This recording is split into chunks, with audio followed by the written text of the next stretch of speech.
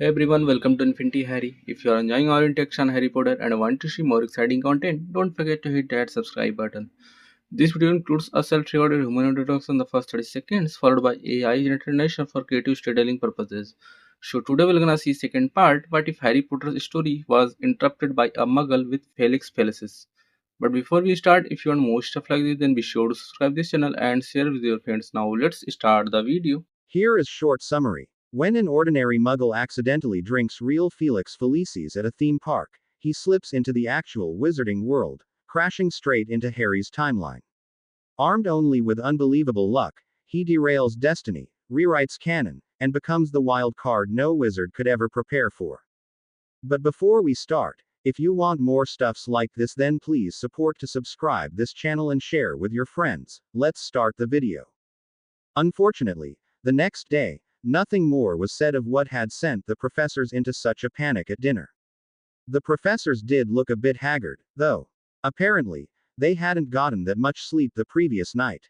On the other hand, there now appeared to be a spell on the third floor corridor on the right-hand side. It was funny to watch footsteps approach the corridor, pause, then wander away without coming even close to the door. At least someone had learned a valuable lesson. A very successful prank, he would have to say. He wondered if he should test that spell to see if they had made an exception for Harry. He hoped not. He rather hoped that Dumbledore was a misguided good guy and not a positively evil schemer. In the meantime, hey, Lavender, have you heard any rumors about what happened last night? She slowly turned to face Tim and raised an eyebrow. Plenty. They were in the common room, about to head for dinner. I've got a new one for you, he said, and grinned. I overheard the twins, he added. Oh, she said in drawn-out manner and giving him her complete attention. Well, the corridor on the third floor, right-hand side, that we were warned against. She huffed. Yes, she said, slightly aggravated at such an obvious statement. Almost everyone knew where whatever had happened last night had happened. Well, the twins were laughing about how the door could be opened by a simple Alohomora, and saying they wished they had thought of the prank to transfigure a sheep into a human body, dress it in old Hogwarts robes and toss it to Fluffy. It would scare the professors into securing the room so that a curious student couldn't get killed. She was staring at him, wide-eyed. He nodded. Yeah, you heard last night that several students were saying they had seen Fluffy. What if one of the firsties had managed to get inside on a dare, not realizing the Cerberus could reach the door?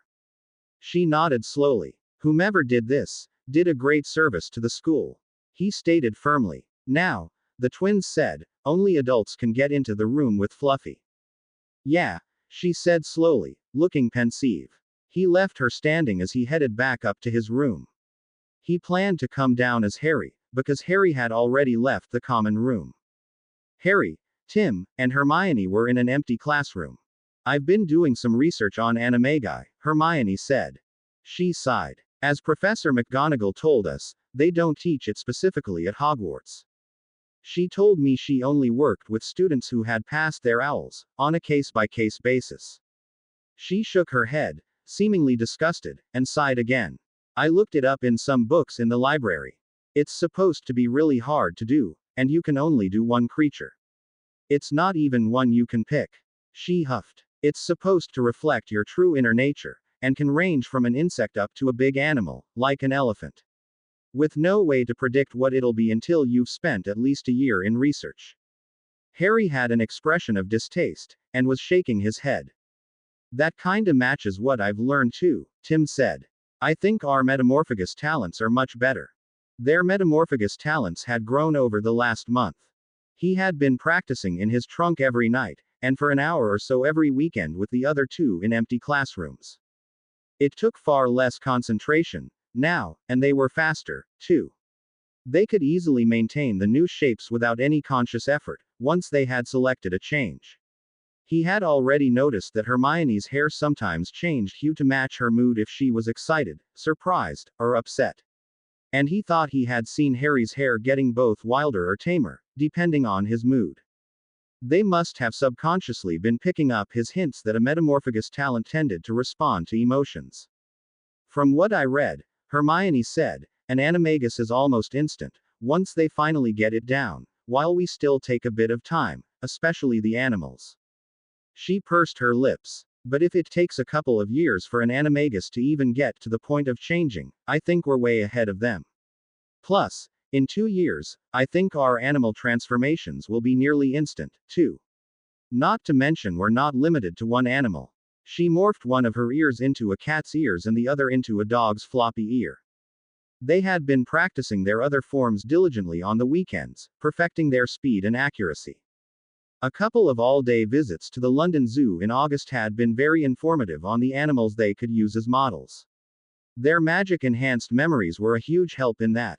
Unfortunately, magical animals hadn't been nearly as easy, but most were regular animals with only a few external changes. Hermione and Harry both looked incredibly cute as unicorn foals, just regular foals with a horn and a gold coat. They said the same of him. The Grim was simply a large black dog with wild fur. Tim and Harry were both nodding agreement with Hermione. I think, Tim said, that the main difference between Animagus and Metamorphagus is that the Animagus magic takes into account the size of the target creature, and moves the clothes, and whatever the wizard or witch is holding, into hammer space, as it were. It's not simply rearranging surface features. Hammer space, said Harry, frowning, as Hermione listened. Tim nodded. Yeah. He paused to think. It's kinda hard to describe. It's like an undetectable expansion charm, only it's not in anything, it's just there, like a pocket dimension inside our bodies. You can't see it or feel it, there's nothing to indicate it exists, yet you can put things in it, and take them out. I first saw it in a cartoon. You know, how cartoon creatures seem to pull hammers or mallets out of nowhere to smash their enemies. That's how it got its name. Hermione slowly nodded. Yes, I remember seeing a few like that. Harry nodded his agreement. The Animagus talent apparently uses one, Tim said. Hermione narrowed her eyes and frowned. That would be better than a rucksack. You wouldn't be carrying anything and no one would know you have it. Tim smiled. A lot more convenient, for sure. You reach over your shoulder or to your waist as if you were grabbing something, he gestured with his hand, and whatever you have in your hammer space that you want, just appears in your hand. And only you can put anything in it, or take out of it. He chuckled. But I think it would be quite a mess if you died, though. Everything in it would pop out. He grinned widely. Can you imagine the mess if you had a bunch of stuff in it? The other two laughed. He looked at Hermione. It'd be just like those Dungeons and Dragons games where the bad guys and monsters drop loot if you kill them. Both of the other two just stared at him. He shook his head. I guess you haven't run into those yet. I'll show you over Christmas. He sighed. Anyway, the Animagus sounds like a neat talent. It would come in handy if no one knew you had it. Quick escapes, that sort of thing. He sighed. But our metamorph talent will trump it, I think, especially if we can get a handle on how to make our sizes appropriate for whatever animal we choose. He paused and thought. I wonder if we can somehow make our own hammer space, a spell we can cast to take our clothes and things, maybe even the extra mass, if we go for an animal instead of just changing our features. That way we wouldn't be an animal struggling to get out of the clothes that trapped us. Or look ridiculously lost inside them. Hermione and Harry both looked intrigued at the possibility. It would also solve the problem of being BPD if we actually ran around as an animal and wanted to change back. They both were nodding rapidly, wide-eyed at the thought. Right now, they just made sure they were covered by their clothes or robes when they changed, which were where they had left them in their practice rooms. If they were outside, away from home, that wouldn't always be possible. He would have to hit the room of requirement to see if there might be something in its bag of tricks he could pirate. Meanwhile, before and after classes, Neville and Hermione were still getting stopped by students asking for help in learning silent and wandless casting. Now, though, there were more than just 2 spells that could be cast by touching or using the fingers. Currently, they included voice enhancement, sonorous whispering quietus, which also cancels sonorous, severing, diffindo, water, augmenti, hot air calidus, hearing enhancement, ut clariorum, and healing, apisci, to name just a few. That the upper years were willing to teach them the spells in order to master casting them with their fingers was thrilling for 3. Naturally, Hermione was almost always the first to get the spell. Harry always gave it the most power, and Tim was average. After watching some of the other first years, he had to admit he was slightly below average in power.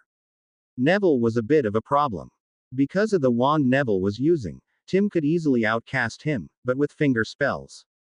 Tim was inferior to Neville. The upper years had been kind enough to keep Tim advised as to what they had discovered that had easily worked. He was building up a whole series of index cards reflecting that particular skill. At the rate he was going, he'd have enough for a book by the Christmas. A book he would take straight to a publisher. He might not get rich off it, but it would be a steady seller every year as a new crop of 11-year-olds saw it. On Halloween, he kept a sharp eye on his classmates.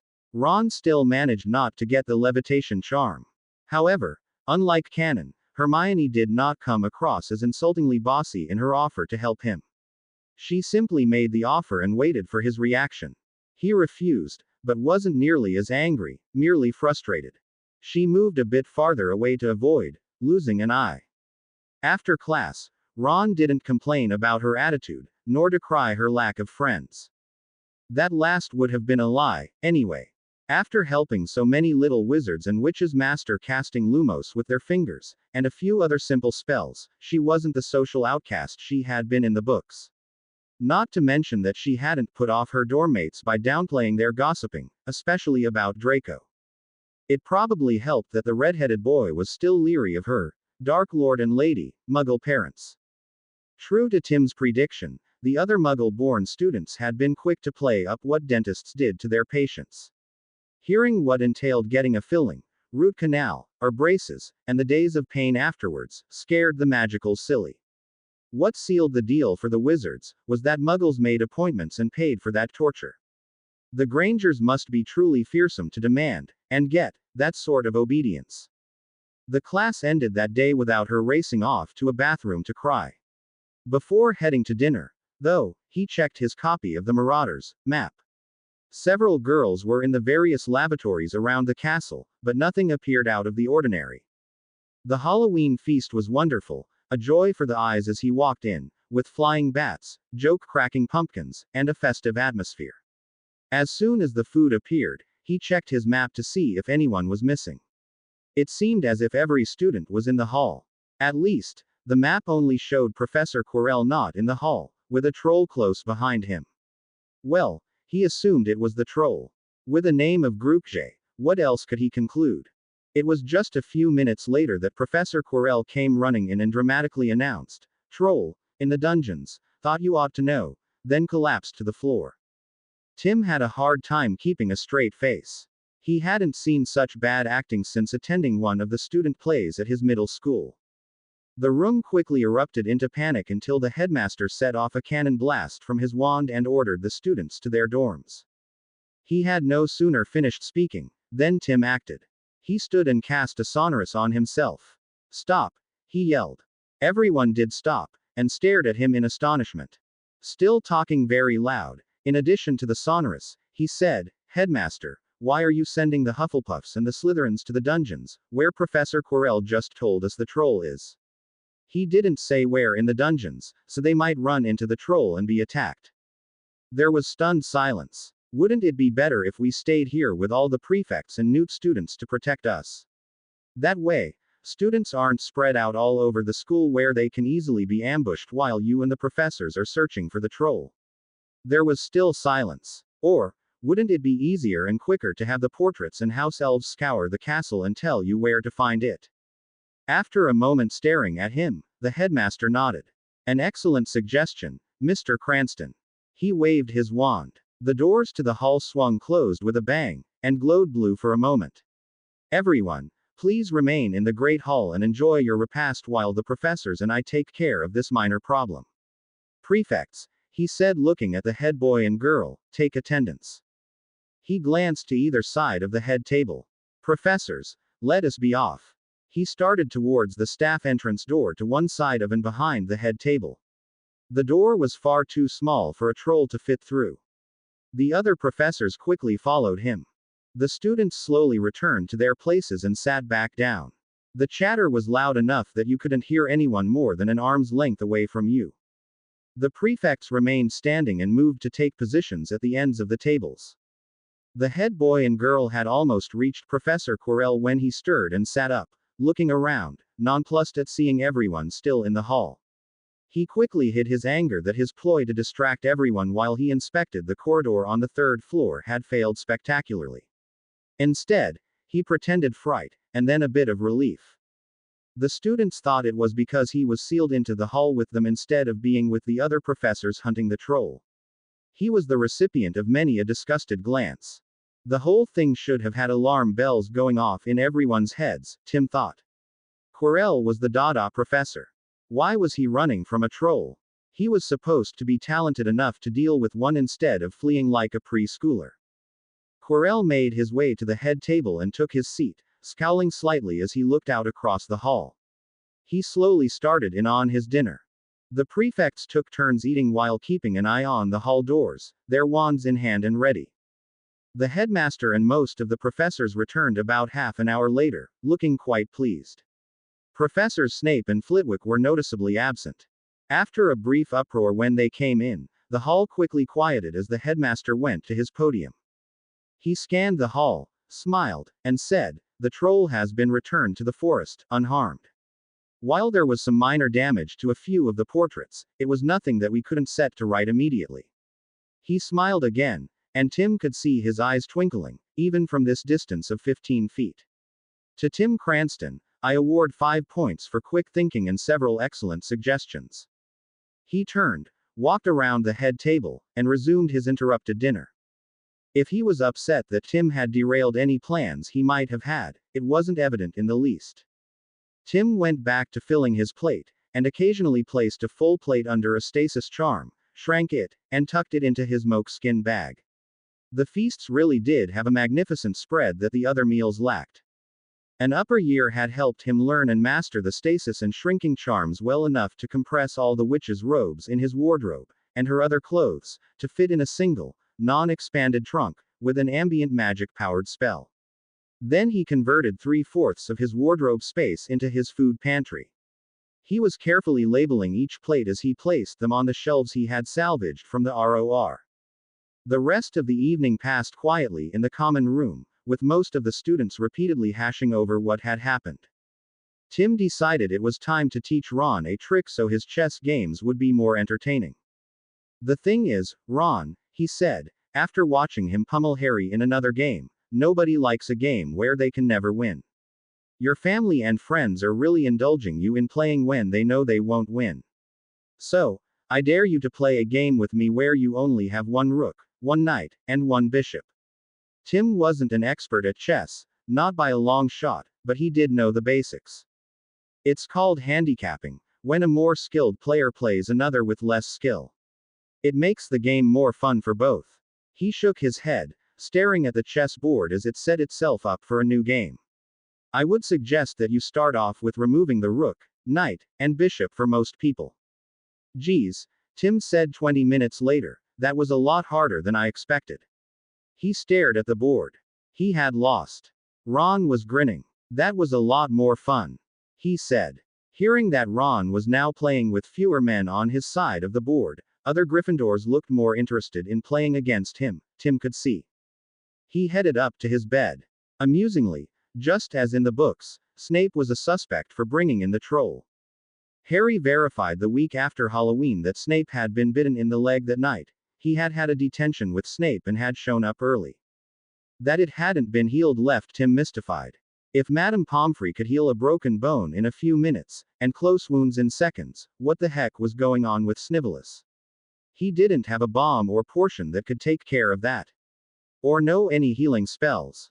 Or was the bite of a Cerberus somehow a dark magic that resisted magical healing? That last was probably true, based on how carved up Professor Kettleburn was in care of magical creatures. What didn't make sense was Snape allowing the Slytherins to disrupt class while stomping down on the Gryffindors. Tim just didn't understand the man's attitude, it was simply unconscionable. One fan theory of Snape's attitude was that it was a result of Dumbledore knowing that Voldy was going to return. Snape needed to maintain the fiction that he hadn't forsaken the ways of the Death Eaters, they reasoned.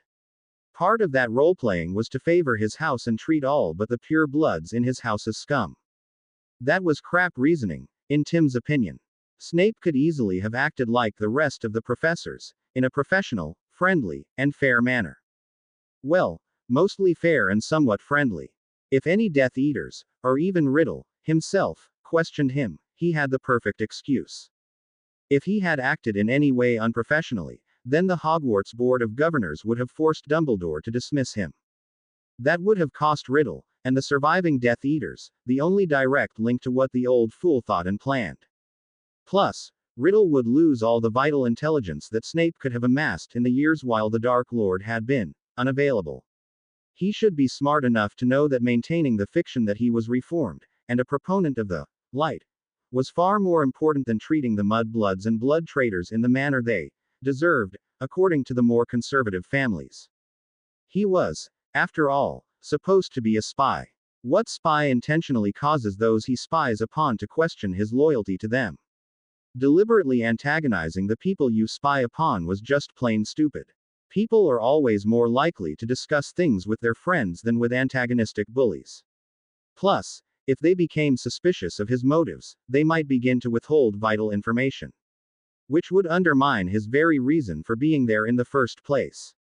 He had a role to play that required people to trust him. Having 3/4 of the school dislike him on sight was not a good strategy. If anything went wrong, people would automatically suspect him, just because of his disagreeable attitude, just as the trio had in the first book, and were now doing. Plus, that dislike would carry over to the real world after they graduated. If they saw him associating with someone, their dislike and distrust of Snape would be extended to that other person, as well. Again, that would undermine Riddle's plans by bringing suspicion on his hidden agents if Snape interacted with them at all, even for innocuous reasons. If Snape wanted to favor certain students in his house, he could do so in the dungeons where he wouldn't be seen doing so by the people he spied upon. He could be, gasp, subtle. In the non-magical world, there were a dozen or more spies who had managed to remain undetected for decades by appearing inoffensive before being discovered. One even passed British secrets on nuclear bombs to the Soviets for 37 years without any suspicion until she retired. There were even double agents who operated for just as long. They all shared the same characteristic of being genial, quiet people who would go out of their way to help their friends. Without fail, all of the spies, associates and friends were amazed at the discovery of their clandestine activities. So, as a spy, he had far more to gain by acting like Professors McGonagall, Sprout, Flitwick, Burbage, Grubbly Plank, Sinistra, and the other teachers, than acting like a git with an enormous chip on his shoulder. But apparently, neither Snape nor Dumbledore were smart enough to realize that. Nor, apparently, were the Death Eaters and Tom Riddle when he returned in the books. If he had been smart, he would have smelled a rat, and Tim wasn't thinking of Peter Pettigrew when he thought that. He could only shake his head at their stupidity. Daft morons, definitely. They weren't the only ones to lack foresight. Unfortunately, Malfoy recovered from the humiliation of a month of detentions, and the scathingly critical letter from home by the time the Halloween weekend was over. On the other hand, he'd also managed to keep his mouth shut, too. Apparently, his housemates had had a few words with him about the tactics he'd used so far against those he perceived as his enemies and his lessers. Plus, Tim had heard rumors that he'd received an in-depth dressing down from Snape, which had grounded him quite thoroughly, at least, temporarily. The numerous pranks played on him by the twins didn't help to put him in a better mood, however. His robe strobing in Gryffindor colors, his voice sounding like Minnie Mouse. Skipping like a little girl through the corridors on the way to class, exaggeratedly and obnoxiously acting the part of a poof with his two thugs following him, and constantly getting his days mixed up, all things he didn't notice until someone told him. That, of course, didn't count the rumors of his relationship with Vincent and Gregory. The greatest part of that last was that the more they denied it, the more truthful it seemed based on how they stuck together. However, Draco was starting to get on Harry's nerves, again, in potions class. The boy just couldn't seem to resist opening his mouth and spewing forth garbage. Their fellow students still hadn't realized the three had a special ability. On the other hand, the trio had only been substituting for each other, such as Tim pretending to be Harry on the way to breakfast, and then Harry coming down after Tim had left the common room, or vice versa. No one had, as yet, seen them appearing as twins or triplets in the common room. Tim decided that maybe they should not yet reveal what they could do. Instead, the three would have Malfoy being seen doing something he shouldn't, like sneaking a broom from the school broom shed, having him seen clearly taking something that wasn't his, or just being a bully in general. Now was the time to do it before their metamorphagus talents became general knowledge. It wasn't difficult to get a few Slytherin robes from the ROR. So, Tim helped the rumor mill by feeding the frenzy, so to say. He convinced Hermione to take on the appearance of Crabbe, and, later, Goyle, while he took on Draco's. Starting mid-week the first week of November, they planned to wear Slytherin robes, hold hands and hug, then pretend shock at being seen, and running away when caught. They planned to do this about once a week, and only in the presence of non-Slytherins. Slytherins might know better, but the other houses didn't. The rumors would really gain ground when it was the main gossips in each house who they let, accidentally, see them. He hadn't quite convinced her to go to Key.ing, but the hugs were good enough for the rumors. Especially when the hugs were the kind you might see real lovers exchanging in shadowed corners where they mightn't get caught. Or walking side by side holding hands, as lovers tended to do. If Draco hadn't been such a bastard in canon, Tim wouldn't have gone to such lengths. However, in canon, the only things Draco had regretted were being caught doing something wrong, and then having his family in danger. He regretted joining the Death Eaters not because what they were doing was reprehensible and wrong, but because his family frequently ended up singled out by Riddle and punished. He had never apologized for anything he had done. He had never shown remorse. He never criticized what the Death Eaters had done to everyone else. He had taken joy in the pain and suffering of others. He was proud of what he had done. Taunting Neville and Harry about their parents, torturing other students in 7th year, all of it. He was a despicable person without the saving grace, if you could call it that, of being a spy for the good side as Snape was. Some Muggle-borns might say Tim was being unfair to the boy, that he was gay-bashing with his rumors. However, most wizards and witches didn't care about that. What they cared about was that the family heir had children. So, if Tim could ruin the boy's reputation and life, he would do it. Maybe it would turn Draco from the disastrous course he had laid out for himself. It probably wouldn't, but Tim could at least say he had tried. In the meantime, it was fun to watch how flustered the boy got at the situation. Then Quidditch season started. Harry's first game played out exactly as it had in the books, with Harry almost falling off his broom and Hermione setting Snape on fire, and then him bumping Quirrell and breaking his concentration on Harry. The Golden Trio, by now, had decided that something important was being stored at Hogwarts. Hagrid getting the mysterious package, Fluffy being a guard dog extraordinaire, the troll incident, and now the Quidditch match was too much to be simple coincidences. As the famous quote went, once as an accident, twice as coincidence, 3 times as enemy action. With Snape apparently scoping out what Fluffy was guarding, his obvious bias against Harry, and then apparently trying to curse Harry. That cinched the deal for them. Snape was clearly the villain. And they needed to stop him if the adults weren't going to do so. They retired to Hagrid's hut where the conversation didn't quite follow the book so closely that Tim could mouth the various parts of the conversations. Hagrid protested the professors were all trusted, and the kids disbelieved him. He did manage to accidentally reveal that Flamel was involved. Tim knew Snape was a reluctant hero. However, the wizard had so few redeeming qualities that Tim had absolutely no qualms about keeping his mouth shut.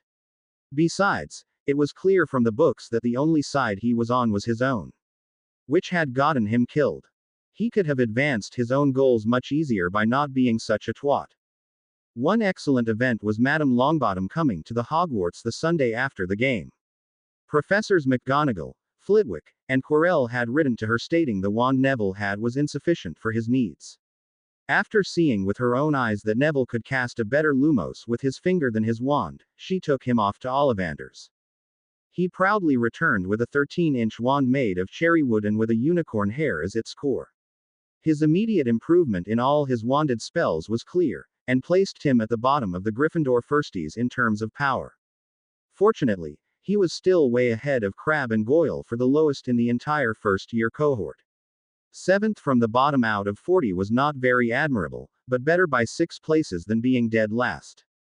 While he might not be the powerhouse that was Harry, or even average, Tim was more than happy just to be magical to any degree. His saving grace was that he was second after Hermione in the theoreticals, even if he did tend to ignore them in favor of his belief that magic was more interested in intent than in bastardized Latin. Otherwise, the Aztecs, Chinese, and Africans outside Egypt who had never heard of Rome would have had to reinvent Latin for their rituals and spells. Draco was furious that Harry had won the game against Slytherin. His weak attempts at making fun of Harry's family in the following weeks were laughably pitiful. Even his housemates seemed unimpressed, except his boyfriends, about whom Tim and Hermione were doing their best to keep the rumors circulating. Harry, Tim had said when the taunts again started to appear after Malfoy's detentions had finished, nothing drives a bully spare faster than a victim who simply ignores him. Harry had nodded his understanding. In fact, Tim had added, it's rather fun watching them turn colors as their insults are ignored as beneath your notice. He had paused. You manage a sharp rejoinder, he had concluded.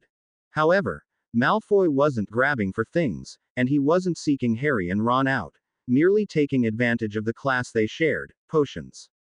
Harry seemed willing to let those pitiful attempts at putting him down go unremarked, for the most part. Not knowing what the Dursleys were really like had made Draco's taunts ineffective. In fact, he inadvertently raised Harry's standing among their peers by the way Harry completely ignored the twit's insults about his family life as if Draco hadn't said a word. Malfoy's red face at being ignored was quite satisfactory. The other Slytherins were taking note of Harry's old family approach to the taunting, and his occasionally biting response. Well, biting for an 11-year-old. Then it was December, and Professor McGonagall was going around asking who would be going home and who would be staying. Tim, Harry, and Hermione made plans to go to her parents' house for the Christmas break. Not that Harry or Tim admitted that to anyone. As far as the professors knew, the two boys would be returning to their parents' houses. The two would share the Grangers' guest bedroom. Hermione's parents had managed to contact Nymphadora Tonks. She had been more than willing to meet with the Grangers on hearing they knew 3 children who all claimed to be shape-changers like her. She was especially intrigued that the parents also claimed the children could imitate animals. Unfortunately, she was buried in training and couldn't meet with them until Christmas. She promised to come over at least once to see if they really were metamorphmagi. Tim knew she would practically want to move in over the holidays once she saw what they could do.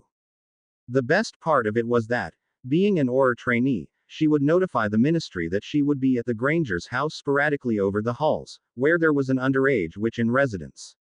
Any magic detected would be assumed to be hers. That meant they could cast magic and show the Grangers what they had learned. It was during one of Tim's "I'm Harry" turns at going down to the common room after Harry had already left for breakfast that Ron happened to catch on to the prank. "Oi," he said loudly. "Who are you?" He was standing at the door to the lavatory, pointing his wand at Tim. Tim realized he must have seen Harry leave and knew he hadn't returned. He frowned. "Ron," he said sternly. "What are you on about?" "I'm Harry," he said, rolling his eyes. "Who else would I be?" Ron kept his wand pointed at him. "Neville is too shy to try. Dean and Seamus would be imitating him at every opportunity to get favors. Tim could possibly pull it off. However, none of us can transfigure ourselves, or know the illusion spell. So, who are you and why are you copying Harry?" Tim stared at him. He had known they couldn't keep it hidden forever, but still.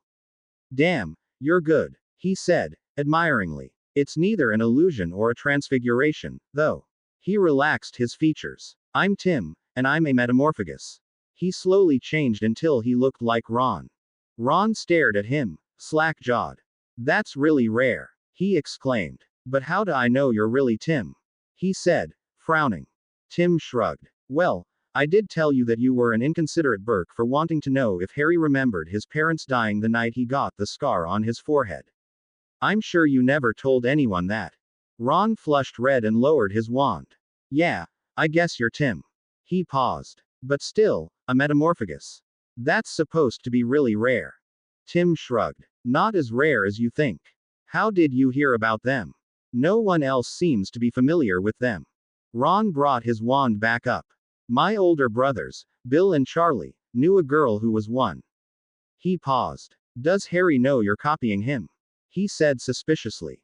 Tim nodded. Oh yeah, you've seen how he tries to avoid attention. Sometimes I imitate him so he can sneak out unnoticed. Ron stared at him. Eyes narrowed. Everyone says he's using an invisibility charm, but he's never shown us he could do it in here, and if he could, we would have seen it. He paused again, clearly thinking hard. Is Harry a metamorphagus, too? Is that how he's been avoiding being seen on the way to classes? Tim studied the boy carefully. There wasn't any way he could answer that wouldn't confirm it. Yes, he is. So is Hermione. Ron was staring at him, slack-jawed, again. All three of you. Then he looked thoughtful. I thought you had been illusioned by an older student, on the train. Tim shook his head. No. They were both quiet for a moment. Have you checked to see if you're a metamorphagus? He asked the other boy. Ron stared at him startled. Me, he said incredulously. Are you having me on? He shook his head. My brothers told me that almost all the metamorphmagi are noticed as babies because they keep changing their hair color and stuff. I never did that. He continued shaking his head. Tim sighed. The boy was already convinced he wasn't, so the trick he had used on Hermione and Harry wouldn't work. He shrugged and changed back to looking like Harry. For Harry's sake, keep it a secret. Everyone will eventually realize that Hermione and I are metamorphmagi, but it's really important that no one suspects Harry, okay? He gave him a big grin. Besides, in the meantime, it's a great prank, right? And only Neville and you know the truth. Neville, he found out on the train. Ron slowly smiled. He walked over and clapped Tim on the back. Brilliant, Harry, brilliant idea. His grin grew wider. The twins will be so jealous when they realize this. Tim grinned back. That they will, Ron, my best mate, that they will. The days seemed to drag by almost as slow as a snail, but Fridays always caught them by surprise at how fast they arrived. Then, abruptly, it was the weekend before Christmas. Tim couldn't figure out why they waited until Monday to run the train. Keeping everyone in school seemed such a waste. Plus, it forced the parents to take time off from work to get their children. The train could easily have run on Saturday, or even Sunday, like it had at the beginning of term. Did the conservative wizards on the Board of Governors insist on it to show off their prestige and to inconvenience everyone else? It was unfortunate that Ron was staying at the school over the Christmas halls. His parents planned to visit their son Charlie Weasley, in Romania at the Dragon Reserve, with Ginny. They couldn't afford to take the rest of their children with them, which was why Percy, Fred, and George stayed, too. Well, at least Ron wouldn't be the only one stuck there. He was still a bit too twitchy about Hermione's parents to go with them. That, plus her parents knew little about him. It would be too sudden to expect them to welcome him with the other two boys. They'd have to make sure Ron visited over the summer so that next year he could go to the Grangers, at Christmas. If he got over his terror at meeting the Muggle Dark Lord and Lady, that is. It might be a bit of an uphill struggle. But he was a Gryffindor. Charge ahead. So, maybe it would work out. They didn't have to deal with Draco on the train. Fortunately for them, some unknown wizard, or witch, had hit him with a spell that he couldn't dispel with finite, no matter how many times he tried it. And he had tried. Oh, how he had tried. According to his rant, he suspected it was a potion, but he had been checking his meals since the beginning of November and hadn't discovered any potions in them. The switching spell was so useful. Tim still struggled to get it to work right. The twins, however, had already mastered it. They simply waited until he was halfway through his pumpkin juice, and did it then. Later, sometimes hours later, they would hit him with a harmless, almost invisible, very underpowered cheering charm that triggered the desired effect.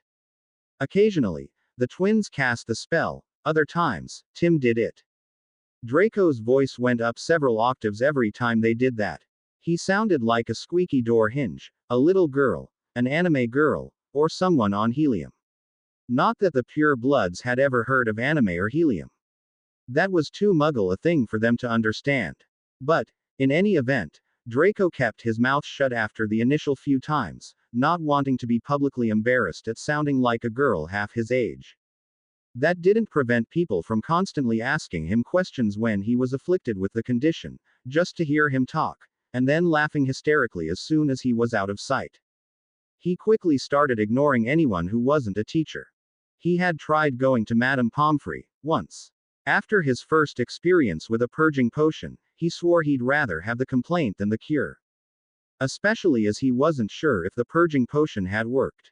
Sometimes their voice changing spell would work for hours, other times it went back to normal in a few minutes. Which was well before any purging potion had finished its work, even if he immediately ran to the hospital wing to get one when his voice change first occurred. The twins had been delighted with Tim's suggestion to constantly vary the dosage to throw off suspicions. They had especially enjoyed knowing that with Tim casting the occasional activation spell, like in a class, no one would think them the culprits.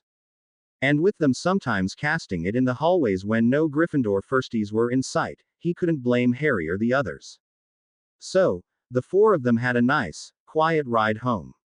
Draco stayed in his cabin on the train ride home.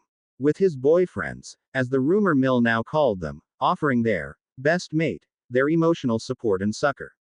The girls thought it was so dreamy and tragic. The trio spent several hours on the train practicing their metamorphagus abilities, to Neville's amusement. When they weren't metamorphing or playing a game in their cabin, Tim pulled out his manuscript to give it one last going over. After all the fanfiction he had read, and some he had written, he well understood that there were probably typos and grammar mistakes that he hadn't previously noticed. Despite having read it a dozen times, at least. He had read it so many times, now, that he just didn't see the mistakes anymore. But, still, he had to make the attempt. At least, with a dicta quill, it was almost like reading a regular textbook. Plus, the dicta quill never made spelling mistakes, so he was only concerned with grammar and homonyms. Hermione had helped with a more than decent proofread that had caught a dozen errors. She had been amazed at the number of spells that he had learned to cast with a touch. Any mistakes left now would have to be caught by the publisher. He had added copious moving, full-color drawings. While he wasn't an artist by any stretch of the imagination, the cheats he had copied from the Room of Requirement had been a great help. They didn't need to show wand movements, but instead showed the magic happening on someone's hand, or how touch transmitted the magic to the target person or object. Things like touching a table and moving it around while maintaining the touch, running a finger along a cut and healing it with episki, or blindfolding someone with obscuro by touching their hand. He had 77 spells listed, and the manuscript was 167 pages, including copyright, title, table of contents, and index pages. All he had to do was find a reputable publisher. Tim knew he needed to talk with the manager at Flourish and Blots. That wizard would know who was the best and most reputable. With all the other things they did, it took almost the whole trip for him to finish a last look at the manuscript. Not helping was Hermione interrupting with questions about what he thought Tonks might tell them about being a metamorphagus, and being an Auror. Still, he was able to finish that final proofing. Hermione's parents were waiting just outside the entrance to platform 9 3/4. It was a pity they couldn't come on the platform and meet them there. He would have to ask the room for a spell he could put on a ring or bracelet that would let them through the portal. Maybe the goblins already had one. He didn't remember seeing anything like that in the list of items he had sent them. But then, again, that would be a Muggle-related thing, wouldn't it? Hermione spared no time in rushing through the portal to hug her parents. He and Harry were pushing the cart with Harry and Hermione's trunks on it. He had his in his pocket. The reunion wasn't a bit out of place in the non-magical part of the King's Cross station. The two boys waited patiently as Hermione attempted to compress 4 months of hugs into one. They waved a hello when the parents finally turned to them. "I imagine you're all very hungry," Mr. Granger said. "Not that badly," Tim said. "I saved some sandwiches from yesterday, so we had more to eat than just the sweets the trolley lady had on offer." Hermione nodded from her position between her parents, her arms still wrapped around their waists. Both parents nodded approvingly. So, we can stop at one of the restaurants a bit further from here where they aren't gouging you on the prices. That brought a smile to Mr. Granger's face. Over dinner, they discovered that the Grangers had closed their office for the week, except for any emergencies, of which there was always one or two. Miss Tonks, they were told, they would be meeting at about 10 in the morning, tomorrow, at the Leaky Cauldron. The Grangers had already had a few all-male discussions with her and said she seemed to be a very nice person. By the time they got to the Granger house, Harry and Hermione were almost asleep from the dinner and the lateness of the hour. Tim guided Harry to the spare bedroom and they went through the nightly routine of brushing their teeth and changing into pajamas. Harry was asleep almost as soon as his head hit the pillow. Tim waited half an hour in his bed, then went into his trunk wardrobe to work on his magic and study. He had found a chair desk in the ROR. It had a side table that swung up and tilted flat to become a writing surface in front of him. It made for a comfortable reading and working spot. A cushioning charm made sure of that, without taking up a lot of room when he wasn't using it. When his alarm went off at 6 in the morning, he went into the bedroom section and time traveled back 12 hours. Then it was time to sleep in his bed. When his alarm went off, 4 hours later, he climbed out of the trunk about 5 minutes after his past self had climbed into it, and into his bed in the Granger's spare bedroom, where he slept for another 8 hours and woke just before Harry did. He was quite pleased with his progress. He had worked through all of his first-year books, as well as learned a bunch of more advanced spells from the older students. His book was as complete as he could manage, the dictaquill making it look almost as if it had been printed. He had added his copy protection to it, of course. If they came to an agreeable arrangement with a publisher, he would give them the unprotected manuscript. If he couldn't find anyone he trusted, he would make them himself and sell them at Hogwarts. The sigils on his practice wooden spirit trap ball he would complete during the halls. So far, they were exact copies of the sigils provided by the room, and correctly placed. When he got back to Hogwarts, he would have the room compare what he had done with what it had suggested, and show him if anything more needed to be done. The neat part was, as far as he could determine, a Pokeball was identical to a spirit trap, but not limited to only spirits. If the room passed his ball, then he would have a 7th year transfigure a silver jewelry box from the room into a hollow ball to function as a spirit trap, and engrave the sigils in the appropriate spots on that. Then it was just a matter of casting the magic to make the trap functional, another job for a 7th year. Or maybe Harry. Unless he could get Professor Flitwick to do it under the guise of showing him how it was done. They could use his wooden ball for practice until he learned the magic. That would be the best outcome, he thought. It wasn't more than a few minutes before Harry woke up. Close timing on his part. He would have to set his alarm a bit earlier to give a bit more time to contemplate the coming day. The two had barely entered the kitchen when platters appeared on the table that almost rivaled Hogwarts with how high they were piled with bangers, mash, eggs, beans, and bacon. A right proper fry-up. Tim grinned at Harry. "Thank you, Dinky," he said loudly, looking up into the air. He sighed. "There's no way we can keep it a secret that Dinky is your house elf. He'll insist on doing things for you, like this breakfast." Harry gave him a long look and nodded his agreement. "Yeah. We need to come up with an excuse. We don't want anyone to know he belongs to you, and I'm right out." "Why?" Tim looked at Harry. "What?" Harry shrugged. "Just say that your family inherited a house elf. A distant relation just died, and poof, there he was." Tim frowned. "Well, the Cranstons are an old family." Harry frowned, thinking. "Just claim you recently inherited a house elf. You don't mind. I mean, he's your house elf." Harry shrugged. "Not really. Dinky is getting another house elf for me so no one can trace what we're doing to me. When we get one, anyone who notices the one answering to you isn't Dinky anymore, we can tell them they're wrong. Besides," he grinned at Tim, "from what you've told me no one pays any attention to house elves, anyway. Just say he wanted to change his name." Tim raised his eyebrows. "Actually, do you think he might already have another house elf?" Harry shrugged. "Don't know. Dinky," he said, looking away. There was soft pop, followed by, "Dinky Bee's here." Harry grinned at him. Thanks for the breakfast, he said, gesturing at the plates. By this time, Dinky was somewhat used to compliments and no longer broke down into tears, but his eyes still looked a little watery, and he turned slightly greener as he blushed.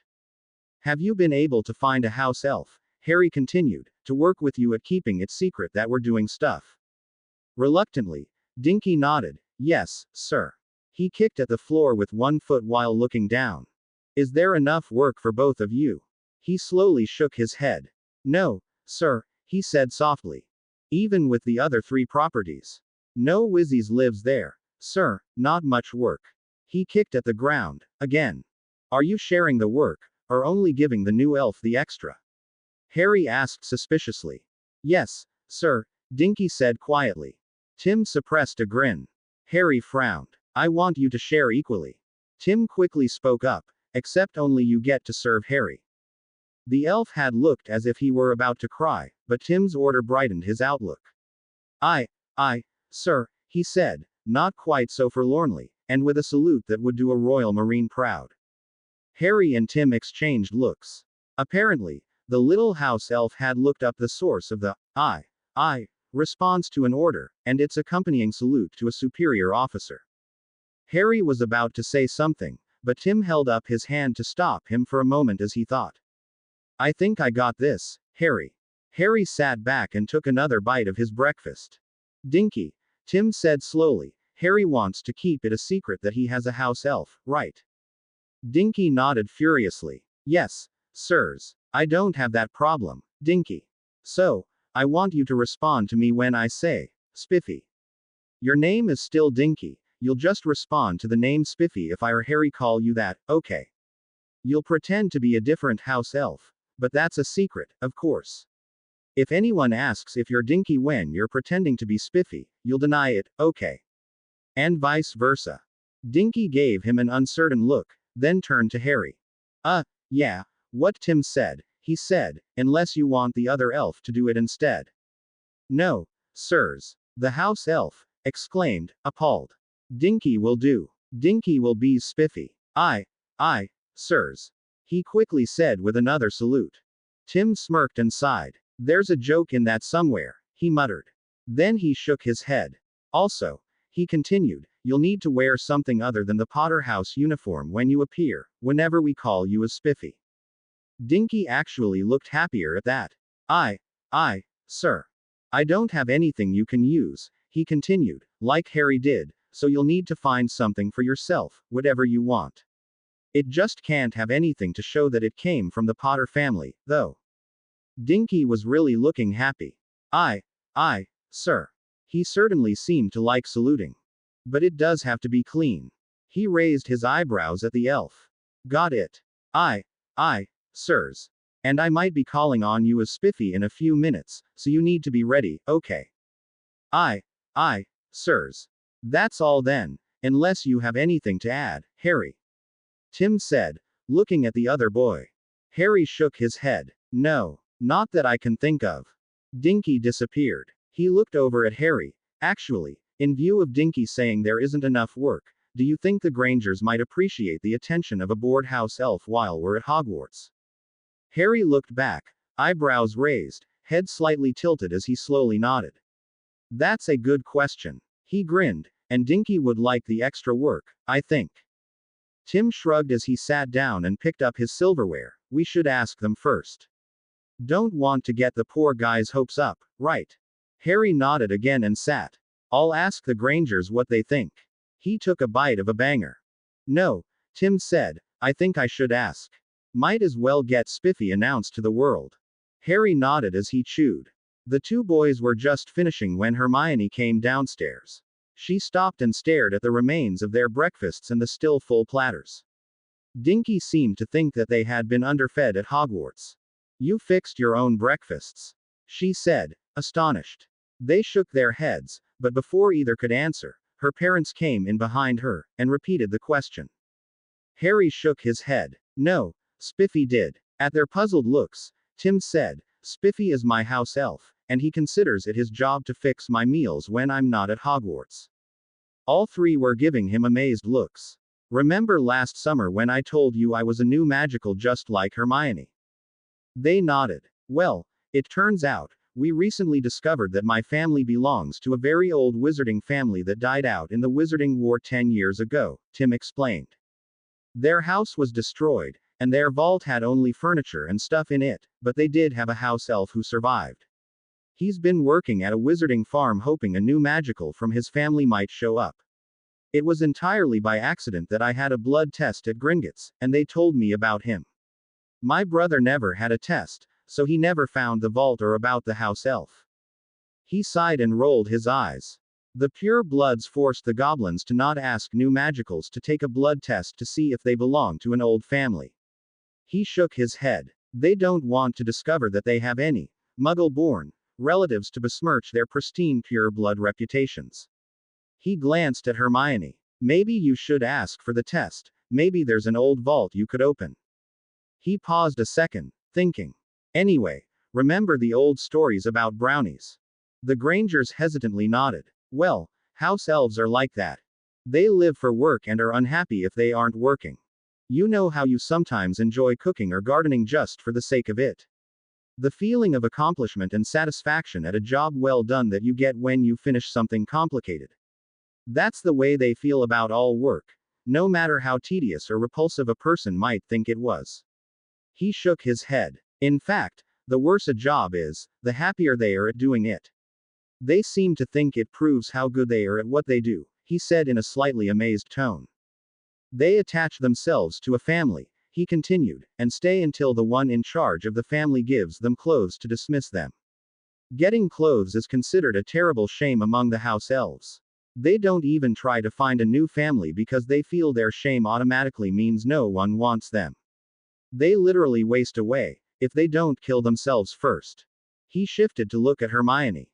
They are not avs, but because of their fear of being given clothes, and the attendant shame, many conservative pure blood families treat them that way, punishing them for little or no reason, or even just torturing them for fun.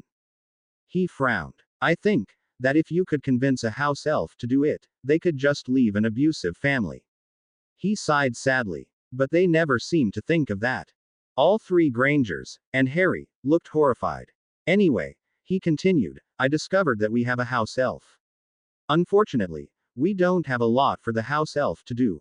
I'm at Hogwarts for 10 months a year. My parents do a lot of traveling away from home, and my brother is a bachelor and rarely home. Tim grinned at them. Naturally, me being here instead of Hogwarts means Spiffy is doing what makes him happy, fixing my, and Harry's, meal today. He glanced at the platters, then back to the Grangers. Would you be interested in seeing what a meal prepared by a house elf tastes like? The Grangers were indeed intrigued, and 3 more plates appeared on the table before they could even start to pull out chairs to sit. Then, matching cups of coffee for the adults and pumpkin juice for Hermione appeared. The 2 adults were suitably impressed with their meal, and praised the house elf, not knowing he could hear them. They killed some time with small talk about school as the Grangers enjoyed their meal. As they finished, Tim said, I was wondering if you would do me a favor. Depends on the favor, Mr. Granger said with a smile. Mrs. Granger rolled her eyes at her husband. Well, as I said, I have a house elf who's bored. I was wondering if you would let him help you. Both adults frowned. What do you mean? Mrs. Granger asked. Well, like cleaning, fixing the meals, not a lot, really. It just would make him happy, I think. Do you think he'd be interested? Asked Mrs. Granger, exchanging glances with her husband. It's like this, Tim said. I think he'd be interested, because he doesn't have enough to do.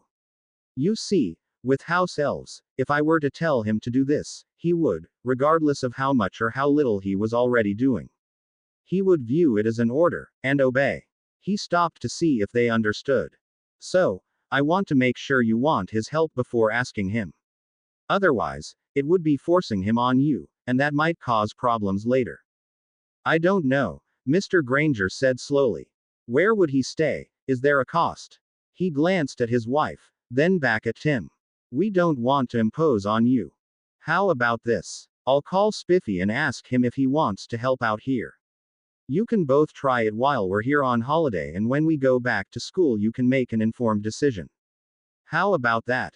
He paused a moment, then said, Oh, and there's no cost. And you don't need to worry about where he's staying. He can pop to almost anywhere in England, so he'll stay where he is now and come to you when you call, or be here when he thinks something needs to be done. The two adults stared at each other a moment, then Mrs. Granger said, with a shrug, that would work, I guess, she said thoughtfully. If Spiffy doesn't mind, she added, raising one eyebrow at Tim. Tim nodded. Spiffy, come here, please. There wasn't a sound, but a moment later, Tim jumped and looked down under the table. Puzzled at what Tim was doing, Harry looked under the table, too, as did the Grangers.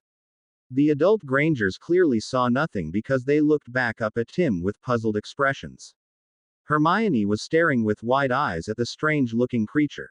She had seen the picture in Fantastic Beasts and Where to Find Them. But a lifelike picture was still a bit different than actually seeing one. Why are you under there?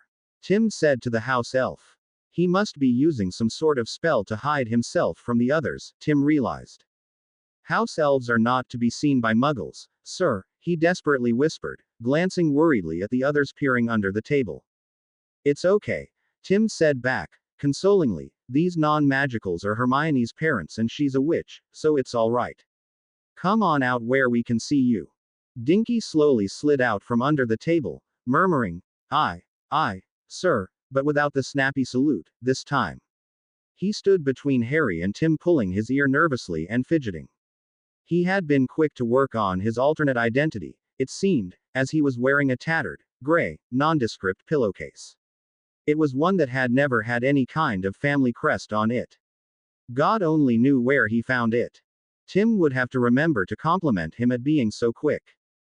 The Grangers stared at the strange creature with spindly arms and legs, an oversized head, baseball-sized eyes, and huge, pointed, bat-like ears. Spiffy was also a bit darker in complexion than Dinky, it seemed. Tim hadn't thought to ask if he could either disillusion parts of himself, or self-transfigure. He would have to explore that, later. First, Tim said, you have done nothing wrong, we just have some questions for you. Dinky glanced at him, then looked at Harry, who was nodding confirmation.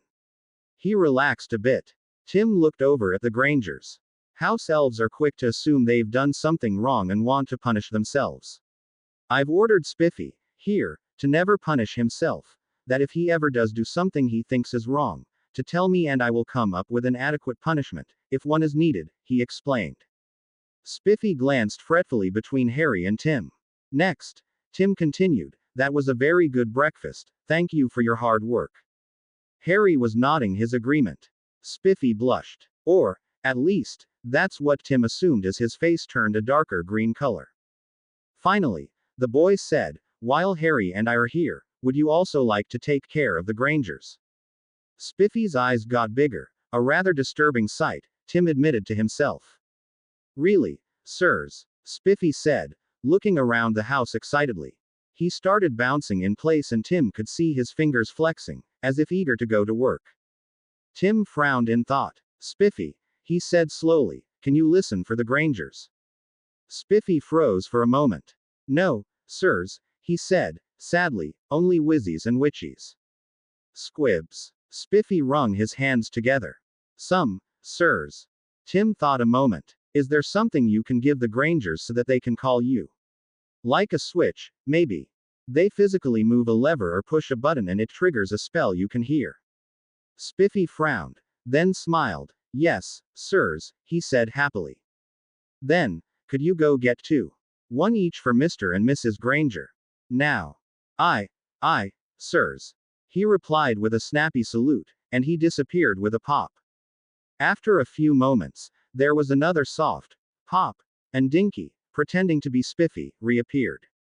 He held out two watches. One was on a necklace, the other a pocket watch.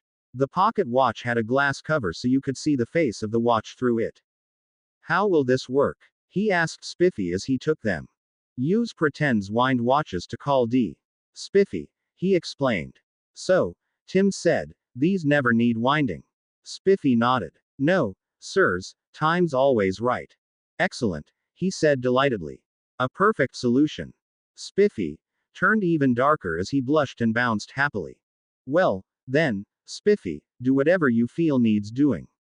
We'll call you for anything else. Oh, and don't overwork yourself. Get plenty of rest and eat properly every day, okay? Aye, aye, sirs. He replied with a salute, and disappeared with a mild pop. He turned back to the Grangers, handing the pocket watch to the husband and the necklace watch to the wife. Just keep these in a handy place, so if you want him to do something, schedule a meal, or ask what he did, you can easily do so. The two studied their new watches. Mrs. Granger got up and walked over to one of the kitchen drawers and dropped hers in it. Mr. Granger just shrugged after a moment and dropped his in his trouser pocket.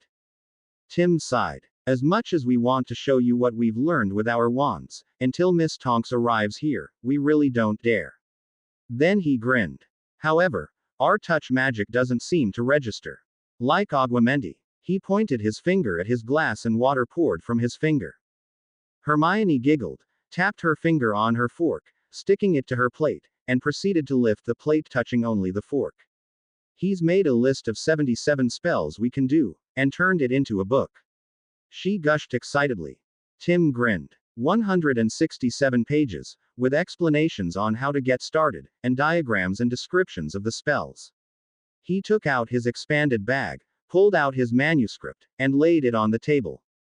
Mr. Granger picked it up, handing the pages to his wife as he slowly leafed through it. That's one of things I want to do in the next 2 weeks, find a publisher, Tim explained. After Christmas, I'd like to visit Flourish and Blots. He paused a second. While still at Hogwarts, he had thought to go to Diagon Alley this afternoon, the day before Christmas, but then he had considered how crowded Diagon Alley would be if everyone who went home for Hogwarts also decided to do some last-minute shopping. Even if only half of them did that, it would be 100 times worse than the weekend after the book lists came out. For the lists, he knew, quite a few people waited for the following weekends, or weekdays, to get their books and things before Hogwarts started. Couldn't do that with Christmas, though. Diagon Alley would be a madhouse, today. So, he had done everything by owl post. He had mostly bought chocolates from Honeyduke's sweet shop, with the store handling the delivery. He'd ordered and put in his trunk a few for himself for incidentals, as in, he planned to give some of the chocolates to the Grangers and Harry in addition to the big ones for his 2 friends. He also had a present of chocolates for Nymphadora as thanks for helping them. Right, he said. So, Tonks will be here at 10.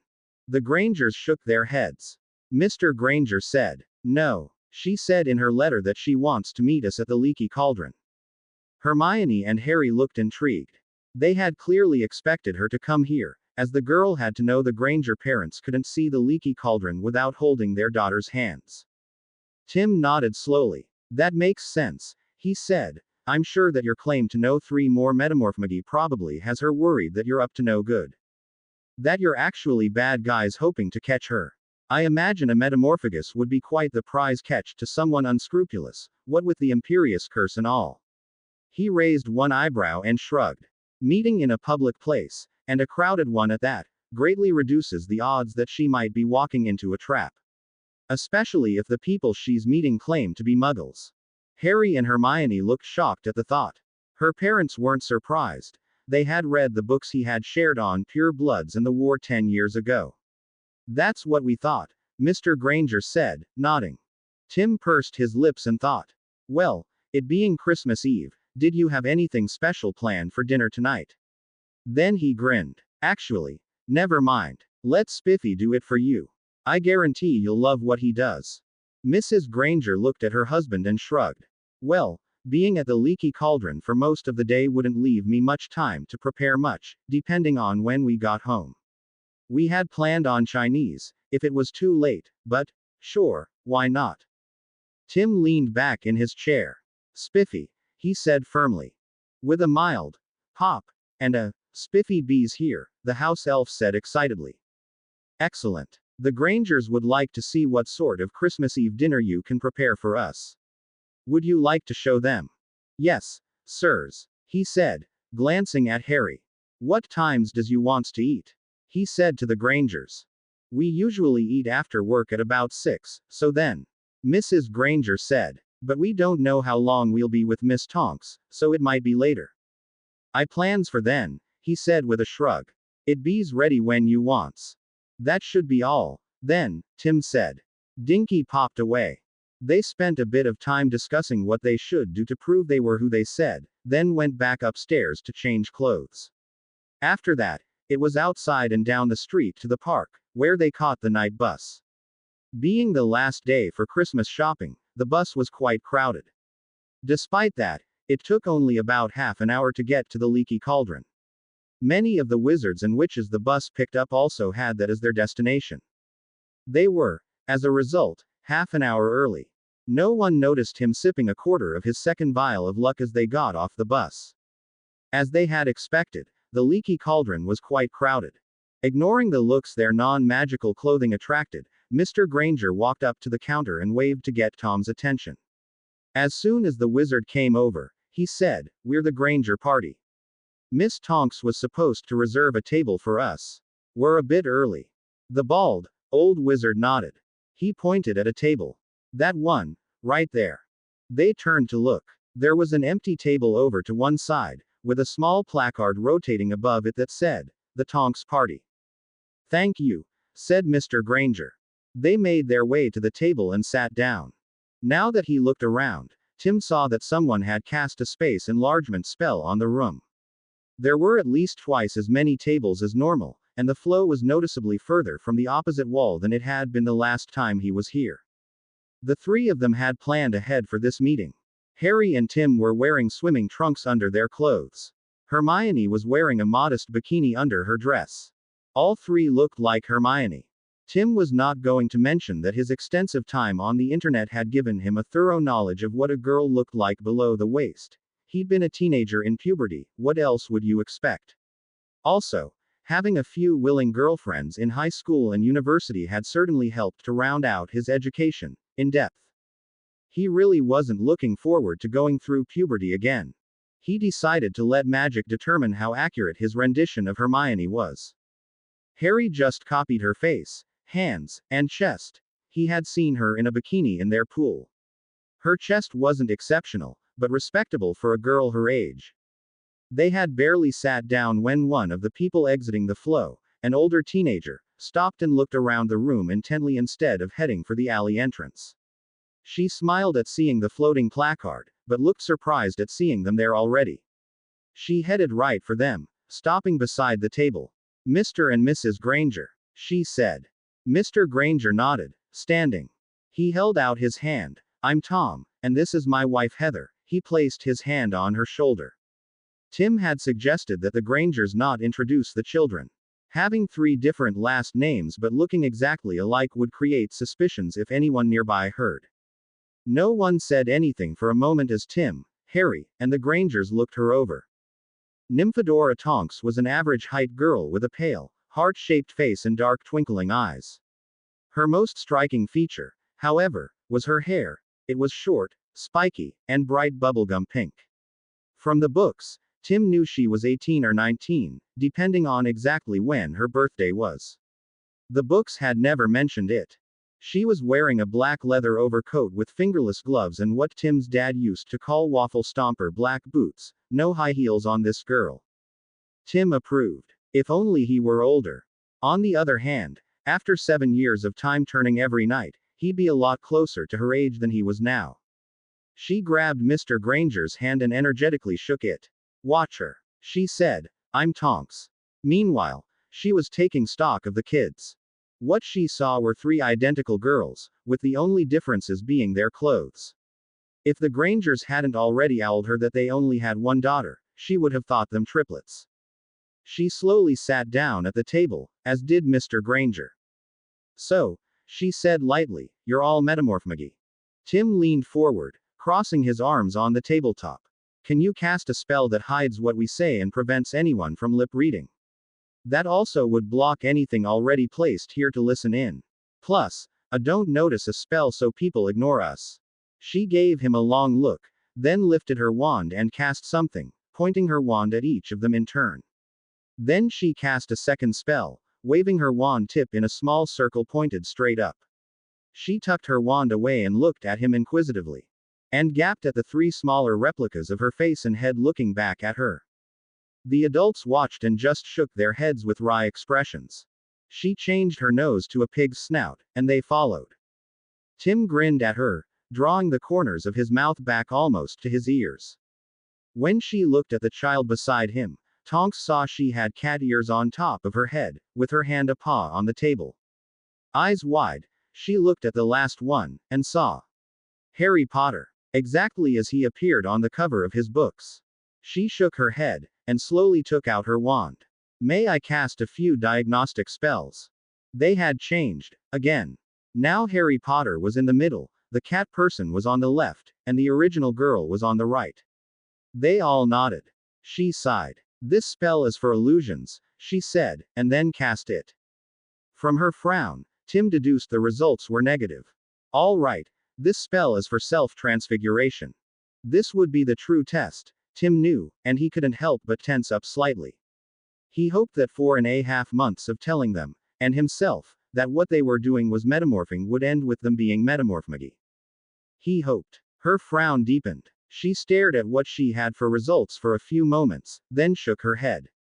Well, she said slowly, you aren't using polyjuice because it takes about an hour to wear off, and you can't change in the middle of it. You're definitely not using illusion spells. She pursed her lips. However, my transfiguration detection is giving me weird answers, as if it isn't sure what it's seeing or I must cast the spell a tiny bit. The three exchanged looks. She shrugged. On the other hand, she said brightly, I've never cast the transfiguration detection spell on a metamorphagus, so this might be the right result for a metamorphagus. Let me try again. Tim carefully blanked his mind and firmly insisted to himself that he was, indeed, a metamorphagus, just like Harry and Hermione. After all, he had been changing his appearance at will without using a wand, and all the transfiguration theory in the books insisted you had to use a wand, unless you were a very accomplished wizard. Wizards such as Merlin, for example. Everyone else. Nope. Tim certainly wasn't powerful enough, based on how he was doing at Hogwarts. She looked to be concentrating harder, this time, and saying the spell more clearly. This time she took only a moment. Nope, she said, transfiguration is not the answer.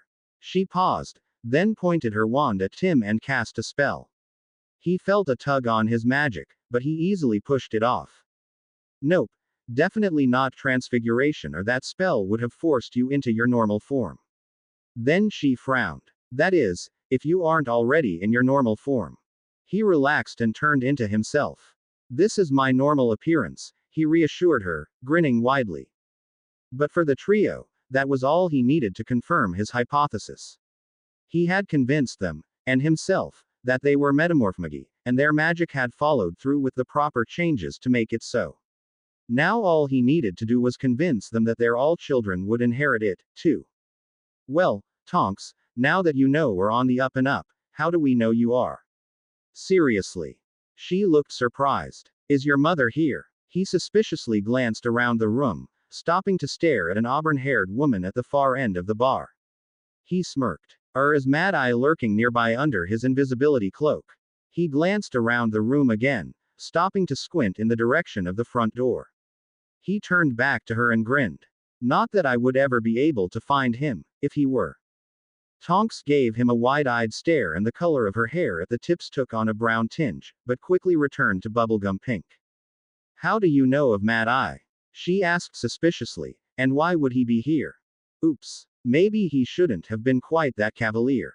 He shrugged. Really now? He gently reprimanded. Do you seriously think we didn't ask your friends in Ravenclaw what you were like and what you were doing after leaving Hogwarts?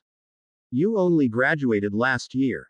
You didn't exactly make it a secret that you wanted to be an Auror. He flashed a smile and looked off towards the grimy front windows, just beside the door of the pub, for a moment. Mad Eye's famous for catching more Death Eaters than any other Auror, Tim said. Plus, he led the Aurors that caught the Lestranges and Barty Crouch Jr. after what they did to the Longbottoms. He's easily the most effective Auror they've ever had, and the most paranoid. You're a trainee Auror, so I can't see him not wanting to see just what a metamorphagus, the perfect person for infiltration jobs, can do before he retires. So, he's probably watching you carefully. If he hasn't already taken you as a trainee, he's definitely thinking about it. The news of 3 more rare metamorphmagi would be just too good to be true, from his perspective. There is no way he wouldn't be here to make sure such a valuable ministry resource as yourself wasn't walking into a trap. Even if you aren't yet one of his declared special projects. He sighed and looked off in a different direction for a moment, towards the end of the bar at the back of the pub he had stared at before. And your mother is a black, he said. I can't imagine her being any more trustful than Mad Eye, if what I've read about the Black family is true. He turned back to her and raised his right eyebrow almost to his hairline. And no respectable or would ever go into an unknown situation without backup.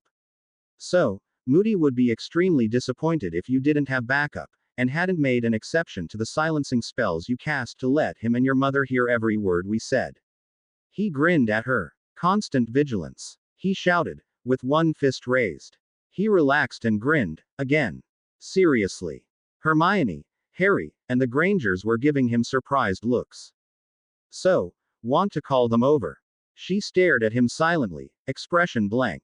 Then she sighed and twitched her wand. The sounds around them returned to their normal levels. A moment later, he was surprised to see the auburn-haired woman sitting at the bar where he had left her seat and was headed for them. Coincidence. She was a classic beauty with long, auburn hair curls, heavily hooded brown eyes, and a strong jaw with thin lips. From the corner of his eyes, he noticed a man approaching from the front door, near the grimy windows he had looked at. It almost looked as if he had just come in, but the door was still closed. That must have freaked them out, looking straight at them while declaring he didn't know where to look. It had to be the Felix Felicis guiding his random looks. He tried not to smirk too obviously. The man's face appeared as if it were roughly carved wood mask decorated with scars, and a chunk of the nose was missing. He had dark gray, grizzled hair. His most shocking features were his eyes. One was small and dark while the other was a vivid, electric blue that moved around independently from his normal eye. It was, without a doubt, Mad Eye Moody. As he came closer, the thud of his wooden leg became clearer. It was too crowded in the pub to see if the artificial leg did, indeed, have a clawed foot. The woman reached them first. She conjured a chair beside Tonks with her wand while she held her drink in the other hand. Tim stood and bowed slightly from the waist. Mrs. Andromeda Tonks, I presume. At her slight nod, he said, I am Timothy Lamont Cranston. He quickly introduced the others.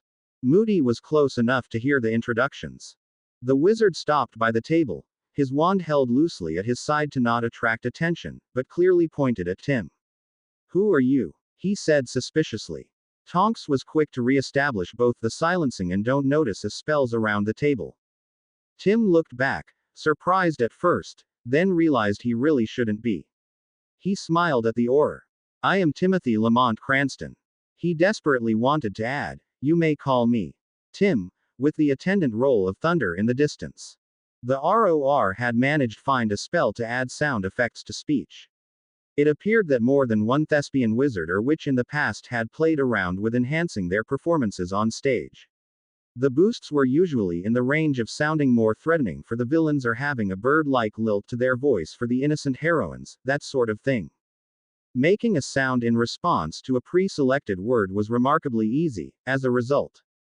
All he had needed to do was use his wand to record the sound he wanted. He could tune the sound to play faster, slower, higher, lower, and at any specific volume. Once he was happy with the result, he then cast the spell with the target word or phrase on himself. After that, every time he said that word or phrase, the sound would play just as he had modified it, and it would happen each time until he switched it off. He could always turn it back on, later. The real plus to the spell was that everyone within the room he was in heard the sound at the same volume. If he were outside, then it had a range of about 5 to 20 yards, depending on his intent. Doing that now, with Moody, could only backfire in the worst way. Nothing more, nothing less, he finished, instead. You don't sound or act like an 11-year-old, the paranoid wizard declared. Tim looked him straight in the eye. My Muggle parents treated me as an adult, worked at giving me an extensive vocabulary, and taught me to look beyond the surface. He paused. Plus, My parents were big fans of books and movies about police procedurals, detectives, and political dramas and thrillers, as am I. He quirked a smile. For example, how do you know a politician is lying? He's breathing. What's the difference between baseball, Quidditch, and politics? In Quidditch, you're out if you're caught stealing. My favorite mythical creature is the honest politician. Never interrupt your enemy when he is making a mistake. He quirked an eyebrow at Mad Eye. Cast any diagnostic spell you want. He spread his arms slightly. You will see that I am a slightly below average wizard in magic. I am not wearing a disguise or illusion. I am not taking polyjuice or anything else like it. I have not been transfigured into appearing as I do. Nor am I changeling, Phi, or other imposter. I am a metamorphagus, but I will happily give you a wizard's oath that I am not metamorphing myself to appear to you as I do right now. This is my true self. He paused a beat. Unless you want to believe I was an adult on holiday in a parallel world that didn't have magic and was brought to this one by a mysterious power. Changed into a child, tricked my two friends, he gestured at Harry and Hermione, into believing they were metamorphmagy until magic made it real, snuck onto the Hogwarts Express without a ticket, and then, somehow, managed to fool a house elf into adding my name to the sorting list, and bribed the sorting hat with memories of movies and cartoons into putting me into Gryffindor. Everyone stared at Tim in either confusion, surprise, or both. Hermione frowned and mumbled, "That's an oddly rondo, but specific, statement." Tim looked at her and shrugged. After a pause, Moody did start to cast different detection spells, not surprising to Tim in the least. The wizard had barely started when Tim looked at Tonks. "Check out the spells you didn't cast." Moody paused in his casting and gave him an approving nod before continuing. He did insist on the vow. The Grangers and Harry watched with wide eyes as Tim, standing, crossed wands with Moody and swore on his life and magic that he was not using his metamorphagus abilities or transfiguration skills to look as he currently did to Moody. Afterwards, Moody said, "I still don't trust you." Tim grinned. "It's not paranoia if they're actually out to get you. Then it's called foresight." The wizard gave him a narrow-eyed look. He made his eyes glow blue. "If you do nothing, Bartemius Crouch's secret at his home will ambush you when you least expect it," he said, his voice having that echoey sound to it. Then he blinked, dispelling his glowing eyes, and sat down, again. He turned to Mrs. Tonks. "Now, did you have any questions?" "What did you say?" Moody demanded gruffly, pausing as he was about to sit. Tim looked up at him quizzically. It's not paranoia if they're actually out to get you. Then it's called foresight." "No." After that, Moody said, straightening. "I said, now, did you have any questions?" To Mrs. Tonks, Tim repeated, curiously glancing at the others, as if not understanding why he was being questioned. "You said," Hermione interrupted, "if you do nothing, Bartemius Crouch's secret at his home will ambush you when you least expect it." And it was all echoey, too. Like a reverb. "And your eyes were glowing blue." "I did," Tim said, as if astonished. "They were." He shook his head. "No," he scoffed a moment later, drawing the word out while shaking his head and rolling his eyes. "You're having me on, again." He tried to look uncertain at seeing the others staring at him. "Really?" he finally said. They all nodded. Moody slowly sat down. "A seer," Mrs. Tonks suggested, glancing at her daughter and Moody. "Doesn't sound like any prophecy I've ever read about," Tonks said. Moody was nodding. "It was too specific." Hermione hesitantly said, "It's not the first time he's done this." Everyone looked at her. Harry was nodding. Tim made a production out of rolling his eyes and shaking his head. Rubbing her hands together nervously, she continued. "On the train in September, he said everyone in our cabin, me, Harry, Neville, and himself would be in Gryffindor, and then didn't remember it. He had the same blue eyes and strange voice. And Neville was positive he would end up in Hufflepuff." She paused to glance at the adults. "But we did all end up in Gryffindor." Then, while we were waiting in the room across from the Great Hall before the sorting, he said a hat would sort us in the same echoey voice, with blue eyes. No one believed him. That got a few raised eyebrows. And when Malfoy flew off with Neville's Remembrall in our first flying class, after Madame Hooch told everyone to stay on the ground or else, and Harry got caught flying and everyone thought he was going to be expelled, but Tim said he would be the Gryffindor seeker. She looked around again. And now he is. She sighed. He didn't remember saying any of those things, yet they all came true, she finished. Tim frowned, sighed, shook his head, and did everything he could to look skeptical while Hermione spoke. Tim shook his head when she finished. Look, this is all interesting, he said disparagingly as he rolled his eyes, again. But we're here to meet with Tonks and learn what we can about what she knows about metamorphing. He widened his eyes slightly and arched his eyebrows to express his exasperation as he looked at the others. We have more to show her. Like this, he continued, turning his face into a furred cat's face with cat ears on top of his head. Hermione looked embarrassed, her parents and Harry confused, and Moody's and Andromeda's expressions were all carefully blank. Tonks was staring at him. Perfect. Now, when he revealed something about to happen, people might take it a bit seriously. It wouldn't last long, a year or two at the most, but it would be helpful in the short term. He might be able to use it to catch Peter while getting Sirius his freedom. So, now that you know we're serious, and we know you aren't imposters, Tim said. Maybe we can continue this conversation at the Grangers, home where we won't be watched by others. He looked hopefully at the Tonks and Moody. And Mad Eye. Paranoid. Moody, he bowed to him slightly, can check the area around it for safety, so the Tonks can visit without worrying. They briefly discussed how to manage this until Tim realized that Tonks would find out they had a house elf available. Actually, he said, interrupting the Grangers trying to explain where they lived, I have a house elf.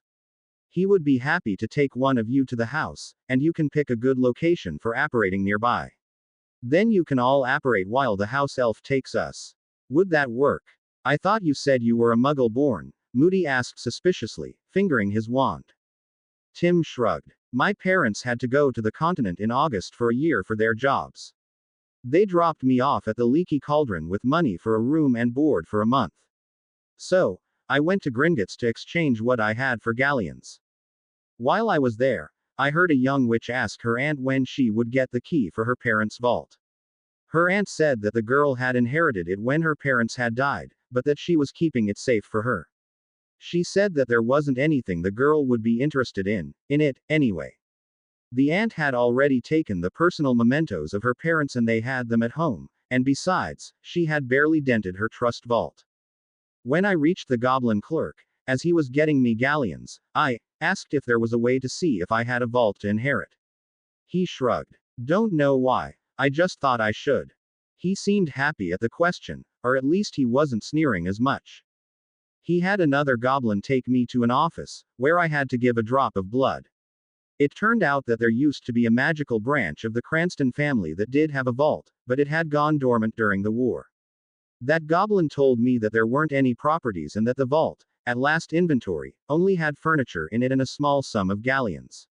He also said that the property list included a house elf. Tim shrugged. He came when I called. He paused. He doesn't have a lot to do with my parents on the continent with the Muggles. My brother is rarely at his apartment, and I'm at Hogwarts 10 months of the year.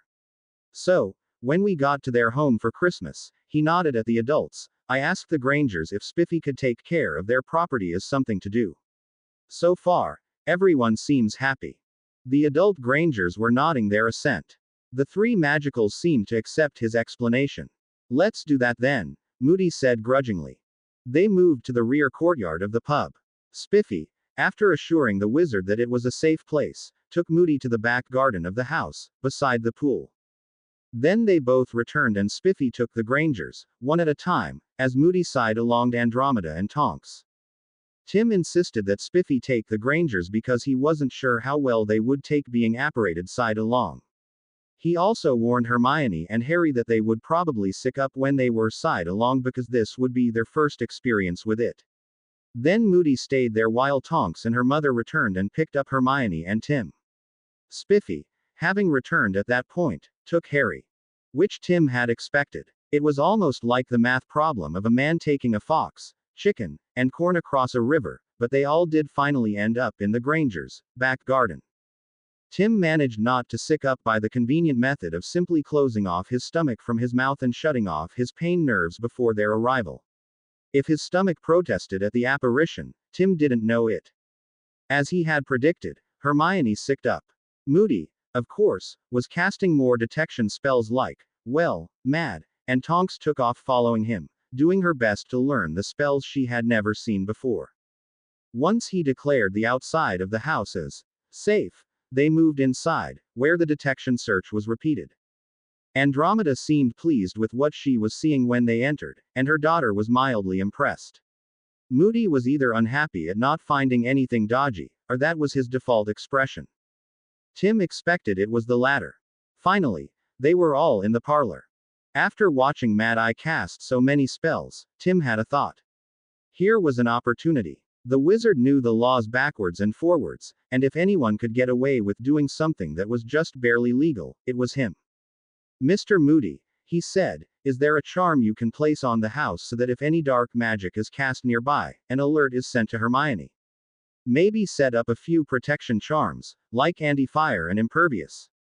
It seems unfair that magical households can protect themselves, but new magicals families can't. Moody gave him a steady look before saying anything. There are disadvantages to doing that, Sonny, he said gruffly. Because this is a Muggle area, the presence of the protection spells would make the house easier to find for a wizard, he explained. You would do better to stick with just the alarm charm, that's small enough to escape notice. Tim nodded. That made sense. I think the Grangers would appreciate it if you did set an alert charm. Perhaps keyed to all three of them so that if only one of them is home when an alert is sent, the others will know about it. He paused. I think the ministry should be very concerned that some bad guys might hold the parents hostage to get Hermione to impersonate important ministry officials or members of the Wizengamot, gain access to secrets, or even operate as an assassin using her metamorphagus talent. He glanced over at Andromeda. I'm sure Mrs. Tonks being a part of the Black family helped protect her family from such. Even if they didn't like her, the Blacks would view an attack on her as an attack on them, and respond accordingly. He shuddered. And I read that they can be quite vicious. He paused. But the Grangers don't have that protection. The Grangers were giving him horrified looks. Both Moody and the Tonks were giving him contemplative looks. Moody frowned heavily, and slowly nodded. I'll do that. And set up an alert for Amelia, too. Amelia, Mr. Granger said. Director Amelia Bones, head of the Department of Magical Law Enforcement, explained Tonks. Actually, now that he thought about it, Tim thought he should look up the Fidelius charm for all three of them. Having each of them be the secret keeper for their own metamorphagus talent would be the ultimate protection. That should work. After all, in Deathly Hallows, Bill Weasley was his own secret keeper for Shell Cottage.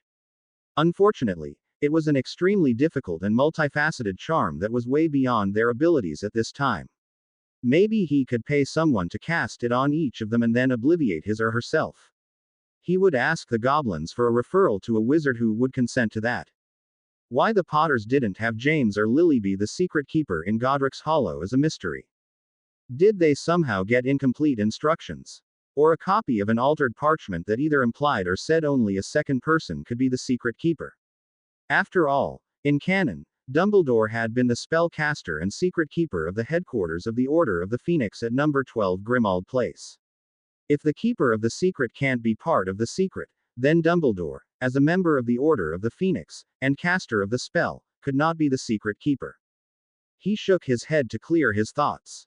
While Moody went outside to set the detection charms around the house, they sat in the parlor and grilled Tonks on her knowledge on being a metamorphagus. When Moody came back, he gave each of the Grangers a bracelet. They'll get hot when anything sets off one of the spells, he said brusquely as he handed them out. Plus, they'll resize to fit your arm perfectly. If you grab and pull it apart, it'll expand to be a necklace. Only you can remove them, so they won't accidentally fall off, and they can't be summoned. If you're wearing a watch, they'll stick to it for convenience. Once they put them on, he said. I put Ignorair Hawk on 'em for when you're wearing them, too, just in case. Tim blinked. He couldn't see the bracelet he had just seen Hermione put on her wrist. He knew it was there, but, how thoughtfully paranoid of the wizard. I best be getting back to the ministry, and tell Amelia about you three, he finished, and started for the door to the back garden. They heard the crack of his disapparation a moment later. Tim grinned at Tonks, then turned to her mother. So, what little embarrassing tidbits about Tonks and metamorphing are there that she wouldn't like you telling us? He asked. Tim. Tonks almost shouted. Well, her mother said, and grinned, there was this one time. Mother. Tonks yelled louder. After a few embarrassing stories, Tonks interrupted in an attempt to forestall any more. Did you really make your head and arm into a cat's? She desperately said. She swept her gaze across them. Sure, Tim said. He stood and shrugged off his robe, leaving him in his swim trunks. He reached around behind himself and pulled his trunks down slightly, to make room for a tail, then metamorphed into a female cat. Doing animals is embarrassing because the clothes never fit right. I think that we might be able to use hammer space to store them when the metamorphing, like an animagus does, but we haven't got the hang of it yet. He was standing upright on his back legs, with his hocks on the ground. Both Tonks were slack-jawed. As you can see, we stay the same size, so it's not as useful as you might think, for most animals. On the other paw, he held out his right front paw. Large dogs like a Doberman or Grim, he changed to a Grim and dropped to all fours, aren't nearly as uncommon. He had kept his human vocal cords, although the mouth shape did distort the words, somewhat. I think that if we go with denser bones and muscles, we can make ourselves smaller, he said, wrinkling his brow in thought. Well, he said, musing out loud, monkeys are about 50% stronger than a same-sized person would be. He sat down and rubbed his chin with a paw, thinking. That's because they have more fast muscles than people do, which are denser in mass than the lighter, slow muscles that most humans have. He paused a moment. Likewise, large bears have bones that are 10 times as dense as a human's. With bones taking anywhere from 10% to 14% of a person's mass, about 7 or 8 pounds at our current ages, combining the two potentially could let me reduce my size by half to 2/3. Actually, now that he was thinking of it, why not experiment now? He changed back to a cat, concentrating on making his bones several times more dense, and half their normal size, and condensing the size of his muscle mass from its normal 30 to 40%, about 10 to 20. He figured the extra muscle density would soak up the muscle mass so he didn't look hilariously obese. Oh, Merlin, he heard one of the Tonks say. Based on how everything seemed bigger, and the way Hermione and Harry were staring at him, it must have worked. How do I look? He said awkwardly, twisting his head to see his side. Everything looked right. Rather large for a cat, but much better, Hermione said. He closed his eyes, relaxed, and turned back into himself. Okay, let me try that one more time, he said. He weighed about 70 pounds, so cutting his bones and muscles in size by half, doubling their density, should make him look like a 35-pound cat. Which, he had to admit, was rather large for a domesticated cat. Cutting it again by half, quadrupling their density, it total, would make him look like a 17 or 18-pound cat. Larger than most alley cats by almost half, but less than most Maine Coons and similar breeds. Cutting by another third, about a bear's 10 times denser, would put him right at the 10-pound average size for cats. He pictured in his mind an average house cat, a mixed gray and white coat, slightly tufted ears, and paws with sharp claws. His bones denser by almost half again from his first try, with several pounds of soft tissue converted to bone. His muscles were denser, too, with much more in the way of fast muscles.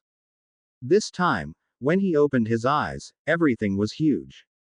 Everyone was staring at him in astonishment.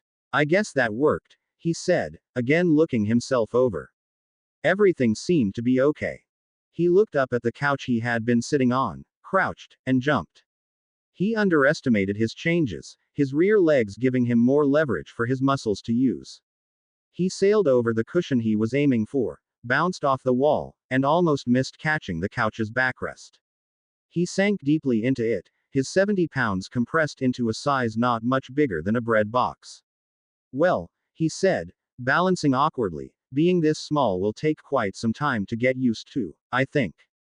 He jumped back to the floor and wriggled his way into his swimsuit trunks. He slowly reversed the changes before finally sitting on the seat cushion as his normal self. He looked at Tonks. Why are you surprised? You can do a pig's snout, why not the rest of the animal as well? She glared at her mother. Because I was told it was not possible. Her mother arched an eyebrow back at her. The Black family has had more metamorphology than any other family, and none of them ever noted doing more than minor animal changes in their diaries or family histories. Tim nodded. Makes sense. Once someone says something's not possible, most people can't do it. They expect it to fail. Their magic delivers what they expect, and so they are not surprised at not succeeding. The Tonks gave him frowning looks. He spent the next hour coaching, as Tonks slowly worked her way through making herself a cat. Harry and Hermione listened closely. Despite her better understanding of her talent, she managed to make herself a small cat almost at the same time as Harry and Hermione managed it. It took her that long because she had to fight her mindset that doing it was impossible. Unfortunately, being bigger and older than them, her cat was as big as a Maine Coon. They stayed for dinner. Dinner, Tim immediately saw, was Dinky trying to impress the Grangers. The main course was a choice of two: a garlic rosemary prime rib roast with a horseradish cream, and a ham with maple brown sugar glaze. The sides were large bowls of honey and garlic roasted carrots, a creamy, cheesy sweet potato gratin, and an asparagus wrapped uncooked, dry cured ham. They had their choices of desserts, too.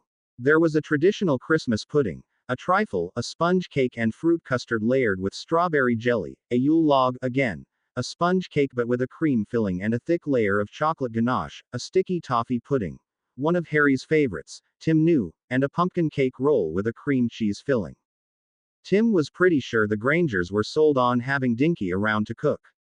Especially as they both worked and they probably rarely ate at home, unless it was takeout. Towards the end of dinner, Tim asked why Tonks was so clumsy, as her mother's stories had suggested, and as she said herself. I'm really not sure, she replied with a shrug. I've always been clumsy. It's my biggest problem in the Aurors. Tim waited until a few minutes later to shake his head. It seems obvious to me, he said, looking over at her. You are constantly changing your body. Making your arms just a tiny bit longer to reach that plate, he pointed, and then a moment later your hand is a bit further from you than you think because you didn't return it to normal, and you bumped something else. He took a bite and chewed. She had a surprised look on her face, and was staring at her arm. I bet the same is true when you're walking. You unconsciously make your legs longer or shorter to match whomever you're walking beside, and then your foot isn't where you think it is when someone who's a different height meets you and you trip when you try to adjust to their stride. He paused, and chewed a moment. Like me jumping as a cat. The added leverage of the longer foot bones combined with the denser and more powerful muscles made me jump far higher than I had anticipated. He nodded, partly to himself, partly to her. Yeah, you need to learn not to change your body unless it's with a specific effort. Maybe you need to learn occlumency, if you don't know it already. If you do, then you need to set aside a space for maintaining whatever body shape you are currently using. Harry and Hermione were looking at him, frowning. He looked back. We should probably do the same, or we'll develop the same sort of clumsiness.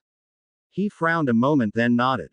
On the other hand, we've spent far more time in our default shape, so it's easier to maintain than just constantly adjusting whatever shape we've adopted. However, we shouldn't assume that will always happen, so we should work on doing that. They both nodded. After desserts, they adjourned back to the parlor. Heather, however, asked Andromeda if they could have a talk in the kitchen. Tim imagined the topic under discussion would be how Heather could expect metamorphing might affect her daughter's puberty experiences in the next few years. In the parlor, the three students listened carefully to the tips that Tonks had to share about her experiences in Hogwarts, and issues her talent had caused with her classmates. That, and challenging each other to do different changes. Tonks fell over laughing at seeing Harry as a 60-pound, 4-foot-tall pigeon. It made for an interesting evening. Just before the two left, she made a promise to come back on Boxing Day so Hermione could show off some of the spells that they had learned at school. Tim took the opportunity to give them the two presents with chocolate he had prepared. Afterwards, Tim put the wrapped presents for the others under the tree. When he used the bathroom, later, he took the opportunity to call Spiffy. Spiffy, could you please go to Hogwarts and gather all the presents for Harry, Hermione, and myself when they put them out? That way we won't have to wait until we get back. Dinky nodded eagerly. Aye, sir. Snapping off a salute. Also, Tim continued, can you scan everything we get for curses, portkeys, trap spells, and anything else that might harm or hurt any of us and keep them separate? I'll deal with them later. Yes, sir. Dinky proudly proclaimed. Dinky can does that. Excellent. Then please do that. Aye, sir. Also, I wanted to say I'm impressed at how quickly, earlier today, you were in getting a new tunic. Dinky blinked rapidly, his eyes very watery. And that's all I had, so you can go back to whatever you were doing. Aye, sir. And he popped away. Apparently, the Grangers opened all their presents Christmas morning. When he was 11, Tim's parents used to let him open one present the night before. It was weird to think about being a kid again, and getting scads of presents. Christmas Day started with presents, of course. Bright and early. Hermione was not one to wait, apparently, and she rousted everyone at nearly 6 in the morning, getting up even before Harry. Dinky had been warned by the adults, so they had their morning teas waiting for them as they made their way to the parlor. Harry was amazed at the huge pile of presents that were under the Christmas tree when he and Tim came downstairs, Hermione not quite dragging Harry behind her by the hand as Tim followed chuckling. Harry stared with a stunned expression, his eyes almost popping out. Hermione was just as surprised. Tim had kinda expected to see either one or two additions, or a bunch. It would depend on if the presents were accumulated at Hogwarts or sent direct to Harry. It also depended on how Dumbledore had set up his owl post intercept. If they were sent from inside Hogwarts, Tim expected them to be delivered, otherwise Dumbledore's owl post intercept would send them to storage. It appeared most of the people Harry and Hermione had helped with the whole hand magic thing had sent something to them as a Christmas present while they were still at Hogwarts. Which meant Dinky had retrieved them last night after the Hogwarts elves had put them at the foot of their beds in Gryffindor Tower. The resulting pile was easily 10 times as many as there had been when they went to sleep. Or more. The two adults were equally surprised, despite having been told about how their daughter and Harry had helped so many of their schoolmates master the trick of finger spells. Tim chuckled, slightly embarrassed. I asked Spiffy last night to retrieve any presents that might have been delivered to our beds in Hogwarts. He paused a moment. I guess there were a lot of people who wanted to thank you and Hermione with a Christmas present. The two blinked and slowly nodded. Tim nudged him. Come on, let's see what Spiffy has for us this morning. I think I could really go for some pancakes with maple syrup, 3 eggs, over easy, and a platter of bacon. How about you? Harry had never had maple syrup, and was willing to experiment, given Tim's hearty recommendation. The Grangers were equally impressed with the pancakes, although they declared the maple syrup as too sweet. Then they adjourned to the parlor. Mr. Granger put on Christmas music before they started in on the presents. By the way, Tim said before the wrapping came off the first present, I had Spiffy check all the presents for curses and such when he first got them from Hogwarts. Harry, here, still has a few bad guys after him for offing their boss. The Grangers, and Harry, looked a little unsettled at that prospect. Tim looked at Harry. Also, just so you know, Headmaster Dumbledore thinks that Voldemort isn't really dead, that he's a wraith looking for a way to return. I promise I will do everything in my power to help you to destroy or kill him completely. He grinned at Harry. I can be your secret power that he doesn't know, one he'll never suspect or expect. He touched his throat and cast one of the voice spells he had learned, changing it slightly to imitate Darth Vader, then cast his illusion of him being that character. Unfortunately, he was really weak at illusions and it was just a faint shadow of the Sith apprentice in his black outfit overlaid on top of him. He was still clearly visible. He kneeled on one knee and bowed his head slightly. It shall be as you command, Master. I shall act as your hand, and be the power he knows not. And then he laughed, imitating an over-the-top villain. He had spent hours practicing that during the time he was bored at night. Say you accept, Harry, he added. Startled, Harry cleared his throat, and hesitantly said, I accept.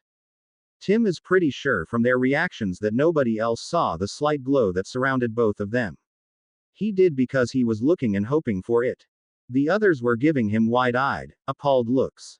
Oh, come on guys, he complained, standing up and putting his hands on his hips, work with me here. Then he cancelled both charms. Presents were forgotten for the moment. Do you really think he's still alive?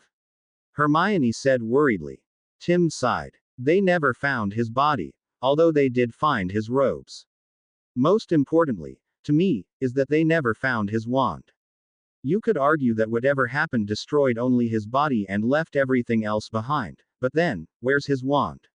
He raised his hands in a, what are you gonna do, motion. However, I think the most important piece of evidence that he isn't completely gone is that the dark mark he put on his most trustworthy followers never totally faded. Which means it is still connected to him, which can only mean he isn't truly dead. The others slowly nodded. He turned to face Harry and seriously said, say you accept my offer to act as your hand, Harry. After 6 months of Tim, and wondering if this might be something he had seen, Harry sighed and said, I accept you as my hand. He wasn't sure, but for a moment he thought he saw a faint glow around Harry. No one else said anything about it, though, so either he had imagined it or they had missed it. Excellent, he continued cheerfully, but that's a future problem. There's nothing we can do about it right now. He shrugged. I mean, it's not as if he's some kind of poltergeist or ghost, or he's somehow managed to possess someone at Hogwarts and is trying to get a priceless artifact that will help him gain a new body for himself. That's just ridiculous. He paused and grinned, right. It was too bad he couldn't be more specific. Clearly Voldemort had placed his possession of Quirrell under a Fidelius, and the books made Tim one of the secret knowers. That was why Dumbledore never suspected Voldemort might already be in the castle. Tim could only ridicule the secret. Plus, despite his suggestion, the Fidelius made them pooh-pooh it as completely out of the question. Then he made his voice sound a bit echoey and his eyes glow blue. Voldemort is a half-blood. The others gave him wide-eyed, shocked looks. He shook his head, again dispelling his glowing eyes and echoey voice. That's just too ridiculous to be true, right? Plus, the headmaster would have to be genuinely insane to put anything such a wizard would want in a school of children that the dark wizard could use as hostages. He chuckled. As if a ghost could actually pick up anything and carry it off, he scoffed. They all slowly nodded. Hermione and Harry were clearly thinking about what Fluffy was guarding, and what the sorcerer Flammel, whoever he was, had to do with it. Anyway, Tim continued, rubbing his hands together. What did you get, Hermione? She looked down at the package she had forgotten she still held. Oh, she said in a surprised tone. She quickly tore off the wrapping paper to reveal a chocolate frog from Honeyduke's sweet shop. The Grangers had seen the chocolate frogs that summer, so they were familiar enough with it that it didn't raise any eyebrows. That set the tone for the most of the presents in the big pile: cauldron cakes, exploding bonbons, chocolate frogs, peppermint toads, licorice wands, pepper imps, chocoballs, Bertie Bott's every flavor beans, fizzing Whizbees, Drooble's best blowing gum, tooth flossing string mints, ice mice, cockroach clusters, jelly slugs, levitating sherbet balls, acid pops, sugar quills, and other candies made a big showing. What else could you expect schoolchildren to think other schoolchildren might want? Especially when the schoolchildren were not that familiar with each other. While the primary recipients were Harry and Hermione, with Harry getting the bulk of them, Tim was surprised to receive a few himself. He wasn't sure why, but maybe his Tim's notes had impressed a few enough to want to send a present.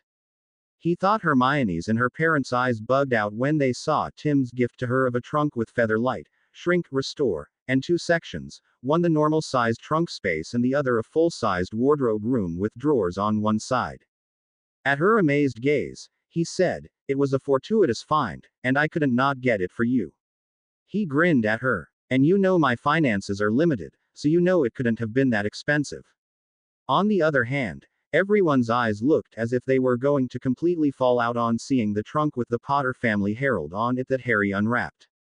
It had feather light and shrink restore on it, as well as having a regular trunk space, a large wardrobe space, an equally large library, study room, a small bedroom, a bathroom, and a small one-person potions lab. I knew your family had been wealthy, Tim explained, half to Harry and half for the Grangers, so I contacted the goblins about getting a trunk from your parents' vault for you to use. I was sure your parents or grandparents had at least one, considering they used to go to Hogwarts. Because it was for your education at Hogwarts, the goblins allowed it. He winked at Harry. Harry slowly nodded. The final surprise for everyone was the bulky package from Dumbledore, not that anyone but Tim knew that, yet. It's an invisibility cloak. Tim shouted as Harry put it on for the first time. He stared wide-eyed at Harry, as did the others. Then he blinked, and grinned widely. Better keep that note handy, you might need it as an excuse. Then he scowled. I wonder why whoever had it didn't return it to you at the beginning of the year. He glanced at the Grangers. It's kinda suspicious that whoever it was waited until Christmas, as if you should be grateful to them for returning your family's property, now. They should have given it to the Gringotts to put in your parents' vault 10 years ago. Yeah, he said looking at Harry, pretty scummy. I wonder who he spied on with it in the meantime. As the first book had said, Harry got a wooden flute from Hagrid, a 50-pence piece from his relatives, that drew displeased looks from the Grangers, and a thick, hand-knitted sweater in emerald green with a large box of homemade fudge from Mrs. Weasley. Tim was relieved to see he hadn't messed up the friendship with Ron too much. He had made sure to include a set of presents, primarily things he had scrounged from the ROR, to be from his family, to prevent any questions. So, after plowing through all the presents, they settled in to watch the telly. Of course, the programs didn't end and start precisely on the hour or half hour on the different channels, as they did in America, so the children spent the interims showing off the finger spells they had added to their repertoires. Tim could cast all of the spells in his book, having practiced them in his trunk at night at Hogwarts. Unfortunately, except for the simple ones, they weren't very powerful. One fine example was Incarcerus. When he did it to Harry by touching his hand, the ropes were little more than thick strings, and only bound his arms to his torso from his hands to halfway past his elbows. Another was Obscuro, the blindfold charm. It appeared, but it was so thin you could almost see through it. However, Wingardium Leviosa, Engorgio, Reducio, Sonorous, and Quietus appeared to work perfectly. Harry and Hermione went through all of them, too. They hadn't had as much practice. However, while Harry didn't know them all, Hermione, having proofread the manuscript, not only knew them, but could easily cast them better than Tim. He was not jealous, Tim told himself, as he said out loud, I'm so jealous, Hermione. She blushed. Even her hair turned darker towards red. Harry was the powerhouse, on the other hand. The ones he knew were well executed. The blindfold was thick leather, and the Incarcerus left ropes that bound the person very tightly from ankle to shoulders. The rest of the day and evening they spent talking about Hogwarts. Boxing Day at Diagon Alley was just as crazy as it was in America at any mall, without the whale imitators taking up 3 times as much room and self-entitled Karens verbally abusing the clerks and demanding to speak to the store manager over trivial matters. The trio were being escorted by the 2 adult Grangers. Their first stop was Flourish and Blots, naturally. Hermione wanted to use the book gift certificates she had received the day before, and Tim wanted to look at which publishers made spell books for beginners and children's books. Based on what he saw, Obscurus Books looked like a good candidate, but he decided to ask the manager at Flourish and Blots for advice before making a decision. He knew the man would be biased, but then again, being a book from Flourish and Blots meant it would be displayed a bit more visibly in pursuit of higher profits. It took a bit of patience as the man, Mr. Bookendorf, was clearly swamped with work. Finally, he managed to catch the wizard's attention. The quality of the print and artwork inside the manuscript made the man raise his eyebrows. He had clearly been expecting a childish scrawl with equally childish drawings. He glanced at the first spell, Lumos, and looked up at Tim. Tim grinned and held up his hand with all 5 fingers lit, in different colors. Mr. Bookendorf was suitably impressed. After a brief flip through the remainder of the manuscript Tim had handed him, Flourish and Blots publishers, the man said decisively. After following his directions, He and Mr. Granger were soon in front a door with a sign over it emblazoned, Flourish and Blots Publishers. It was down a side street, strict alley, not that far away from the store. The businesses on this street were mostly offices, it appeared, based on the sparsity of pedestrians and lack of retail outlets.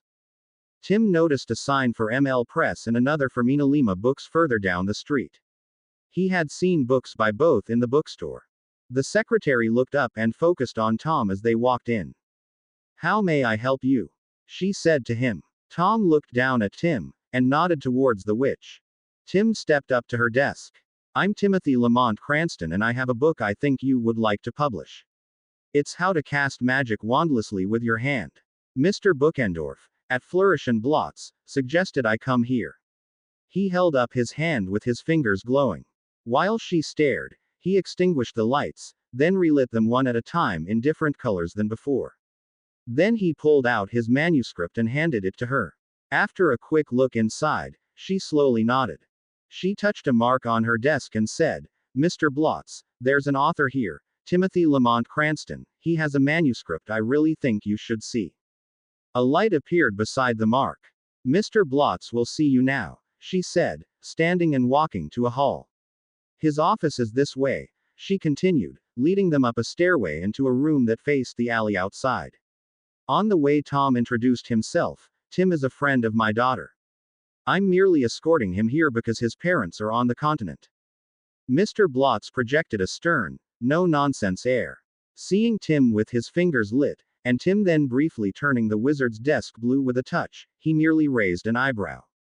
While they waited in the chairs beside his desk, he slowly flipped through manuscript. He returned to the beginning chapter where Tim explained different ways to first find your magic, the tingle in your arms that you send to your fingers, and thence to casting a spell. Tim had also included Professor Flitwick's warnings on not overdoing the spells, or trying to cast powerful spells and hurting yourself, not that there were any like that in the manuscript. He included a proper citation for the professor, of course. He then turned to one of the spells, not the ones Tim had demonstrated, and studied it, alternating staring at his hand and the book. He took out a sheet of parchment, tore it in half, set the two pieces on his desk, then ran his finger along them. He picked up the now whole parchment and nodded. "You can cast all these spells?" "Yes, sir," Tim said. "Hermione, Mr. Granger's daughter, can cast them all better than I can." He gave a chagrined smile. "She's smarter than anyone I know. Harry Potter has tried them, too. In fact, he's been showing everyone how to do this sort of spell casting at Hogwarts." He paused. "That's why I dedicated the book to them. They've been an immeasurable help to me at school." He frowned. "Would you like me to demonstrate them all? It'll only take a few minutes. I saw my daughter and Harry Potter go through the manuscript yesterday doing each and every one of them," Tom offered. Mr. Blots leaned forward and clasped his hands on his desk. "Unless you are of age, you cannot legally sign a contract." Tim shrugged. "That merely means I cannot be held to the stipulations of the contract, nothing more. The damage to your reputation should you violate the terms of the contract will more than suffice to make sure you abide by it. Especially if Tim told Harry that he had been ripped off and Harry started spreading the story." He shifted in his chair. "On the other hand, that means you are taking a significant risk in trusting me to keep my word. I am an unknown." He paused. Again. "However, if you query Gringotts on my reliability and honor, and explain you are considering publishing a book I have written, you will find that they trust me on my word." That statement had both adults raising their eyebrows. He shrugged. "Plus, this will be, no doubt, merely the first in many items I will bring to you to publish. I'm currently working on an automatically updating map of Hogwarts so new students never need fear getting lost. You say, I'm lost, and it fills in the area around you on the map, naming the people, rooms, and halls. Say, where is an item, location, or person, and it maps a course to get you where you need to be."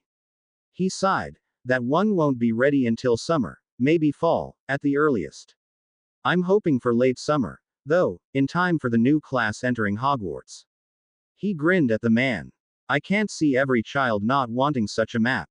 The parents, too. They could see where their son or daughter was in Hogwarts, anytime they wanted." He took a deep breath and pulled out his expanded bag. Reaching in, he brought out a folder. Then there's what I call Tim's notes. He handed the wizard the advertising sheets he had made for the first 2 weeks on lectures. I'm currently writing them and I should have them completed in another month. I was surprised to see all the fifth-year students taking me up on the offer. I had only expected maybe 20%, at the most. He gave a wry grin. When I mentioned it to one, he said having the lectures and the important points in the assignments already transcribed meant he could concentrate on his other classes during history class. It takes only 5 minutes to read everything that Bins normally takes an hour to say. I'm also putting together a sample set of the tests for the owls for the fifth-year students. I expect every fifth year to buy that one. He smirked. I paid some sixth years to give me a list of the questions they remembered from their owls in history. The wizard's eyebrows had steadily been rising. He stared at Tim for almost a minute. He was obviously thinking. Finally, he said, "Aren't you worried that an upper-year student might just grab a copy of the current week, duplicate it, and sell it to his classmates for less?" Tim smiled smugly. "Nope," he said, popping the P. "I've made them impossible to copy. Go ahead, try to copy my manuscript." He waved his hand at the desk. The man gave him a doubtful look, but tapped his manuscript with his wand and then tapped his desk beside it. A copy of the manuscript appeared. Or, at least, that's what it appeared to do. At Tim's nod, he picked it up and started leafing through it. While the description, title, copyright, dedication, and table of contents pages appeared just fine, the rest of the pages were blank until he got to the very back where the index pages were. They, too, were duplicated intact.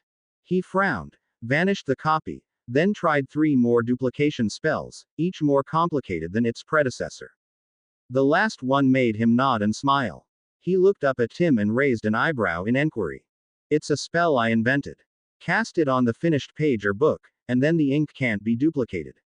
If you try to disassemble the spell, it erases the ink when the spell falls, leaving the original blank. Reparo and the like can't restore magic ink, so you end up with a blank original." Mr. Blotz leaned back and slowly nodded, staring at Tim for several moments. "What do you want for the copy protection spell?" Tim blinked. "I don't know." He paused, nonplussed. "I thought you already had a copy protection spell." While he had played with the idea of selling it, he had thought that was wishful thinking. He thought it highly likely that they already had an equivalent spell. The thought that they might actually be interested was a surprise. Wasn't their present spell better? It's a complicated spell, and can be beaten if you know the right counter spell. Both of the last 2 spells I tried are used to beat the protection on every book in the world currently being printed, Mr. Blotz explained. Oh, plus, any spell that a Hogwarts first-year student could cast, by its nature, must be low-powered and simple, unlike our spell. An improvement over the spell we currently use. Ah, he hadn't thought about that. "I haven't a clue," he said, then took a few moments to think. Outright selling would get him a lot of cash, but royalties would last decades and eventually dwarf that payment. Then there was the probability that other publishers might be interested. What would be a reasonable per-book royalty? They haggled a while before tentatively settling on 0.12% of the wholesale price. That was half a canute for the average book, such as his History of Magic or Magical Theory books. Those sold for 2 galleons, retail. Which would give him a bit over 1 galleon per book run of 500 if the book sold for 2 galleons. That was, of course, based on the assumption that the spell was as simple as Tim said it was, and that it was as successful against duplication of books and parchments as it appeared to be. 1 galleon might not sound like much for a 500-book run, but if the publisher did 100 such runs a year, new and reprints, it piled up, especially if you added it up over decades. What would you say to being my agent providing the spell to other publishers for, say, 50% of what we collect? They haggled some more before deciding on a 40-60 split on commission. Tim got the 40%. They got the 60 because they would be doing the work of contacting all the other publishers across the world. "Good," Mr. Blotz said. "I will have my solicitor draw up a contract for this. I'll send it to you as soon as I get it, which will take about a week. If you are happy with it, We can sign it and you can teach me and my staff the spell. He opened a drawer on his desk and removed a parchment. This is a sample standard book contract. Read it carefully. I'll have my editors and spell checkers look over the manuscript. I'll contact you in a few days on our final decision regarding the book. Tim nodded. I have to go back to Hogwarts on the 5th, so I might not be able to get back to you until the following weekend, the 11th. Is that all right? The real reason for delaying until he got back to Hogwarts was to have the ROR double check that the spell absolutely could not be broken or disassembled without taking the text with it. He didn't want there to be any possibility of the publishers deciding his spell was not good enough. He also wanted to see if the room could provide him a book contract that famous authors used, for comparison. There might be clauses in their contracts that would be prudent to add to his. He expected that any contract the publisher gave a newbie was heavily biased in favor of the publisher. Mr. Blotz smiled. That won't be a problem. They stood, and the wizard came around his desk. He shook hands with Tim and Mr. Granger. Is there any goblin in particular I should ask for at Gringotts? Spikehand. He's the head of security. That garnered him another raised eyebrow. You did quite well, Mr. Granger said as they headed back to the bookstore. I'm not sure I could have done better. Thank you, Tim said. I've read up on book contracts in the regular world, and I figured the wizarding world couldn't be that much different. That had been back in college when he had tried writing a novel. It had been soundly rejected by multiple publishers. Looking back on it a decade later, he had to admit the novel had been, not quite awful, but certainly nothing a publisher would accept. You've been planning this for quite some time. Tim nodded. I knew from my brother that all the students consider history of magic either nap time, or time to do another class's assignments. So, I decided having the entire class transcribed, with the assignments listed with the bulleted points they needed to include, would make me a little money. I honestly didn't think they would be as popular as they are. It's funny. I didn't really think a publisher would print a book on history of magic lectures, but, I dreamed a bit. That drove me to the Hogwarts library to look up book contracts. Then this whole finger casting came up and I knew that would make a great book. Similarly, making a map of Hogwarts will make me some money, too. I had intended to just sell them at Hogwarts, but if I've already got a relationship with a publisher. He shrugged. Well, why not let them do all the work? He grinned. Besides, I hadn't thought of the parents maybe wanting a map until I was talking about it. Tom nodded. You're rather focused on making money. Tim shrugged. What can I say? I see these opportunities and I just can't ignore them, can I? Besides, it'll be nice to have a small, but steady, income when I finally leave Hogwarts. I won't have to scramble to get a job. Tom pursed his lips. That's true. On the other hand, Tim continued, if another project I'm working on bears out, I'll be rich long before I graduate.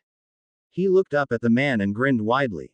Hermione and Harry will be in on it as I'm sure I'll need both their help to pull it off. Mr. Granger had a doubtful expression. And how rich is that?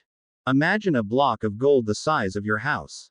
From his incredulous expression, he really didn't believe what Tim grinned at him. The average granite mountain in Scotland has between 1.7 thousand and 17,000 tons of gold, somewhere between 1,000th and 100th of a troy ounce of gold per ton of rock.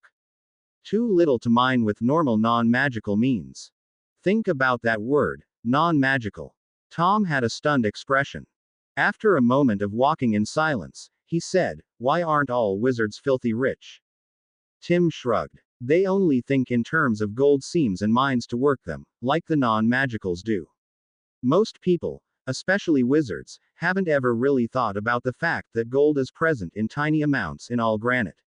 Or that the oceans contain about 20 million tons of dissolved gold, a cube of gold about 100 meters on a side. One spell that ought to work on the oceans is a simple fourth-year spell. But it would require a real powerhouse to push the spell enough to collect anything worthwhile without a lot of effort. There's only about 8 pounds of gold per cubic mile. If I did my math right, that means if I had a reach of 165 feet, I'd get only about 1/10 of an ounce of gold. But if I had the power and did that every 5 minutes from a sailboat, it'd be over an ounce an hour. He frowned. Don't know how long I could do that before I'd be too tired. Still, if I had a larger range, a pound of gold for an hour's work wouldn't be bad. The Financial Times says gold is currently 188 quid a troy ounce. So, 2 or 3 hours of work get me, he took a moment to calculate, 4 to 600 quid. He grinned at the adult. Not bad for an afternoon's work, innit? Asterisk. He sighed. Still, that's my fallback plan in case my mountain scheme doesn't work before I reach fourth year. Some fanfiction authors had been terrible writers, but they had quite ingenious ideas. Actually, now that he thought of it, maybe he could use the Accio scheme right now to bribe Andromeda to cast the spell to cover both his gold mining scheme and the fact that they were all metamorphmagi. I don't know for sure that I can do that, but from my understanding of magic right now, it should be possible. Mr. Granger walked the rest of the way to the bookstore in a bit of a daze. Tim was well pleased when they met up with the others at the bookstore. Deciding not to waste time, he asked Harry if he could borrow Hedwig when they got back to the Grangers. How did it go? Eagerly asked Hermione a moment later. Did he take it? I'll tell you all about it when we get home, Tim said, and grinned. And there are a couple of really important things we need to discuss. They spent another hour or so browsing the bookstore. Using the ever-useful Find for Me, Tim tracked down a book that held the Fidelius charm.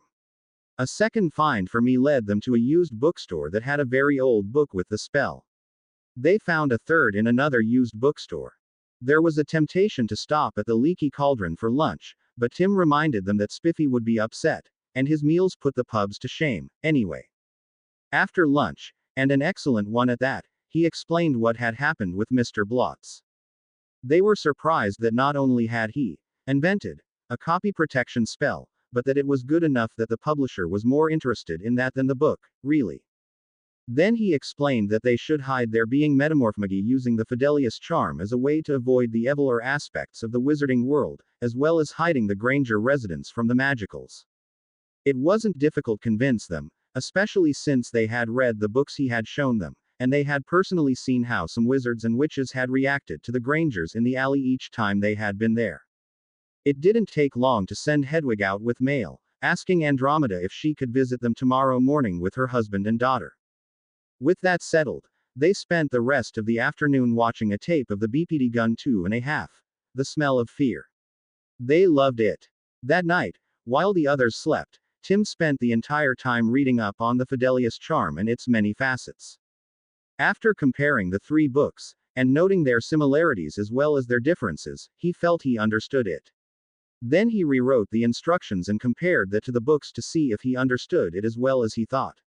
Then he rewrote it again, bulleting the points on which the books agreed, and indicating the points they either disagreed on or that one mentioned and the others did not. The simplest version of a secret for their metamorphagus abilities, which he wrote out and triple-checked, would be with each of them being their own secret keeper. Just as simple would be the secret about using a summoning charm to retrieve dissolved gold from water, of which he would be the lone secret keeper. He spent a little time trying to craft a version for his mountain mining spell combination, but until he was far enough along to actually cast the spells to see what would work, it was mostly just guessing at the proper terms. More complicated would be the one that protected the Granger residents. That one had to be tailored to allow non-magicals like all the Grangers, friends to easily see and find the place, while blocking every magical who didn't already know. He thought something along the lines of, only Muggles can know that Hermione Granger and her parents, Tom and Heather Granger, live in Sunnymead, North Oxford, should do the job. By using the name of the town and county it should prevent any magical being from even thinking the Grangers, residents might be in Sunnymead. Adding North Oxford merely helped specify where the property was, but wasn't specific enough to be included as part of the secret. After all, in the books, saying in London at the end of the secret about the order hadn't hidden London from everyone. Nor had saying Grimmauld Place in the secret kept the inhabitants of that street from being unable to find their homes on the street. He shook his head. Dumbledore should have used only Muggles can find Grimmauld Place in London. That way the Order of the Phoenix members could apparate to the street in complete safety, knowing that as long as they landed on the porch or front steps, they would be invisible to the Death Eaters and Muggles, alike. Based on how number 12 had appeared to be hidden between the other houses, the street itself would have been similarly invisible to the Death Eaters. They wouldn't have known where to look in London for the Order of the Phoenix, or even be able to find the street if they did know it was in London. After all, the Black House had been hidden from the Muggles for over 100 years without the use of the Fidelius. That was a fact because any Black who could have cast the spell was dead by the time Sirius escaped. That was why he was head of the family. In canon, all the other male Blacks who could have cast the spell were dead, and he certainly hadn't cast it. Tim knew that backing up that interpretation of the protections on the house was the way the Fidelius had failed when the Potters were killed. Only if one of Harry's parents had cast the spell would it fail. Supporting that was Albus being able to tell Hagrid to get Harry, the fact the house was then visible to everyone, and, thus, the Ministry put up a dedication plaque. Otherwise, if Albus had cast the spell, he couldn't tell anyone because Peter, the secret keeper, was still alive, and no one else would be able to see the house. Hagrid couldn't know the secret because why would he be told? Thus, the caster of the Fidelius had to be one of the Potters. In the books, however, the Death Eaters knew that the Black's house was on Grimmauld Place, somewhere, and that Dumbledore's Order of the Chicken was using it as their headquarters. If Voldemort had been desperate enough, he simply could have had his Death Eaters set fire to the entire street, and have the Ministry blame it on a gas main explosion. Tim also carefully studied the original copy protection spell the ROR had given him. He thought it was clean and clear enough that it would be as bulletproof as he hoped.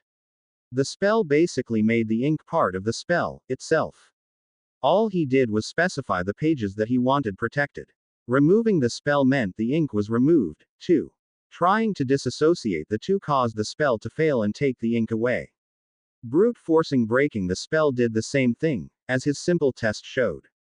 He'd double check with the ROR to see if there was a spell that did a better job.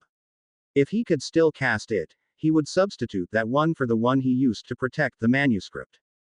Once he felt he had done all he could with those problems, he worked at using the summoning charm.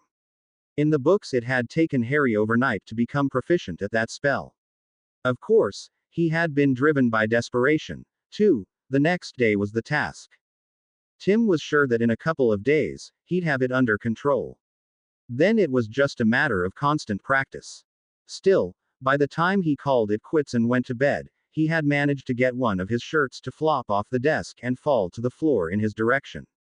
Harry, he said the next morning as he and the boy headed downstairs for breakfast. Getting Mrs. Tonks to do this Fidelius charm might require paying her. After all, she doesn't know us, and really doesn't have a reason to help us. I have another secret that I will offer to her as payment, but I don't know that it will work. You have enough in your vault to get her to help you, but Hermione and I don't. So, I was wondering if you would be willing to loan us the funds if she doesn't think the secret I'm offering is worth it. I think we can get her to do it for around 20,000 galleons, each. We might have to go to 30,000. Harry shrugged. Sure. Tim sighed. Harry still didn't understand money, so he had no real idea of what he was saying. Still, knowing the boy's balanced statement, Tim was confident the loan wouldn't be a hardship. Heck, even if he spent 90,000 galleons on this, his vault would still be over 150,000 galleons by the time he left Hogwarts. The Tonks made their appearance at 9. After settling into the parlor with a tea service, he went into his rationale for hiding their being metamorphmagy. He pulled out his copies of the Fidelius charm, and had all three of the Tonks inspect the pages. Hermione, of course, wanted copies of her own, which he was happy to provide. Andromeda, interestingly enough, was familiar with the spell. I looked it up when I heard what had happened in Godric's Hollow, she explained.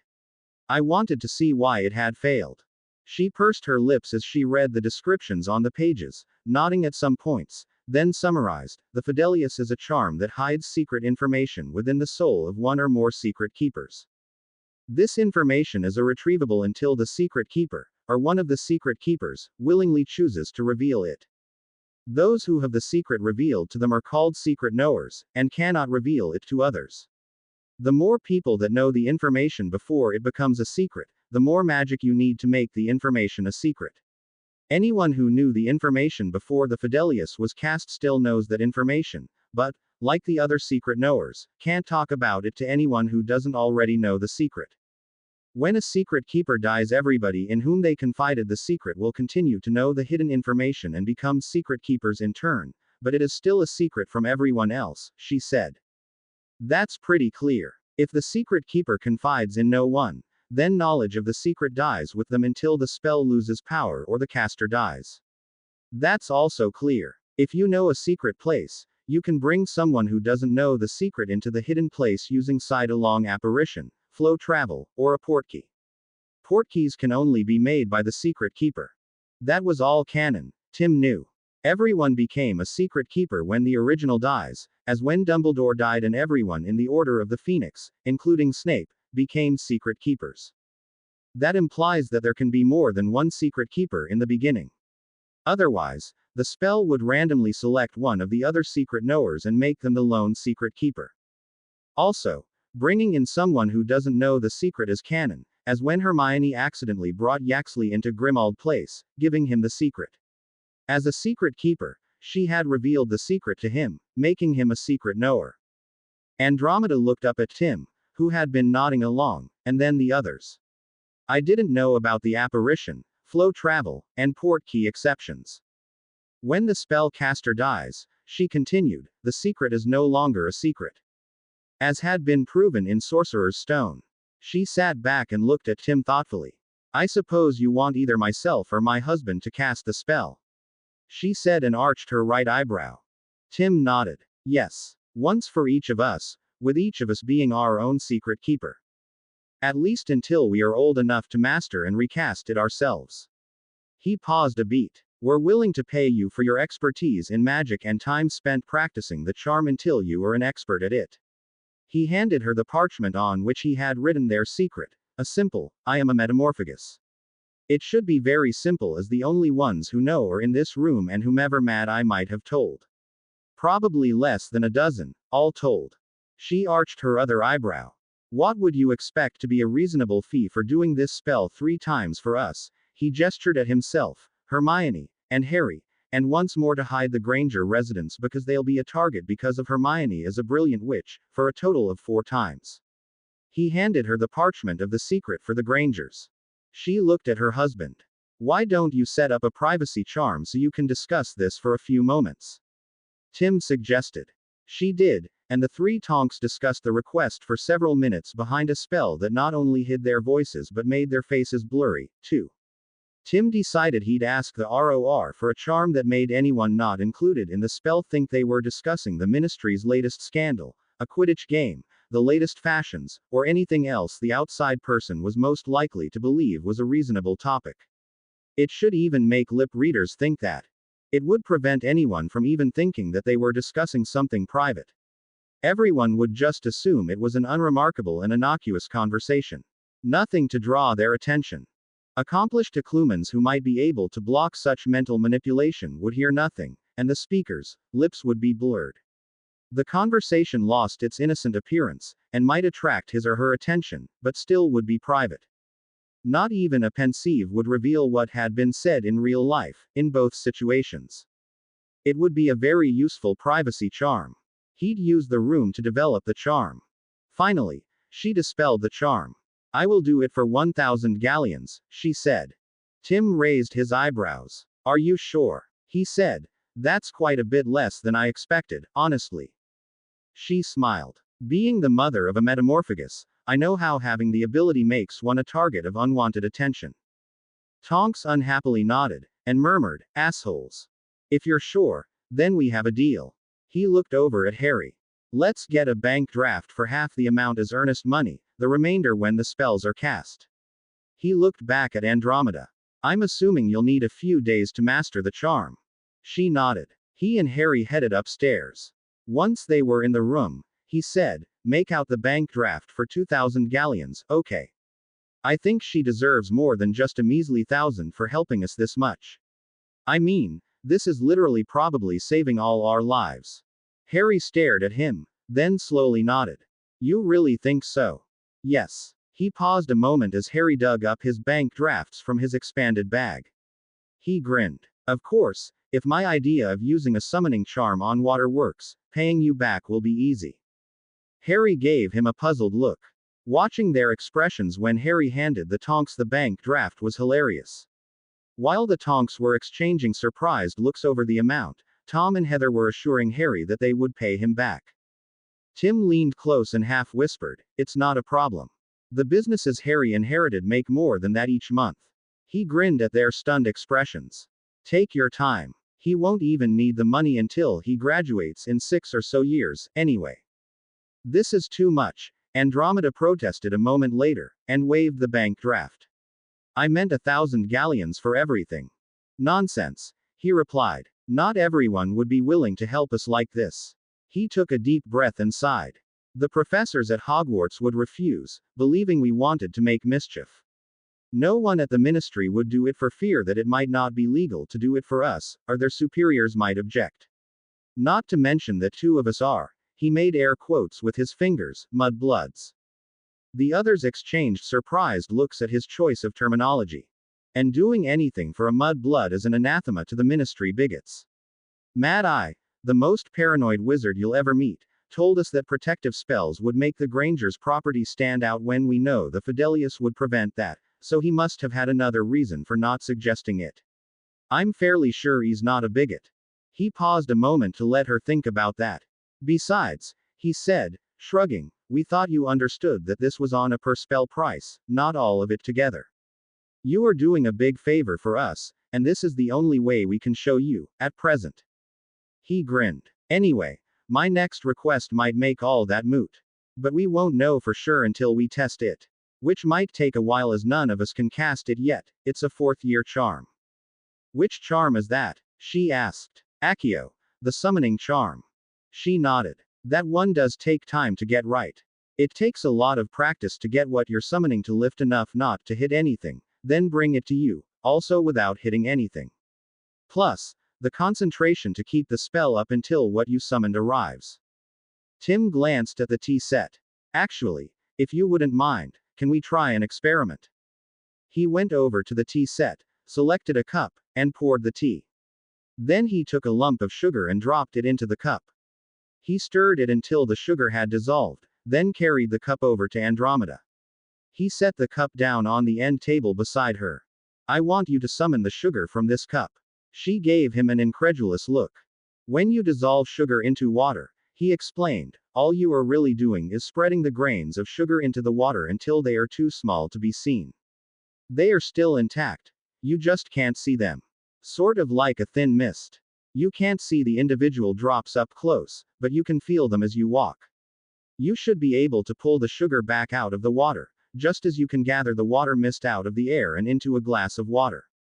She gave him a frowning look, then pulled out her wand. She held it uncertainly as she looked at him and then at the cup. "Imagine you are summoning the dirt that Tonks just tracked into your house from the back garden." "Hey," objected the girl. Before vanishing them, he suggested. "Just remember to concentrate on the dissolved sugar, or you'll summon the sugar from the bowl on the tea service." Andromeda frowned a moment, stared at the cup a moment, then did the arc movement of the spell ending with her wand's tip tapping the cup's saucer. At first, nothing seemed to happen, but then the surface of the water began to show tiny ripples. A moment later there was a pile of dry sugar gathered at the saucer beside the wand tip.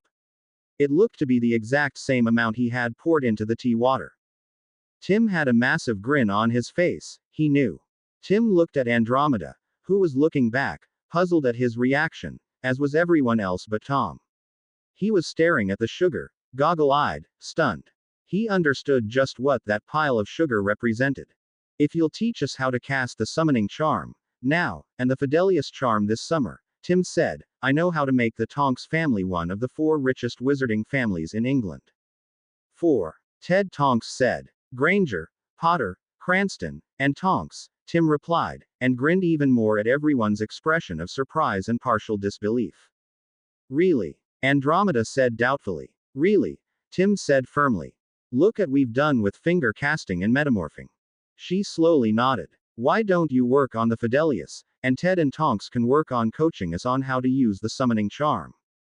As the Tonks discussed how they wanted to do things, Tim moved over to the Grangers. I know it's a long shot and I'm being ridiculously optimistic, but why don't you look up boat rentals for next week, say Wednesday? For a couple hours or half a day, perhaps. Distractedly, Tom agreed and dazedly wandered off into the kitchen where the telephone was located. They spent the rest of the day working on learning the summoning charm, Accio. Remember, it's about intent, he said after all the explanations from Tonks and Tom about their experiences with the charm. You want the cushion to come to you and avoid any obstacles that might be in the way.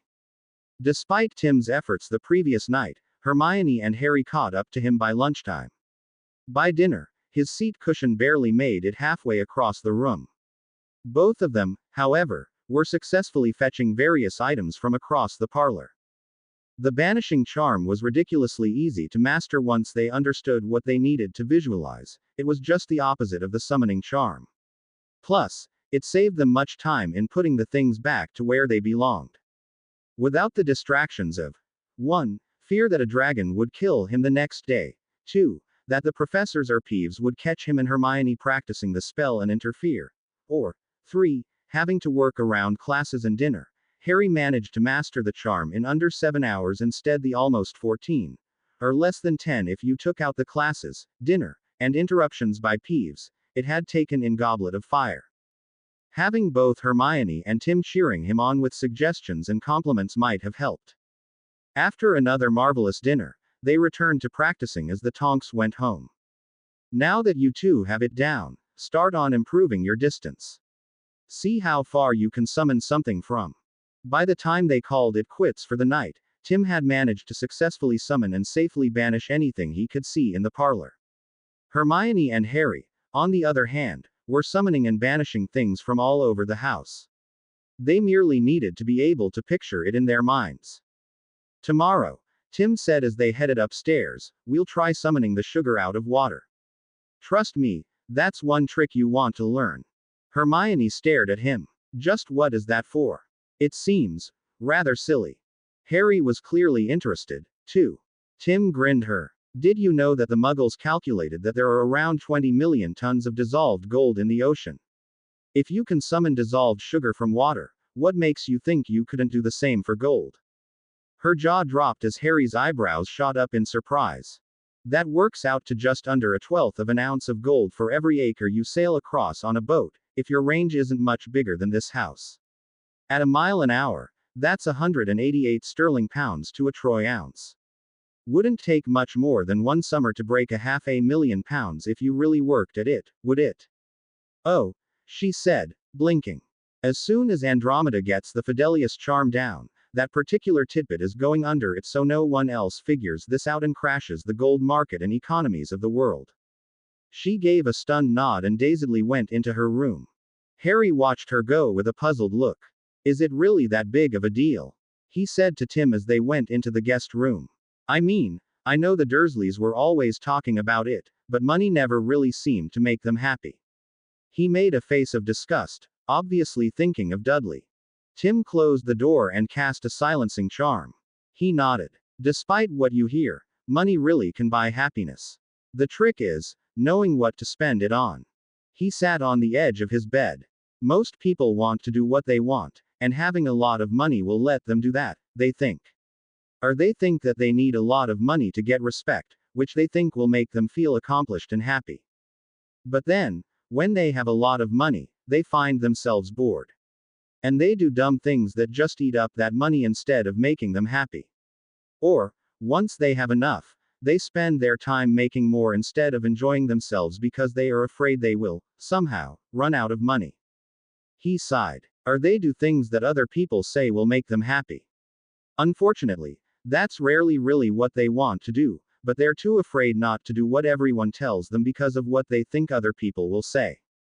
He gave Harry a long look. The Dursleys, for example, want to appear normal, and spend a lot of money trying to do that. Are they happy pretending to be normal? He paused a beat. No, they aren't. He narrowed his eyes, slightly, at Harry. For you, flying your broom without a care in the world would be your epitome of joy, right now, I'd say.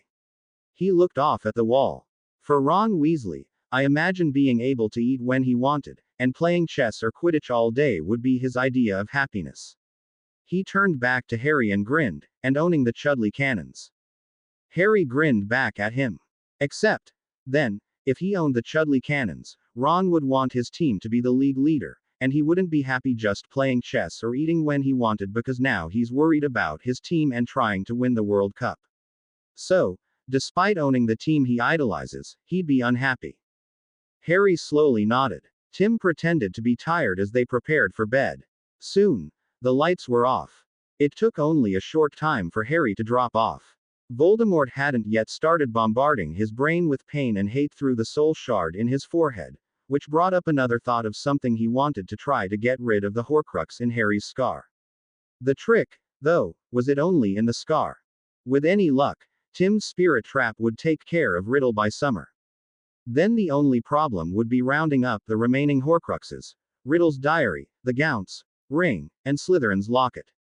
As soon as Tim was sure Harry was asleep, he went into this trunk for some late-night work on his Accio, reading ahead, and planning for the next few days. The next day, they adjourned to the back garden and worked at improving their range and fine control.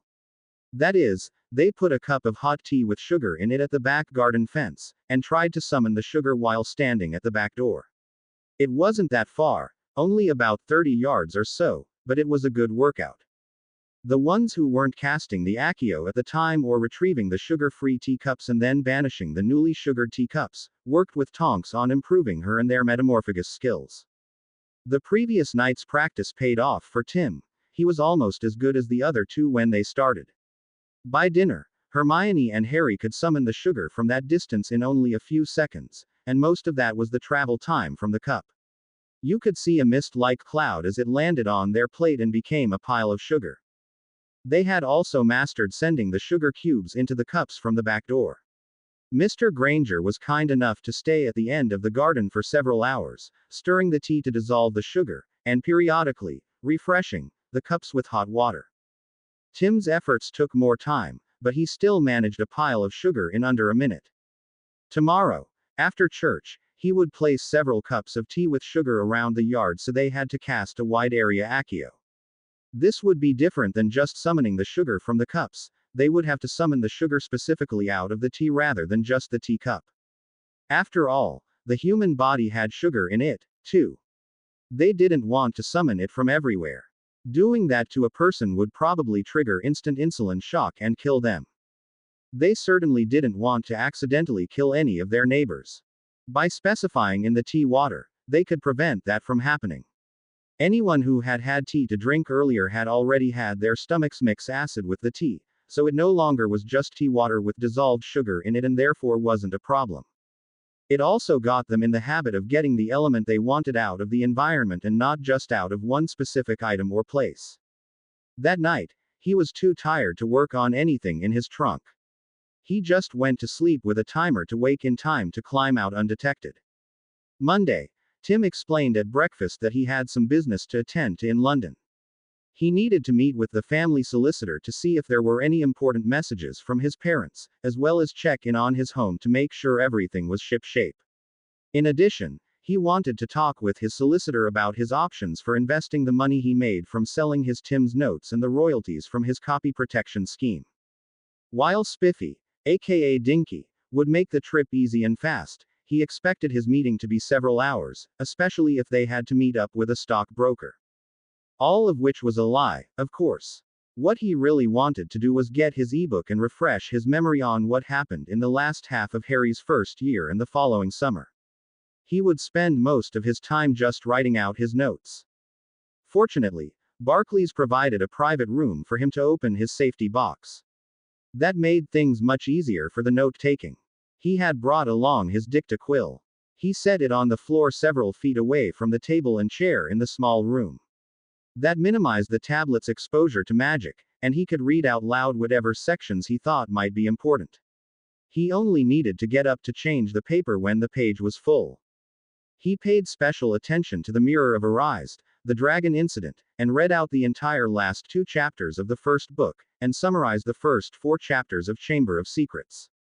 It was, he decided, well worth the effort. The next day, The Daily Prophet had a banner headline: Barty Crouch hides Death Eater's son for 10 years. The subhead added, kept son under the banned Imperious curse the entire time. Moody had apparently taken Tim at his word. He had visited Bartemius Crouch's house and studied it from a distance. In doing so, he had noted Winky's odd activities centered on an apparently empty room. Closer inspection had revealed Bartemius Crouch, Jr., was hiding under an invisibility cloak. The scandal was huge. Barty Crouch, Sr., had always presented as a by-the-book, ferociously honest official of the ministry, even going as far as sentencing his own son to Azkaban for attacking the Longbottoms. The article explained how he had freed his son at his wife's pleading. She had been ill for a while, and they knew she was dying. She convinced him to let her swap places with her son using polyjuice during a last visit. Then he had kept the young man under the Imperious curse since being freed from Azkaban, a crime which mandated a life sentence in Azkaban for just one use, never mind thousands of times. The Daily Prophet savaged the wizard for being a hypocrite, and predicted that a trial would see him key Eden tossed through the veil only moments after his son. Wednesday, January 1st, was a red-letter day as far as Tim was concerned. That morning, shortly after breakfast for the Grangers, Andromeda popped over with Tonks to tell them she felt confident in her ability to cast the Fidelius charm. It took only a matter of minutes to cast the spell 3 times to hide their metamorphmagy status, once for each of them, with each being their own secret keeper. It was an odd sensation as the Fidelius took hold. For himself, he knew that only he could tell anyone he was a metamorphagus. For the others, he knew their secret, but when he thought about it, he felt no inclination to tell anyone else what he knew. Hiding the Granger residence from magicals was a bit more difficult as they had to get 4 anchor stones for the property to help define the location, given that neither of the adults were magical and Hermione wasn't home for 10 months of the year. Fortunately, Andromeda had brought them with her. Consider it part of the payment you gave me, she said, smirking. Naturally, Hermione was the secret keeper because her parents were non-magical. It was a relief that Andromeda also thought that only Muggles can or do know that Hermione Jean Granger and or her parents, Tom Ian Granger and or Heather Michelle Granger, live in Sunnymead, North Oxford, would do the job to protect the Granger home without loopholes. Would you be willing to do another Fidelius for me, for an additional payment? Tim said after Andromeda finished casting the Fidelius on the Granger property. She rolled her eyes. With what you're paying me? I'll do it at no extra charge. He nodded and cast a silencing spell on himself, then held his hand over his mouth. When she signaled him, he whispered his secret to himself: a summoning charm can get dissolved substances, materials, elements, and chemicals out of water. Then he dispelled his silencing charm. She and Tonks were curious about why he had made summoning sugar his secret, but held their questions. If he had wanted them to know, he wouldn't have cast the silencing spell or hidden his mouth. They did wonder, however. The Grangers gave him puzzled looks, at first, when Andromeda finished the charm, but then their expressions changed to wide-eyed comprehension as they realized he was protecting his gold-gathering scheme from being discovered by anyone else. He gave them a dazzling smile. Then they thanked Andromeda profusely for her efforts that morning. Next, they arranged to meet Tonks in Portsmouth, a short trip of only 100 or so kilometers.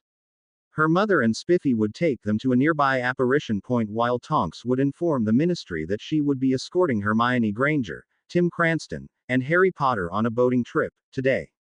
Hiring a boat for the afternoon wasn't difficult, although it was considered unusual in view of the season. Fortunately, the channel that day was relatively calm. Andromeda stayed with them on the water instead of just heading straight home. Apparently, she had never simply gone boating before. Neither had Tonks. Copious warming charms made them very comfortable, despite the cold weather. They wanted to practice their accios at much greater distances, so they used a conjured ball, until they couldn't throw it any further. That, at least, was the excuse they told the Tonks. The plan was that while one of them was using the charm to retrieve the ball, one of the other 2 used accio on the other side of the boat to retrieve dissolved gold from the water. Tim went first. He was very relieved to see, in collecting that first 1/10 of an ounce, that his idea worked. Then it was Hermione's turn. She managed a 1/4 ounce. Harry, powerhouse that he was, recovered nearly 2 ounces. Tim thought that Harry had probably pulled all the gold for a considerable distance, possibly even a quarter mile or more. After all, he had mastered the spell well enough in Goblet of Fire to retrieve his broom from the castle, which had to be about that distance from the castle. That was backed by his easy retrieval of the ball from the furthest point Tom could throw it, the very first time. Hermione and Tim would concentrate on improving their Accio distance. Tim grinned as walked over to the two Tonks. Remember how I said I would make you rich last week? Andromeda and her daughter nodded cautiously. He told them the secret of summoning gold from the water, and had Harry show them the amount he had summoned. They took turns at their attempts at the dissolved gold, at about 10-minute intervals. They moved quickly to a new spot, then stopped the boat so that they didn't have to worry about outrunning their summoned gold. Which also meant they had to move the boat far enough that they didn't have to worry about trying to summon gold from a section they had already depleted. Tim and Hermione took turns trying to increase their summoning range using the throne-conjured ball when it wasn't their turn to summon the gold. Tom got a good workout tossing the ball for them. At the end of 2 hours, Hermione had slightly more than 2 ounces, he had 1.5 ounces, and the Tonks and Harry each had 12 ounces in their conjured Tupperware-style containers. It was more than enough to determine that this was a workable solution to his monetary problems. In fact, none of them ever had to worry about money ever again. Even if he didn't improve his casting beyond the current range, 280 quid for 2 hours' work was nothing to sneeze at. Hermione had 377 quid. Harry, Andromeda, and Nymphadora had 2,250 each. That was over 5 weeks' salary for the average worker, in only a few hours in the afternoon. The 3 children had 57, 76, and 450 galleons, respectively, according to his calculator charm. The Tonks had about the same as Harry. Tim had a feeling that Harry would just give them his gold. He didn't need the money, and didn't understand, really, what it meant to have that much. Andromeda and Tonks said casting the warming charms repeatedly was getting to be a bit annoying, so they decided they had had enough practice, and gold. Before they went in, though, Tim had Andromeda cast a spell to send the ball a quarter mile away, then had Harry try to retrieve it. Repeating that until he couldn't, they discovered that Harry could reach almost 3/4 of a mile. Then he asked her to do the same for him. His range was 1/4 of a mile, now, while Hermione hit 1/3 of a mile. Tim stared off at the approaching coast as they headed for port, thinking. According to his calculations, Harry should have retrieved well over 5 pounds of gold, possibly 8. Tim's and the others' results were similarly low. He wasn't sure if their lackluster results were because the boat wasn't moving far enough between castings of the spell or if the channel, as a whole, had less gold dissolved in it than other places. He knew from what he had read in the future that the amount of dissolved gold did vary according to which ocean you examined, and where you were in that ocean. Naturally, there were also widely differing estimates of the amount of gold dissolved in the oceans. Anywhere from ounces to pounds per cubic mile. It really didn't matter, he decided, if there were 20 million or 20,000 tons of dissolved gold in the ocean, it still meant he didn't have to worry about surviving in the wizarding world. With a gold reservoir that dwarfed the gold reserves of the entire world, including wizards, he could outbribe every lackey Voldemort had, and pass decent laws. He even could put a price of 1,000,000 galleons on Voldemort's head. The wizard wouldn't dare show his face. He could see the Daily Prophet full-page ad now, Death Eaters. 1,000,000 galleons if you bring a stunned and bound Voldemort to the ministry. I'll set you up with a new identity and you can live as you please without fear. Contact Gringotts for details. If, that is, Tim didn't get Tommy at the end of the year with his spirit trap. They had a lovely dinner back at the house, then bid both Tonks goodbye. Tim asked Tonks if she could come back tomorrow so they could go through the spells they needed for second year, and practice their first year spells. He wanted them to be familiar enough with the first year spells to not need to think about them before casting them. If they mastered silent casting the practicals, they would only have to worry about the theoreticals for the spells in the end of year exams. He was sure the 3 of them would take the top 3 spots for the first years in Dada, Charms, and Transfiguration. With their now nearly photographic memories of the books and lectures, history and astronomy were too simple for words. With the spells they had found in the library, there wasn't a conjunction, eclipse, transit, or personal chart they couldn't calculate quickly and easily. That evening, while watching The Princess Bride, he asked Harry if he could borrow his cloak, later. At Harry's curious frown, he explained, I want to check something out tonight and I don't want to be seen by muggles. He paused. You can come if you want, but you'll be extremely bored, I guarantee it. Harry studied him for a moment, then shrugged. Okay. He went back to watching the movie. As they were getting ready for bed, Tim said, I've set my alarm for later tonight, so if you could give me your cloak, now, I won't have to wake you. Soon, he had it resting at the foot of his bed. He waited for Harry to fall asleep, then cast a silencing spell around the boy's bed so Tim wouldn't disturb him. He got up, grabbed his firebolt from his bag, the empty expanded bag he had from the room, put his trunk in the sitting room, and snuck out of the house. He wasn't the best broomstick flyer, but he was competent. The night was freezing cold. If not for constantly applying a shield charm against the tremendous wind and a warming charm, he would have given up after only a minute of flying. At the broom's top speed of 150 miles an hour, it took 45 minutes to get well past the halfway point between England and France.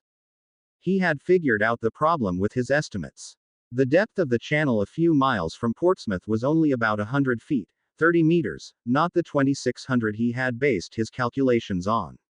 That had severely limited how much gold they could reach. Plus, while the mud was probably just as thick, 100 or so feet, the thicker medium slowed any significant amount of dissolved gold in the mud from reaching them in time. The other reason he was so far out was that he hoped that being closer to France than England meant his wand wouldn't trigger the trace and attract the ministry's attention. Assuming he had the trace on him, he hadn't actually received a Hogwarts letter, had he?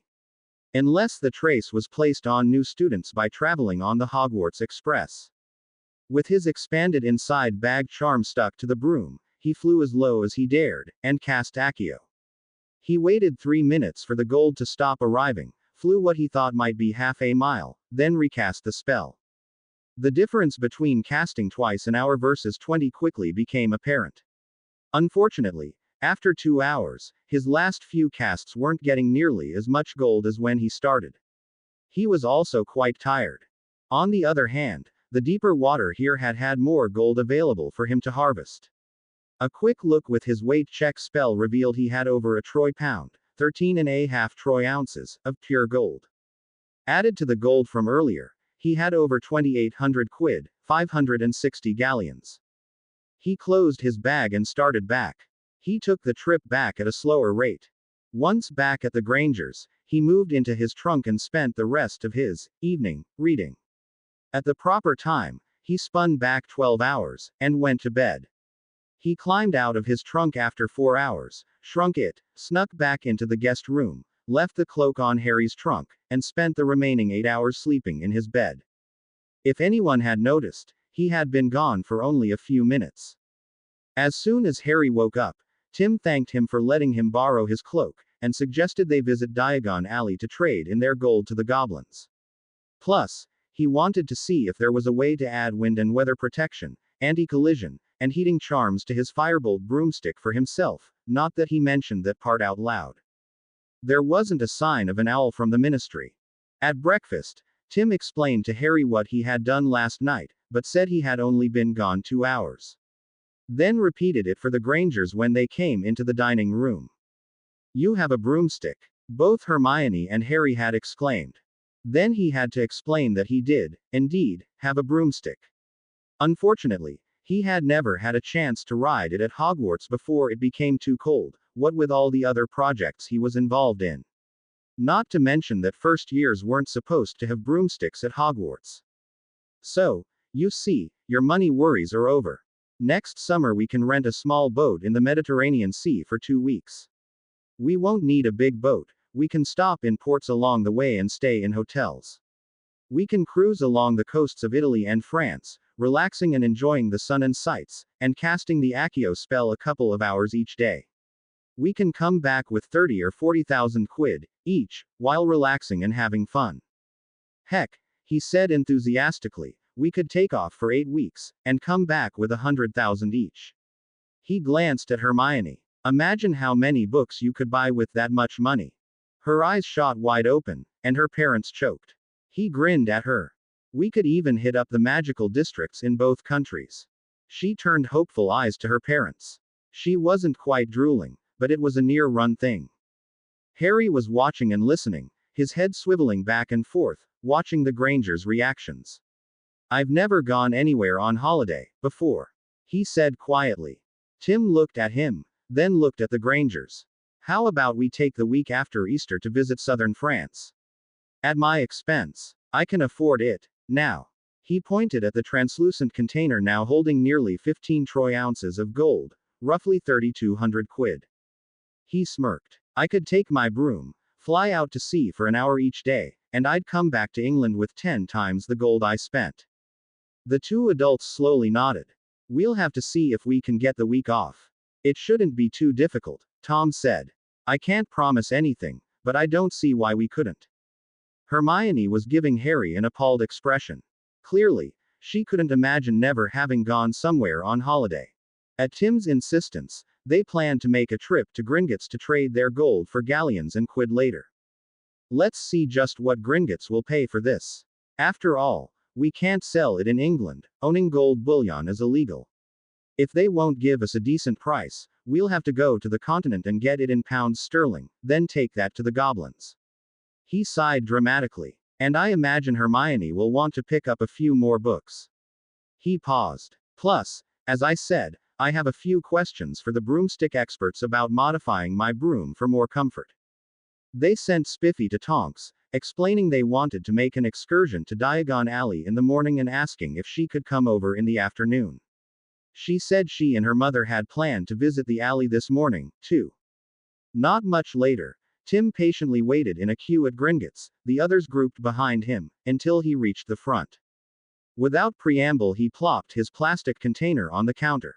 I am Timothy Lamont Cranston. This is pure gold, he said, not waiting until the goblin deigned to notice his presence. 15.93 ounces, according to my weight calculating spell. Is it right? The goblin stared at him, then the container. Tim stretched up and gently pulled the top off the container. It's a very fine dust, so be careful not to spill it. The goblin scowled at him. Don't tell me how to do my job. He snapped. Just warning you, it isn't small nuggets. Tim said. The goblin rolled his eyes as he placed Tim's container on the balance scale beside his position. He added weights until it was balanced. He noted the amount, then removed the container and poured the gold into bank container. He raised his eyebrows at seeing how the gold was so fine that it flowed like a liquid. He placed Tim's empty container on the scale, and noted its weight, quickly subtracting the two. You are correct, he said in a disappointed tone. 560 galleons, 13 sickles and 1.62 nuts, he said, and glared at Tim. Put it in my vault, please. He turned and pushed Harry to the counter. Wait, ordered the goblin. He wrote something on a parchment and dropped it into a drawer. He waited until the drawer thumped, then retrieved and handed an envelope to Tim.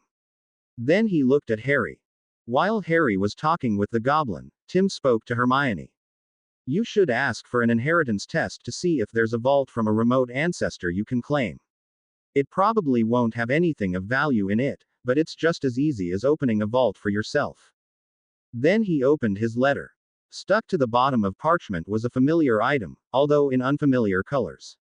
It was a credit card, a Gringotts credit card, and appeared to be gold with lettering that glittered as if it were ink made of gems. Beneath the gem-embossed logo of Gringotts was his name.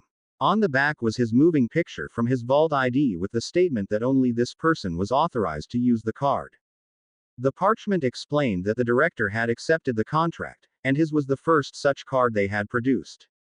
The card was magic sensitive, and if anyone else tried to use it, the picture on the back would be replaced with the word invalid, and his name would have a line drawn through it until it was once again in his possession. The merchants that accepted it would have a box with a slot into which he would insert the card to finalize a payment. A receipt acknowledging the payment would be given to him, and the merchant would receive one for the purchase. His use of the card would signify his final agreement to the terms of their contract. Grinning, he dropped the letter and card into his expanded bag. As the girl and her parents were led away for the inheritance test, Tim said, "We'll meet you at Flourish and Blots, right?" She quickly spun around and nodded, then continued after their goblin guide. "Come on, Harry, I need to see about some additions to my broomstick." Harry was reading a much longer parchment that the goblin had given him, and the card. Tim could see that the back of the parchment had writing, too, unlike his. He assumed Harry's parchment contained the terms of use for the card, and the user's obligations. "A credit card," Harry said, looking up. "What's that?" Tim smirked. "It's a way to spend yourself into never-ending debt without realizing what you're doing." At Harry's wide-eyed look, he explained. "It's a much more convenient way to purchase things without worrying about keeping track of the bank drafts you've written, if you have enough bank drafts on hand, or carrying about large sums of money. It's perfect for impulsive purchases." Harry nodded slowly, and then dropped both items into his pocket. Several minutes later, Tim and Harry walked up to the salesman owner at the broomsticks shop. The wizard was a blond man with blue eyes and a mustache, wearing blue robes and a name tag that said Chaser. "Hi," Tim said brightly as the man turned to them. "I have a broomstick and I was wondering if you knew if I could add wind and weather protection, anti-collision, and heating charms to it. It's kinda chilly outside and I don't want to have to wait for summer to fly it." "Possibly," he said, frowning. "I'd have to see it." Tim nodded and pulled his expanded envelope bag out of his pocket. He unzippered it and reached in. A moment later he withdrew the box with his firebolt broomstick and handed it to the man. Both Harry and the salesman stared at it, then at Tim. The man opened the box and pulled out the broomstick. He set it on his table, pulled out his wand, and cast a spell. He turned to Tim. "It appears almost unused, and in perfect condition." He looked suspiciously at Tim. Tim shrugged. "I'm a firstee and haven't had much opportunity to fly it." He studied Tim for a minute. Tim looked back and raised an eyebrow. "It isn't stolen, if that's what you're thinking." The wizard glanced at the firebolt and sighed. "Yes, you can have those charms added, but it will make the broomstick a bit slower and not as nimble." Tim shrugged. "I'm not a pro, so I don't care about those right now." He looked up at the man, frowning. "The charms can be removed, if I want, right? Or, is it possible to cast them so that I can turn them on and off at will?" The wizard stared at the broomstick, thinking. "They can certainly be added and removed, I'm not sure if they can be made to turn off and on." Tim shrugged. "Use an enchanted resizing ring with those charms on it. Then you could sell the ring to anyone with a broom that wants to add those features, but not permanently. When they don't want those features, they can remove the ring." He grinned at the man. That way someone could have the best of both worlds without needing multiple brooms. If you made the ring half or 3/4 of the price difference between a standard broom without those features and one with them, the markup on the rings would be more than enough to offset the lost sales of multiple brooms, since it would be pure profit for you. Especially for those who can't afford the full price of the more expensive broom. Plus, think of the new sales you'd get from people who didn't want to buy a new broom just for those features. The man stared at him. "I suppose that would work," he said slowly. "You know those charms, right?" "Yes," he said, nodding. "I occasionally refresh them for people with the fancier old models." Tim nodded. "Good. Then I'll pay you for your time to make me one. What do you think it will cost, and how long will it take?" 5 galleons, about an hour." Tim pulled out his expanded bag, reached in, retrieved 3 galleons, and handed them to the man. "Here's the down payment. We'll return in an hour or so." The proprietor nodded, his head dumbly staring at the 3 galleons. Tim put his broom back in the box, and dropped it back into his bag, which responded with a soft burp. He nodded at Harry and started for the door, Harry trailing after. The wizard suddenly startled, and headed for the back room of his shop, mumbling, "What can I use as a ring?" Tim stopped at the door, and loudly said to the man, "Make sure you make it wide enough to put your store name and logo on it so Harry Potter, here, and I can tell everyone where to buy one." "Harry Potter?" the wizard said incredulously, turning back to them. Harry sighed, but turned to face the man and pushed his fringe out of the way to display his scar. His thicker than most people's metamorphed fringe normally hung down to his eyebrows and hid his scar when he wasn't using his metamorph ability to slide it out of the way. Yes, Tim said, he's the youngest Seeker on the Gryffindor House team in a century, and he rides a Nimbus 2000. He briefly glanced at Harry. Maybe you should make 2 rings, one for each of us. I'm sure his teammates will be flabbergasted at the possibility and want one for themselves. The man nodded thoughtfully as they turned and left. Hermione didn't arrive at the bookstore until half an hour after they did. To say that she was bouncing with excitement would be an understatement. Guess what? I'm the heir to Hector Dagworth Granger. She actually squealed in delight. He was a famous wizard in the 1700s. He was the founder of the most extraordinary society of potioneers, which still exists. I have to get all the books about him I can find. She rushed off into the shelves of books. Tim chuckled and grinned at her parents, who were standing nearby shaking their heads. So, he said casually, I take it there was a vault. Anything interesting in it? Tom shook his head wryly. Mostly notebooks and potions equipment. It appears he was primarily a researcher. He had a few patents licensed, but most of them have been superseded by better potions according to the goblins, so there were only a couple of thousand galleons. He grinned at Tim. You might want to visit the Riviera, but we might need a team of horses to drag her out of the vault at Easter. He did have a mansion, but I think it's probably pretty run down by now. He glanced at his wife. If it is even still standing. He turned back to Tim.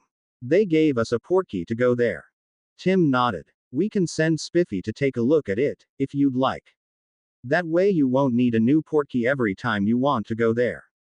He paused a moment. Unless the goblin gave you a repeating portkey.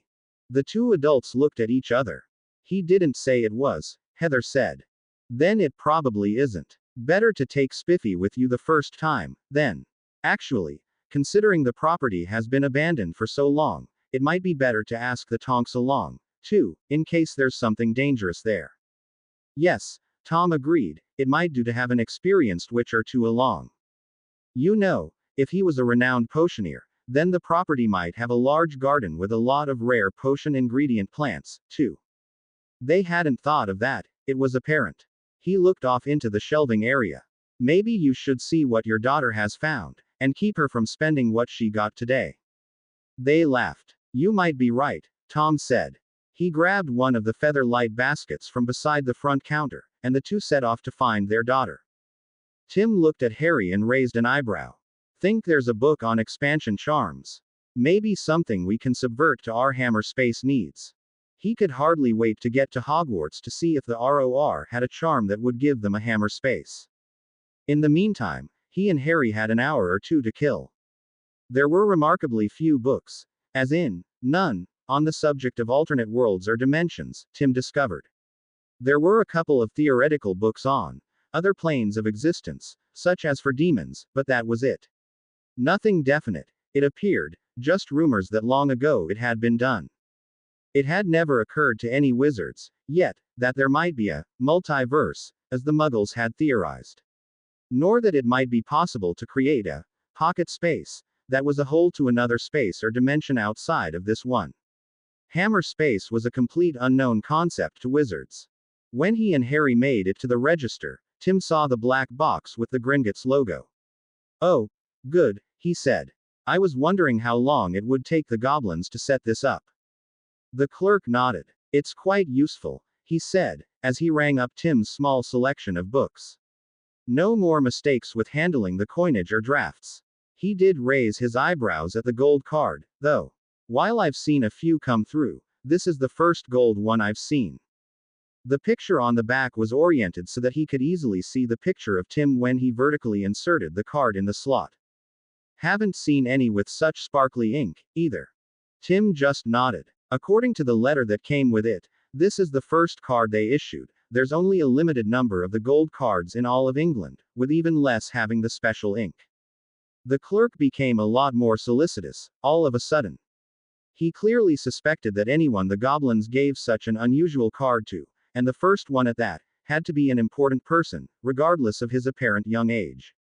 Harry, wanting to stay incognito, paid for his purchase with galleons. Mr. Chaser was waiting for them when they returned to broomsticks. After Harry had ponied up his 5 galleons and Tim his final 2, the wizard explained how the rings, more like wide bracelets, actually worked. These only work on broomsticks, so you can't wear one as protection from the weather, he said. They resize when you place them over the broom, the closer to the front, the better. They shrink and adjust shape for a snug fit and won't slide in any direction. When you want to take it off, grip it securely, twist, and pull to the back of the broom. The magic will know if you are trying to remove the ring and it'll expand. Then you can slide it forward and off. He studied their faces to make sure they understood. Only the owner of the ring can take it off. Transferring ownership is merely a matter of both of wizards holding the ring and the owner verbally releasing ownership to the other person. He looked at Tim. As you asked, the rings provide wind and weather protection, anti-collision, and heating charms. Knowing children, he gave them both a stern look. I also included an anti-jinx charm. Wonderful, Tim exclaimed. Perfect. He examined the bracelet closely. It was about 3 fingers wide. Good, your shop's logo is on both sides in a bright color. He looked over at the wizard. Now the charms are good for several hours, about 3, but they do need to be recharged if you want to extend that time. Simply placing your wand against them and pushing magic into them will do the job. Otherwise, they will recharge in a day from ambient magic. Tim gave him a wide grin. Excellent. He paused a beat. I've been thinking, and I think you should price these according to the broomstick they'll be used on. That is, faster brooms need more powerful spells, right? So, you should make different levels of maximum charge based on the destined broomstick, right?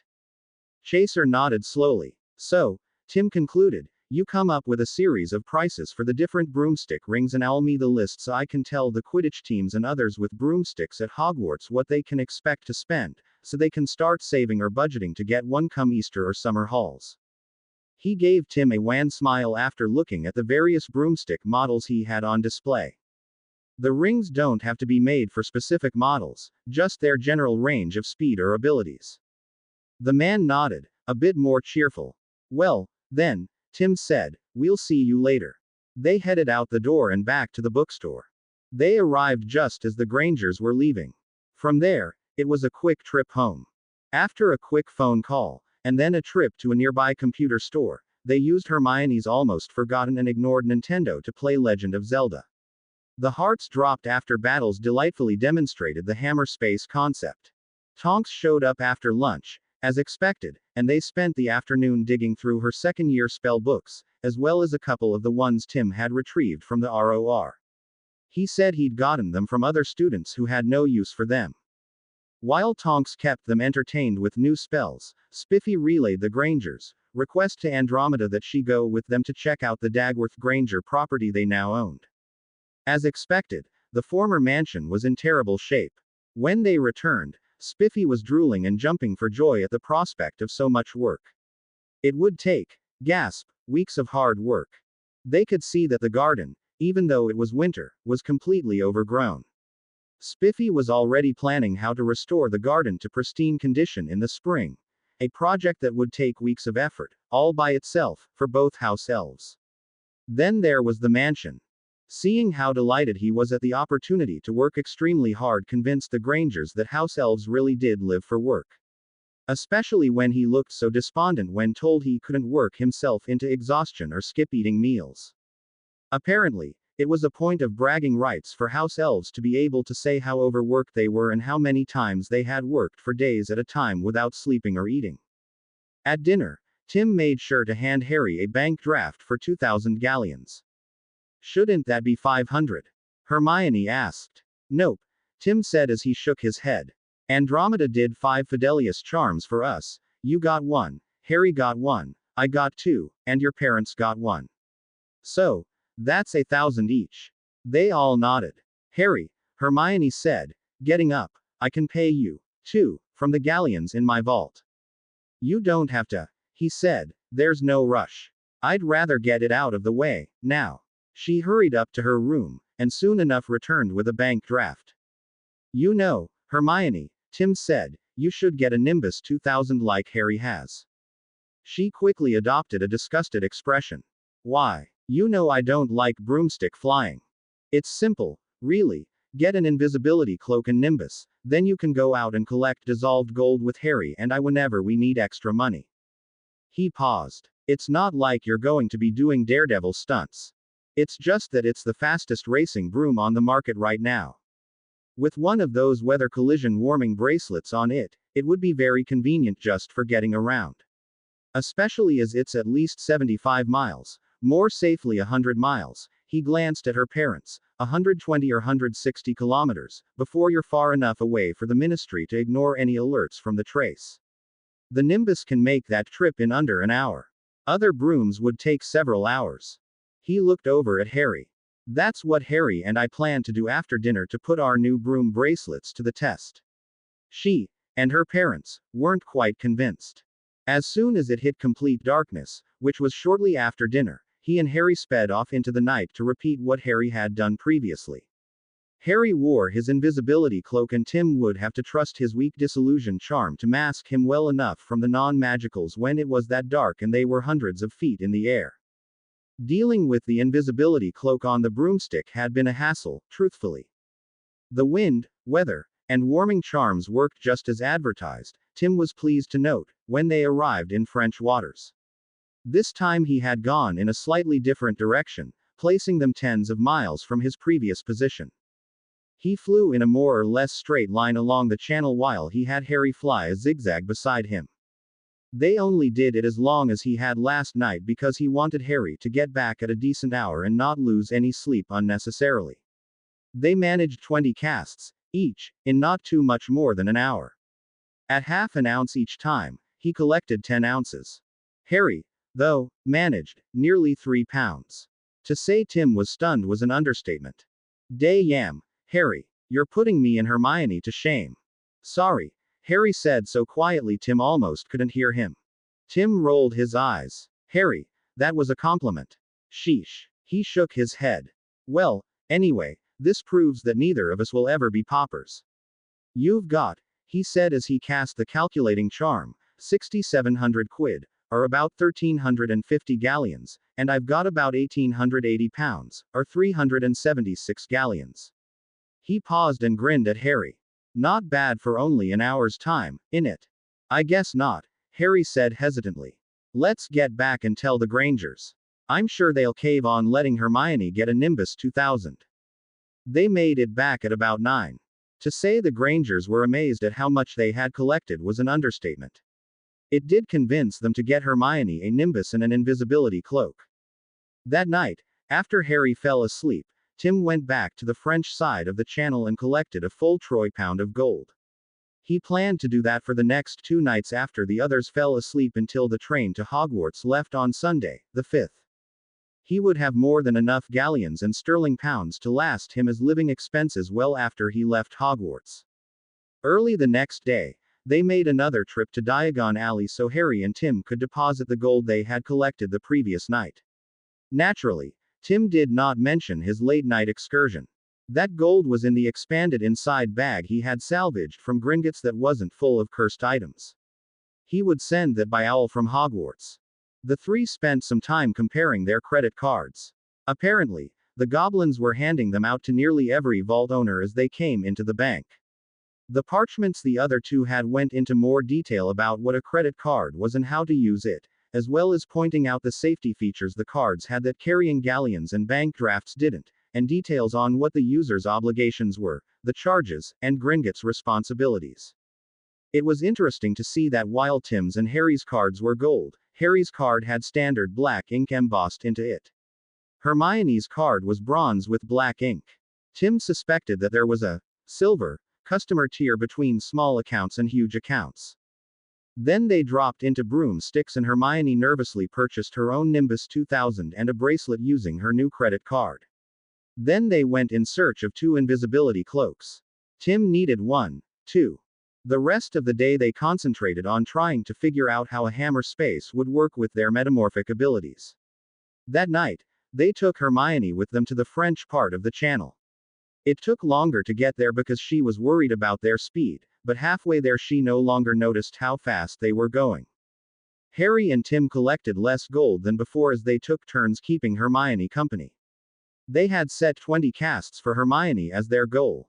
Harry had 2.5 troy pounds, Hermione had 14 troy ounces, and Tim had 5. They managed to make it back to the Grangers at 10.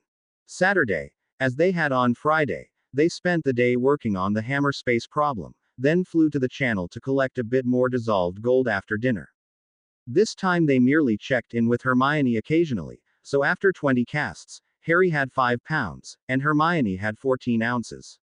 Tim showed them the 10 ounces he had collected with them, but said nothing of what he had collected the previous nights while they were sleeping. Sunday was the Hogwarts Express. The station was crowded, just as one would expect. Hermione spent almost the entire trip reading the books she had bought about her wizard ancestor's life, his accomplishments, and what the Potioneering Society had been up to lately. Harry and Tim spent some of the trip playing Exploding Snap and other games. Hermione had discovered that you could tune the Don't Notice spell to individuals, just as it had been tuned to Muggle and Wizard versions. As a result, they later discovered, Draco spent hours wandering up and down the train trying to find Harry. Their other friends, however, had no such difficulties.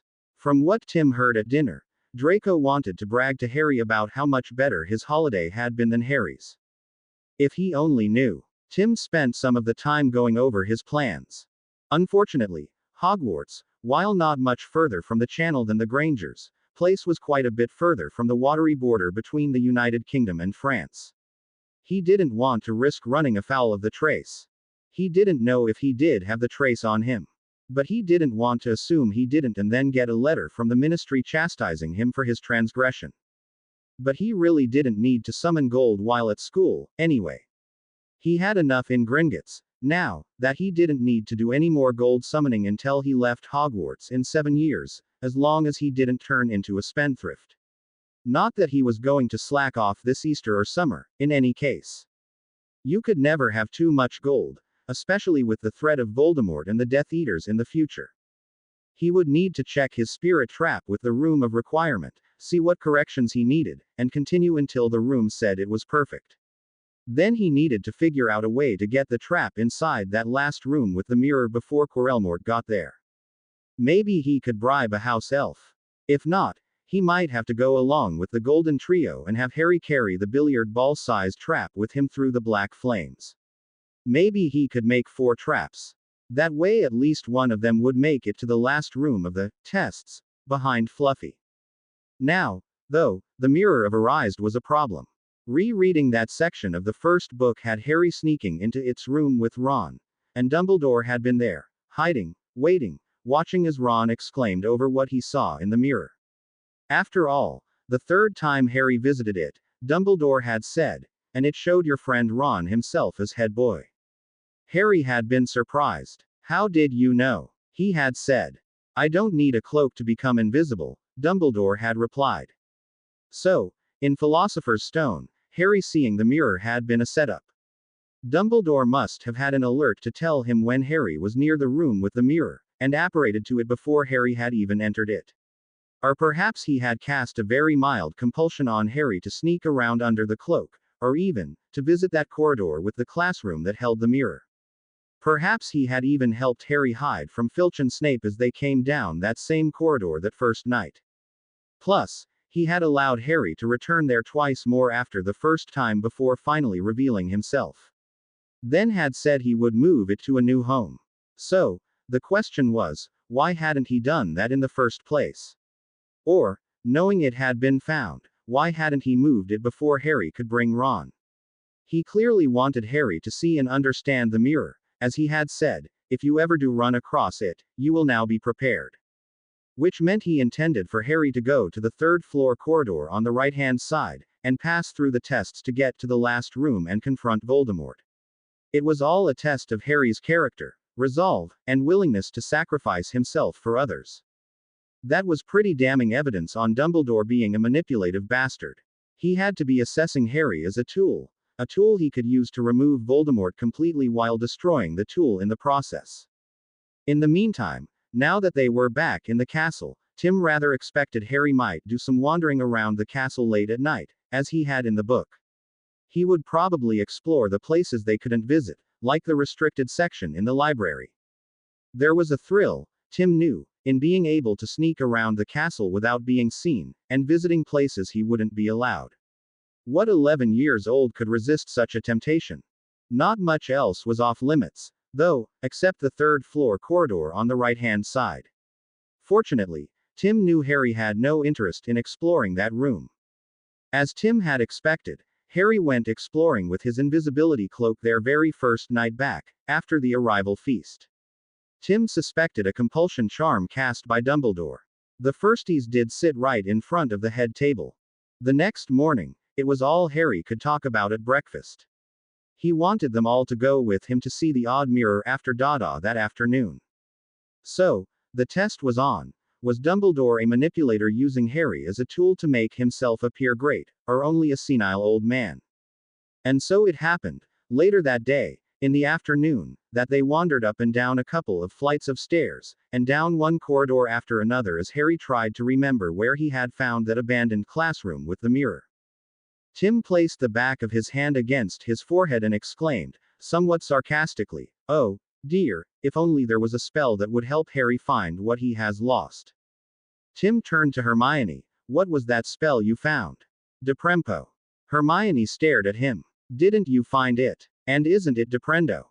"That's it," Tim said. He turned to Harry. "Say Deprendo and want to find the room with the mirror with the odd writing on it that you found last night." A few minutes later, after walking a distance, they were all staring up at the ceiling. Tim sighed. "I guess we need to find a staircase, no?" After a bit more wandering, Harry saw the suit of armor he had seen the previous night. "It's here," he said excitedly. "Just here." He ran up to the nearby door and pushed it open. Yes. Funny that, the door being closed when it had been open for Harry, and he had left it like that. The other four hurried along behind him. It looked like a typical unused classroom, Tim saw.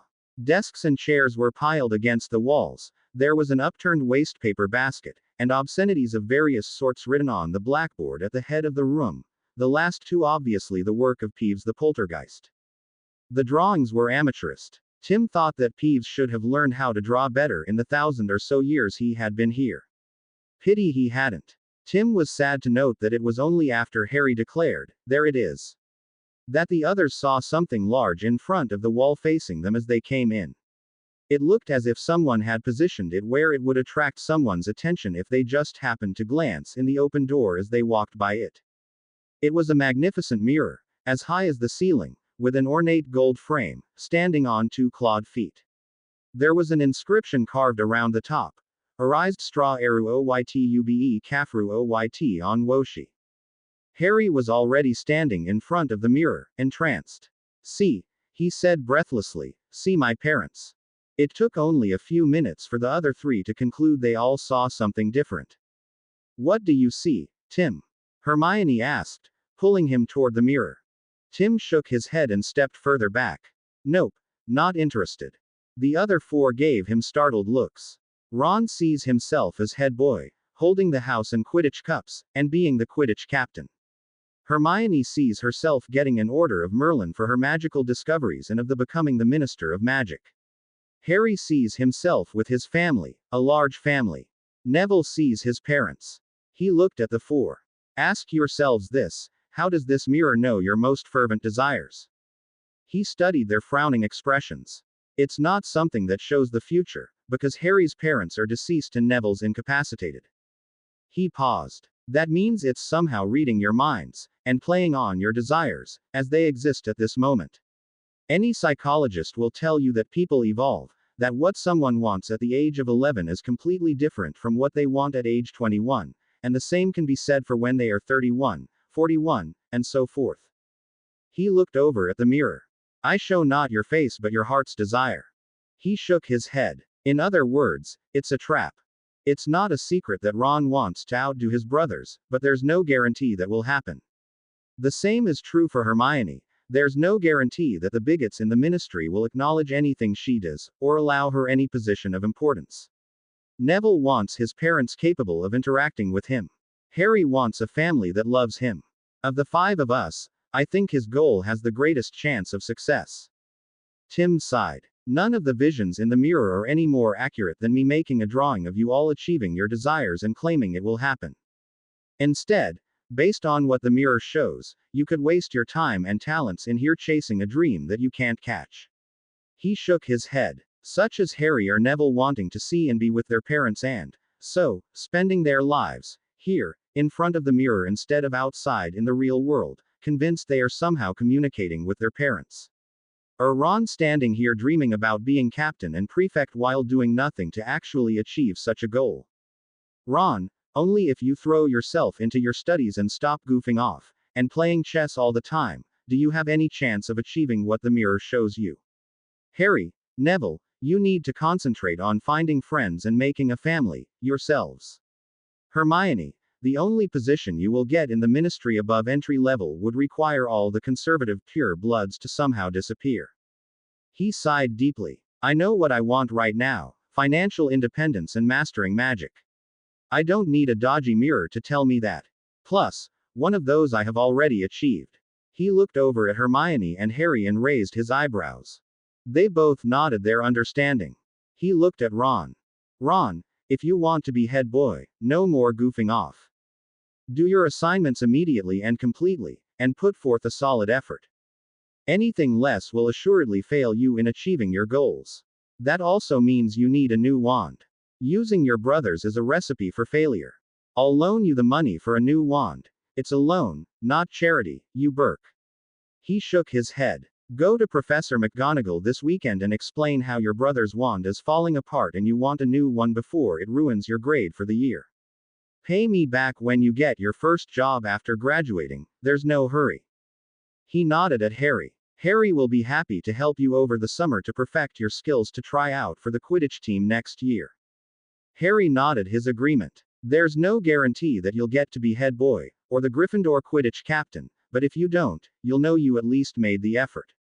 He turned to Hermione. Hermione, you are the smartest witch of our generation, maybe several, even if no one else knows it yet. The only advantage I have over you is a bit more experience with magic and a contrary point of view to it. I promise to help you as much as I can by challenging your assumptions and making you think outside the box. If you fail, it will only be because the bigots don't want you to succeed. He gave her a wry smile. If they do block you, come to Harry and me and we'll burn down the ministry and build a new one where you can excel. Then he turned to Harry. I can't help you much in the way of family stuff, but when you decide to start dating girls, I'll be happy to share everything I've heard from my brother. And I don't mean the fantastical tales that some of our seniors, he rolled his eyes, are bragging about. The Muggles have a very deep pile of videos that demonstrate everything you would want to know about, say, and relationships and not just how to use tab in slots A, B, and C. He looked at Neville and sighed. I'm sure the healers at St. Mungo's have tried everything they can to help your parents, Neville. However, has anyone ever thought to consult with the Muggle doctors to see if they have something that might help? The Muggles have both CAT and MRI scans that let them physically look inside a person's head to see what is or isn't working properly. The doctors might not be able to help your parents, but they might give the healers new ideas on things they can try. He snorted. Hell, hire an obliviator to remove their memories of everything that has happened since Harry's parents died, maybe that will cure them. Has it been tried? He shrugged. If not, you haven't lost anything if it fails to help. Ron looked puzzled while Harry blushed bright red. Hermione looked down and pinked a bit. Neville just frowned and stared at him. Tim looked back at the mirror. Come on, let's go. The longer I'm here with this mirror, the more creeped out I get.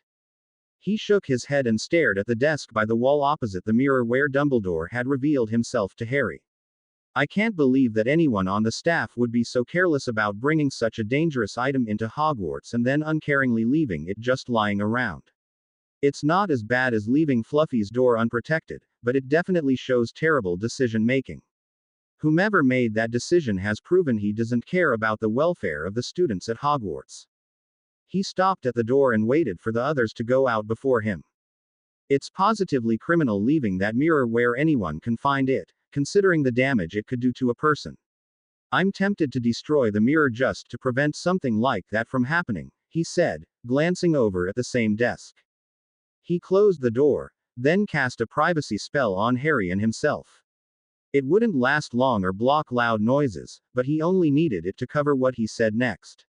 Harry, he whispered, cast Colloportus in snake tongue, would you? As powerful as you can. That way no one can accidentally stumble on that mirror. Harry stared at him a moment, then shrugged and pulled out his wand. Here's a snake to help you, Tim whispered and cast an illusion of a snake, that only Harry could see, on the door. A moment later, Harry hissed something. There was squelching noise as the door expanded slightly into a tight fit against the doorframe. Tim finitted the privacy spell and then smirked. Now, he said loudly, it's impossible for any other student to stumble on the mirror. Ron, Neville, and Hermione were looking at the other two curiously. Tim shrugged, and held a finger up over his lips in the universal sign of silence. They suddenly looked very uncomfortable at the thought that someone was watching and listening to them, and started looking around the corridor and at the other doors lining it. Tim knew that spell wouldn't trap Dumbledore, nor prevent the house elves from moving the mirror, but it would be annoying to the headmaster. Plus, it would puzzle the hell out of him at how a first year could put up a spell that the great Albus Percival Wulfric Brian Dumbledore couldn't easily undo. So, he said to Ron as they headed off to dinner. They would be a bit early, but that was okay. If you really want to be head boy, that means making prefect, first. To give you an idea of the work involved, this evening, after dinner, and tomorrow afternoon and evening, too, we'll revise everything we've covered so far in Dada, with heavy emphasis on theory and casting the spells quickly and accurately. Ron gave him an appalled look. Tim shrugged. That's the price you have to pay, if you want to win the prize. Ron groaned. The first thing you need to learn is that magic is easy. What's hard is convincing yourself that magic is easy.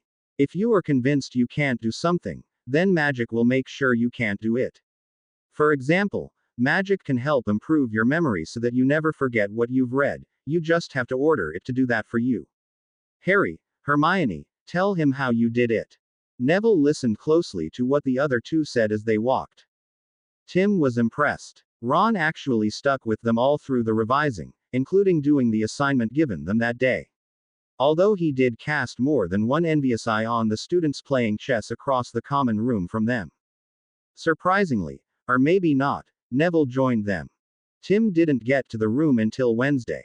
Disappointingly, his practice Pokeball did not pass inspection. There were several places where his lines weren't straight enough, and others where the curves weren't as smooth as needed. Plus, the room indicated he had left some runes off it. He had the room produce a completed trap ball, and then expanded it until it was the size of a volleyball. How he had missed them, he wasn't sure, but the trap Pokeball produced by the room had several more lines of runes than he had on his practice ball. He sat down and considered carefully what features he needed in the ball, and if he had delineated them properly when asking for the Pokeball trap ball. First, the entire surface, inside and out, had to block and be impenetrable by everything, including light, sound, objects, gases, liquids, spirits, and magic. Nothing could be allowed in or out, not even thought, except through the entrance and only when it was open. Second, it had to have a spirit. Don't notice this, spiritus ignorare hoc, spell on it so spirits, Voldemort especially, wouldn't notice it and try to avoid it. To any who did notice it, it looked like an innocent ball. Third, it had to be unbreakable. Fourth, it had to have an activate capture function, which could be turned on and off, to search for a ghost or non-corporeal entity close enough to capture. Fifth, when activated, it had to immediately react to the presence of a spirit when one was detected and deploy the spell that captured the spirit. Sixth, the entrance only appeared when actively capturing or releasing a spirit or wraith. Seventh, anything pulled inside it had to be put into a state of petrification or stasis. Time would have no meaning inside the ball. Anything inside would not know any time had passed when it came back out. Eighth, it had to display on the surface the name of whatever was inside it, but only to him. And last, ninth, it would release what was inside only when he said, "Spirit's name, I choose you." That was if he accidentally captured the wrong spirit.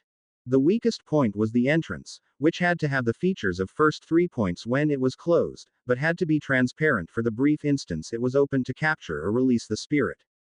It would be during that brief moment of transition, as the target was getting ked in, that something could go wrong, especially if the target was extremely powerful and resisted the spells. It was all there on the Rurs Proto-Pokeball. Each different requirement had its own set of runes and sigils in a different color.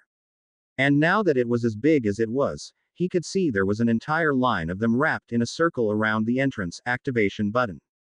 He had missed them because they were small and inside a circle of bigger runes and sigils. He had thought them merely the dark line that wrapped around the button.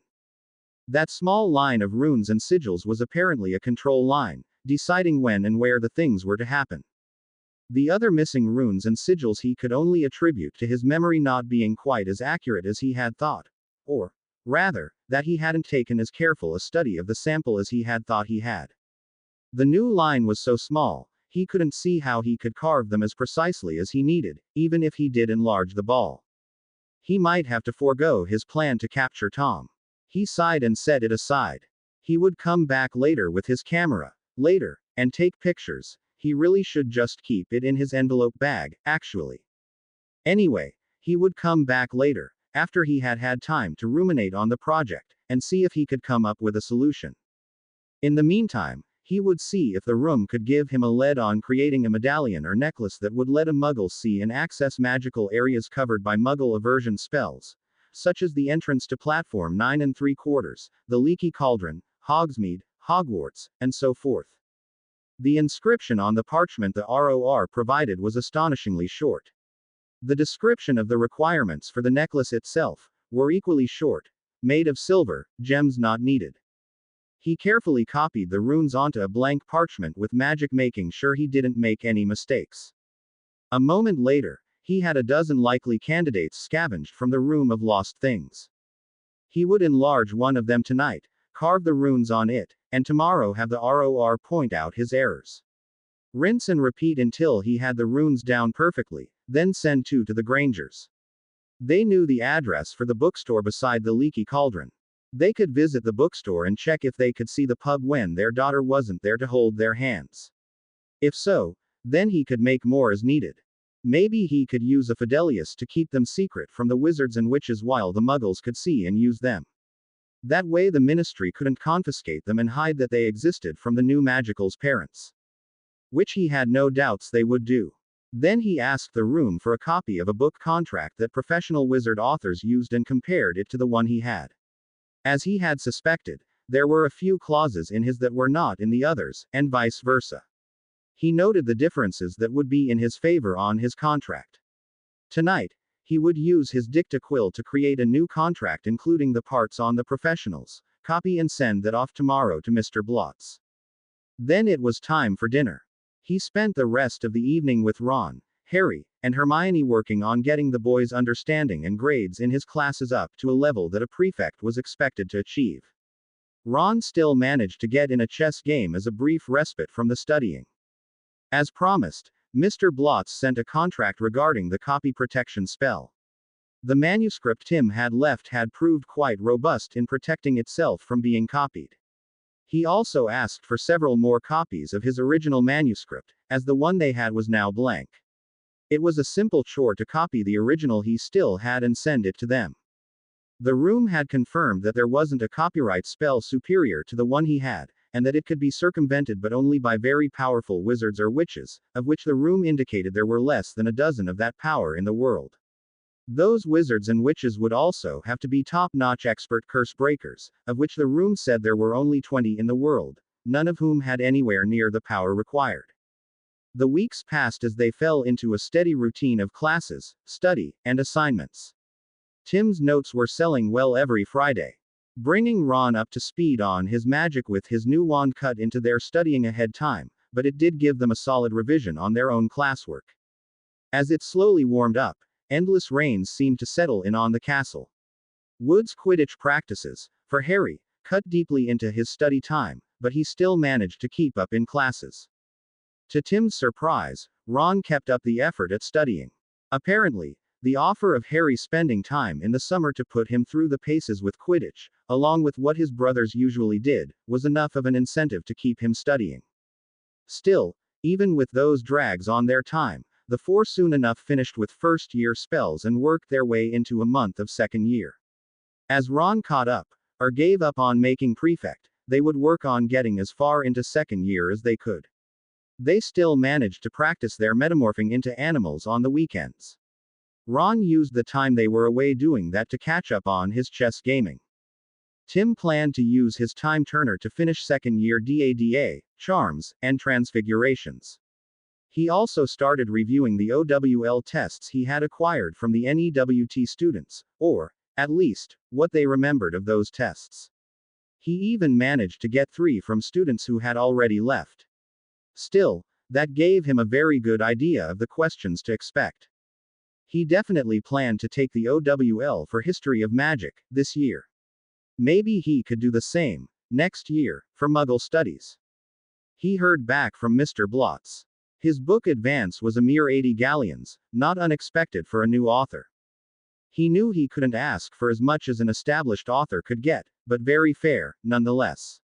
His copy protection spell had passed all their tests, and Mr. Blotz had already signed up 2 other publishers to use it. All 3 were in the process of applying the spell to the books in their warehouses, and Mr. Blotz expected to deposit 100 galleons from Flourish and Blotz at the end of the month. He estimated the other 2 publishers would have about the same. Which meant he was charging them more than the percentage he and Tim had agreed on for his company's published books. Tim wasn't about to object. It was all free money as far as he was concerned. Right on schedule, on the second Tuesday in February, Neville came hopping into the common room, the victim of a leg locker curse courtesy of Draco. Draco had apparently forgotten his experience earlier in the year and was back to being an obnoxious Burke, without a glimmer of cunning or planning ahead. At least he hadn't restarted taking things from people. And Neville had forgotten to use finger spell finite.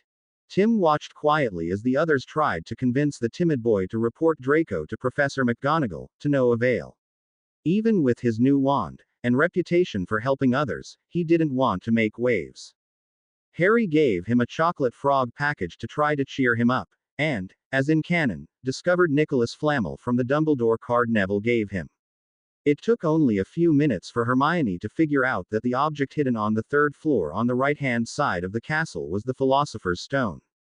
While they concentrated on the discovery, Tim mused about Draco. By now, everyone not in Slytherin was convinced that Malfoy, Goyle, and Crabbe were in a relationship of some sort. The girls all still thought it all was so romantic and sad. Several girls, Tim was sure, were eyeing the boy with the thought that if he was only interested in boys, they would have free rein to have their own lover while basking in the wealth and privilege of the Malfoy fortune. Girls who liked girls were especially interested in Malfoy, Lavender told him. As a result, he and Hermione had stopped the incidents where they imitated 2 of the 3 and got caught by a gossip. Which fed into the narrative quite nicely as it made it appear as if the 3 boys were being more careful now. It was time to take Malfoy down a few notches. He would review his prank books for easily implemented ones, and pay the twins to set them up. 100 galleons, he was sure, would get the twins' eager assistance. Between the 3 of them, he was sure they would make the boy absolutely paranoid. Maybe it was time to tackle Snape, too. Later that night, he came up with a list of likely pranks. It would start simple, changing their robes to one of the other house's colors by using a trap spell.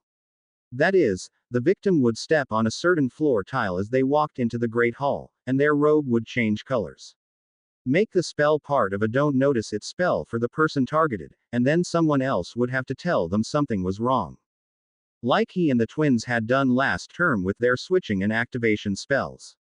For Malfoy, it would be a tile in the entryway to the Great Hall. For Snape, it would be in the corridor outside the professor's entrance at the end of the head table at the front of the Great Hall. Not directly in front of the doors, though. If it went off too often, they might trip to the trap. For both, the trap spell would be time delayed to further muddy the waters on when they had been cursed. They would never know where the trap had been. The twins could also place the trap spells on certain floor tiles in the dungeon corridor outside Snape's office and the potions classroom. Nothing spoils a dramatic entrance more than a silly walk while you're sporting fluorescent blue hair. Neither of which you notice unless someone directly tells you. Which no one would want to do when the professor gets angry and takes points from the messenger, as if the spells were his, or her, fault. Something that Snape was almost guaranteed to do. Slytherins would, of course, be spared the point taking, but not his acid tongue, Tim was sure. Malfoy's pranks had to be more subtle, as he actually had friends. Well, his goons, who would warn him when things weren't right. The spells needed to take longer to make themselves apparent, and happen at random intervals. Such as his hair slowly turning gray, his eyes momentarily flashing red, his robes turning to Gryffindor colors, are starting to refer to Goyle and Crabbe as love when speaking to them. They could happen at any time over a period of minutes to hours. Naturally, Tim listed both spells that could and could not be cancelled with a simple finite. He would tell the twins to start with the easily cancelled ones, then, in a month or two, when Snape and Malfoy got used to easily dispelling them, switch to the spells that required specific counters. Keying the traps to them would be easy, just summon a hair from each person targeted. He would visit the ROR for an easy-to-establish trap spell framework. He'd also make sure the twins knew that both Snape and Dumbledore were Legilimens, if they didn't know already, and that the portraits and house elves in the castle all reported to the headmaster. Which meant the headmaster knew of and approved all their pranks if they had an elf help them or there was a portrait that could have seen them preparing or casting the spells. Tim acquired 2 more Legilimens blocking necklaces from Gringotts. He did not want Snape to discover that he was the one behind the pranking. The twins were most grateful. He told them they could pay him back later from their profits in supplying contraband to the other students. There was no hurry. The trap spells were well received by the students in the school. Well received by everyone not in Slytherin. Malfoy and Professor Snape were absolutely incensed at being targeted weekly, and sometimes twice weekly. It quickly got to the point where only one of the other professors would tell Snape that his robes, hair, or skin were strobing in Gryffindor colors, or any of the other pranks. The spells being delayed a random amount of time, as they were, made it impossible for anyone to figure out who or how this was being done. Both soon regarded everyone with deep suspicion. It wasn't much of a change for Snape. By placing one of the trap spells in the dungeon corridor leading to Slytherin house entrance, they sometimes got Malfoy as he was going in.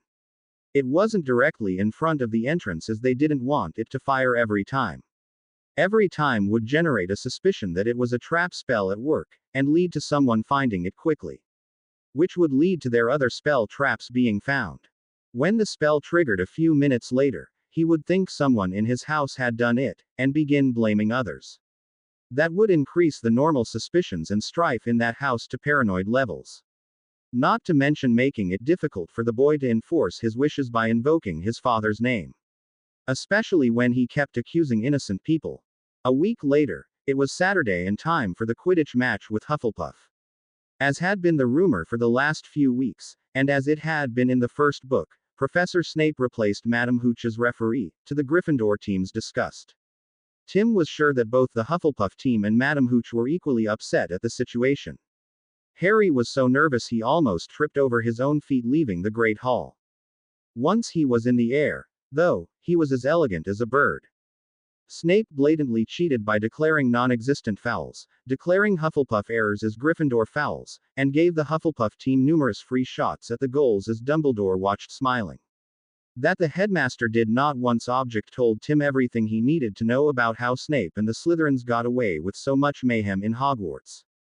And everyone thought the headmaster favored the Gryffindors. Ha! He would start a rumor that the headmaster was secretly infatuated with Snape. That was the only possible explanation for his curious blindness at Snape's obvious bias against anyone not in Slytherin. Especially after seeing his reaction to Snape's clearly unfair treatment of Gryffindor in the game. The only other possible conclusion was that he was a sleeper agent for Voldemort. That he was slyly and deliberately promoting the Death Eater agenda with his failure to rein in the former Death Eater's viciousness towards anyone not in Slytherin, and allowing the Slytherins to get away from real punishments when they broke the rules, making them feel entitled to abuse other students. And this was despite Dumbledore being a half-blood and having been in Gryffindor when he was a student. Actually, given his relationship with Gellert, either of those might actually be true. As in the book, Malfoy started to taunt Ron and Neville. Tim sighed loudly. Malfoy, Malfoy, Malfoy, he said, shaking his head. What are you doing over here in the Quidditch stands? Malfoy gave him a startled look. Even Crabbe and Goyle took a look around, as if only now realizing where they were. You already have 2 boyfriends. Are you so infatuated with Ron that you can't bear not to be around him, too? That you start arguments with him solely so he will pay attention to you? How pathetic. Malfoy's face was red with rage. Several of the Gryffindors around them chuckled or laughed. That was when Harry went into his dive to get the snitch, and the stands around them erupted into noise. Unfortunately, it wasn't loud enough to drown out Malfoy's snide disparaging comment that Harry must have seen a Canute on the pitch. That was the last straw for Ron. He jumped over the back of the bench and planted his fist in the other boy's face. Neville followed suit, jumping at Crabbe and Goyle. While everyone else had jumped to their feet and were watching Harry, Tim took advantage of the boys scuffling behind his seat to punch first Crabbe, and then Goyle, in the family jewels. Neville, battling the two, didn't notice Tim's assistance. His interference did change things, slightly. Unlike in canon, Neville was not knocked out. He had a cut lip, a black eye, various bruises, and cuts on his hands, but that was all. McGonagall was not pleased with either Ron or Neville, but she was even more displeased with Malfoy and his 2 bodyguards. Given his general contempt for all things Gryffindor, Malfoy had no reason to be there in the Gryffindor section of the stands except to cause trouble. As Tim remarked to everyone for the rest of the day, Malfoy was setting a new standard for slyness and cunning in Slytherin. McGonagall was more than happy to penalize them double the points for their obvious attempt to get Ron and Neville in trouble that she took from the 2 Gryffindors for starting fisticuffs. She also assigned the 3 Slytherins to a 3-evening weekend detention with Filch. Harry, naturally, when he finally showed up at the party in Gryffindor, told the 3 about Snape and Quirrell meeting in the forest. 8 days later, on Ron's birthday, Tim gave Ron the wand holster he had scavenged and fixed up from the room of requirement. Ron was stunned. Things were progressing nicely. Ron, as predicted, started to slough off on the studying, but not a lot. Hermione, though, was already in revising mode, insisting they had to go over the material one more time. Tim managed to distract her by the simple expedient of saying he was going to take the OWL for History of Magic, based on how he had created crib notes for all 5 years. She immediately jumped at the opportunity. He had no problems with handing her the notes for all 5 years, and the sample OWL tests he had created based on his research. She, however, insisted she had to pay him for them. As a result, that took the pressure off the rest of them. Every evening after finishing their current assignments and reminding them to study for their exams, she quickly got lost in her own preparations for History of Magic instead of incessantly nagging them the rest of the evening to study more. When Hermione suggested it to Neville, he simply didn't think he could do it, not enough time. He promised to do it over the summer, instead, and take the OWL next year. To say Ron was disinterested was an understatement. Between regular assignments, Quidditch practices, and their metamorphagus practices, Harry didn't have the free time for another project. Tim told him that instead he should study over the summer halls so that he could take the OWL for it next year, with Neville. He might even possibly be able to take the History OWL at the end of summer halls, if he studied then. Things were going smoothly enough for him that Tim started working on Tim's notes for Muggle studies. His late-night studying and practicing easily let him keep up his assignments, and would let him finish his second-year classes in DADA, Charms, and Transfigurations by the end of this term, with plenty of time left over each night for other projects. To be honest, he was starting to get a little bit bored at night, plus it was too quiet. Next year he would see about getting a pile of records to play on a wizard gramophone so he would at least have that in the background. He could use the headphones that airlines used, hollow tubes, instead of the normal sonorous used in the wizard gramophone. On the other hand, a low-level sonorous would be fine in his trunk. In the meantime, The NEWT students who had given him their notes from history were more than happy to supply him with their Muggle studies in exchange for a few galleons. He went to the ROR to ask for copies of the actual OWL tests used in previous years for both courses. He quickly discovered that the hardest part was tempering his answers to match how far behind the class was. Still, he was making the notes for himself, so he spent less time on formatting and deciding on the exact right wording. It went much faster. Although, now that he had sample OWLs from the ROR, he could put those out a week or 3 before exams started for both classes, couldn't he? In fact, now that he had thought of using the room to acquire sample exams, he could cross-check those with what the NEWT students remembered in History of Magic to make his offerings even more accurate. Yes, things were coming together nicely. The twins' birthday was April 1st, of course. Unfortunately, it was during Easter halls. So, he set up a delayed prank for them. The ROR had found a relatively unknown spell for him in a very old book. When cast on yourself, it would display the name of everyone within 5 yards of you over their head. You could select either first name, last name, both, or their full name. Naturally, no one else would see the names being displayed. He resolved to make a ring with runes for that spell. It was just too useful to always know someone's name when you met them. They would be impressed that you knew their name, or remembered it. It would be the politician's ultimate weapon in convincing people he was on their side. The ROR also provided a variation that you could cast on someone so everyone else could see the target's name over their head. By using a hair from each of the twins, he could tailor it so that neither of the twins could see the name of the other twin being displayed. Nor their own, of course, if they looked in a mirror or saw a reflection of themselves. So, for most of that day, the twins would be puzzled how everyone correctly addressed them. Even when they tried to introduce themselves as each other, everyone still correctly identified them. It would be quite frustrating for them until someone, probably Jordan, finally broke down and told them what was happening. They would be very confused as to who had done that to them. His ring to display people's names was not difficult to make. He included Ignorair Hawk to protect his newest secret.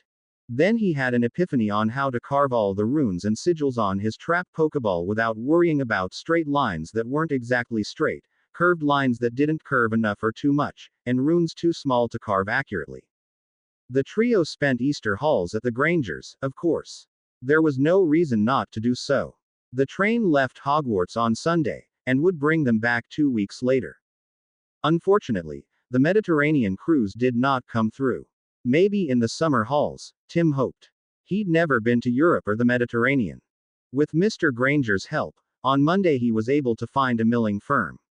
He considered laser engraving, but that was actually a series of very tiny dots when working with metals, and he needed smoothly carved lines.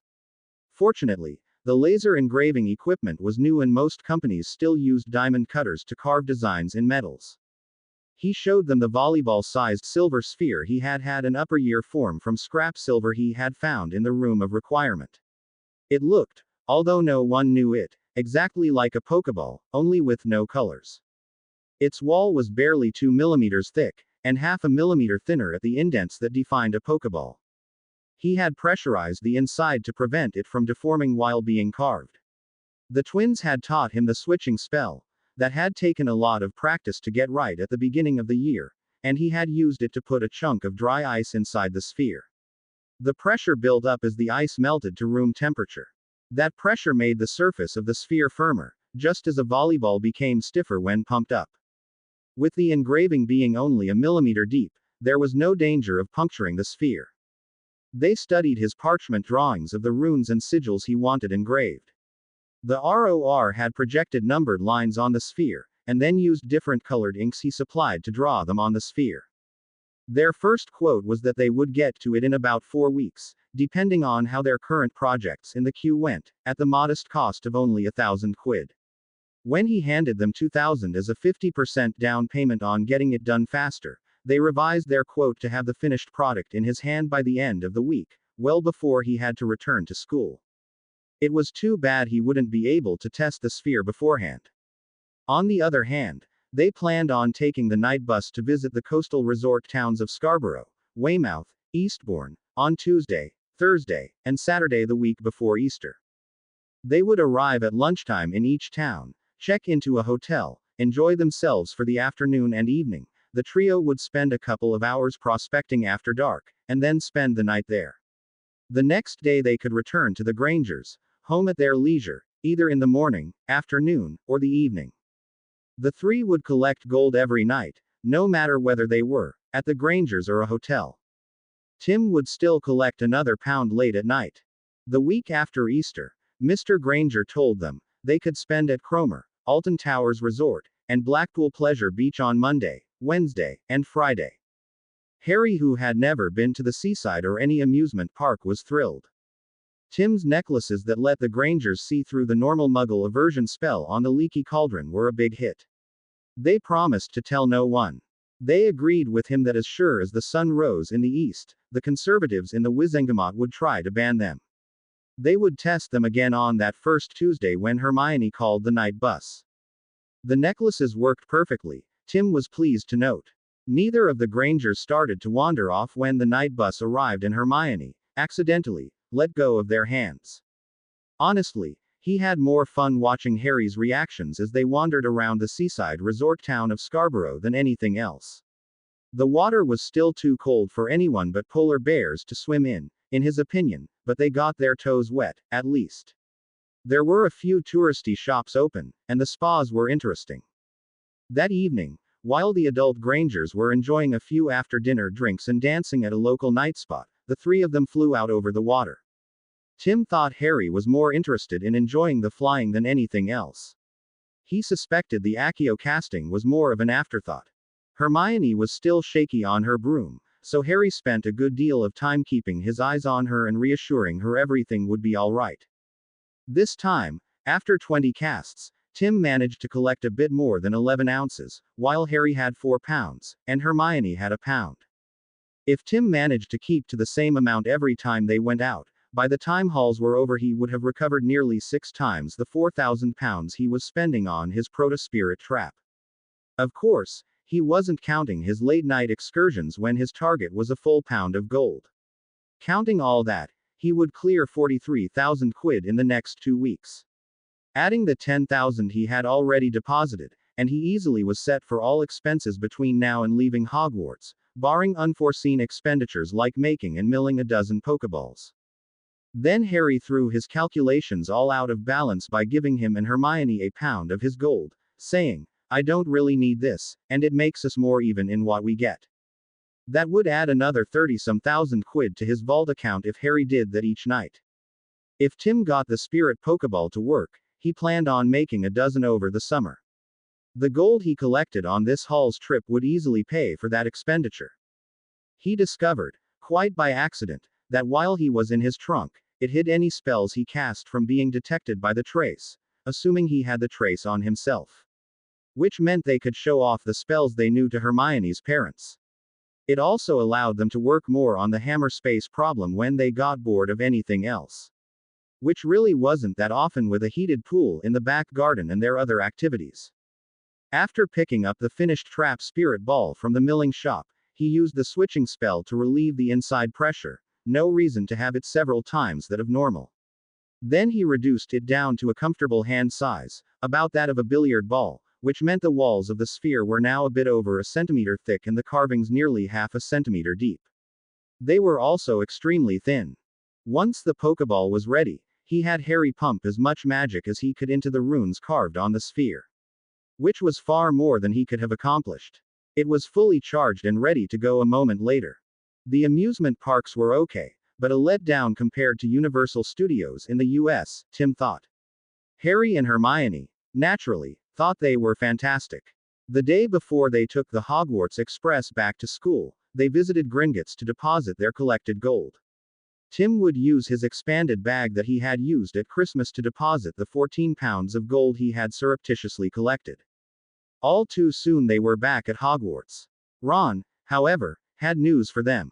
Hagrid has a dragon. He told them breathlessly, after dragging them all to a corner in the common room the night they arrived. But, Hermione said, shocked, he lives in a wooden house. Ron rolled his eyes. You think he cares? You have to come see it tomorrow. Hagrid says it's a Norwegian ridgeback. Monday. After classes, the four of them crowded into Hagrid's hut. Everything went pretty much like the conversation in canon, with only minor variations. Hermione and Harry grilled Hagrid on who else had contributed to the protections on the stone, where he got the egg, what he planned to do. Tim debated whether he should direct the questions to how the half-giant had convinced the mysterious stranger to let him have the egg. He wasn't sure that was a good idea, so he kept his silence. Predictably, when the egg hatched on Wednesday, Draco saw it. Apparently, the others concluded, Draco had finally learned a little discretion, as he didn't immediately confront them or Hagrid, nor did he run his mouth off in front of the professors. Just what he was plotting was anybody's guess. That Draco was acting just as he did in the book left Tim wondering what had happened in canon for Draco to act so uncharacteristically, and if it had happened again. Perhaps a lecture from his father on how to be discreet. Or was it more of Dumbledore's manipulations? The four of them managed to convince Hagrid to turn the dragon over to Charlie, Ron's brother at the Dragon Reserve in Romania. It was like watching a slow-motion train wreck in action. Ron got bit the following week and ended up in the hospital wing. Draco, naturally, took the book with the letter from Charlie. Then Harry and Hermione took Norberta to the astronomy tower, and were caught. By Monday, Hermione, Neville, and Harry were pariahs in their own house. Not as bad as they had been in the book, though. Everyone still remembered how the three had helped them learn those finger spells. Midweek, Tim saw Peeves once again stuffing chewing gum into a door's lock. Peeves was a little pale white man with wickedly slanted black eyes, dressed in loud, outlandish clothes, had a bell-covered hat covering his black hair, and an orange bow tie. Unlike the Hogwarts ghosts, he was almost solid-looking, not pearly white and transparent. Tim had been carrying his billiard ball-sized spirit catcher in his pocket since getting back from Easter Halls. He had a sudden, brilliant idea. "Hey, Peeves," he called out. "Could I talk to you privately?"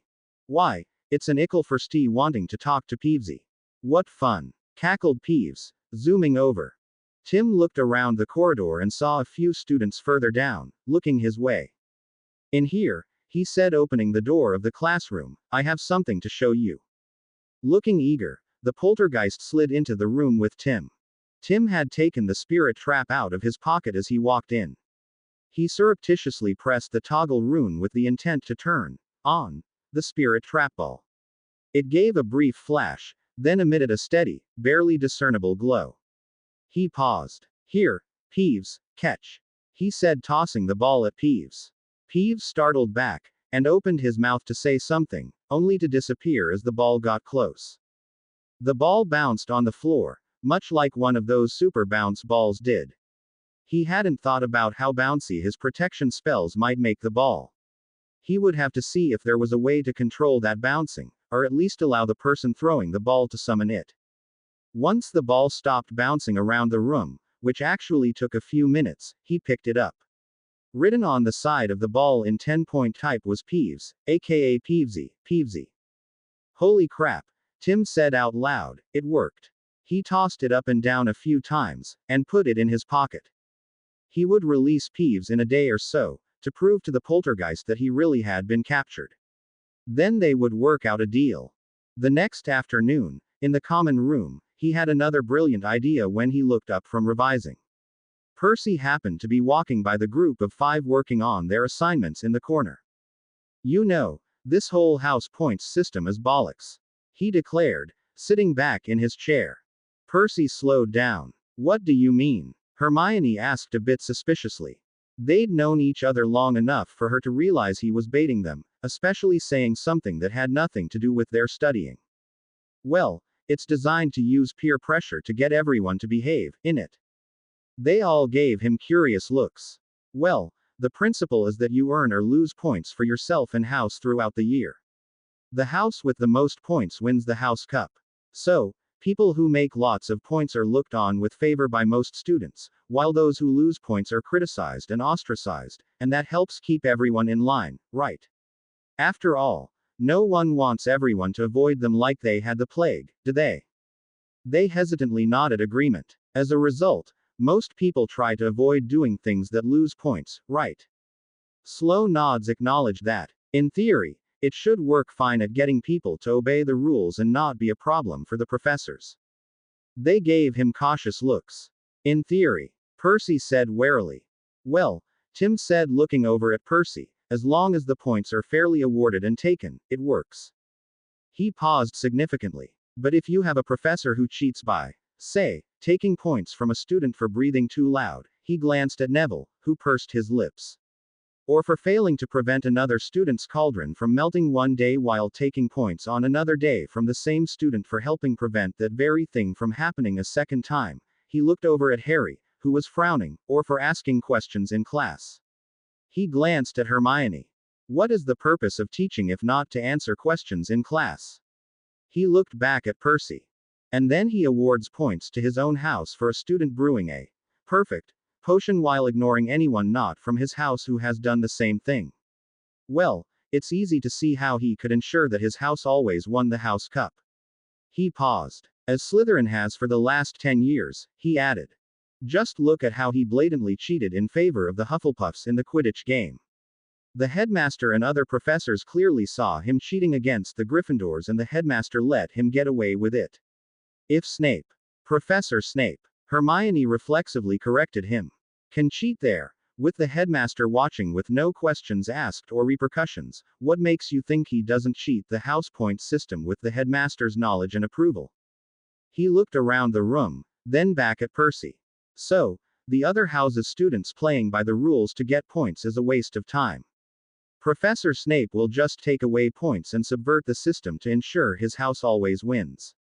All he needs to do is ensure that he removes enough points each day from what the other houses gained the previous day to maintain his own house's lead.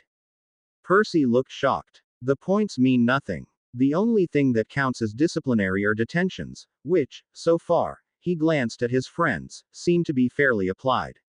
He paused. Except where Harry is concerned. The others nodded. Except any detentions that Slytherins get are usually supervised by Snape. Professor Snape. Hermione reflexively corrected him. And I have yet to hear anyone say they saw any Slytherins scrubbing cauldrons or performing work in detentions with other students. They simply aren't seen. He sighed. I wouldn't doubt that a Slytherin detention with Snape, Professor Snape, consists of him saying, you must get a good night's sleep tonight. I will be checking on you. Quote. He shook his head. The points are meaningless, academically. No one outside of Hogwarts asks you how many points you earned or lost while a student. All the ministry and other employers care about are who your parents are, and what your owl or newt scores are. He shrugged. And maybe if you made head boy or girl, that, at least, shows leadership skills. He sighed. This whole thing with Harry, Hermione, and Neville losing 150 points proves my argument. Percy frowned at him. Neville was caught out of bounds after curfew, just as Malfoy was. Malfoy lost 20 points. Neville, for the exact same infraction, lost 50 points. How fair is that? The points given are arbitrary, the points taken are arbitrary, there is no standard.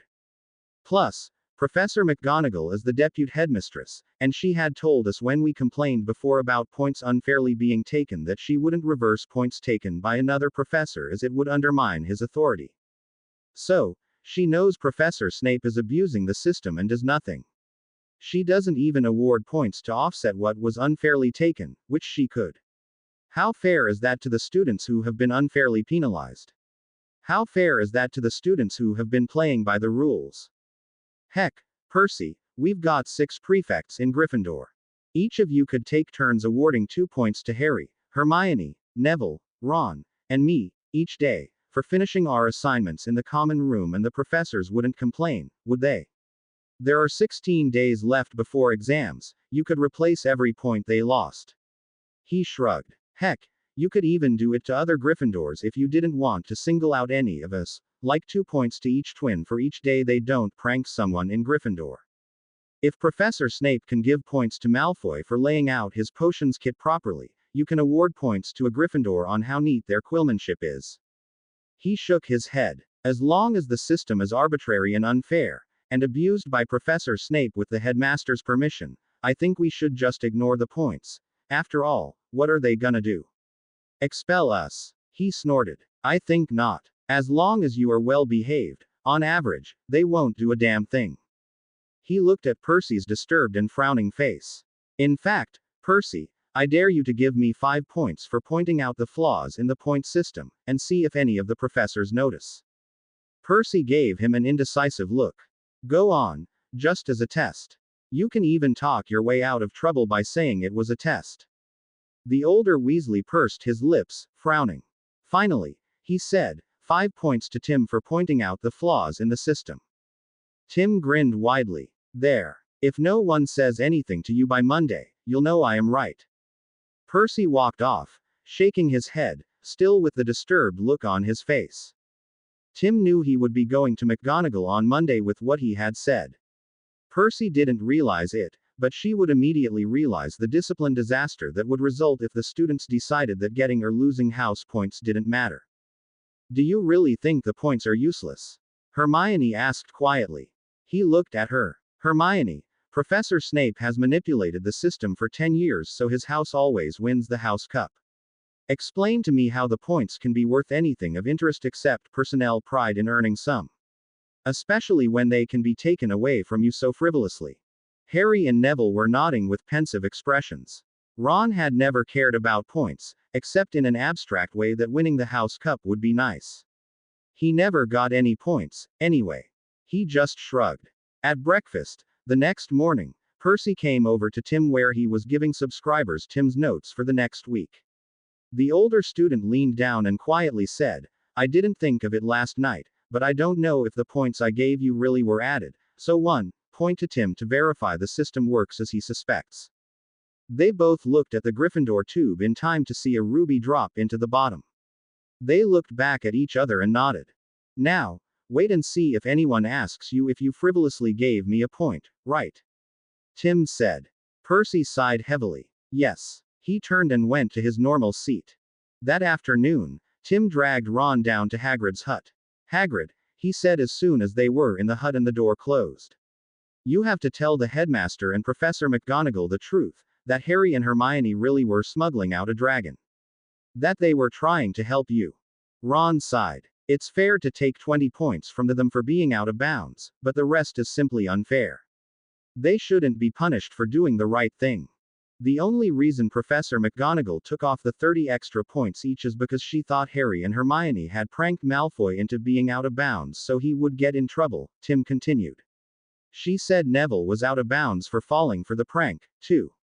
Taking 50 points from Neville when she only took 20 from Malfoy was just mean. Hagrid didn't want to meet their eyes. Hagrid, Tim said, you should do the right thing, not the easy thing. Go to the headmaster and explain what happened, that they were only helping you. Have him summon Professor McGonagall so she can hear it, too. She should reverse the points taken in error. Or, take an extra 30 points off Malfoy to match what she took from Neville. Hagrid frowned heavily. Hagrid, Tim said softly, the headmaster is not going to fire you for a simple mistake, not after 50 years of you being on the job here. He's not that kind of man. He paused. Plus, which would disappoint him more, knowing you wouldn't help 2 students who got in trouble helping you. Or that you managed to hatch and start raising a dragon, something you've always wanted to do. Hagrid ran a hand through his hair. I dunno, he said finally, and shook his head. Tim nodded. Just think about it. That's all I ask. You just have to choose. Do what's easiest, or do what's right. They quietly left after that, leaving Hagrid to wrestle with his conscience. Tim, using the excuse of hitting a bathroom on the way back from the library, ducked into an empty classroom Sunday afternoon. He took out his spirit ball, gently tossed it up into the air, saying, Peeves, I choose you. He caught the ball as Peeves abruptly appeared in front of him. Catch what? Peeves said, looking around the room, puzzled. Take a good look around, Peeves, Tim said. This isn't the classroom we were in, and it isn't the same time of day. Today is Sunday. You've spent the last 2 days inside this spirit trap. He held the ball up between his thumb and pointer finger of his left hand. Now that he deliberately pointed it out, Peeves could see it. Ickle Firsty is trying to trick Peevesy. The poltergeist declared, glaring at Tim. Tim shook his head. Not at all. You can check with the Baron. He'll tell you the truth. This is just a warning from me to you. If you bother me or my friends, Harry Potter, Hermione Granger, Ronald Weasley, Neville Longbottom, Luna Lovegood, and anyone else you think might be a friend of mine, not merely an acquaintance, and you'll spend the next 7 years in here. He held up the ball again. However, just to keep things friendly, he reached into his pocket and pulled out a matchbox. He set it on the floor, then took out his wand and tapped it. It grew to a trunk-sized box. Here is a box of fireworks and pranks from Zonkos. Peeves' growing anger at what Tim said disappeared at the sight of the box. He moved closer to it. And I'll give you a box just like that the second week of next September. Is it an agreement? Peeves nodded, still staring at the box. Peevesy sees no reason not to. Good. Tim turned and left. Peeves would manage to hide the box, he was sure. He had already placed an order with Zonkos to have the second box delivered on September 7th. Later that evening, at dinner, Gryffindor mysteriously had 90 points added to their total. No one knew why. Gryffindor was no longer in last place. They were ahead of Hufflepuff by 20 points and behind Ravenclaw by 15. Slytherin still held the lead by 13 points. Tim looked at Harry, Hermione, and Neville. I think maybe Hagrid confessed to the headmaster that you were helping him. He sighed. Notice how the headmaster and McGonagall haven't told anyone that you only lost 60 points that night, and not 150. So, everyone still hates you for losing all those points. Rather cowardly of them to not admit McGonagall made a mistake, don't you think? Also notice how having Hagrid's permission to move the dragon and be out late didn't restore those points. He glanced around. So, if a professor asks you to do something that might make you out of bounds after curfew, refuse, based on how you lost points the last time that happened. Hermione was quickly losing her faith in the professors as authority figures one should look up to emulate. Harry and Tim had long lost that faith, except Tim had a bit more belief that most of the professors thought they were doing what was right, even when it was only the easy way. Neville seemed to be slowly adopting Harry's point of view. On the other hand, Tim thought, be a pessimist. That way, people can never disappoint you as they do what you expect. Occasionally, they will surprise and delight you when you are wrong. Optimists, however, dealt with almost constant disappointment. Tim made sure Percy knew about the dragon and Hagrid, and even told him to talk to Hagrid, directly, if he had any doubts.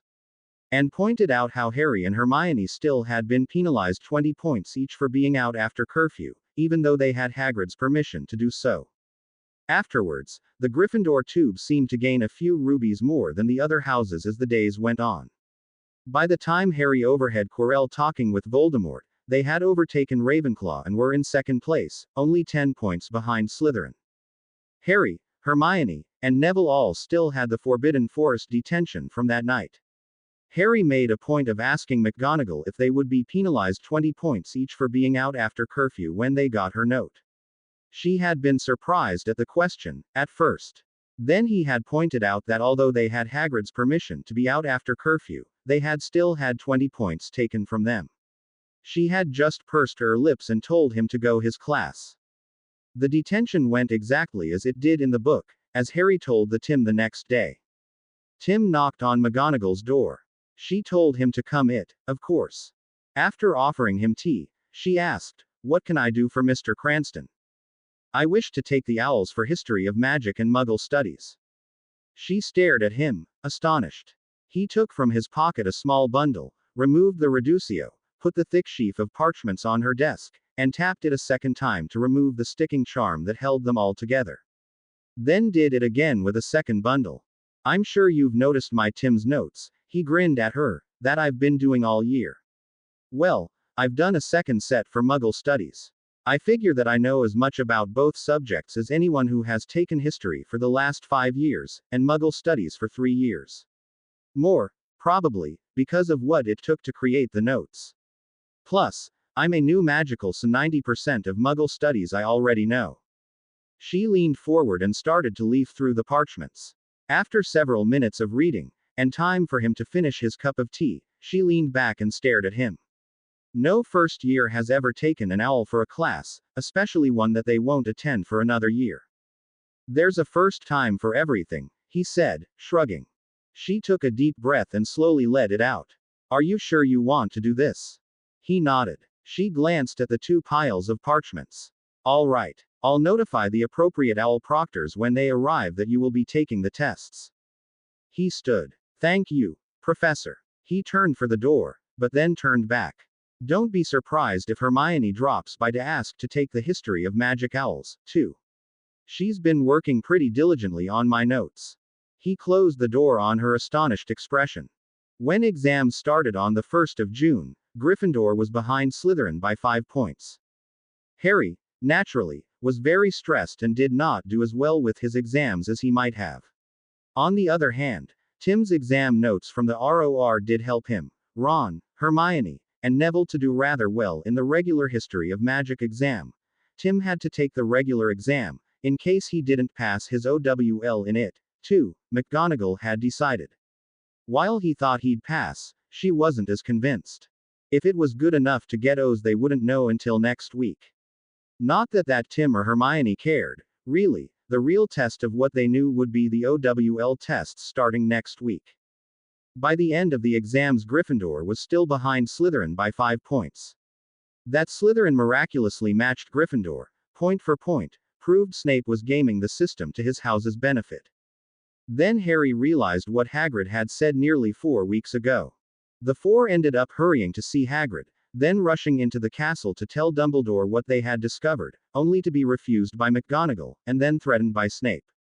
Ron and Harry spent the rest of the afternoon and evening fretting over the stone being stolen by Snape. Tim, and eventually Hermione, pulled out their history of magic books. Honestly, though, they were both too nervous to really get much studying done. For different reasons, though. Tim went along because this would be his only chance at capturing Voldemort as a wraith. The next time he made an appearance, it would be as a homunculus. The spirit trap would be useless. Unfortunately, he hadn't been able to talk one of the elves into putting a spirit trap into the room with the mirror of Erised. Worried about how things might work out, just before they started to sneak out of the common room, he surreptitiously took the rest of his second vial of Felix Felicis. It was probably more than he needed, roughly 6 hours worth of luck, but he thought it better to be prepared than have a disaster because he underestimated how long he needed luck. Just as the book said, Neville tried to stop them from leaving after curfew. Oddly enough, the age line was gone from the doorway to the room that was on the 3rd floor on the right-hand side. Who could have dispelled it? Tim sighed disappointedly. It was depressing to see how hard Dumbledore was working at manipulating Harry. Fluffy was terrifying to see for real. Harry's flute playing, while mediocre at best, was better than what Tim could have done. He was kicking himself for forgetting to look up a spell to keep the harp playing. But that might have been too convenient for the others. Tim, knowing that it was Devil's Snare at the bottom, grabbed the edge of the hole revealed by the open trapdoor, and swung himself slightly to one side. Soft landing, he called up. It's some kind of plant, I think. It was difficult not to try to stand or wriggle around, but he managed to stay still.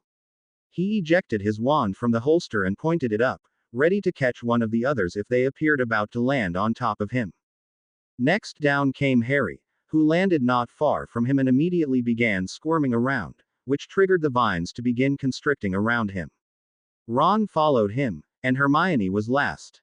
This time, as soon as Hermione hit the vines, he cast the Bluebell spell, just to look around, he said, later, and cleared the vines from Harry and himself. After declaring, "It's Devil's Snare," Hermione did the honors for herself and Ron. In the next room, Tim tried the unlocking charm on the door, first, then tried to finite the keys, with no success on either. Then they saw the brooms. Flitwick's flying keys were a challenge, even for Harry. All Tim could do was cheer him on, and then cast a shielding charm behind them as the keys tried to skewer them as they ran through the open door. McGonagall's chessboard had him worried. The chess pieces were absolutely massive, and solid as steel. He didn't know if he would end up knocked out or not. Fortunately, he had planned for that possibility. Harry, he said as Ron was eyeing the board, Take this and keep it in your pocket. He turned on and activated the alert and activated the Spiritus spell, then handed him the trap ball. In theory, according to the room of requirement, the alert spell's range was 3 yards in radius. Being in his pocket would make no difference, it was, after all, searching for a spirit. In the movie, Voldemort's wraith had flown through Harry, that should be more than close enough to trigger the trap. In the book and movie, Quirrell had been within that limit when the wraith first appeared. So, even if it didn't fly through Harry, the spirit ball should still catch Riddle. He could only hope for the best. There was a string tied around it which held a listening charm he had added earlier when the others were distracted. That would fade in a couple of hours, but that was sufficient for his needs. If he made it through this part of the tests, he would be able to listen to what happened in the room with the mirror. If he didn't, well, hopefully the spirit trap would work and he would see later if he had succeeded. He had set the trap sphere so that it would only respond to his voice in releasing the contents, and the display of what was inside was only visible to him. That way, even if Dumbledore found it, he wouldn't be able to discover that Voldemort was trapped inside. Hopefully, he would think it's some magical trinket someone had given Harry. Then Ron ordered them to their places. Harry was a bishop, Hermione replaced a castle, Tim took the place of the other bishop, and Ron became a knight. As in the book, Ron ended up getting knocked out. Tim cast several episkes from where he was as the boy was dragged by the queen over to the edge of the board. He knew Ron would be all right, but there was no reason not to try to help. The awful smell told Tim the troll was there, but neither Hermione nor Harry had encountered a troll, so they were surprised by the discovery. He used the banishing charm to push the molecules that made up the smell away from them. That the troll was already taken care of was a huge relief to the other two. He cast a shield charm in case the troll woke. It wouldn't stop it, but it would slow it down enough to give them a chance to get away. The purple and black flames appearing and covering the open doorways of the next room not only trapped them there, but also told Quirrell that he wasn't alone anymore. Apparently, the flames turned off when no one was in the potions room. The puzzle really wasn't that hard, but Tim kept to himself and let Hermione do all the thinking.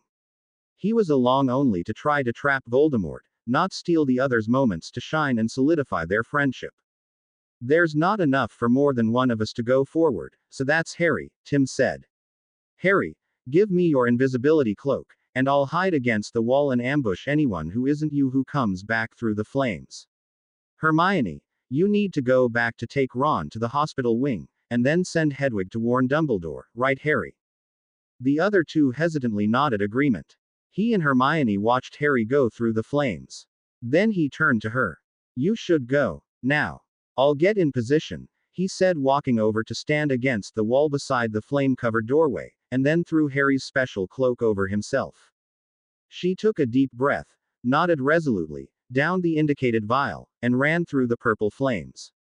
As soon as she disappeared, he pulled his shrunken trunk from his pocket, set it on the floor, and opened it to his wardrobe room.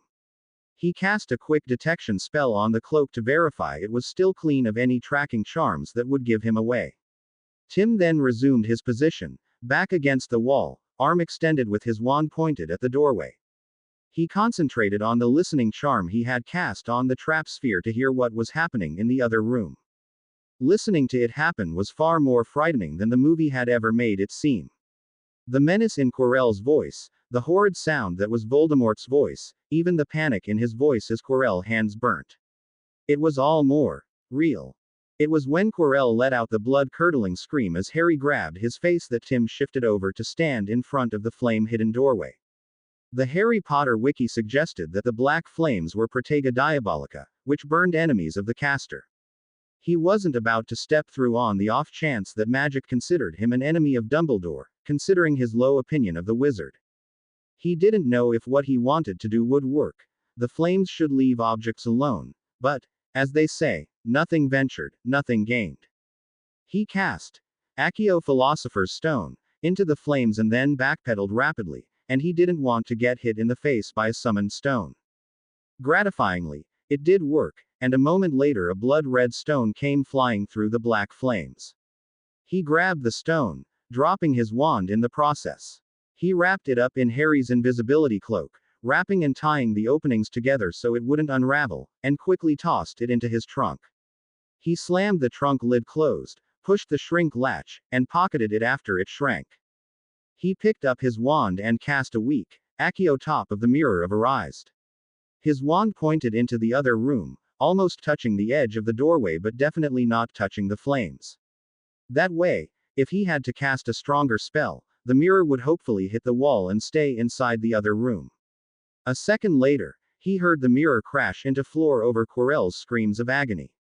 Then he recast the spells he had used earlier on their way through the puzzle rooms, the Bluebell and Cutting Charms for the Devil's Snare, the Finite, Unlocking and Protega Charms, for the Key Room, several Episkis in the Chess Room, and Banishing and Protega Charms for the room with the Troll, to mask what he had done. He doubted they would check further than 3 or 4 spells, but still, being cautious never hurt. He had barely finished, and was standing with his back against the wall, wand again pointed at the black flamed doorway, when Dumbledore came through the purple flames. "Headmaster!" Tim called out in false relief. "Snape's in there with Harry." He pointed with his other hand. The screaming had stopped and it was quiet in the other room. Dumbledore didn't seem too surprised to see him, but half ran across the room. He waved his wand at the black flames and they disappeared. Tim quickly ran in behind him. Harry was lying barely a yard from the body of their professor of defense against the dark arts, smoke slowly swirling up from Harry's hands and the ash-filled robes and turban of the wizard. Harry wasn't moving. If he hadn't known from the books that Harry was still alive, Tim would have worried he had perished with Quirrell. Dumbledore cast a spell as Tim stared around the room. The mirror was lying over on its front, twisted in its frame. Shattered glass was on the stone floor around it. If it had had a Duro or other unbreakable spell to protect it, the spell had clearly worn off over the years. Or Dumbledore had disabled them to allow him to put the stone in the mirror, which was probably more likely. With luck, Dumbledore would think the stone was irretrievably lost inside the broken artifact. "He's still alive," Dumbledore said, relief evident in his voice. He cast a few more spells, undoubtedly trying to understand what had happened to Harry, and cure what he could. Tim gagged at the smell of cooked meat, only now realizing what it really was. He should have expected it. Tim gasped loudly. "Professor Quirrell," he said incredulously, staring at the purple turban. He abruptly turned away and emptied what little was still in his stomach. Movies were gory, and he had seen plenty of war and horror movies in America, but this was the real deal. That had been a living, breathing human. Not a nice one, not after meeting Voldemort. Dumbledore waved his wand, cleaning up Tim's mess but leaving everything else alone, then levitated Harry. "We need to take Mr. Potter to the hospital wing." "Yeah, right," Tim whispered, and gagged again, but kept his stomach contents down, what little remained. Now that there was nobody in the potions room, both sets of flames had gone out, as they had when the trio had first walked into from the last room did not set the flames off, again. The trip to the hospital was quick with the other traps disabled, and they met Hermione as they walked in. Madame Pomfrey had already tended to Ron, who was asleep. She had a whole tray of potions sitting beside a bed, and she waved the headmaster over as soon as she saw him. She immediately began casting diagnostics on Harry. "He is nearly completely exhausted. A night and day's rest should fix that. His hands, neck, and arms have burns on them, some quite severe. His system has had quite a severe shock." She stopped and looked at Dumbledore. "He'll be out for a while, maybe even 2 or 3 days." She looked at Tim and Hermione. "Close your eyes." They did. They heard her cast a couple of spells. "You may open your eyes." Harry was wearing a hospital gown. Now, his damaged robe and clothes were folded on the nearby chair. Pomfrey grabbed a big tin of burn cream and handed it to Tim. "Get started on his hand and arm on this side," she said, pointing. She handed a second tin to Hermione. "You do the other side." While they were occupied, she continued casting spells at Harry. Dumbledore had disappeared. Tim assumed he was heading back to secure Quirrell's ashes and clothes, and to try to retrieve the stone. Tim didn't know if either the Flamels or Dumbledore had placed tracking spells on the stone.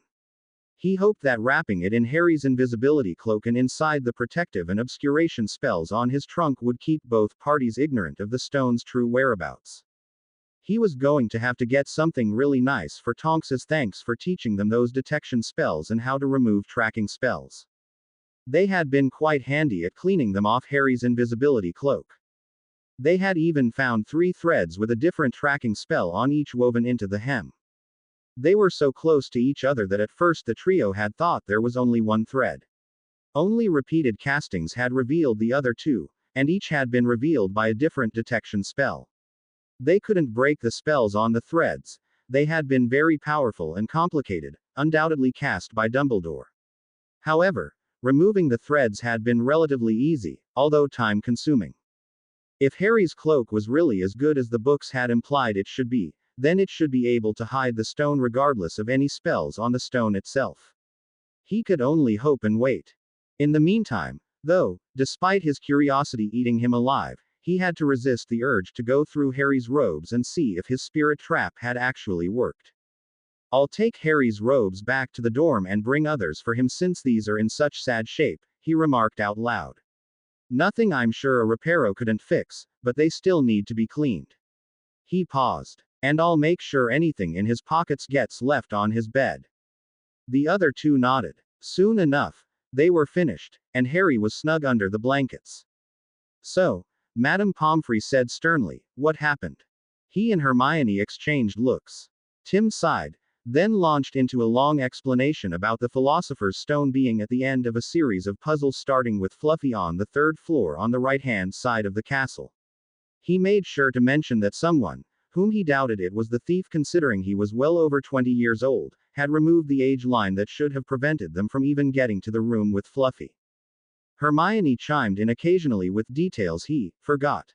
"And," he said, "then the headmaster showed up and we went into the last room to find Harry unconscious with Professor Quirrell's." "Professor Quirrell," he repeated as if surprised, ashes sprawled not far away. "I knew it was Quirrell because his purple turban was lying there." Hermione was staring at him, shocked. Quirrell was obviously dead. It looked like he had been reduced to ashes. It couldn't have been from anything Harry did. He shuddered at the recollection. "Harry doesn't know any spells that would do anything like that." Hermione nodded, also shuddering. "Yeah, I know every spell he does, and there are none like that." He took a breath. The mirror of Arised was tipped over on the floor, and glass was everywhere. The Philosopher's Stone was nowhere in sight, so I guess it's still wherever the headmaster hid it. He shook his head wryly. "And we thought Professor Snape wanted to steal the stone." He sighed. "We'll have to wait and see what Harry can tell us about what happened." Madame Pomfrey looked as if she didn't quite believe them, but it was hard to deny the injuries that both Ron and Harry had. She glanced outside, where it was still dark. "You should head off now. Luckily your exams are over, so you can sleep late tomorrow." She pulled out a quill and paper from her pocket and quickly wrote them a pass so they wouldn't get into trouble if a prefect or professor saw them. "Any chance Harry will be well enough to play on Saturday?" he said, pleadingly. "Nothing you can give him to speed up his recovery. Phoenix tears or invigoration drafts. Harry will be real disappointed if he can't fly in the last game of the year." Madame Pomfrey glared at him, hands on her hips. Tim sighed glumly, picked up Harry's clothes, and meekly followed Hermione to their dorm. "Well," he said after a few moments, "I'd say we should have sent Hedwig after Dumbledore as soon as we realized that Hagrid had told the stranger with the egg how to get past Fluffy." Hermione glanced at him and sighed. That probably would have been best. If Hedwig had caught up to the headmaster earlier, he could have used apparition or the ministry flow to return to Hogwarts before curfew instead of taking his sweet time on whatever he did. They walked in silence a bit further. Good thing Quirrell was as incompetent as he appeared or Harry wouldn't have been able to slow him down long enough for the headmaster to arrive and deal with the professor. She glanced at him, frowning. "But you said Professor Quirrell was dead when you went in." He shrugged. "Harry doesn't need the boy who killed a professor being adding to his the boy who lived reputation." She nodded, thinking furiously. He could tell from her expression. "So, Headmaster Dumbledore arrived just in time to prevent Professor Quirrell from stealing something really important."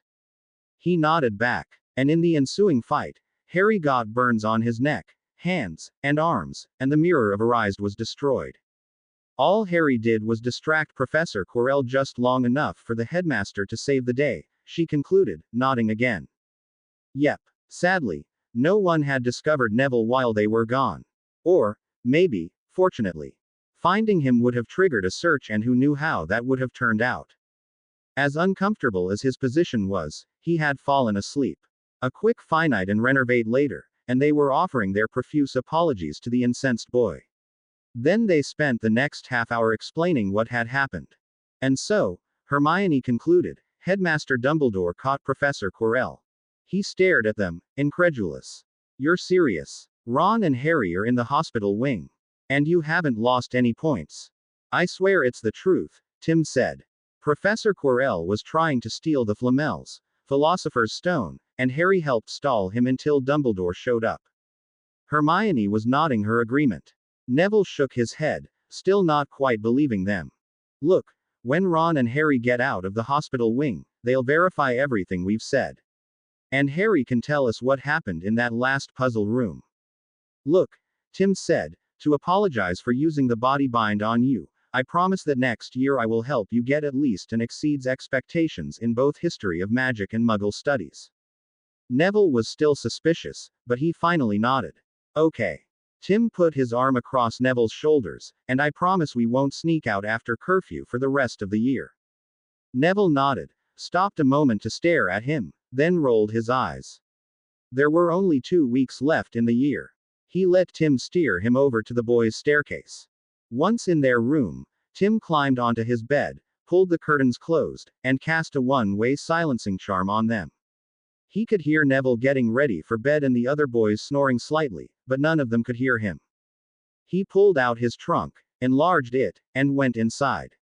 As soon as he was inside, he searched Harry's robe. The spirit trap was there, and the name displayed was Tom Marvolo Riddle, aka I am Lord Voldemort, he who must not be named, you know who, the Dark Lord. He just stared at it for several minutes. He put the most powerful don't notice this he could manage. He cast it several times, actually, on one of Harry's socks, stuffed the spirit trap in it, and tied it on the clothes rod in his wardrobe section, behind the dresses of the former owner. Later, when he knew how, he would put a Fidelius on the spirit ball's existence. He went back to Harry's robe and clothes and cast Reparo until they looked new. Then he climbed out of the trunk. I need a Hogwarts house elf, please. After the second repetition, one appeared. Blinky be here, he announced, looking around curiously. Hi, Tim said. These are Harry Potter's robes and clothes. He held the bundle out. He just arrived in the hospital wing and will be there for several days. Would you clean and repair these, and return them to his bedside in the hospital wing? His wand is in there, too. The house elf suspiciously took the things, glanced at the tag inside the robe, then nodded. Blinky do, he said firmly and popped away. Tim climbed back into the trunk. He had to feel around on the floor for a short while before he found Harry's invisibility cloak, but he did. He carefully unwrapped the stone and studied it. It was, as described in the book, blood red in color and slightly smaller than a golf ball, a very lumpy golf ball. It was irregularly shaped with many flat sides, but without sharp edges. It almost could be mistaken for glass if not for the glow that seemed to illuminate it from deep inside. It was mesmerizing to watch. He took Harry's other sock, placed the stone in it, cast another don't notice this on it, placed it back in the invisibility cloak, then hung it at the other end of the clothes rod in the trunk's wardrobe section. He would have to give Harry a set of his socks to make up for the 2 he had appropriated. He would drop them off as soon as he saw that Harry's robe and clothes had been returned to the hospital wing.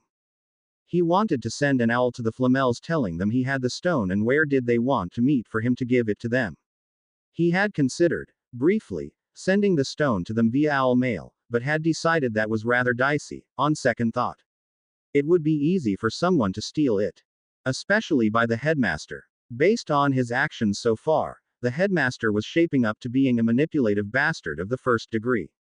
His concern for Harry went only as far as keeping the boy alive for his own future needs. He worried that the headmaster might have placed a spell to redirect owls headed for certain people, or from certain students, to go to him first, so he could screen the mail. So, Tim decided he would wait until they had left Hogwarts before sending the Flamels anything. Also, to keep his identity secret, he would have them write their answer on the parchment he sent, and tell the owl to return it to sender. He hoped they would respond promptly. Holding onto the stone made him nervous.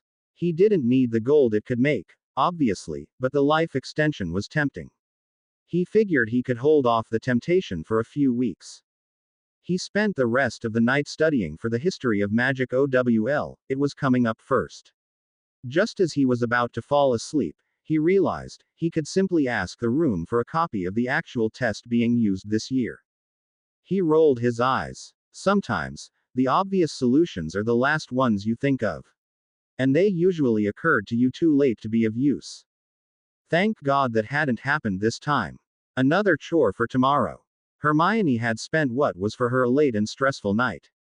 As a result, she missed breakfast completely.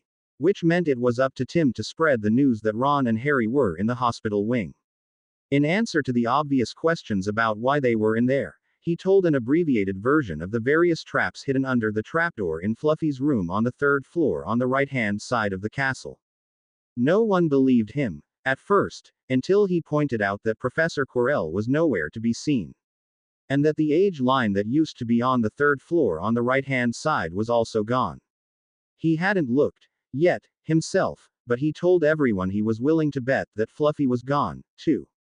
Then there were the twins, who verified that the room under Fluffy had had devil's snares starting to grow in it, and that the second room had had flying keys that could not be summoned or finited. There wasn't quite a stampede to the third floor, but suffice to say that by noon everyone knew Fluffy was gone and the room he had been in was completely empty. The trapdoor was firmly locked. Tim snuck up to the room of requirement while everyone else was concentrating on the third floor, in exams for their third-year electives, or studying frantically for their OWLs or NEWTs. He quickly acquired copies of each year's exams for History of Magic and Muggle Studies, including the OWLs, as well as answers that would guarantee an outstanding plus on each. Yes, it was cheating. But he didn't care for either subject. The way they were taught, and the things they left out, made both of them jokes, at best. He was very gratified to see that his Tim's notes, practice, tests that he had made and sold for both subjects were fairly accurate in matching the actual tests. No one would be complaining that his Tim's exam notes were not worth the galleons spent on them. Disappointingly, Madame Pomfrey refused to hurry things along for Harry, despite the twins getting down on their knees and begging. That Hermione, she who never lied, agreed with everything he had said when she finally came down from her dorm room clenched the deal for the Gryffindors and many of the other students. Ron appearing at lunch and verifying everything up to the chess task was further proof. The Gryffindor Quidditch team was upset that without Harry as their seeker, they had a tough game ahead of them. Tim rolled his eyes at their histrionics. You've been ostracizing him for a month and now you realize how important he is to the team. He said to them, and shook his head.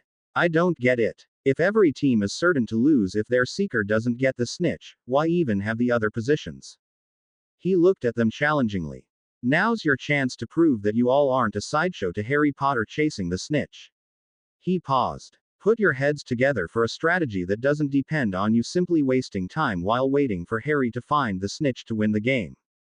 They exchanged glances, then hurried out of the Great Hall, the twins gesticulating at Oliver and the chasers. Tim spent the afternoon and evening studying the OWL exam papers he had copied in the room. Naturally, he put a mild "don't notice this" on them to prevent anyone from seeing he was studying actual exams. Everyone would think he was revising from his Tim's notes. He spent part of the afternoon in the hospital wing sitting by Harry. Periodically, someone from Gryffindor would come in and drop off a candy. Studying in the hospital wing was actually quite nice. There was enough noise in the background to give him the feeling he wasn't totally isolated, but not so much it interrupted him. Plus, he could look out the windows. He definitely preferred it to being stuck inside his trunk studying for hours on end. Maybe he could research creating a set of window glasses like the Marauders' mirrors. He could place the receiver in his trunk and the transmitter in a forest glen or beside a babbling brook or small waterfall. That would certainly improve the ambiance. Hermione joined him in sitting with Harry after one of the other students told her where he was. He gave her a copy of the History of Magic exam and said it was another mock-up he had made. He included a few extra questions that weren't on the real exam. Saturday was more of the same, except the Quidditch teams came in with various minor complaints before heading off to lick their wounds or celebrate, depending on if they were Gryffindor or Ravenclaw. Gryffindor lost, but it was by only a few tens. They had had an effective defense and offense, but the Ravenclaw Seeker had been just a bit too quick to find the snitch. Another 10 minutes and Gryffindor would have won the game, regardless of the Seeker finding the snitch. Slytherin still won the Quidditch Cup because they had won 2 of their 3 games, as had Gryffindor, but they had won by bigger point margins. That made their total points for the year higher than Gryffindor. That afternoon, some of the students from the other houses came by to drop off candies or get well cards. The next day, Tim decided to take off from studying and spend it playing gobstones, exploding snap, and chess. Harry woke up that afternoon, slightly derailing his plans. Tim, Hermione, Ron, and Neville managed to get in to see him, where he told them everything that had happened between himself and Quirrell. Tim was pleased to see that Neville was convinced they really had a good reason to sneak out that night. Then Harry told them what Dumbledore had said about the Flamels and Snape. Ron, Hermione, and Neville were the perfect audience for Harry, Tim thought. He tried his best to emulate them, and thought he did a credible job. Then they told him what they had told everyone what happened in the last room, putting the blame on Dumbledore for killing Quirrell. After they were chased out, the 4 of them spent some time discussing what they had been told. That evening, he decided to work in the ROR a bit on his other projects. One such side project was a poison ring. That is, a ring to detect poison, prank, and mind-altering potions, such as love, loyalty, and confusing potions. The runes were rather straightforward. Another was the transmitting, receiving window glasses he had just thought of. Those were rather easy. All he needed to do was inscribe the simple runes the room gave him on the back of 2 pieces of glass. Not complex at all. Much simpler, in fact, than the poison rings or his other projects. Naturally, he made it a bit more complex. He added a number to the back of the transmitting glass, as well as the standard rune spells of unbreakable, unnoticeable, imperturbable, always clean, and so forth. On the receiving glass, he added a menu of transmitting glass numbers, 1 through 10, on the receiving glass that only appeared when he touched the glass. When he touched a specific number, the glass with the matching number started displaying its view. That way he could change views depending on his mood. Then he worked on his Pokeball. The Spirit Trap proved that it was a doable project. With a few alterations, it would be a godsend when dealing with Death Eaters. Many of the Pokeball's requirements were the same as the Spirit Ball. The surface had to be impenetrable by and repel any inside or outside force, objects, spirits, and magic. The entrance only appeared when needed, was unbreakable. Anything inside would be in stasis and not know any time had passed when it came back out. Display the name of whatever was inside. Capture mode could easily be activated and deactivated, and the target, as well as anyone else, wouldn't notice the ball when it was activated. Then the Pokeball deviated. Whatever it took inside would shrink or the inside would expand as needed. It needed a homing feature that locked onto whomever he targeted when he threw it. If it hit a magic shield, or a spell hit it, then the shield or spell would be the connection needed to pull the source inside, although that might not be the original target. Once the target was safely inside, the ball would return to him. If it failed to capture anything, after a few seconds it would return to him and indicate if it had enough magical charge to be used again. The release command would be when he said, "Occupants, name, I choose you," and tossed the ball to where he wanted the creature to appear instead of just releasing them. Then the ball would return to his hand. He would see if the ROR could design the Pokeballs to take in something as large as a blue whale. Despite there being dragons in the wizarding world, the blue whale was still the most massive animal on the planet at 30 yards in total length and weighing as much as 8 fully loaded buses. The weakest point, as with the Spirit Ball, was the entrance, which had all the protections when it was closed, but had to be transparent for the brief instance it was open to pull in or release the target. It would be during that brief moment of transition, as the target was getting pulled in, that something could go wrong, especially if the target was extremely powerful and resisting the spells. Maybe he should add a stunning spell on impact, first. Have it use any magic cast at it or it hit as a conduit to its stunning spell. He also wanted to add a healing spell to the ball. Still, he now knew it was not only feasible, but a workable device. The room of requirement was a big help in refining the device to offer the most features for the least amount of runes. With a test ROR Pokeball in hand, even if he couldn't take it out of the room, it was easy to test on the various animals and objects the room fetched.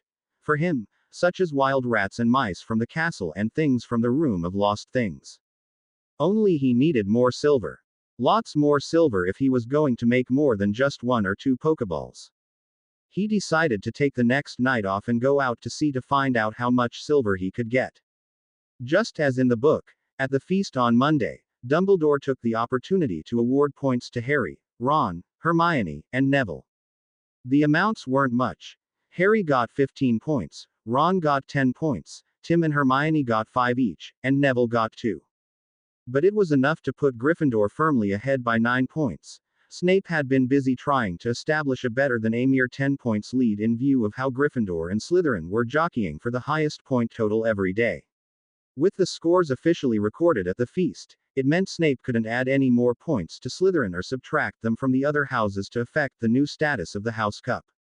They had lost, fair and square, or, at least, as fairly as they would have won if Dumbledore hadn't awarded points. Late that night, Tim pulled out the plastic container he had used for the gold after curfew.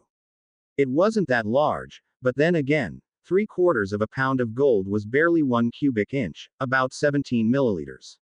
The container was barely a cup in size, 1/4 of a liter. He was stunned when he returned 4 hours later. He had hoped for a bit more than the 11 ounces he normally got with gold. The cup-sized container was almost full, nearly 8 pounds of silver. He had more than enough for his current needs.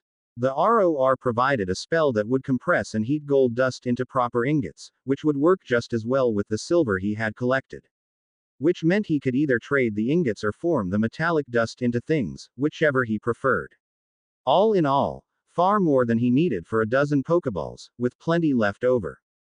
As an aside, he was amassing quite a collection of spells on his index cards, both regular and finger spells. The history of magic OWL was the next day, and both Tim and Hermione took it. Tim thought he did pretty well.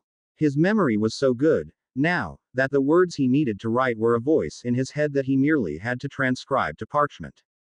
Hermione, as she had the previous week, agonized over her answers as soon as they left the exam in the Great Hall, but what she said she had written seemed to indicate she did as well as Tim. Then they got their exam results for their first-year classes. As expected, Harry got an outstanding plus in DADA, and Neville did the same in herbology.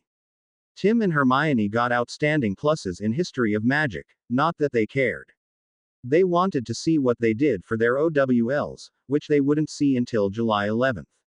The others hadn't concentrated as hard on history of magic, but still managed exceeds expectations. Actually, there were a huge number of people who scored exceeds expectations or outstandings in that subject. While Tim's casts for the other classes weren't as powerful as most, they were perfectly cast, he thought. He made sure to include some of the spell variations on the year's spells that the ROR had shown him when he had asked for spell variations to impress Flitwick, McGonagall, and Quirrell. Quirrell, surprisingly, had managed to grade his exams before he went after the stone.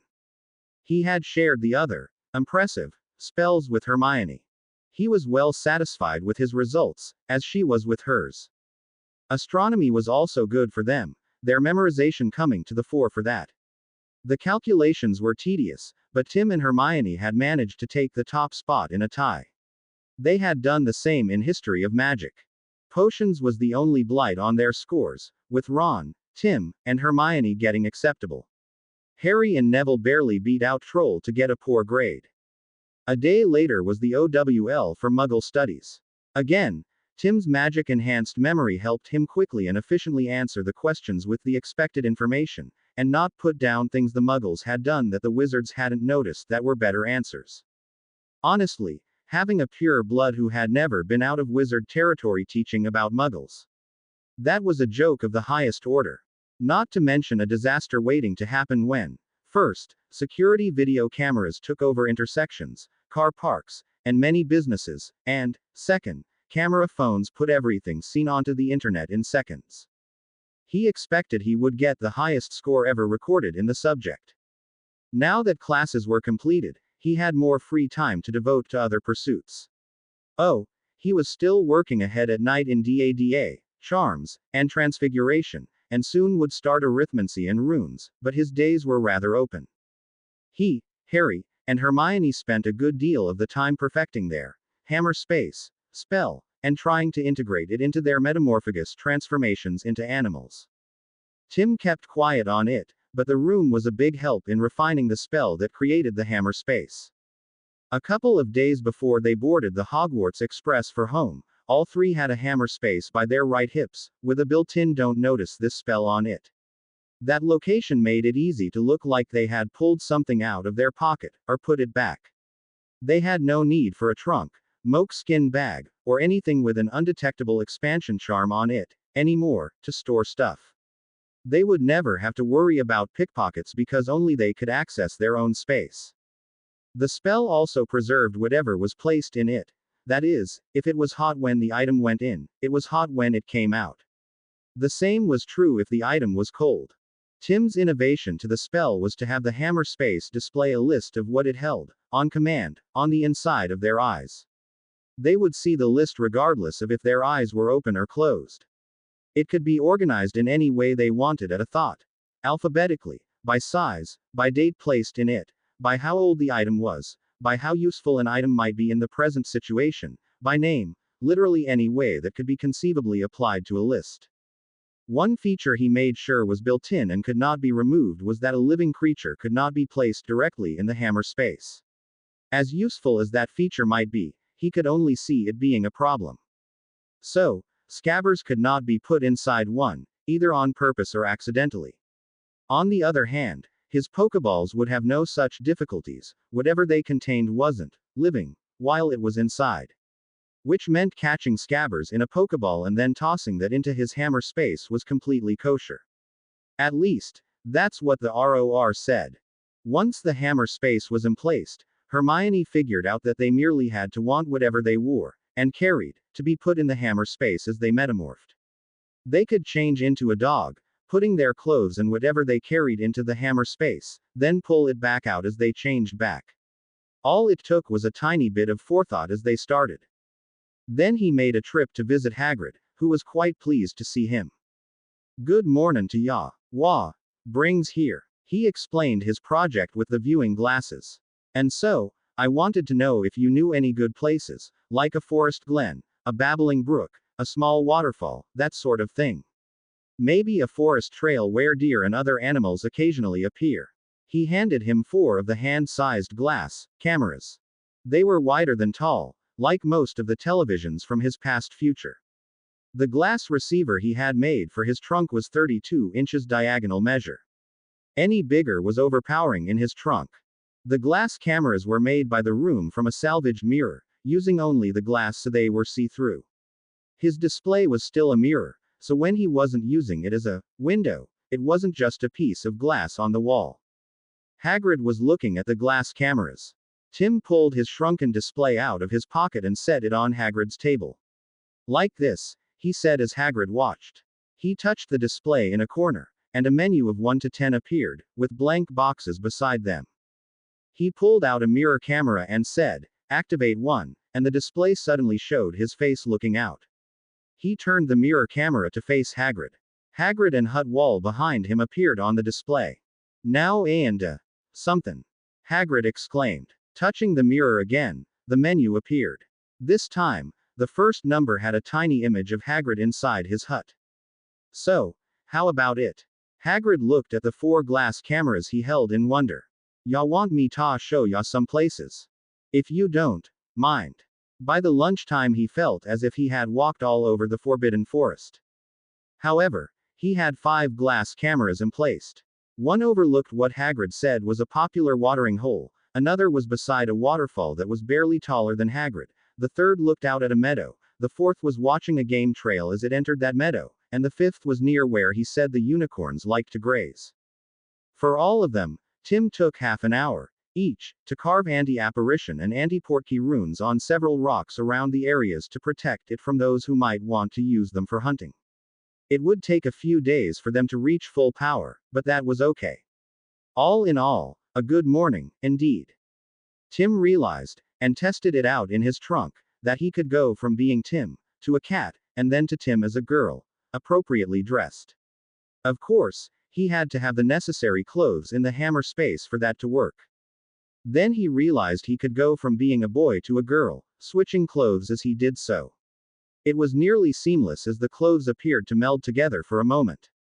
Adding an auto-sizing spell to the clothes took care of any problems when metamorphing to a different size. It would be the ultimate disguise, no one seeing a girl would expect it to be him. Harry would love the autonomy of being a girl. No one would ever suspect her to be the boy who lived. He foresaw several girly shopping trips this summer for both of them. This also gave him an idea to ask the ROR for a prank spell, which he did the next day. The spell used an adjustable timer, from instantly to hours, to slowly change the size of the wearer's clothes, getting progressively smaller or larger as the day went on. It also had a time delay option of up to 2 hours. As a result, it could take hours before the person noticed, making it impossible for him or her to notice when the spell had been cast on them. He also acquired a rune set he could place on his clothes that would dismiss that spell if it were cast on him. He made sure the other 3 had copies of the rune set to put on their clothes before he shared the spell with the twins. They discussed telling Professor Flitwick about the hammer space. Tim, Hermione said in an exasperated tone, "This is probably at least a Newt-level charm and you invented it." "We invented it," he shot back. She rolled her eyes. "Harry and I helped you, that's all. You came up with incantation and spell. And that spell to list what's in it was all yours." He sighed and looked out onto the forest from the room they were using. "I think we shouldn't tell anyone about it." He looked back at them. "Can't you just see a criminal using the hammer space to keep dangerous stuff, things he stole, an extra wand, or a portkey? The Aurors would never be able to find them, and he could attack and escape them without any warning. What Death Eaters might do with it I shudder to think." And he did shudder. Ron shuddered, too, although for a different reason. The twins would keep all their pranking supplies in it, and use them at a moment's notice. Hermione looked shocked. She had clearly never thought of that aspect. Harry was slowly nodding. A bully like Malfoy could accio your homework while he's dropping off his on the professor's desk, for example, then toss it into his hammer space before anyone could notice, and the professor would never suspect he had it. And using accio would be useless to get it back. Plus, with a mild "don't notice me" just before he did it and you would never know he had done that. They decided to keep it a secret. Whether they would make it a Fidelius secret was still undecided. In the meantime, they all promised not to talk about it to anyone. The day before they left for home, Tim packaged up his final History of Magic Tim's Notes (TM) manuscripts, one for each of the 5 years up to OWL, and sent it off to Mr. Blotz at Flourish and Blotz Publishing. He emphasized repeatedly throughout the manuscript that the key to all the memorization was using your magic to help you remember what you had read. Several practice exams were included in each book, with proper bulleted points that should be mentioned for each question. He included that he and Hermione Granger had used his notes to score Outstanding Plus for their first-year tests using the notes, and that he expected them to get at least Outstandings, if not Pluses, on their OWLs when the results came out later that summer.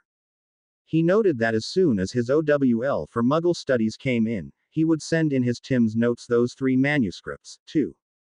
Harry, unlike the book, hadn't tried to talk Dumbledore into letting him stay at Hogwarts. Clearly, spending his summer days at the Potter estate and the nights at the Dursleys trumped staying at Hogwarts.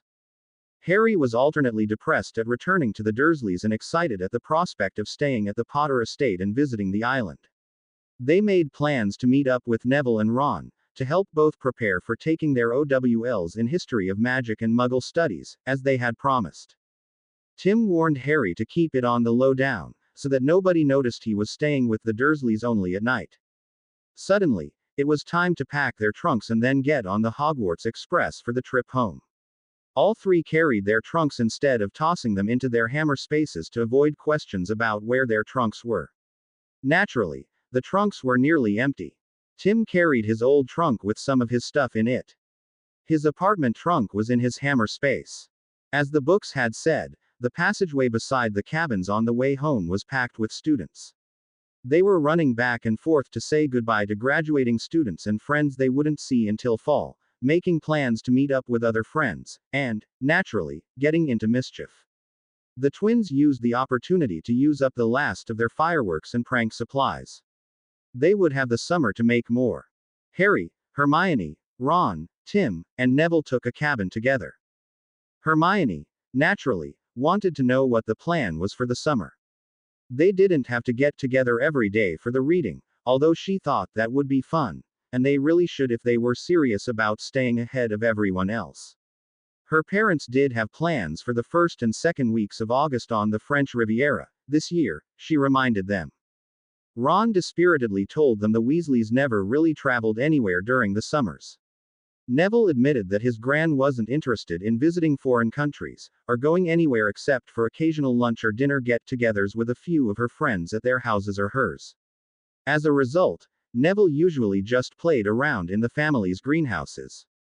Hermione insisted, of course, that Tim and Harry spend some time during the week working on next year's courses just as they had last summer. This summer, however, they had 10 weeks to cover the material and not just 4. Ron wasn't nearly as interested in that as Neville was, but both agreed to the plan. They decided they would start with working weekdays on charms and transfiguration in the mornings after studying their Tim's notes for their History of Magic OWLs, leaving the afternoons to whatever struck their fancy. Or maybe do the opposite. Or even do them in the evenings. They had plenty of time. Now that they had made friends with Neville and Ron, they could split their wand training between 3 places: Longbottom Estate, the Burrow, and Diagon Alley. Then Hermione realized that with both Mrs. Weasley and Madame Longbottom in residence at 2 of the places, they could practice the potions planned for the next year, too. Ron was reluctant, but he hadn't yet given up on his goal as a head prefect, and he remembered well how boring it was staying on the farm all day, so he went along with that idea, too. Neville eagerly jumped at the chance to get ahead, and perhaps overcome his difficulties in potions class. The first thing they did was give Ron the book Potions, Drafts, Elixirs, and Pastes, the beginner's guide, and tell him to use it to revise the previous year's potions. Plus, if Ginny was interested in getting ahead, he should let her read it and try the first year's potion brewing, too. In fact, if she was interested, they could do them together. Ron would earn brownie points towards making head boy for helping her, Tim had said. Then had to explain what he meant by brownie points. Neville, not to be left out, promised to get a copy, too, and borrowed the book to read the introductory chapters on preparation and safety while he was on the train with them. They kept mostly to their cabin and played Exploding Snap and Gobstones. Tim didn't see the appeal in the second one, himself, but joined in anyway, reading a book. Hermione and Neville. And, finally, napped in the warm afternoon sun coming in the windows. Tim looked forward to seeing his android and fanfics, again, and thought about the coming years. Not surprisingly, Malfoy and his bodyguards did not make an appearance. While fanfics delighted in the confrontations on the train, they were rarely mentioned in canon. Plus, Malfoy was dealing with spell that made him bark in the middle of every sentence when he spoke, and a simple finite didn't cancel it. It would fade out about 15 minutes before the express reached London. This time, when they arrived at the King's Crossing station, Tim was pleased to notice a number of new magical parents were in evidence. All were staring at the express in wonder.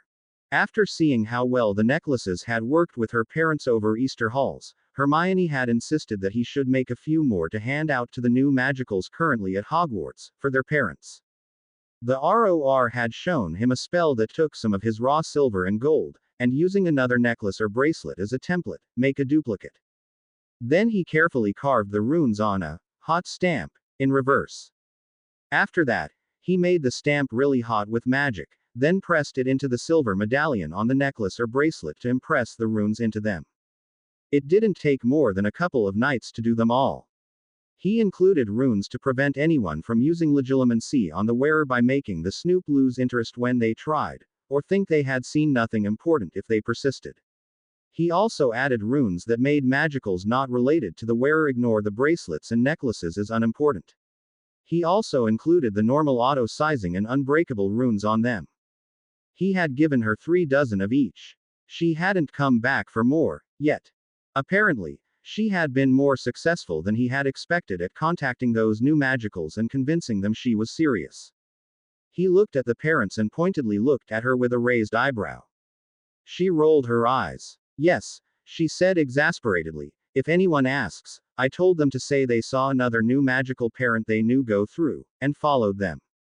They assumed the ministry must have adapted the entrance portal to 9 3/4 to let the parents of new magicals pass through, and adjusted the spells at the leaky cauldron to allow the families of new magicals to go through, too.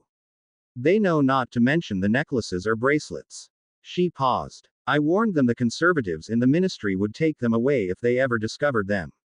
He nodded and smiled. That was what the two had worked out when he had given her the necklaces and bracelets and explained his additions.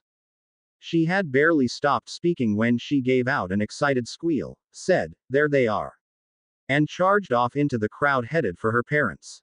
Neville had apparently seen his gran as he waved goodbye and took off in a slightly different direction.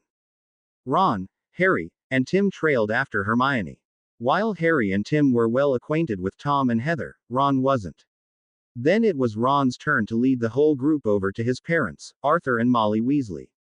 It wasn't difficult to find Arthur. He was taller than most, and had bright red hair. The only slightly shorter twins with him certainly helped them find the parents. Because it was Saturday, Arthur could actually be here without taking time off from the ministry. The wizard and witch adults and children were all surprised to see Muggles on this side of the portal. As Hermione had said they would, her parents simply said they saw someone dressed as a Muggle, not a wizard badly imitating a Muggle, walking through the portal and assumed the ministry had changed it. Arthur was thrilled to meet the Grangers. Molly was Molly, a short, slightly plump, and kindly-looking woman.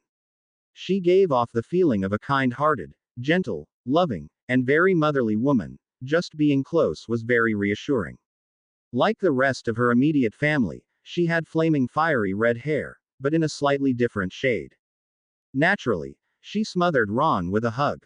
Ron's face almost turned the same color as his hair in embarrassment. Mum, he exclaimed as he tried to wriggle away. The twins, of course, were laughing at him, until she let go of Ron and zeroed in on them. Then it was Ron's turn to laugh. With them was their younger sister, Ginny, not yet of age to go to Hogwarts. She was proudly introduced by her mother as Ginevra Molly Weasley, the first daughter in 7 generations of Weasleys. Ginny was a very petite and exceptionally pretty girl. Like the rest of the Weasley family, she had light skin and a freckled complexion.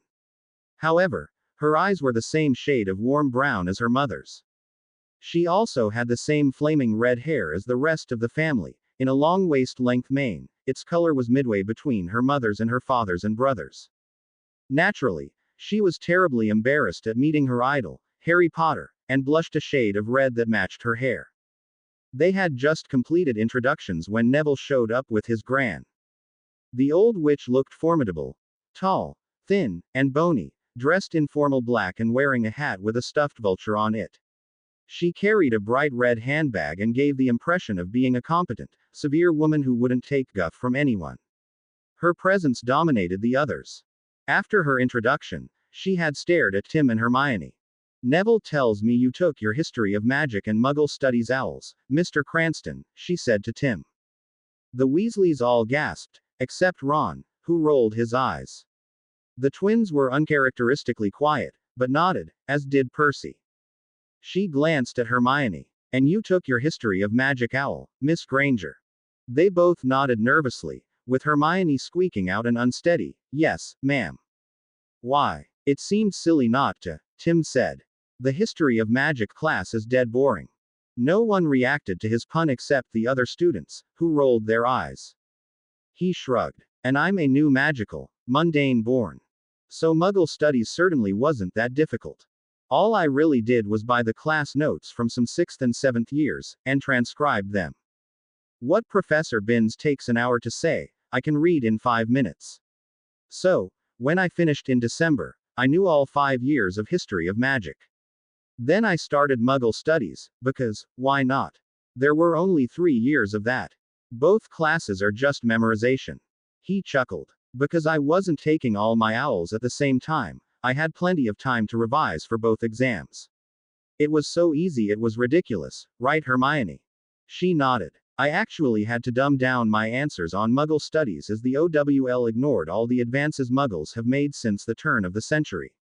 It doesn't even mention World War I or II. The Second War wizards call Grindelwald's War, he added, for the magicals, are things like the atom bomb that can destroy cities as big as London in 1 second, planes that fly faster than the speed of sound, video cameras, satellites that are mapping every square inch of the planet, and even the moon landings. He shook his head with a wry expression. Being so far behind can only lead to disaster. Moon landings. Both Mrs. Longbottom and Arthur echoed, startled. The Grangers were nodding. He sighed and glanced at the others. Anyway, now, we both have history of magic as a free hour, and one of my electives is already knocked out. He paused. I think I'll do the same for ancient runes and arithmancy this summer. I'll just do it at the end of the year if I can't manage to be ready for the OWLs at the end of summer halls. After all, it's only memorization. He had already purchased complete notes in both subjects from 7th, 6th, and 7th years. He snorted derisively. Even a non-magical, a Muggle completely without magic, can get 5 OWLs: astronomy, history of magic, Muggle studies, ancient runes, and arithmancy. He paused. I think they could even get an OWL in divination, he said thoughtfully, considering a lot of it is just memorizing what the different cards and runes mean. The adult magicals looked startled, the twins looked intrigued. The Grangers merely looked interested. They didn't know enough to understand. Hermione, on the other hand, looked excited at the prospect. He looked up at the adults. We both had to take the regular exam for history of magic, he nodded at Hermione, and we both got outstanding pluses on it. He looked over at Neville, Ron, and the twins. And there's absolutely no reason you four can't do the same. We can get together on Monday, if you want, and I'll give you all copies of my notes on both history of magic and Muggle studies, and explain how to get an outstanding with them. The adults looked impressed. It didn't take long for them to arrange a get-together for Monday at 10. Not long after that, the group broke up. Neville and his gran headed for the flow or apparition point, Tim thought. Everyone else headed for the 9 3/4 portal. Tim deliberately walked slower than the Weasleys, and pulled on Harry's arm to keep him back, as well. Hermione, of course, kept pace with them. Did you tell your uncle he could wait in the main lobby for you instead of trekking all the way here? Harry nodded. If his uncle were outside the portal, he would inevitably meet the Weasleys, and that wouldn't turn out well for him. Unfortunately, walking slower didn't work. Arthur insisted on talking with Mr. Granger. As a result, the whole group went through the portal, one after the other. Then they headed for the main lobby. The Grangers claimed to have parked in a different location than Arthur had. As the Weasleys headed off on their own, Arthur had Tim promise to bring a book on the moon landings, and another on jet airplanes, when he came on Monday. With them out of the way, Tim and Harry began looking for Harry's uncle. The adult Grangers were not stupid. They could see Harry's reactions to his uncle indicated that all was not well on that front. The boy visibly shrank into himself as the big man approached. The man's disdain for the boy was clear. That Uncle Vernon was not pleased to meet the Grangers, nor that their daughter was a friend of Harry's, was just as obvious, despite his attempts at appearing amiable. That raised alarm bells in their minds, Tim could tell from the looks they exchanged. Oh, the man thought he was fooling everyone, but the Grangers were doctors, taught to read body language regarding abusers and the children they abused. They noted Harry's startled expressions that vanished as soon as they appeared at what his uncle said to the Grangers, and how Harry always stayed just outside hitting range of the man. They would be asking Hermione some hard questions when they got home. They accompanied the two far enough to determine where the man had parked his car, then said they should find a restroom before the trip home, and headed off for the lavatory. Spiffy would pick up each of them from the privacy of a stall, and no one would see the magic or suspect anything out of the ordinary. Tim claimed the same need for a bathroom, and waved as Harry and Vernon headed off to his car. As soon as everyone he knew was out of sight, he turned and headed back to platform 9 3/4. He'd take the flow to the Leaky Cauldron, then visit Gringotts to deposit the gold he had collected on his late-night broomstick rides, and retrieve the funds he would need over the summer. He knew the theory of how the flow worked from the books, but had never done it himself. So, he didn't have to pretend uncertainty in its use when he asked one of the waiting witches for advice on using it. She was more than pleased to help a girl for Steve. He had scounged several dresses from the ROR for different aged personas. He still almost fell on his face in the Leaky Cauldron. A quick don't notice me spell when he exited into the alley helped disguise his changing. When he walked into the Owl Post office in the alley afterwards, he looked like an older girl he had seen in Blackpool during the Easter halls. A girl tall enough to have just left Hogwarts, with a chest big enough to make sure the clerk didn't remember his face. While he had mastered using his metamorph abilities to make himself much smaller, making himself bigger was a problem of not enough mass. Fortunately, Tonks had shown them what she did, which was to strategically put bladders inside herself that she filled with air. Those allowed her to make herself appear bulkier than she really was, or to make herself taller. That was much easier than him making his bones less dense as he made them bigger and worrying he might accidentally stress one too much and break it. Similarly, if he reduced his muscle density, he would have to be careful not to reduce it so much that he couldn't open a door. He sent off the letter to the Flamels that he had composed at Hogwarts. He would check each morning to see if they had replied. Visiting Gringotts was a quick errand. Renting a room in the Leaky Cauldron as an adult until they left for France was a cinch. As he had discovered last summer, meals were not normally included, which saved him a bit of money this time. Especially as his trunk had more than enough breakfasts, lunches, dinners, and snacks to last him 5 months, not just 2.5. Not that Dinky would let him partake of those supplies while he was visiting with Harry on the estate or island. After eating one of his stored meals, he went next door and bought a few books for Arthur. Then he went on the hunt for a record turntable and to buy a stack of records. He found the turntable in a junk shop. It was designed to let you stack several LP records at a time, dropping the next as the previous reached the end. It was strictly mechanical except for the motor and tiny amplifier for the output jacks. He had the rune spells from the ROR already prepared. A spin spell for the motor's armature, set to the speed selector, would drive everything. A sound spell focused on the needle, with a slide control on the side of the turntable, would provide the volume and bass control he needed. Then it was just a matter of the records he wanted, mostly soft jazz and pop music he could use as background for studying. The music store clerk was so happy to sell 50 LP, long play, records in one shot that he included a record carrying box for free. Once he returned to the Leaky Cauldron, he went to Tom in his current disguise, and explained that she was a Muggle born, no experience with flows, and what advice did Tom, the proprietor, have to offer. Tim experimented with the flow at the Leaky Cauldron, traveling to Hogsmeade and back, several times. It came down to one simple thing, as many fanfics had thought. When you start heading towards one flow, and not merely turn to face it as you went by, start walking at a casual pace. If you didn't, standing still would result in your accumulated speed from the flow tossing you to the ground just like Portkeys did. Tom's advice worked admirably. That night, Tim cast the reparo until the turntable looked almost new. Then did a reparo for each record, just in case. Next came drawing the runes for using the turntable, and the volume control. Then he cast the unbreakable and impervious charms on both the turntable and the records he had just purchased. He loaded the records on it and, crossing his fingers for luck, gave it a test run.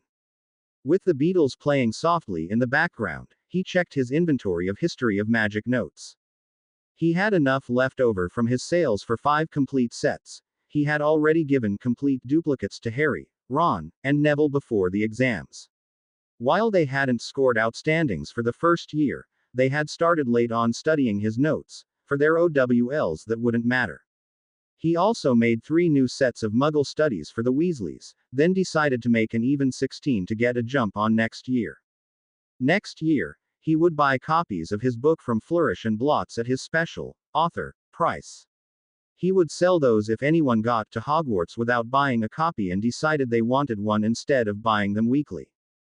The Muggle studies was only for 3 years, so if he made just 1 set a night, he would finish well before September. He would make 2, though, just to be sure he had enough.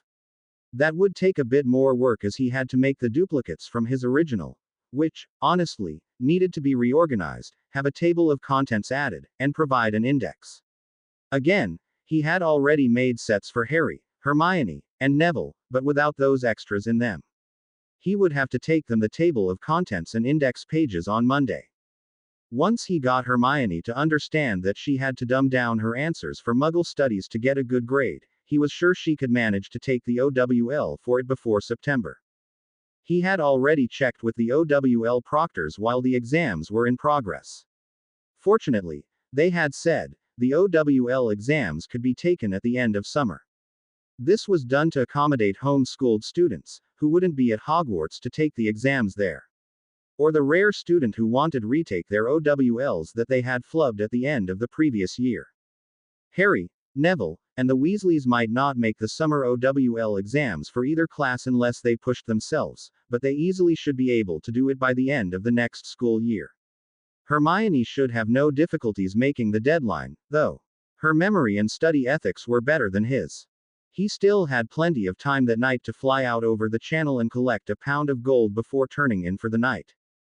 Sunday, he called for Spiffy to meet up with Harry. As the Chamber of Secrets book had said, Harry's uncle Vernon had locked his trunk and wand in the cupboard downstairs and padlocked Hedwig's cage. He and Petunia had apparently forgotten Tim's, Scotland Yard, warnings from the previous summer. That didn't matter. Of course, the trunk held nothing of any real value. Harry had everything important. His Nimbus 2000, wand, books, clothes, and so forth, in his hammer space. Dinky had taken less than a second to remove the cage from around Hedwig with a snap of his fingers. Then she had taken off to a more welcoming sight. She was now ruling the roost at the Potter estate. All the extra chores at the Dursleys given to Harry were now the duties of 2 happy house elves, and Tim and Harry discovered the house elves had a limited ability to illusion themselves to fool magicals and non-magicals. That meant that the Dursleys would see Harry at work and never suspect that it wasn't really him.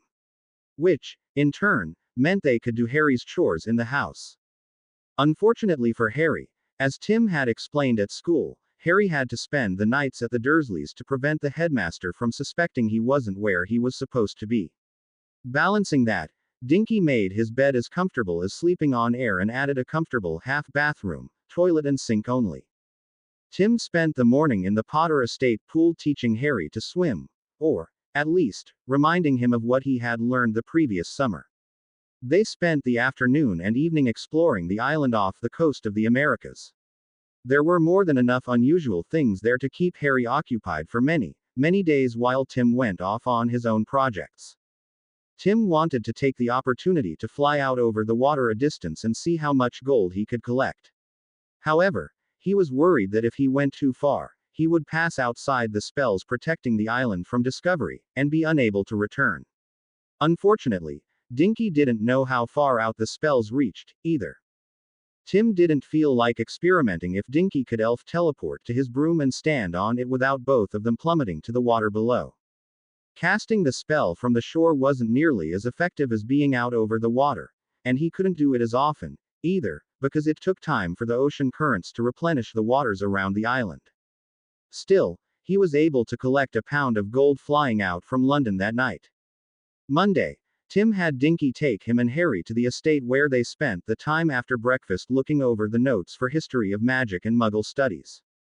Tim stressed over and over that the key to both was memorization, and that their magic had already improved their memorization skills so much that it would be easy for Harry to complete both courses by September. Taking all the sample end-of-year exams in his notes would help prove that.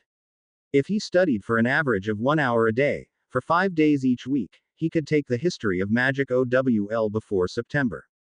An additional hour a day would easily knock out Muggle studies, too. That was based on the fact that Professor Binns talked at about 80 words a minute. Tim had timed him, once, out of boredom, and the other professors talked at about 170 words a minute. Tim had timed them just because he had timed Binns.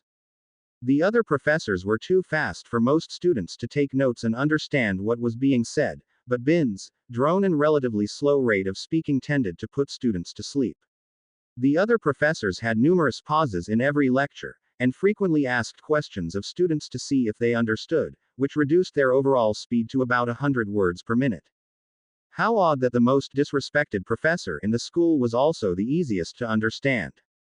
While Harry wasn't as fast at reading and memorization as Hermione or Tim, he could still read what amounted to an hour's lecture in 15 minutes, and the lectures were rarely a full hour in length.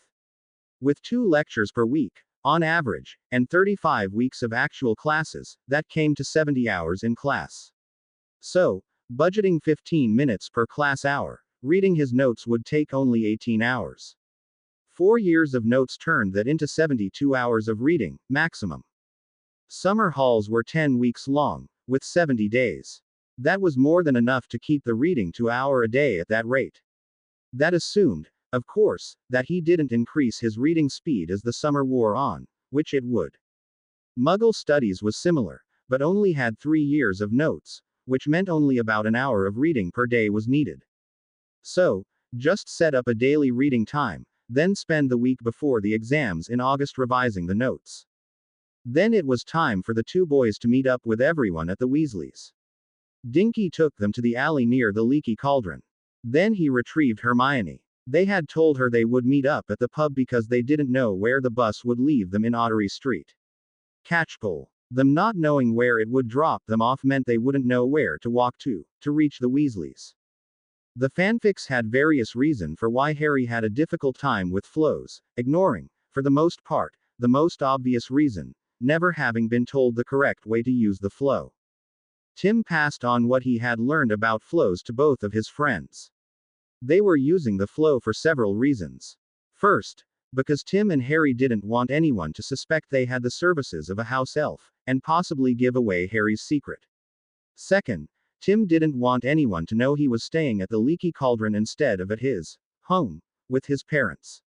Hermione thought he and Harry had come to the pub from their homes by the night bus. Tim went first, taking a deep breath before tossing in the flow powder. He stepped into the emerald green flames, and then said, "The burrow," very clearly as he stood there. After several twists back and forth to face other lit flows, he started towards one in particular. As he had practiced, he took a step forward as that flow rushed towards him. A moment later, he stumbled into the room that was his destination. It seemed that practicing exiting the flow with an adult's stride didn't translate well to his stride as a kid. Unfortunately, while Harry had the theory, his execution left much to be desired. Only a few moments after Tim arrived at the burrow, the Weasley home, Harry came flying out of the flow. Apparently, he had taken a giant step forward and the flow system had accelerated that. The twins and Ron were impressed with his slide across their sitting room floor, bowling over both Tim and Neville. Neville had just arrived with his gran only moments before Tim had. "Wow!" Fred exclaimed. "We've never seen anyone make such a grand entrance," George said. His ring to identify people with their names over their heads prevented them from confusing Tim as to which one of them was speaking. Molly and Madame Longbottom were staring, aghast, as the 3 boys untangled themselves. Ginny was watching, mouth agape, from around the kitchen door. "Are you boys all right?" Molly said worriedly. "We're fine," Tim said, standing up and brushing off. "Right, guys." The other 2 mumbled their agreement. They had barely moved from in front of the flow when Hermione stepped out of it, also stumbling slightly. She took one look at the 3 still straightening their clothes and said, "What happened?" A slight mishap on exit, Tim said dryly. Molly pulled out her wand and cleaned up the soot they had on them and had spread around. Tim looked around and nodded. Good morning, Madam Longbottom, Mrs. Weasley. He waved at the other Weasleys and Neville, and gave them a negligent, hi. The others returned his greeting, as well as Harry's and Hermione's. Okay, Tim said. From one of his cargo trousers leg pockets, he pulled out one of his expanded bags, and removed the twins' history of magic notes. He paused, and looked at Ginny. He nodded, then pulled out a third set of the notes. He held out the bundle of 2 sets to the twins as he stepped closer to them. Here, as promised. He looked over at Ginny. Well, what are you waiting for? Get over here. He held out the third set. Hermione, Ron, Neville, Madam Longbottom, and Molly were all facing him, with the twins to his left. He paused, still looking at the girl. Or don't you want to get an advance look at what to expect? With several nervous glances at her mother, her brothers, and him, she cautiously came over and grabbed the bundle, clutching it to her chest. He smiled gently then made his eyes glow blue. Luna should be here, intoned Tim in his echoey voice. Then he blinked, dispelling the glow from his eyes. He glanced around. I suppose we can start right now, he said, ignoring what he had just said. Hermione gasped, and Ron exclaimed, what? Astonished. The others merely looked puzzled. Hermione looked at the Weasleys. Do you know anyone named Luna? Ron had never mentioned the girl to either Tim, Harry, or Hermione, so how Tim knew her name was a mystery. Ron was pursing his lips. He was probably a bit put out at the thought of his sister beating him as the youngest Weasley to get an early OWL, and adding Luna to the mix probably didn't help. The extra boost to head boy didn't quite cancel out his jealousy about sharing the limelight right now. Luna. Molly and Ginny repeated back to him.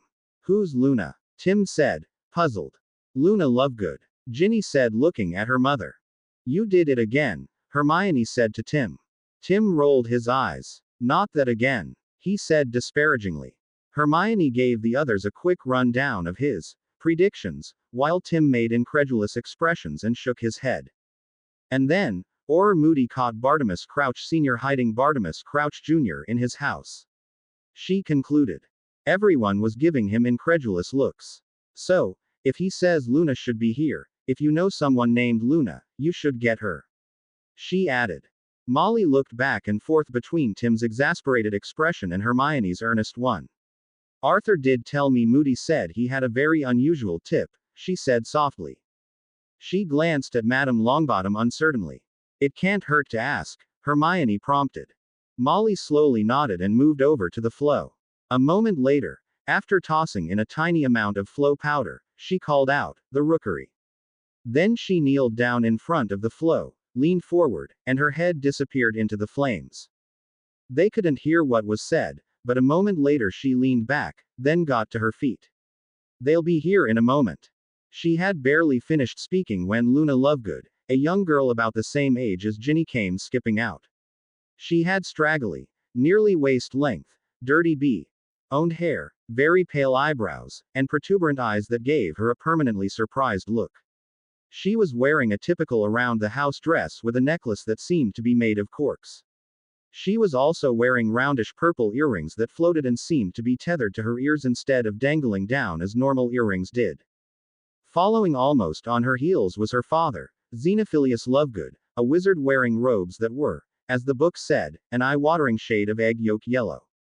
He had wispy shoulder-length white hair the texture of candy floss, with a white cap whose tassel dangled in front of his nose. As he straightened, Tim could see that he was fair-complexioned with pale eyebrows, like his daughter. He was also slightly cross-eyed, and a golden chain around his neck carried a triangular pendant with a circle inscribed on it, bisected by a vertical line, the Deathly Hallows. Molly quickly welcomed the wizard and his daughter, and then introduced the two to Harry and Tim. Apparently, Madam Longbottom already knew him. For a lark, Tim made his eyes glow again, his voice echoey again, as he stared at the pendant. One held by a powerful half-blood, one held by a young half-blood, the third buried under a half-blood wraith's decrepit hovel, the Deathly Hallows. He blinked, dismissing both spells. Everyone was staring at him. Now, Most were puzzled. Luna and Xenophilius, however, were staring at him intently. What did you say? The wizard said breathlessly. What did you say about the Deathly Hallows? Tim stared at the man blankly. Deathly Hallows. What are those? He said, curious. You just said, one held by a powerful half-blood, one held by a young half-blood, the third buried in a half-blood wraith's decrepit hovel, the Deathly Hallows. Those are simply a children's story, a legend, Molly said dismissively. Madame Longbottom was nodding her agreement. Tim stared at him and then shook his head. No, I didn't. I just said hello to you and Luna, he said to the two newcomers.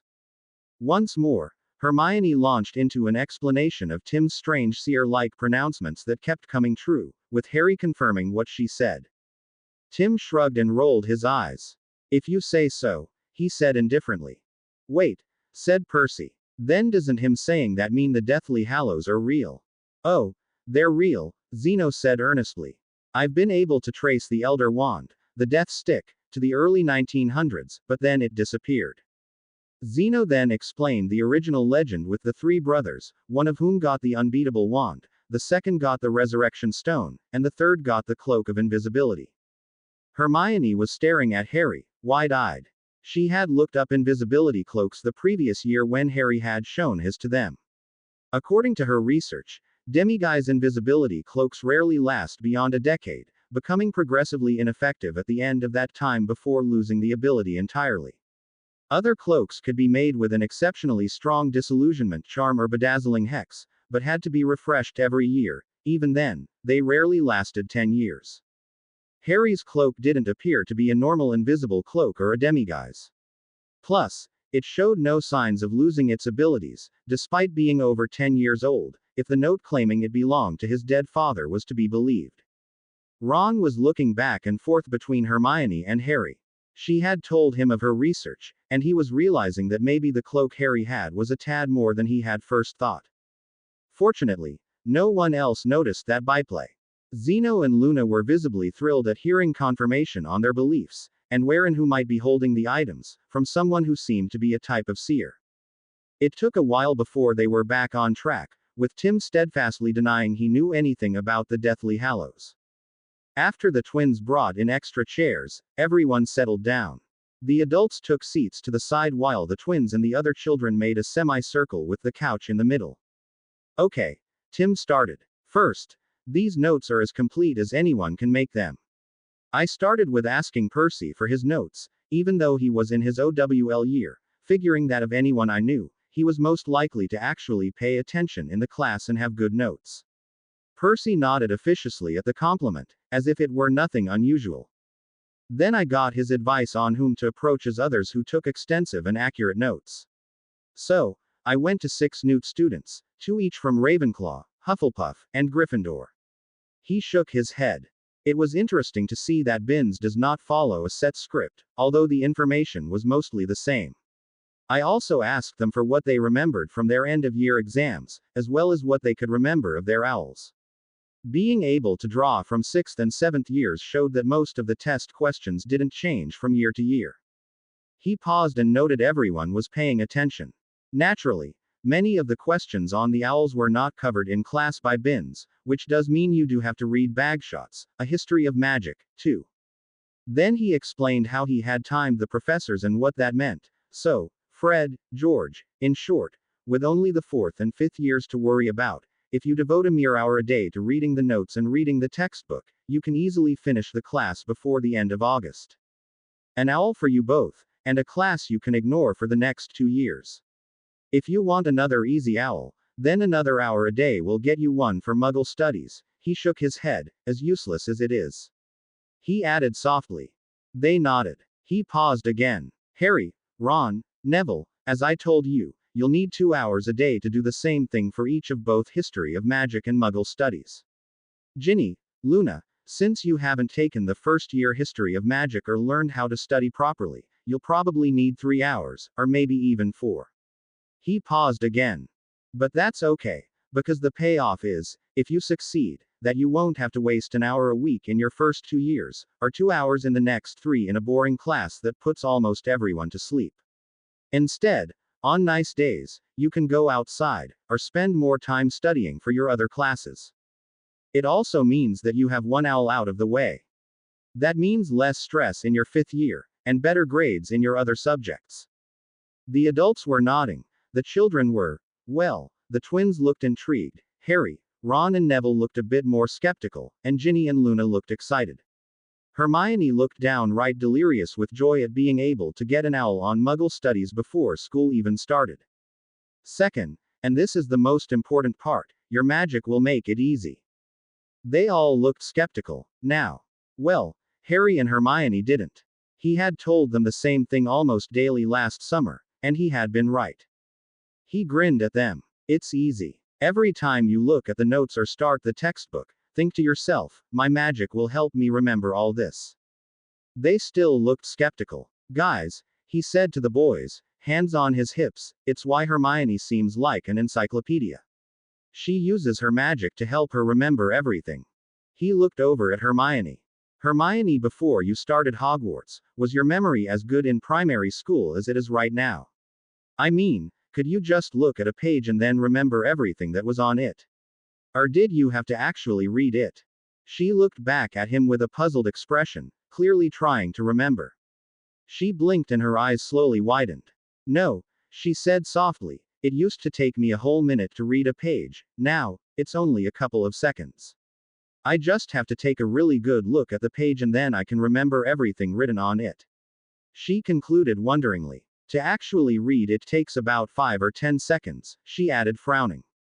See, Tim said, most people read about 200 to 300 words a minute, with the average textbook having about 500 words per page, and that's with about a mere 60% comprehension.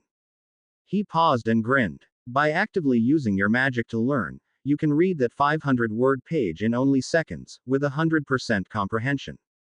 Last Christmas, he had spent a bit of time in the library looking up this information on reading rates, reading versus listening rates, and comprehension. It hadn't taken all that long. His time turner had made it easy to do without anyone else noticing. So, be positive. My magic will help me remember all this. Don't just say the words. Want your magic to help you, just as you want your magic to cast a spell with your fingers. He held up his hand and made his fingers glow.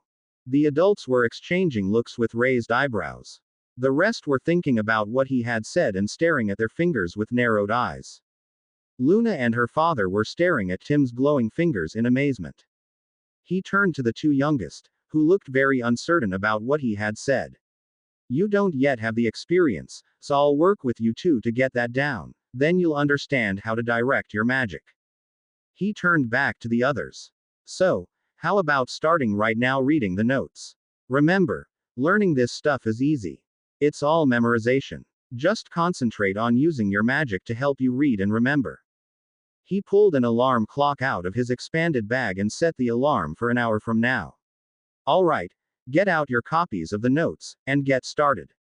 The twins looked at each other, shrugged, and started looking at their copies of the notes. Harry, Ron and Neville followed suit. Hermione pulled out her copies of Muggle Studies and started on it. Tim grinned and looked around the sitting room, then walked over to the younger two girls. Let's go into the kitchen so we don't disturb the others. The two stood and he waved them in front of himself into the kitchen. The three adults followed him. Percy headed upstairs with a thoughtful expression. Tim suspected he would be trying the reading with magic helping on his own books. He arranged 3 chairs so they faced each other at one end of the table, and then they sat with the girls facing him and not the table. The 3 adults sat at the other end of the table and listened. With the 2 girls facing him, they didn't notice the adults watching them closely from behind. He could see them easily, and he winked at them. Now, then, he said to the 2, as Harry discovered, the first thing you need to know is that magic is all about intent and desire. A wand and spells and such are merely tools to help you. They nodded uncertainly. You've both had accidental magic incidents, haven't you? They nodded firmly. Okay. And you didn't have a wand, then, did you? They shook their heads. Neither did you say any magical incantation, did you? They shook their heads, again. So, as Harry says, A wand is not necessary to do magic, nor is an incantation, only the desire for your magic to do something for you. The problem is, at this point, you don't know how to control your magic, right? They nodded cautiously. Okay. This is what Harry started with. Hold up your index finger and say Lumos. Will your finger to light up? It's easy, as I found out. Don't just say the word, though, want the end of your finger to light up. Like this. He held up his index finger and firmly said, Lumos. His finger lit up, making Luna and her father gasp. The other two adults and Ginny had seen their children and brothers, respectively, showing off last night. He spent the next hour coaxing them into getting their fingers to glow, then getting them to glow in different colors, and finally, getting all their fingers to glow. He emphasized at every step that this was easy, that the only thing holding them back were their own doubts. They needed to be firm, to believe that what they wanted to happen, would happen. He also transitioned them to doing it by concentrating rather than saying the words out loud.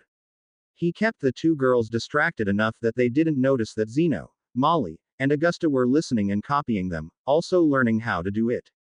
The alarm clock going off in the other room put a stop to their discussion. Tim got up and went into the other room for a few minutes. He came back out, grinning.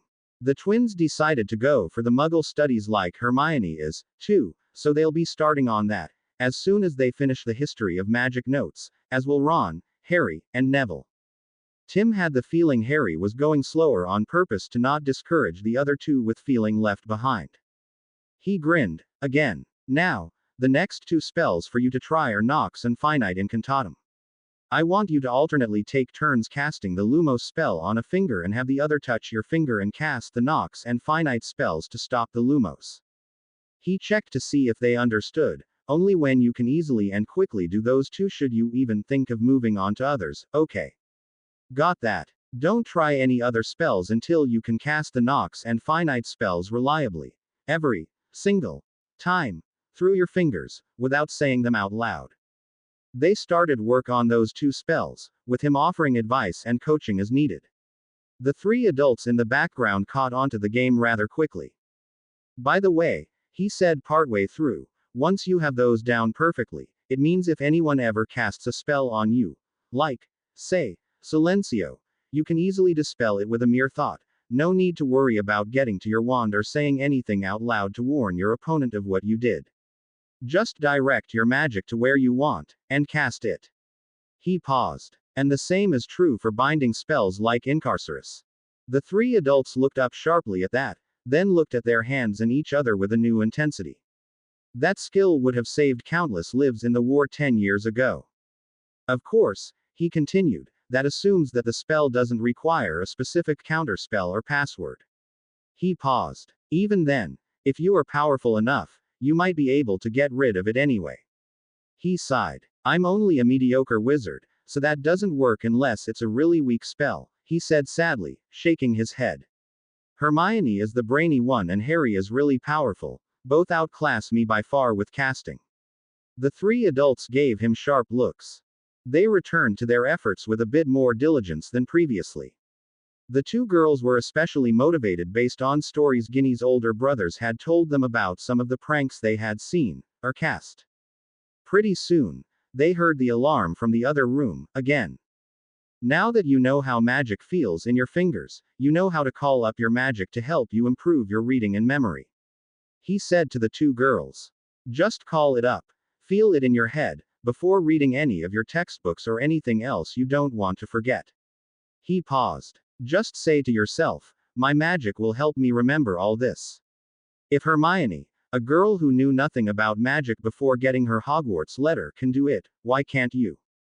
Tim reached into his expanded bag again. This time he took out 2 copies of his finger spell book, and gave one to each girl. These are all the current finger spells. Read the introduction very carefully. He grinned at them. I'm sure you'll be more interested in the finger spells than a boring and dull history book and the notes for the course this summer. That's okay, you'll have plenty of time to do it at school. He chuckled. You could even just use your time in Ben's class to do all the studying for your owl in history and Muggle studies instead of being bored. He gave them both a mock glare. Keep practicing Nox and Finite Incantatem until you can quickly and easily cast them silently. He stood and headed for the sitting room as the two girls started leafing through their new books, talking excitedly over the spells they saw. The twins had set themselves a goal of 6 days of notes, what Tim had said would be an hour of reading. It had taken them closer to 90 minutes. The notes for Muggle studies would take them a bit longer as those brought up subjects they had never heard of, despite their trips to the nearby Muggle village. Harry and Ron had finished both the History of Magic and Muggle Studies notes for the day. Neville hadn't finished his Muggle studies, but he promised to do so tonight. Hermione had, of course, easily finished what was needed for Muggle studies and started reading one of her other books, probably Transfiguration for the coming year, Tim decided. Okay, he said, clapping his hands once, how about we take a break before tackling potions? Ron can give us a tour of the place. He looked over at Ron and raised an eyebrow questioningly. That was when Neville told them that his gran had a copy of Farrago Filter's book on potions. It was the one she had used as a first year at Hogwarts. They quickly discovered that Mr. and Mrs. Weasley, and Mr. Lovegood all had that book, too. All three adults were thrilled at the opportunity to assist their children. Plus, it was easier to get Ron to study and practice when he had others around doing the same. That they planned to limit all their lessons to the morning, or afternoon or evening, helped considerably. The boy did so enjoy sleeping late. This year, the soon-to-be second years would be at the top of their potions class. Except Harry. The boys and Hermione knew Snape would never give him more than an average, and more likely a poor. Plus, Ginny and Luna would be at the top of their first-year potions class. However, their plan for practicing magic and potions for the coming year was quickly limited to just the Burrow, the Rookery, and the Longbottom estate, at the adults' insistence. They didn't mind in the slightest. Well, the two younger girls were. They had been interested in visiting Diagon Alley without their parents hovering over them. Before heading out, though, Mrs. Weasley insisted on serving everyone lunch, which pushed back their exploring a bit. Not a lot, only half an hour or so. After that, the five headed out into the orchard. Ginny and Luna already knew everything there was to know about the property, so they settled into the back garden to continue their exploration of the spells they wanted to learn from the Finger Spells books, and practice Nox and Finite. It wasn't a bad day, only partly cloudy and not oppressively hot, yet. Ron, naturally, took them to the Weasley homemade Quidditch half-pitch. Then it was the family swimming pond, then the rest of the combination farm and orchard. As they wandered through the orchard and examined the large garden, they talked about school and other things. Because they hadn't discovered the book in time last year, all of them, including Ginny and Luna, practiced the slicing and preparation techniques listed in the potions book for an hour in mid-afternoon. Dinners at the Burrow and Rookery would be decidedly vegetarian for a short while, Tim figured, with the quantity of vegetables and fruits they practiced with. That practice alone would improve their potions. Once they had those down, they would study the safety steps they were supposed to take before brewing anything, such as putting up a shield to prevent a cauldron accident from splashing them while they were brewing, and a spell to contain a cauldron meltdown. Molly, Augusta, and Zeno were appropriately appalled and upset at discovering Snape hadn't bothered to teach any of those to the children. Molly promised to bring it up with the headmaster, and then the Hogwarts Governor's Board if he wouldn't listen. There was absolutely no excuse for ignoring those important steps. Zeno declared that the Quibbler would have something to say if Snape didn't start the first class for the first years this year, which included his butterfly, of course, with those instructions and spells. Yes, the spells were beyond the first-year students, which meant he was derelict in his duties in failing to cast them, himself, when the students were brewing. Tim made note of those spells, and decided to see if the room could reproduce them as runes. A ring probably wouldn't work, nor would a necklace. Maybe a set of 3 or 4 small stones or silver blocks he could place around the cauldron. Maybe include a shield that would repel anything thrown into the cauldron. He was sure that eventually some Slytherin would do that. It would be a very complex set of runes, he thought, especially if he could get the runes to bounce the object back at the person who threw it. If he could get them to drop it in their cauldron, that would be perfect. Hopefully, the runes wouldn't be as complex as his Pokeballs. Anyway, After mastering the preparation techniques and safety protocols, the younger girls would start on the potions in the book. They would easily finish by the end of July, then they could work on second-year potions. Meanwhile, the others would be working on second-year potions. They stopped after practicing their potion preparations, and goofed off the rest of the afternoon, which Ron greatly appreciated. Luna's father and Neville's gran left for home. They had some interesting things to think about. Tim made sure to give Arthur the 4 books he had bought when the wizard got off work.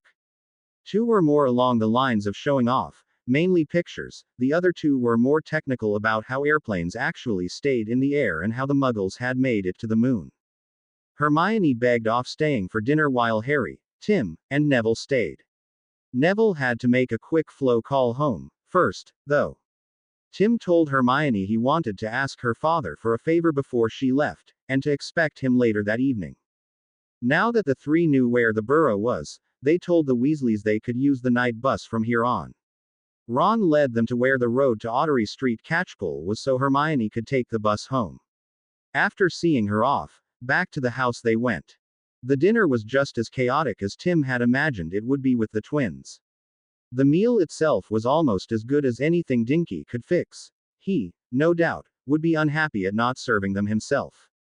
After dinner, to maintain appearances, they used the flow to travel to the pub. Once they were at the pub, Harry headed into the courtyard behind the pub, where Dinky took him home. When Dinky returned, he took Tim to Hermione's. After everyone was comfortably seated in the sitting room, Tim started. First, he said, that silver ball I had engraved. Remember? Well, it worked perfectly. I caught Voldemort, whose real name is Tom Riddle, in it at the end of that set of puzzles after exams. At their puzzled looks, he said, Hermione can explain about those. He took a breath. Anyway, I captured Voldemort's spirit in the ball, and he's currently in a stasis in my trunk, so he's not awake, and can't escape. The Grangers exchanged amazed looks. Then Hermione burst into a non-stop series of questions. When they finally calmed her down, he said, let me show you. He pulled out his shrunken trunk and retrieved the spirit trap ball. See, it shows his name on the side, and it didn't before, right? They slowly nodded. He pointed out and explained how the different runes protected the ball from almost anything, and how Voldemort was now safely contained as those same runes extended the protections against harm to the inside surface, too. Even if he did wake, he can't force his way out, Tim concluded. When I can, I plan to throw the ball into the Veil of Death in the Ministry. Which required an entirely different explanation. It probably won't be for a decade or 2. I can't see them just letting a 12-year-old kid walk in and toss what looks like a random ball through the veil, he finished. Tom nodded. I see. So, Tim continued, I have another ball I want made. It's slightly different, though. It's designed to catch Death Eaters. What? The others exclaimed. He sighed. As the history books explained, a lot of the Death Eaters escaped prison by claiming they were Imperious. He paused a moment. I think they lied. That given the chance, they would do those things again without a single thought. He paused. As a new magical, I would be one of their prime targets, as would be Hermione. He snorted. And especially Harry for what he did to Riddle. He shrugged. It'll take me years to learn enough magic and have enough practice to defend myself against an experienced Death Eater. So, I want a way to protect myself. With our new hammer spaces, we can keep these trap balls with us at all times. So, if we're attacked, all we have to do is throw one at a Death Eater, and he's Ked inside where he can't do anything to anyone until you let him out. Not even an automatic portkey can rescue him. He's no longer a problem. And we are safe. They sat back on the couch and thought about what he had shown them and what he wanted to do. Tom nodded. That sounds good, actually. What do you want from me? I have some more of those silver balls I want engraved to make those trap balls, he explained to Heather and Tom, and it would be more believable you were doing something for a business idea you had than me telling them some sort of story. He pulled out one of the volleyball-sized blanks and handed it to Tom. It was the one he had drawn numbered lines on to indicate where the runes went. He had a separate set of papers that listed the rune sets for each location and gave details on the spacing and sizes of the runes. He spent the next half hour explaining to Hermione what each set of runes did. Tim, she said, shaking her head in disbelief, this is beyond Newt level stuff. Tim shrugged. Not really, I just used a find it spell. You say, Inventor Mihi, and what you want, and the spell leads you to it. Her jaw dropped. Most of them were in books in the restricted section, so I had to sneak in at night, but it really was just plugging in the pieces I found. A little fiddling with them, and I had what I wanted. Her jaw fell a bit further. Then she insisted he teach them to her, immediately. She only desisted when he pointed out that they couldn't do magic at her home. She stared at him with narrowed eyes. First thing tomorrow at Neville's, right? He readily agreed. Her parents watched, highly amused, at their antics. Finally, Mr. Granger said, I think it would be better if we claimed these were a uni project for my daughter. They haven't met her, and don't know she isn't old enough for uni. He frowned at Tim. Is there a time limit, like the last one? Tim shrugged. Not really. I'd like the first one as soon as possible, for testing, but the rest are fine as long as they're done before school starts again. How many are we talking about? 7, total. Each the same as this one. Yes. He thought a moment. I can go there Friday afternoon, how's that? Just fine, Tim said. They quickly settled into a routine for the rest of the week. Sometimes in the morning, sometimes later. Sometimes the students started with reading their notes or textbooks, then went on to potions. Other days it was the reverse. Friday was an easy trip in the afternoon to the engraving mill for Tom. Much as Tim wanted to go along, there really wasn't a need. Plus, it would mess up the story if he went along and interfered with anything. Using their quote for the spirit trap sphere, Tim had given Tom 5,000 quid. It was more than enough for a 50% down payment, and more just in case. Tim would give more to Tom when they learned the final price. The milling company promised the finished prototype sphere 2 weeks. Oddly, he still hadn't heard from the Flamels. The Owl post office confirmed the letter had been delivered and they had sent the owl back. The post office promised to send him an owl when they received anything. The owl would home in on the receipt they had given him. In the meantime, he tried not to think about the stone in his trunk. Some days they skipped studying the notes in their books, but did more work on potions. Others, they did the reverse. Still others, they just played around. There were more than enough time in the summer halls to allow that without endangering their goals. Of course, Tim used his extra hours at night in his trunk to stay ahead of the others while also working on other projects, arithmancy and runes notes, for example, and to collect gold. He already had plenty of silver collected for his projects, both those he was working on and for use in the future. He would try to get back to the room before the exams to get copies of the actual arithmancy and runes exams, and the best answers for the questions. That was just in case the summer exams were different from the Hogwarts exams. It was a lot of work, but, then again, so was working 40 or so hours a week at a job. At least this stuff was something that he wanted to know and not just an esoteric exercise in earning money. Tim made sure to tell them, every day, potions is easy. Just follow the instructions, and have your magic keep you on track so you don't make mistakes. The milling company provided the finished Pokeball, as promised. Tim was delighted with the finished Pokeball. As he had with the Spirit Ball, he quickly exchanged out the carbon dioxide air inside for nitrogen. Nitrogen would not oxidize the inside like the carbon dioxide might, and restored it to its billiard ball size. Then he increased the inside pressure to slightly more than outside. It looked like the real thing from the anime show except colorless, easy to hold and handle, light enough to carry, heavy and solid enough not to be blown off course by the wind like a tennis ball or similar lightweight ball would be. Then he charged it with magic to get it started. The result was that it looked exactly like the ones in the show. The top half was red, the bottom white, and an indented band of black separated them. At the front, centered on the black band and interrupting it, was an indented black ring around a raised white circle with a barely discernible white button shape on top of that. He spent a couple of hours Saturday at the estate, after having Harry charge it some more, testing his Pokeball, with Dinky's help, of course. They started with the house elf bringing him a mouse, then a squirrel. They worked their way up to a horse before he called it quits. Harry was awed at the result. As Tim had hoped, it worked. The counter for how much storage in the Pokeball had been used worked as intended. He wasn't sure if there was a limit based on size of the target, its weight, or the volume, but he had an indicator that at least gave him an idea. He had wanted to be able to capture a sperm whale, which typically hit 40 or so tons. The horses on the estate were Arabian, he thought, and should weigh around 3/4 to a full ton, each. The scale in the ball had said the horse had used only 1 3/4% of its capacity. Then he tried to see if a Pokeball could host more than one capture. Astonishingly, it did.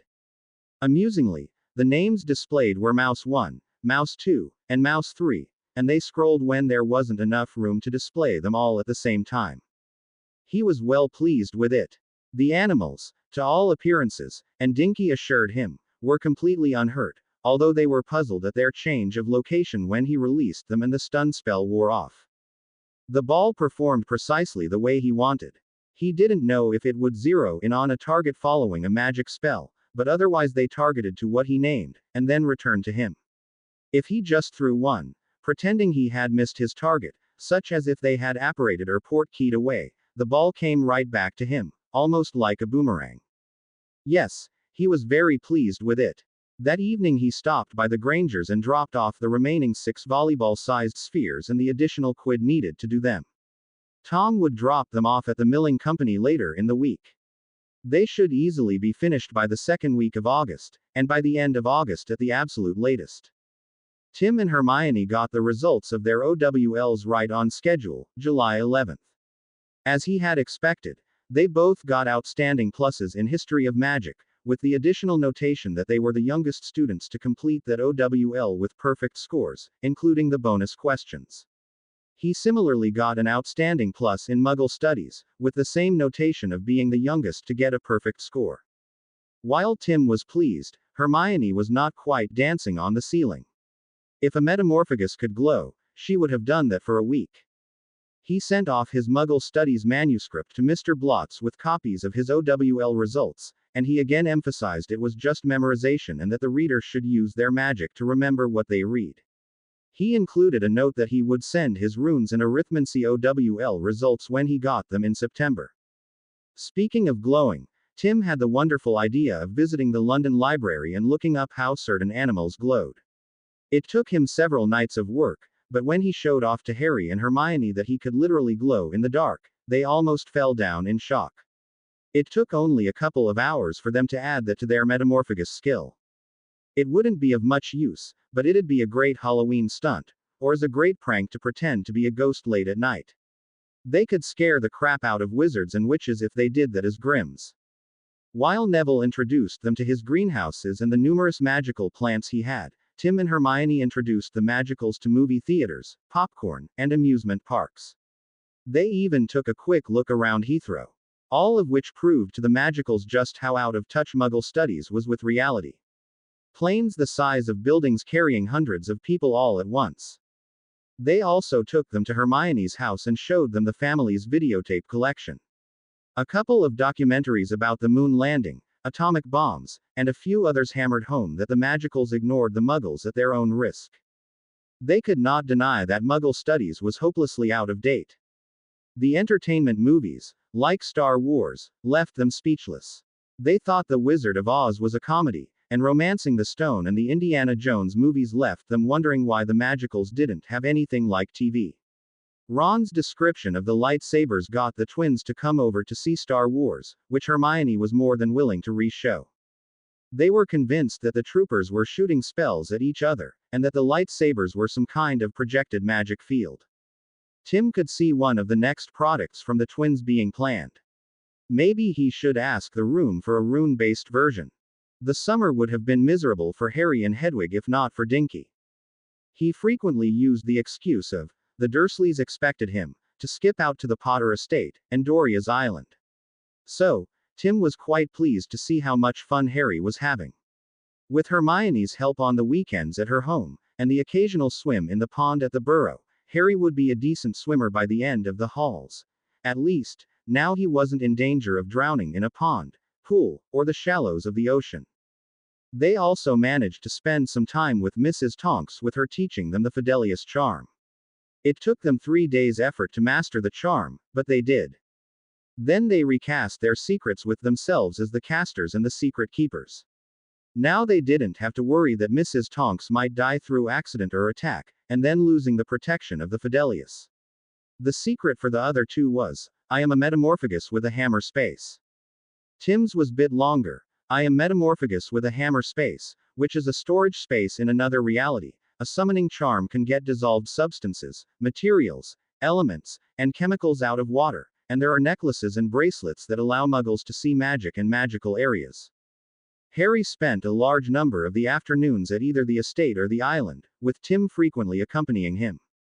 Some afternoons Tim spent in London, making notes on the coming couple of years and reading some of the fanfics he had in his Android that he hadn't finished, and rereading some of the others. It felt really weird to read stories in the universe Tim was living in. He also wanted to ensure he knew exactly what was going to happen when they went to get their books in the 3rd week of August. He wanted to make certain he had the goblins purchase the Vanishing Cabinet from Borgin and Burke's after that and before school started. Once he had it, then he'd see if the goblins could buy the one from Hogwarts. He also searched the shops for an adequate diary for a girl just entering Hogwarts. Preferably one that could offer advice, like the mirrors he had seen, but be non-judgmental. Finding one was easier said than done. He ended up with a diary that was impressive for what it did, but wasn't as complex as he had wanted, just before the end of July. It greeted the owner and asked how their day had been, if anything exciting had happened, or offered one of several other prompts. Like the old Eliza computer program he had heard about. It used what was written to generate a comment or question, such as, how did that make you feel? Or, was that interesting? Several of the people who had used it refused to believe it wasn't a real person that they were communicating with. Best of all, if anyone but the owner was to look inside, they would only see the words, "This is private. Go away," written on every page. Nothing written inside would be revealed. As luck would have it, her birthday came the week before they went for their books. That was both fortunate, and not. He, Harry, and Hermione would be on holiday in France, then. However, he could easily give her the diary in advance as an early birthday present. That meant he wouldn't have to deal with any of the "we don't take charity" crap the Weasleys pulled if anyone tried to help them. So, if she already had a diary, when she found riddles in among hers when they got home, hopefully, she would tell someone. He would try to grab Riddle's diary before she noticed it, anyway. For the first time ever, Harry was invited to a birthday party, Neville's, the day before Harry's traditionally partyless birthday. Tim, accidentally, let it slip that Harry's relatives had never thrown him a birthday party because he wasn't worth the effort, in their opinion. As a result, when they showed up at the party, he saw a banner that said, "Happy Birthday Neville and Harry." As a surprise, it was superb. Everyone from their Gryffindor year was there, as well as the Quidditch team. There were also a few from the other houses. Susan and Hannah showed up, as did Padma and Sue Lee. Percy, Ginny, and Luna came, too. Naturally, so did all the parents when they heard that Harry Potter was going to be there, and why. Harry was stunned, to say the least. More than once, Tim saw him wiping away tears. Discovering that there were actual presents for him was almost too much for the boy. And his hair kept changing colors, too. The first time Tim noticed it, he cast a quick "don't notice this" by touching the back of Harry's head and concentrating only on spelling his hair. It seemed to work. While others might think it was the twins changing his hair color, Tim wanted to keep even the suspicion of their abilities out of the public's eye. The Fidelius should prevent that, but why take unnecessary chances? Tim made sure to suggest to the kids whose parents had not yet met Harry that they should take him over to them and let them meet him. He also told Harry that he should go along with it, and just act himself, that being embarrassed about it was natural for a kid. To just say, "Thank you for coming." It was a fun party, despite the adults staring at Harry. Being one of the guests of honors, Harry was one of the last to leave. His friends stayed to the end, as well. As they were entering the flow room to leave, Tim stopped. He made his eyes glow and said in the eerie voice, "The abused house elf rebels." Then just as quickly dismissed it. Naturally, Harry and the others were staring at him. He just looked at them. "What? Is there cake frosting on my face?" He wiped across his lips, as if checking for frosting. "The abused house elf rebels," Hermione carefully said. He frowned and stared at her. "What?" She exchanged looks with the others. Harry shrugged. "I guess we need to watch out for an abused house elf." The others slowly nodded. Tim just shook his head in pretended exasperation. The Weasleys went home while Harry, Tim, and Hermione went to the Leaky Cauldron. From there, it was a quick walk to the nearby alley, and Spiffy took Hermione home. Then he took Harry to the Dursleys and Tim walked back to the pub as an adult. That night for Harry went as Tim expected. Dobby had, indeed, shown up in Harry's room and caused a ruckus. Fortunately, while yelling had been involved, Harry didn't have any problems meeting Tim the next day. The plan was that Tim would spend that night with Harry at the mansion. He checked out of the Leaky Cauldron as soon as Harry arrived. Tim thought that staying at the estate once or twice shouldn't make any difference, and he doubted anyone would notice. They would all pack that evening, and then early Saturday morning, Spiffy would take them to Luton Airport. From there they would catch a flight to Paris, then transfer to a plane to Nice. They would take a leisurely trip by boat from Nice to Toulon, a distance of only about 80 miles or 128 kilometers, straight, but nearly double that following the coast. Still, with 2 weeks, that meant they would be spending only an hour or two every day traveling and the rest sightseeing in the various towns along the routes. Tim intended to see if he could collect some gold while the boat traveled. If he cast from the bow, he would have the best chance of getting a good response before the ship moved away from that point. If he could collect £2 each day, he still intended to take his broom out at night, then he would have slightly over £200,000 sterling by September 1st. A very comfortable bank balance, by anyone's measure. That Friday, though, was a regular day for them studying at the Weasleys' house. Harry was still running high on his first birthday party and his smile reflected that. Dobby hadn't put much of a cloud on it. Tim made sure to give Ginny her birthday present just before they left at the end of the day. "I won't be here for your birthday," he explained, "so, here." He handed her the wrapped book. She hesitantly took it. He grinned at her. "And, yes, you don't have to wait until then, you can open it now." She wasted no time in doing just that. Her name was embossed in large gold lettering on the cover. Her eyes practically popped out of head at the sight of it. "It's a diary," he said, "that no one else can read. Plus, it's like the mirror in your bathroom, it writes back." He chuckled. "And, unlike the mirror, it won't judge you on what you write." Ginny almost had tears in her eyes. "Thank you," she said sincerely, her voice unsteady, clutching the diary to her chest. "Well, I thought you deserved something in which to record your experiences at Hogwarts, and this seemed perfect.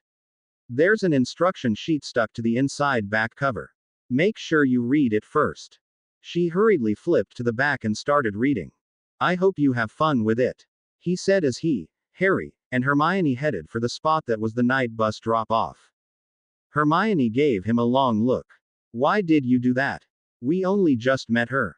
She paused. "Don't get me wrong," she added quickly, "I think it was a lovely idea and very nice of you." He shrugged. It felt like the right thing to do.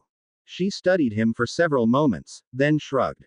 "Okay." She glanced at Harry. "We'll have to pick up something nice from France, too, then."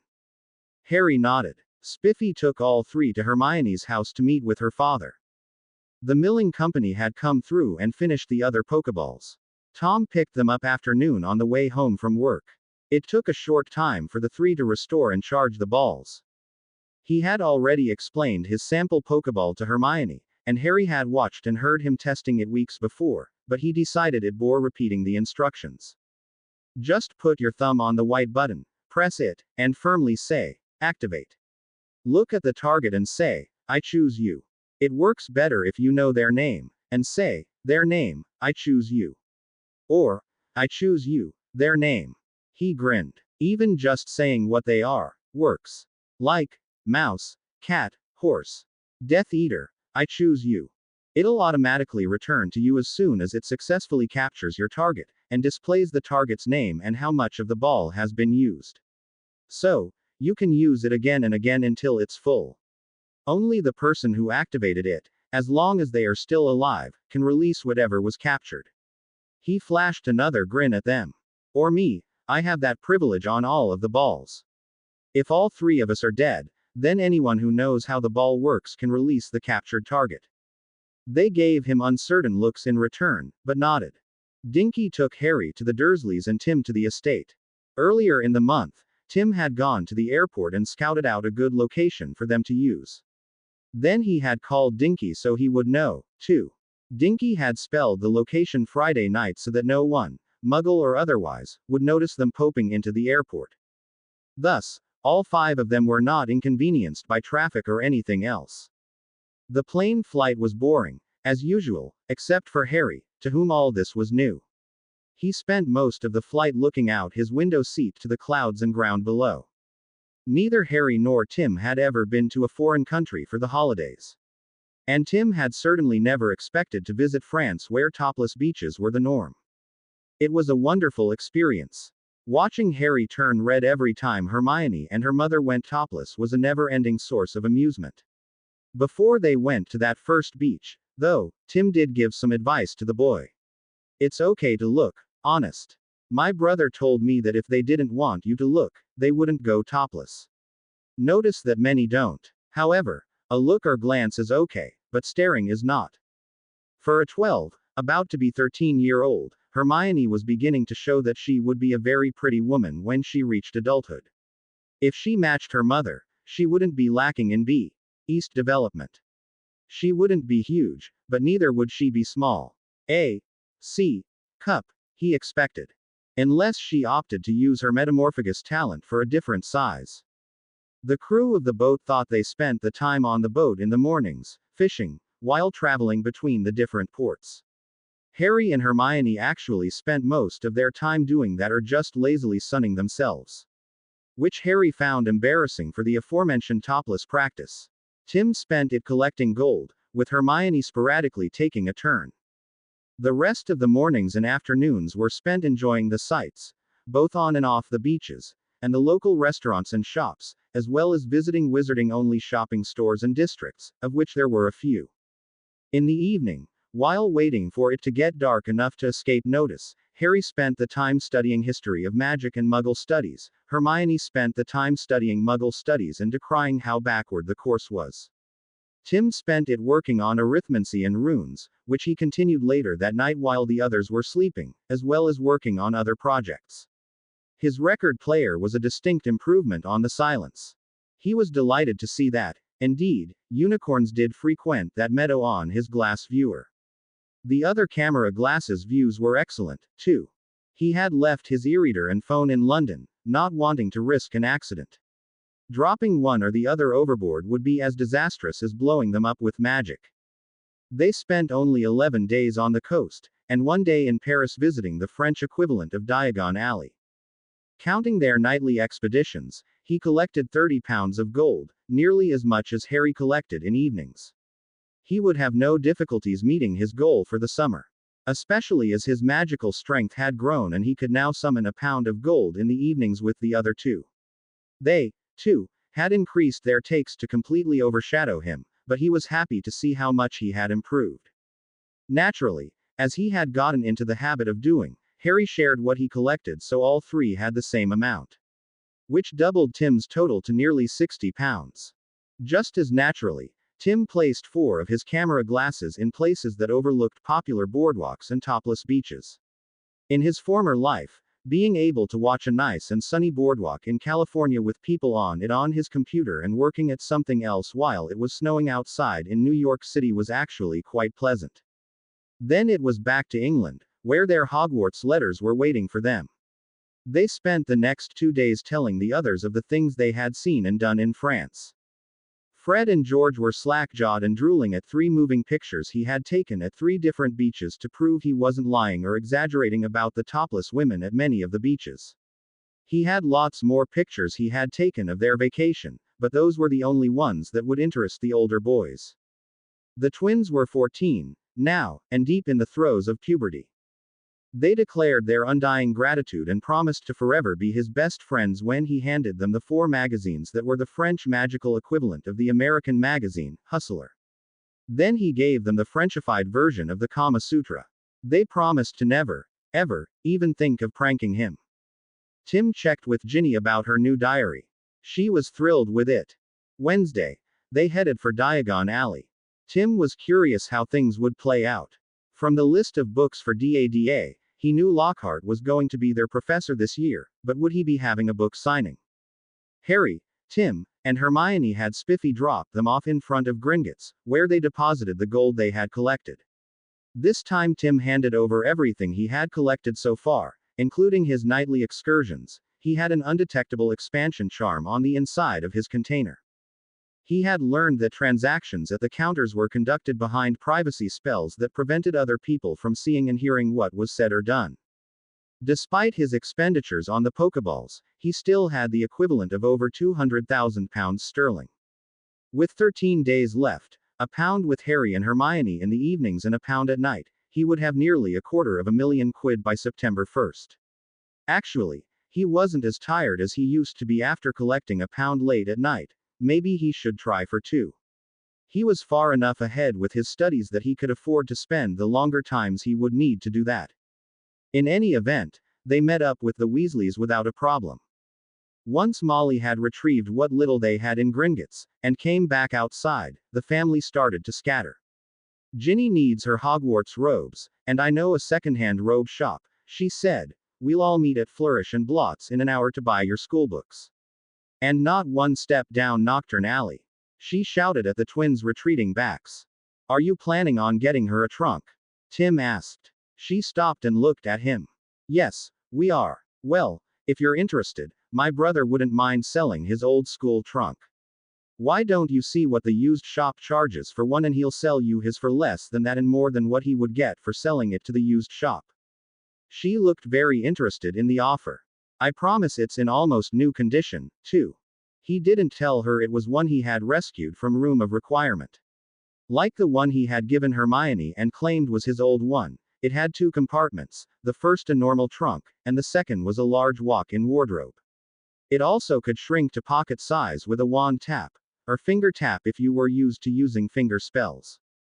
He had told Hermione that he had found a better trunk in the Cranston vault, but had really just given her a trunk from the ROR at Christmas, after a few reparos, of course. He had carved "Don't Notice This" runes on the controls of those 2 trunks he had gifted, set so that only the user of the trunk could see the controls when the trunk was normal sized. I'll bring it over to the burrow later, okay. She nodded. Percy had disappeared into the crowd by then, and Mr. Weasley was leading the Grangers back to the Leaky Cauldron for drinks and an interrogation about more things Muggle. The 4 left, Harry, Ron, Hermione, and Tim, just wandered around the alley, seeing if anything new was about since their last visit. Nothing was. As Tim had expected, Lockhart was signing books at Flourish and Blots. He carefully maneuvered through the crowd, secured his copies of the Lockhart books, and made his way to the front to pay for them. Harry and company, however, were waylaid by the fake hero. After paying for the books and stashing them in his hammer space when no one was looking, Tim took a position near the door and waited for the Malfoys to show. After the promotional show from Lockhart, and Harry's escape to the sidelines, Draco made his appearance. Tim had to admit a smidgen of admiration for Lucius managing to stay on task during the fisticuffs and not lose the book he had withdrawn from Guinea's Cauldron. He trailed after the group as they headed for the Leaky Cauldron, their shopping finished for the day. Before they left through the flow, though, he stopped them. Wait, we should check Guinea's stuff to make sure Malfoy didn't keep anything out. He paused. Or put something else in, he added ominously. At that startling thought, they quickly emptied her cauldron onto a nearby table and spread it out. Tim noticed a small, thin book with a shabby black cover tumble to the table, and then the Transfiguration text landed atop it. He cast a quick "Don't notice this" with his hand as he grabbed the thin book for a closer look. Surreptitiously, he opened it. On the first page he could just make out the name, T. M. Riddle, in smudged ink. He quickly tossed it inside his hammer space before anyone could notice. He took a quick look around. No one had noticed. Does it look like everything's here? He said, casting repeated reparos on the transfiguration text until it looked almost new. Ginny was watching with wide eyes. Yes, I believe so, Mrs. Weasley said slowly. Nothing that doesn't belong. She shook her. Not that I can see. Excellent. He waved his wand's tip around the things on the table and tapped the edge of her cauldron and said, pack. In only a few seconds, everything they had taken out of the cauldron flew back in, arranged to fit the most in the least space. He tapped it a second time, casting the feather light spell. There we go, he said to Ginny, now you won't struggle to carry it. She gave him a big smile in return as she took the cauldron off the table. Tim looked up at Mrs. Weasley. You all go ahead. I'll go get my brother's trunk and follow you in a few minutes. Both Weasleys nodded. Ron and Harry both gave him a wave as they headed for the flow and the rest of the family trailed after them. Hermione followed her parents outside as they headed for the nearby alley where Spiffy would take them home. Tim walked over to a table, sat, watched the Weasleys leave through the flow, and thought about how lucky he had been. So many things could have gone wrong.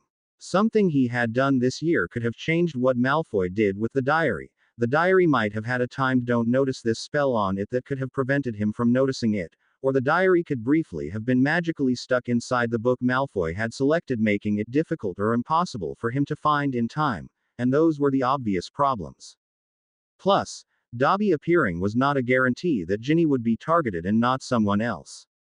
On the other hand, everything he had changed had been internal to Hogwarts, for the most part.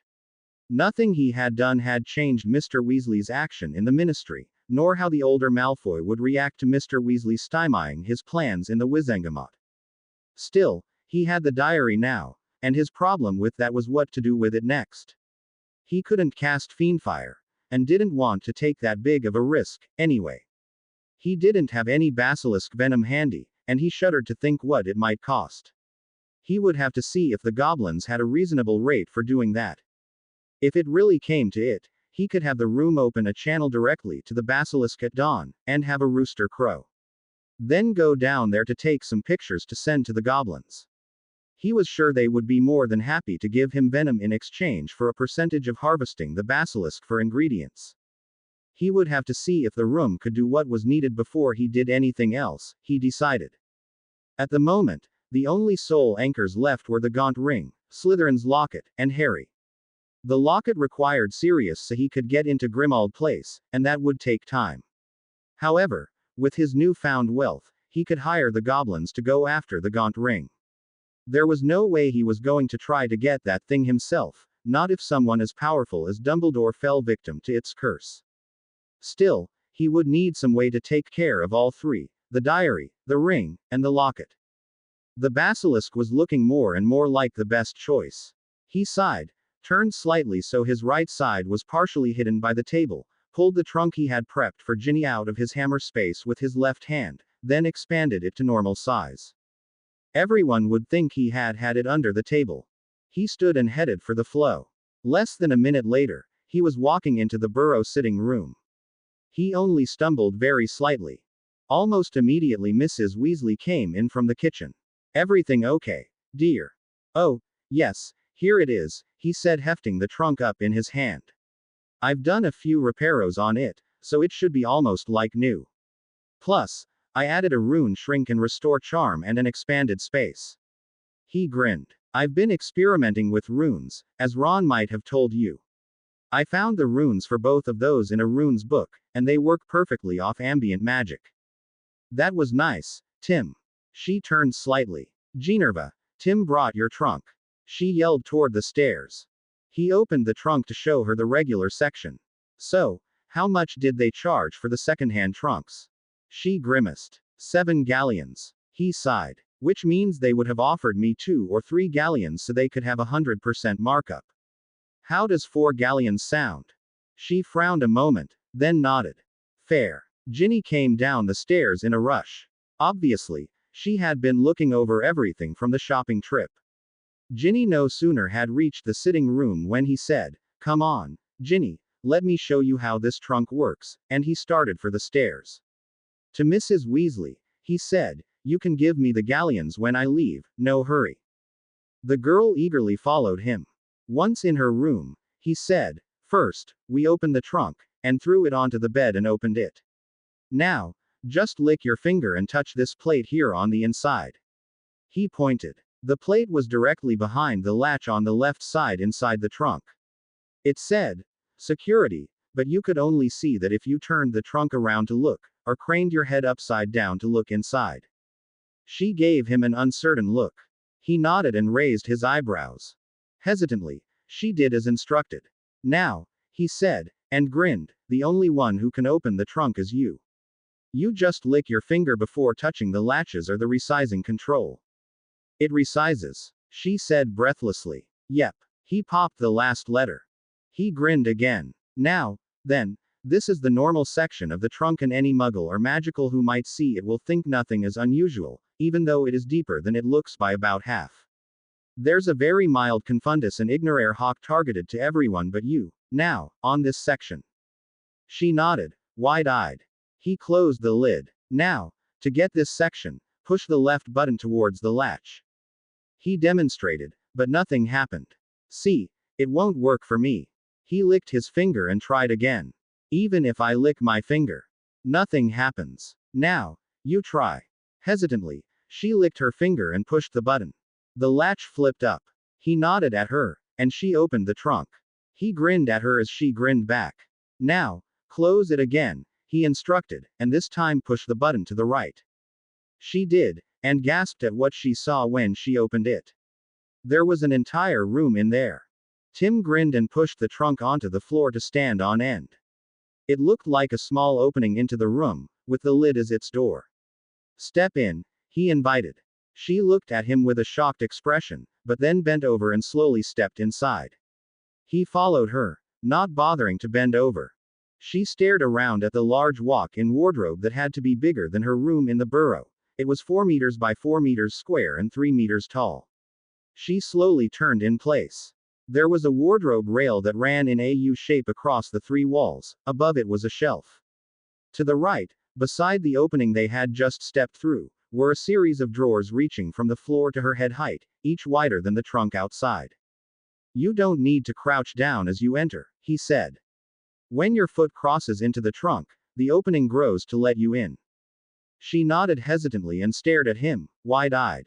I decided that would be easier than using a ladder to climb up and down, more convenient, too, he added. You don't really need to put the trunk on its end. You can just step inside while it's lying down, but it's really messes with your head and balance to step down and suddenly have the world tilt up to be the ground. You get used to it, but the first few times are a real trip. The same for exiting. He shook his head. And this is mine, she squeaked out, still staring at him. Yep, he said, again popping the P. It has both impervious, imperturbable, and unbreakable charms on it, so you should be able to keep it as a family heirloom for your children. Children, she squeaked in an even higher register. Not for a long time, I'm sure, but I think you will have a family. She nodded and just stared at the empty room. Well, he said, the instructions on how to reset the security are here. He tapped a floor-length mirror on the left side of the entrance to the room. The mirror was actually a portrait of herself, she saw with a shock. When she stepped in front of it, the portrait shrank to the upper left corner, leaving the mirror part to reflect whomever was in front of it. He laughed. The portrait is of the person who owns the trunk, in this case, you. However, it's not like a real portrait, it's more like the mirror personalities. It offers advice on how you look, what you wear, and anything that happens in here if you give anyone else permission to access it. It also hides the instructions until you ask to see them. Just ask for the security instructions, which only you and I can see and read, right now. So, if you let someone else inside, they can't steal the trunk by sneakily resetting everything to themselves. He paused. Oh, you can set it so others can open it and get inside, but they still won't see the security plate and their permission is only for a year at a time. Oh, and the middle drawer of the drawers, here. He pointed. It had a star on it, as the other trunk section, so you don't have to go outside to retrieve anything in it. She nodded, overwhelmed. Well, he said, I'll leave you to putting everything away. She nodded, still stunned. He walked out into her room. If she moved only half her stuff into the trunk, her room in the burrow would feel so much bigger. Mrs. Weasley would, no doubt, have words to say when she saw the trunk's features. On the other hand, a deal was a deal. He would just claim the extra features were his and his brother's changes to a basic trunk. In truth, all he had done was ask the ROR for the runes on how to change the orientation of the wardrobe room, add the security mirror, and change to using saliva instead of blood to set and open the trunk. Ron would be so jealous of his sister. Too bad. It wasn't like he would use the extra space for anything. Nothing like a girl would. Plus, with his trunk and wardrobe, Ron wasn't starved for space. Harry and Ron were off outside, somewhere. Tim decided he would return to London and spend the day reading one of the stories on his Android. First, though, he would send the letter he had made about the well-hidden secret dungeon under the drawing room floor in the Malfoy mansion. Fortunately, based on Draco mentioning it to Harry in the books, the dungeon clearly wasn't under a Fidelius. He wondered if he could trick Dobby into capturing Malfoy Sr. Give the house elf one of his Pokeballs and tell him to gently toss the ball at the wizard after activating it when the wizard was alone.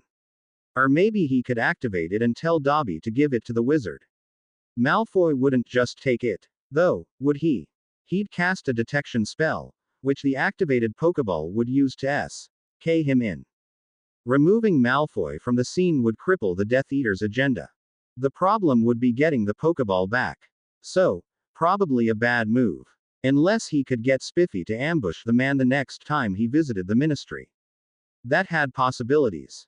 He needed to think on this more. He headed for the flow, yelling, I'll see you later, Mrs. Weasley, and passed into it before she could come out of the kitchen to stop him and give him the galleons he was owed. Arriving in the leaky cauldron, he immediately headed into the alley to send the letter to Director Bones. And check to see if the Flamels had responded, yet. It worried him that they hadn't. Was it possible that the stone he had was a fake, and so they didn't care? With those chores done, he headed back to the pub and then to his bank in London to retrieve his android. It was an enjoyable afternoon and evening reading his tablet, and occasionally making notes of ideas. He couldn't think of a way to ambush Malfoy with a Pokeball. He had no ideas of the places the man went, or when he might be out of his home. Asking Dobby was right out.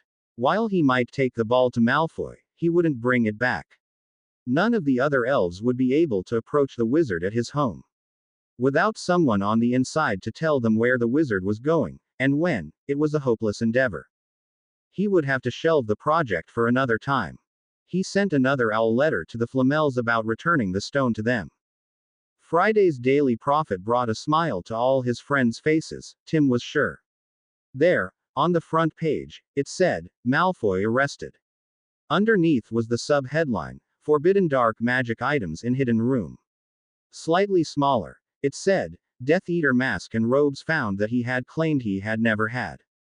The article was everything he could have wanted. The list of banned items, each with its own penalty for possessing, added up to quite a chunk of change in fines, not to mention required time in Azkaban. There were also questions as to why Malfoy had the mask and robe. Why had he lied all those years ago? It was also noted that he had never been trialed. Given that he had clearly lied about the mask and robe, maybe they should try using the truth drug, Veritaserum, to find the truth. He was currently in a ministry holding cell. Tim saw his chance. This was too important not to grab at it. Hopefully, no one would notice he was there and the protective spells would ignore him.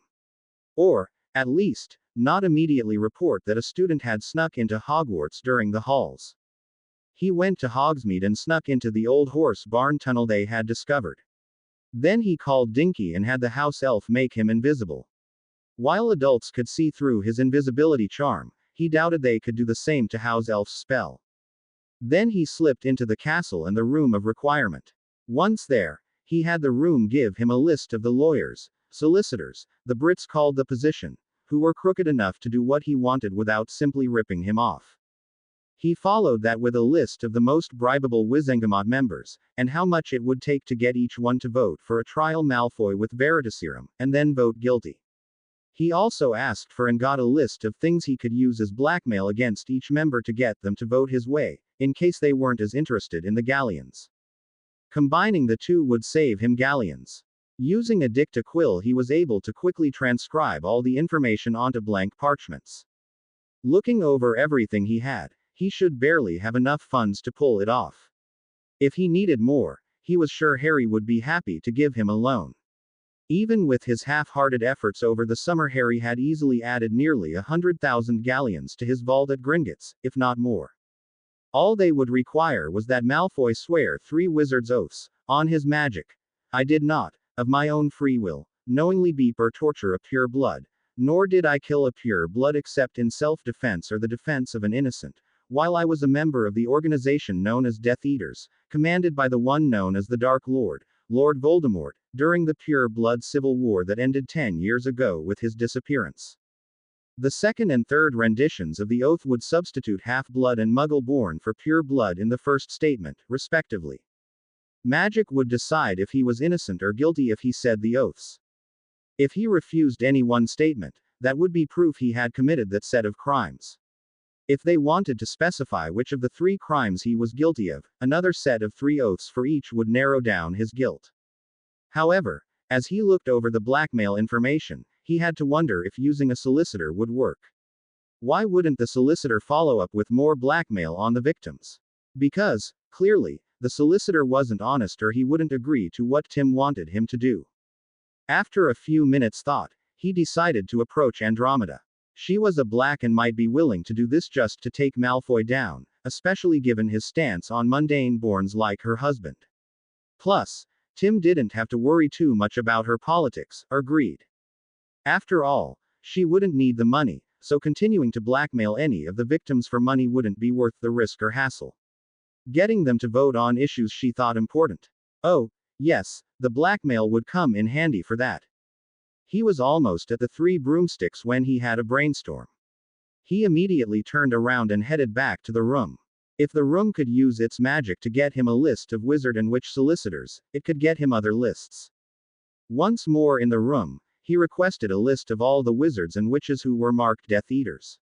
He knew from the Goblet of Fire that Harry estimated there were 30-some Death Eaters who responded to Riddle's call to assemble, including Peter.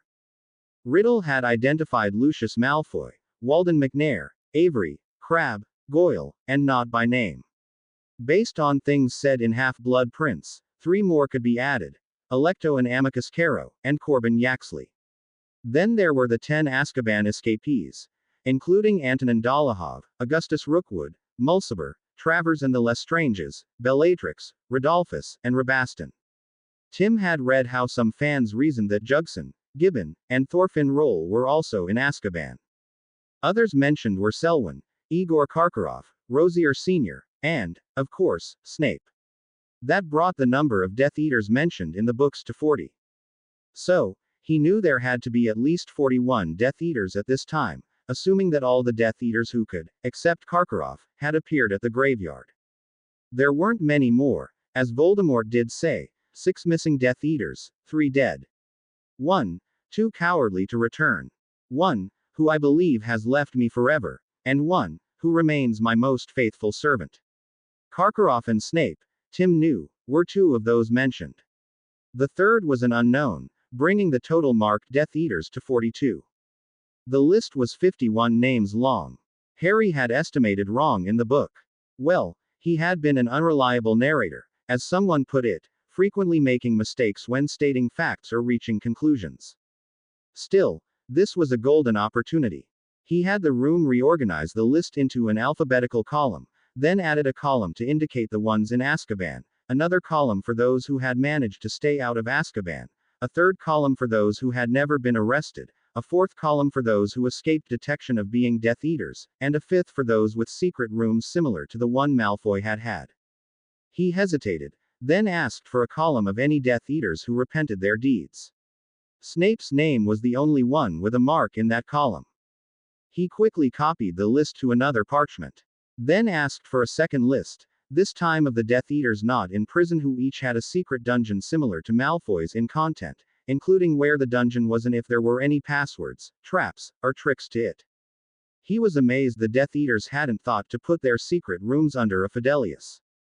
Then he made copies of several different runes and arithmancy OWL exams used by the ministry in the past, with the answers that got the most points. Then made copies of the exams that were being used this year, with the best answers, of course. The ministry summer OWLs were next week. Unlike the Hogwarts exams, these cost to take, but he had plenty of galleons to spare. He should be okay from just the class notes, but having the exams to examine would guarantee him an outstanding plus. He was about to leave, but then thought there were two others he should check on: Dolores Umbridge and Mafalda Hopkirk. He would ask for a list of any crimes they committed. Umbridge would be a long one, he thought, but he was unsure of Hopkirk.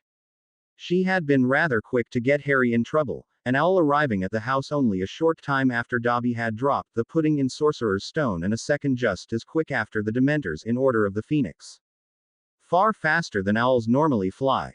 Those should have taken at least an hour to fly from London, if not two. Not to mention threatening to break his wand and expel him for a minor infraction that only required a meeting with the DMLE. Especially when only Dumbledore or McGonagall could expel a student. He was right. Umbridge's was rather long. Hopkirk's was just her name on the parchment and nothing else.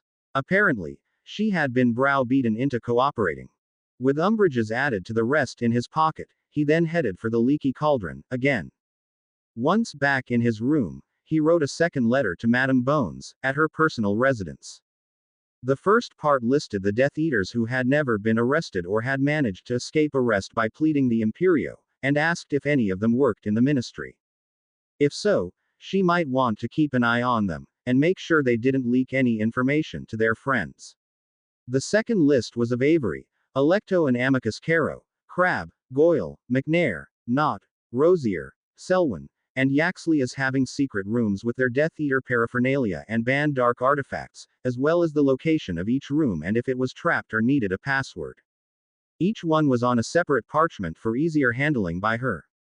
He suggested that she charm the parchments so that only she could read them until she personally gave a parchment to someone. She should also require each of her Aurors on the raid assignment to swear they wouldn't talk about the raid, or its subject, to anyone who didn't already know of the raids until they were all complete. That would prevent further leaks. Even if the Auror or ministry person was a Death Eater sympathizer, they couldn't tell anyone else about it, except to say they were on a raid. The teams should also lock the flows of each house they raided to prevent messages from being sent to warn others, or the subjects, themselves, fleeing. When the news about the various raids came out, she should simply say, "I am not at liberty to say who gave us the leads for these raids." When someone would inevitably ask if Malfoy was the source, she should simply smile and say, "I am not at liberty to either confirm or deny the source of the information that led to the ministry raids." The news parchments would, of course, speculate that Malfoy was the source, and destroy his credibility among his fellow Death Eaters should he somehow escape punishments for the raid on his manor. If they released him before a trial, people would assume he had traded information for the release. After all the parchments were completed, he cast a spell the room gave him to remove his magical signature from the parchments. They would have no way to trace them back to him. Then he went back to the Owl Post station in the alley, looking like a Frenchwoman he had seen while on vacation, and sent it off to Susan. It was barely mid-morning at this point, so she should get the owl by noon, at the latest. She would make sure her aunt saw it as soon as possible. It was marked urgent. Then he went back into the Leaky Cauldron and Flo called Andromeda to see if she was in. He was in luck, and a few minutes later he was in her sitting room, explaining his plan. "So, you see," he said as she looked over the blackmail material he had discovered, "I think we can pull this off." He gestured at one of the parchments on the coffee table. "I think the wizarding oaths would work quite nicely in boxing Malfoy in. However, maybe they would think Veritaserum would be better. You can propose both and see which one gets more traction." She looked up at him. "Where did you get this information? How accurate is it?" He sighed. "There is a magic room in Hogwarts that can provide anything you can think of." You can't take anything it makes out of the room, unfortunately, but it knows everything. For example, he pulled a short parchment out of his hammer space. When you were 9, you put salt in Bellatrix's tea and blamed Narcissa. When you were 10, you put a bucket of cold water over the door to Narcissa's room so that when she opened it, she got drenched. She blamed Bellatrix. He looked at her with a raised eyebrow. She stared at him, stunned. I never told anyone about doing those. She said in a shocked tone. I merely asked it for successful pranks you pulled as a kid, he explained, and then copied the information. She slowly nodded, then glanced down at the parchments in her hand.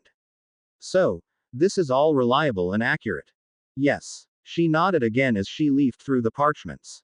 She pursed her lips, then sighed. I can guarantee that about half of this stuff is too old to use, but the rest. They definitely wouldn't want their wives, the public, or the ministry to find out about it. I see one way to pull some of their clout. I didn't know that Dolores Umbridge wasn't a pure blood, as she so vociferously claims. She smirked. Claiming you are a pure blood when you aren't is very illegal.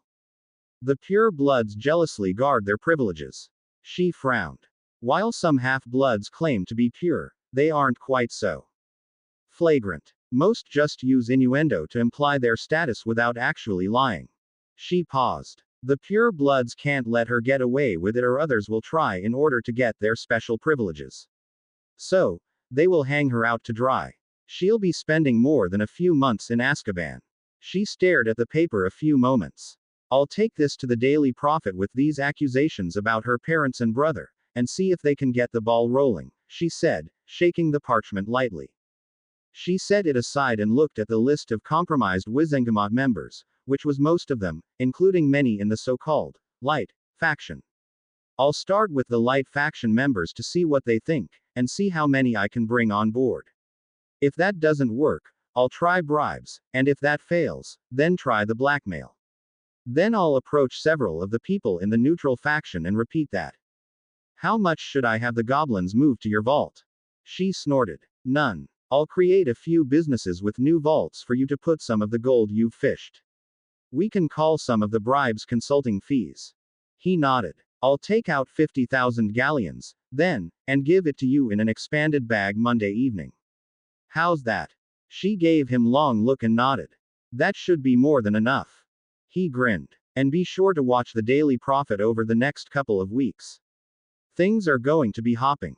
On that note, he went back to the leaky cauldron, ate a meal from his trunk, and hid in the public bathroom while he turned back 4 hours to just after he flew out to Hogsmeade.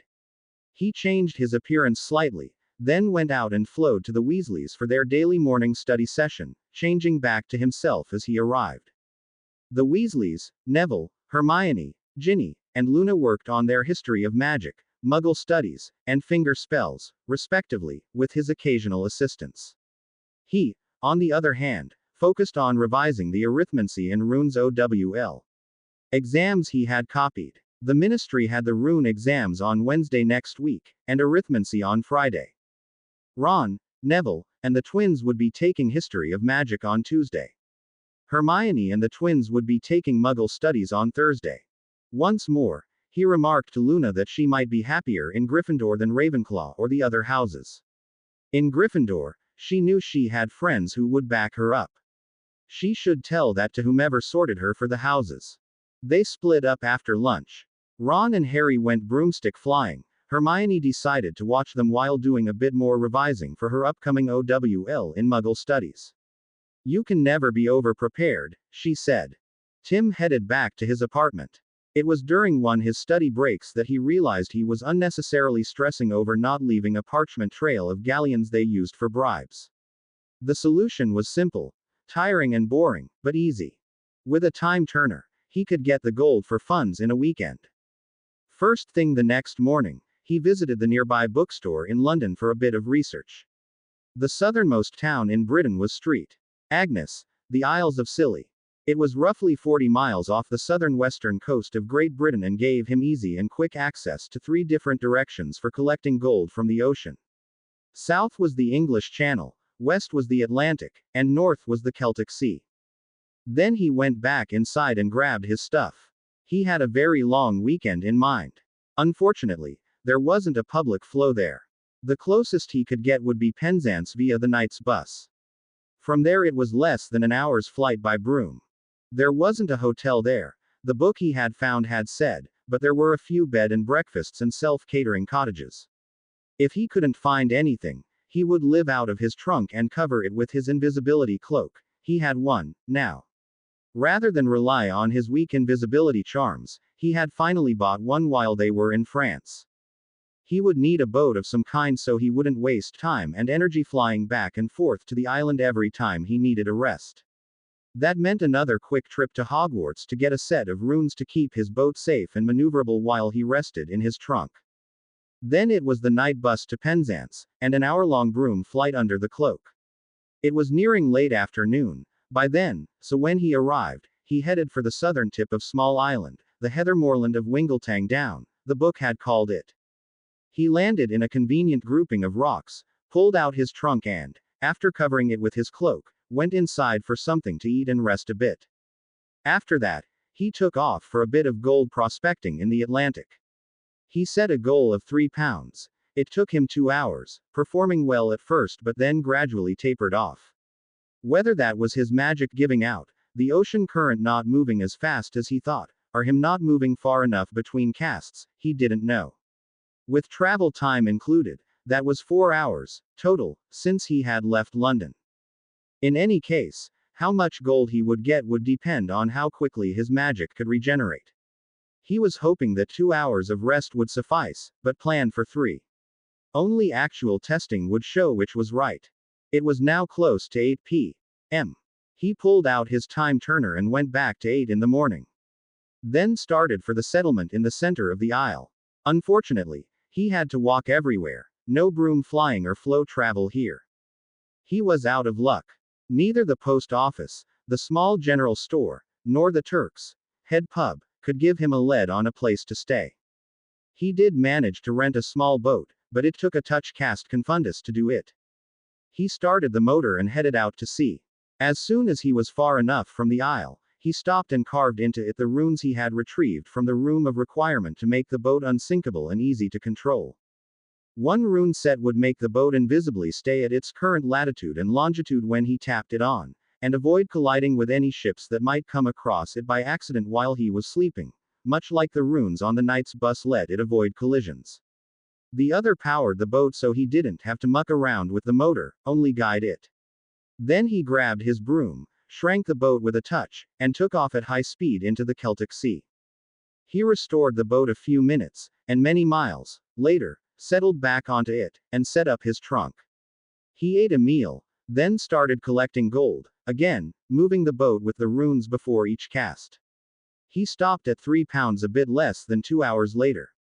He had been awake for almost 25 hours, by then, and it was only Saturday, noon. He locked the boat in place, and went to sleep. He woke up 12 hours later, nearly midnight. He hopped on his broom, shrank the boat, and moved to the English Channel, about an hour's flight. Then he time-turned back 12 hours to 1 p.m. Saturday, and started 2 hours of casting Accio. He wasn't as tired as he expected, and after 2 hours resting he felt refreshed enough to try again, but decided that caution was the better approach and waited an additional hour. The hours of resting also gave him plenty of time to think and make plans, as well as jot down ideas of things he wanted to research when he had access to the ROR. After 12 hours, 3 stints of 2 hours prospecting and 2 3-hour rests, he moved again to the Atlantic Ocean, and time turned back to 2 p.m. Saturday. After that 12-hour stint, he moved to a new location, time turned back to 3 p.m. Saturday, and slept for 12 hours, then time turned back 12 hours. That was his pattern. Collect gold for 12 hours, changing to new locations as needed, travel an hour to either the Channel, the Irish Sea, or the Atlantic, go back 12 hours, collect gold for 12 hours, changing to new locations as needed, go back 12 hours, sleep for 12 hours, travel to one of the 3 bodies of water, and go back 12 hours. That made one 36-hour day for him. Each time he time traveled, it was an hour later in the day when he arrived. For every 3 hours of real time, he he collected 12 pounds of gold. At the current rate of about 300 sterling pounds per troy ounce, and allowing for slippage, he would have the gold he needed sometime around 6 in the afternoon on Saturday, he calculated. Each time he moved to a new sea, it would always be 20 or more miles from any of the other locations, and many hours of time from his previous prospecting in that body of water in case he did accidentally stop in the same area. And it would take him the equivalent of 6.5 of his 36-hour days of work, total, now about 5 and something, a minimum of 20 of his stored meals. Considering how much he was casting, he would probably have to eat more to make up for it. It was a lot of work to cram into such a short period of time, but he needed roughly 80 pounds to make his goal of 50,000 galleons, with the goblins taking their 10% cut to make raw gold into galleons. It was much better than trying to fund the entire balance he needed from his vault and leaving a parchment trail that could lead to him. However, he thought it unlikely that anyone would think he was bribing officials, anyway. Sunday, at 5 in the morning, before time turning back, he had his 80 pounds and 2 ounces of gold. He had honestly expected it to take longer. Either he got lucky in hitting a stream of gold-rich water, or he had finally mastered the spell completely and was getting the maximum range possible at his current age and abilities. It worked out that he was at the start of a sleep period, so that's what he did after turning back 12 hours. He woke Sunday at 7 in the morning. He time turned back another 12 hours. He headed for St. Agnes on his broom to return the boat. He stopped just as the island came into view, enlarged the boat, ate his breakfast and cleaned up as well as he could. Then he started the motor and headed for the dock. He erased the runes he had carved by the simple expedient of running his finger across them while casting reparo. He had to time turn back 3 hours to get the boat returned while the rental place was still open. The boat's owner was happy with the bonus Tim gave him. A confundo completed the arrangement so he wouldn't question what Tim had been doing with the boat. The man wouldn't remember exactly who he had rented the boat to, just that it had been a tall man who had decided to take the boat for most of the day. Tim started for the pub at the north end of the island. As soon as he was far enough away that no one would see him, he called Spiffy. He walked into the Leaky Cauldron a few minutes later as a woman. Now that Dinky knew where Street Agnes was, Tim could return any time he wanted. No more spending half his time flying just to get to the sea. After a brief walk, he was in Gringotts placing his expanded bag on the counter. "I'm selling this gold to Gringotts. Please put the galleons in the bag," he said, after removing your fees for conversion. "It should be a bit over 80 pounds. The goblin glared at him, then glared at the expanded bag. Weighing and assessing the gold wouldn't take long. He carefully started decanting the gold dust into a Gringotts container about the size of a shoebox. Tim had measured right, or, rather, he was close enough to his target figure that it didn't matter. Getting the galleons took some time. They had to wait for a runner to bring up the additional galleons the teller needed. It came to 50,421 galleons, 10 sickles, and 5 nuts. This way, anyone who might have access to his records at the bank would see that his vault balance had not decreased by any amount that could be attributed as a bribe to an official. As for his transaction at the counter, because it was a straight exchange of raw gold for galleons, the goblins didn't have to make any notes that referenced his vault. The teller used magic to ascertain that the gold was real, so there was no need to, officially, record who had brought in the gold if there were problems. That he appeared as a witch just helped confuse the trail. With that chore taken care of, he headed to the Leaky Cauldron. Unfortunately, Tim's day-night cycle was hopelessly out of sync with real time. And needed a bit of fine-tuning to fix that. He changed back to his summer personality, under a don't notice me spell, and time traveled back 9 hours to 8 in the morning. He was gratified to see that the Prophet Owls delivered his news parchment to the pub, the closest location to the Prophet's printing building. Using his time turner to create a dozen or so simultaneous instances of himself at the far southern edge of Great Britain must have been intensely confusing to the poor birds. He sat at one of the tables and read the Daily Prophet. Unfortunately, there wasn't anything that noteworthy. They were still ragging on the ministry to do something about Malfoy possibly having lied about being under the Imperius, and his still having his Death Eater mask and robes, and in a special display that one would use for showing off trophies. Tim was happy to see that the wizard was still in a holding cell at the ministry. Fortunately, the bank that had his android in it opened at 9:30 on Saturday, and closed at 2 p.m.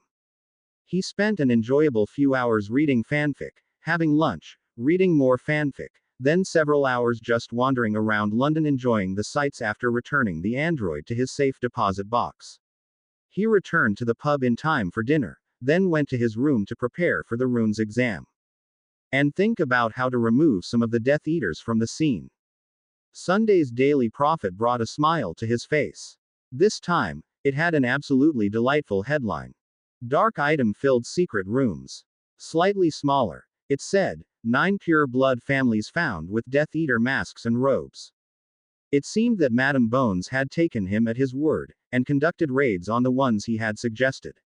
The payoffs, besides calling their protests of innocence after Voldemort had disappeared into question, was that all of them were in ministry holding cells. The articles were short because the news had broken as the parchment was being prepared, but they promised more details in the coming days. There was already one article speculating where the information leading to those raids came from, and naming Malfoy as a possible source, especially considering Department Director Bones' refusal to say that Malfoy wasn't involved. Tim headed back up the stairs to his room. Once there, he called out, "Dinky. Dinky be here." Came just as he was about to call a second time. He must have been in the middle of doing something else. "Excellent," Tim said. "Who is the other house elf?" Dinky immediately looked sad. "She be Teak," he said reluctantly. Tim nodded. "Good. First, though, you said there wasn't enough work for both of you, correct? Cleaning the Dagworth Manor and setting up the gardens had kept them occupied, but most of the hard work was done by now." Dinky nodded sadly, pulling on one ear as he said, "Yes, sir. Would you please call her here? There's a project I want the two of you to work on." He pulled the list of 10 unsuspected Death Eaters from his hammer space. None were names he recognized from the books. Seconds later there were 2 house elves watching him intently. Teak was a tad shorter than Dinky, with slightly thinner arms and a rounder face. Her ears were a bit larger than Dinky's and her skin a slightly lighter color. He pulled out one of his Pokeballs, and then explained to the 2 house elves what it was.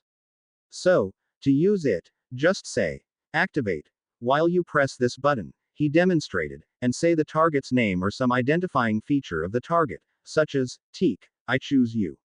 And throw or toss it at them." He tossed the ball to Teak, saying, "Catch." The moment he said her name as the target, her eyes left the ball and looked at him. She didn't acknowledge the ball, even as it touched her, and she disappeared. The ball acted as if it bounced off of her and flew back to his hand. Dinky stared at the ball, then glanced at Tim, slowly nodding. Tim smiled. "She's perfectly fine, I assure you." He tossed the ball onto his bed, saying, "Teak, I choose you."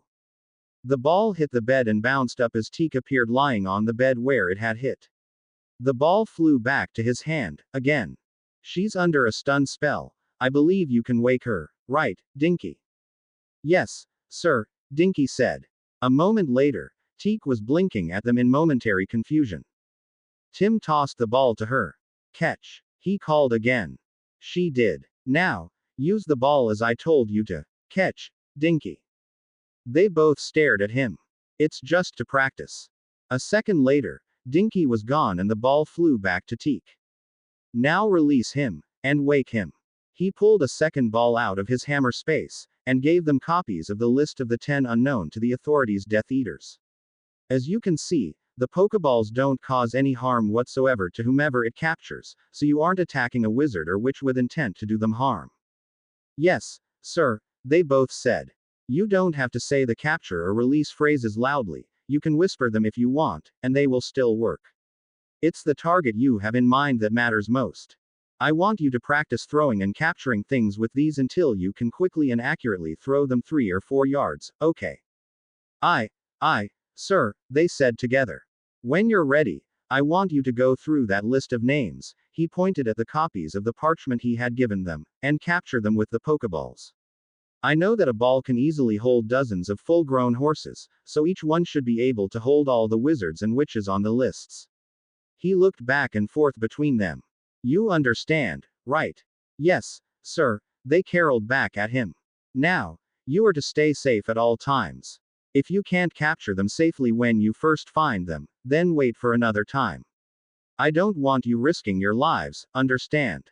Plus, if you can do it safely, collect their clothes, personal things, and vault keys. We wouldn't want their things being stolen just because they aren't there to protect them. He didn't mention it, but that would make people think they had fled the country. They said. All right, I will leave it up to you to decide who does what and when. Just make sure you both get plenty of rest and take care of yourselves. He paused. Oh, Dinky. Tell Harry that I'm working on a project and I'll see him tomorrow at the Weasleys'. Antique. Here's an expanded bag. Put anything the two of you get from the Death Eaters in it. If you get any vault keys, empty the vaults and store everything in one of the empty houses at the Potter estate until Harry and I have a chance to go through the stuff for illegal dark items, or goblin-made items that need to be returned to the goblins. Shrink everything, if you have to. Aye, sir, Dinky and Teak said with snappy salutes. I'm done, you may go. Aye, sir, they said, and disappeared with twin pops.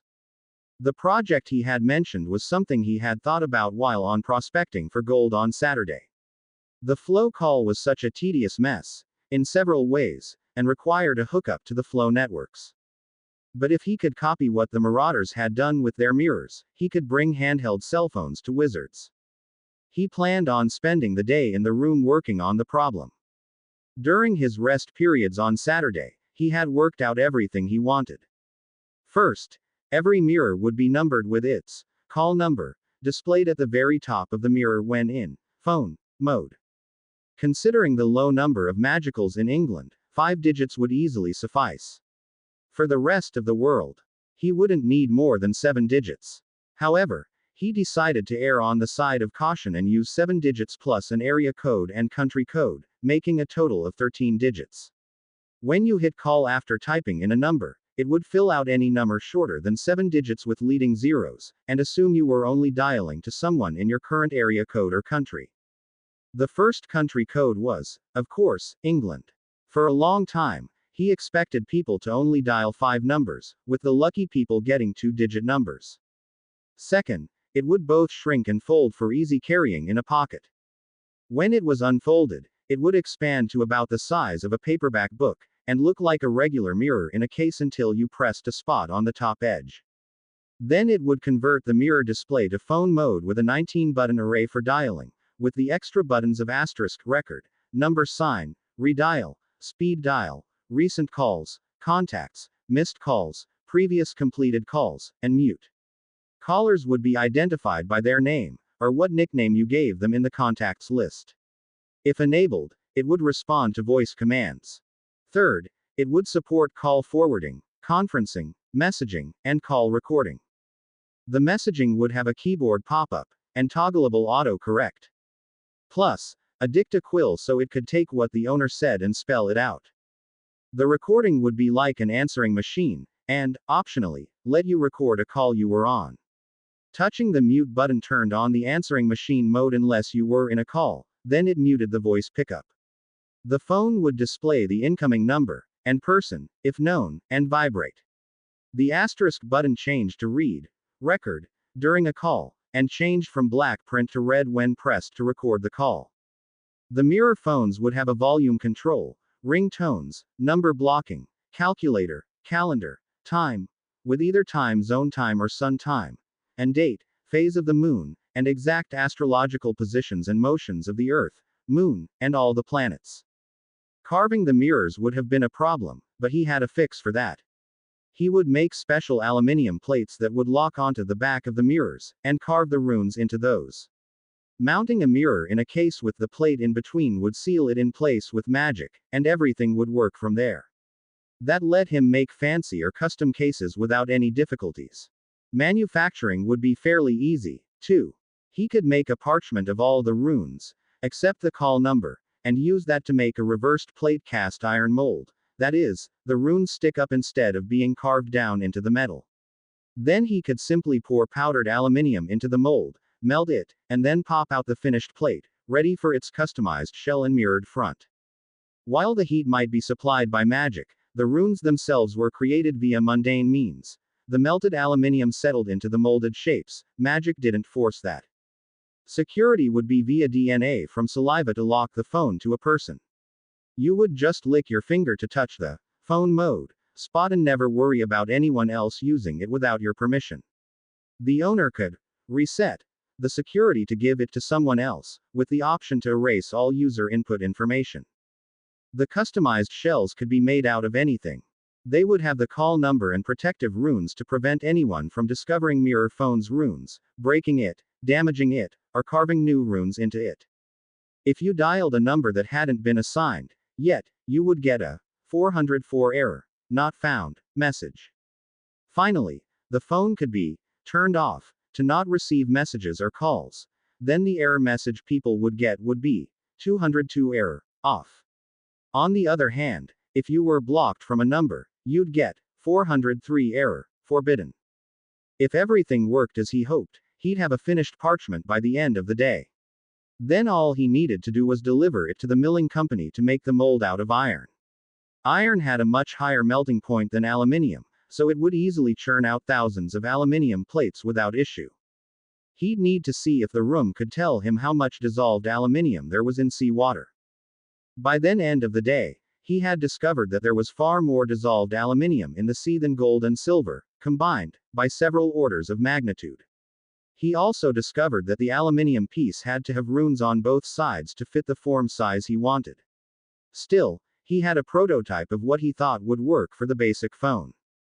He spent part of his night making several simple shells with runes that would let him experiment with the prototypes without having to waste a call number with a phone he couldn't destroy if the prototype was discarded for any reason. He would just separate the shell from the mirror and destroy the shell or aluminium plate, as needed. Only he could disassemble a phone mirror. He again snuck into Hogwarts. The room had a lot of corrections to his runes, errors that would have led to dropped calls and lost numbers from the speed dial, recent calls, contacts, missed calls, and caller ID lists. Not to mention randomly just not working because you were in the wrong mood or weren't standing on your left foot while pinching your nose.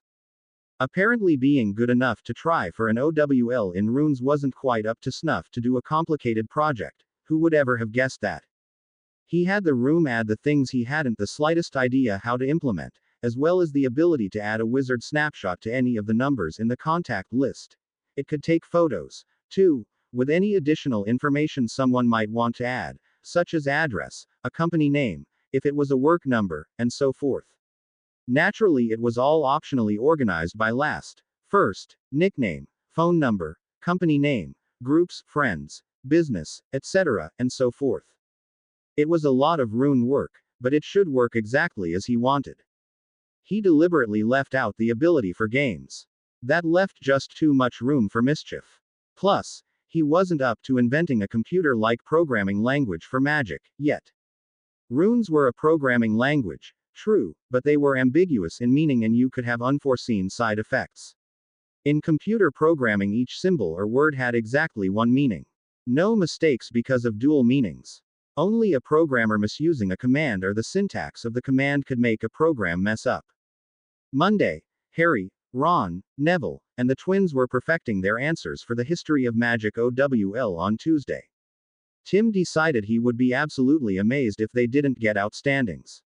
They did take off the afternoon to play a couple of Quidditch games and get a little bit more time in their swimming pond. That evening, he went home with Hermione.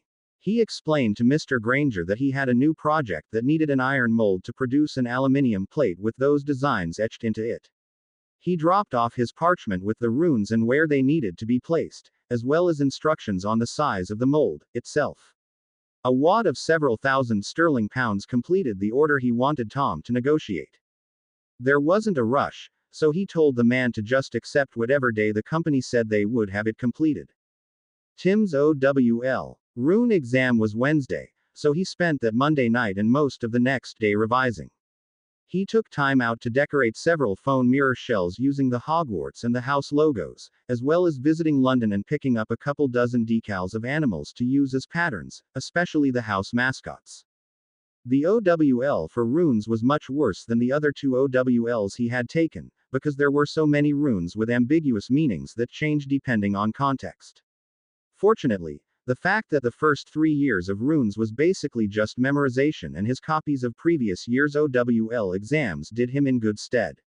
He wasn't sure if he would get an outstanding plus, but it would be close. Using magic to reinforce his memory a year ago had been a stroke of genius, he decided.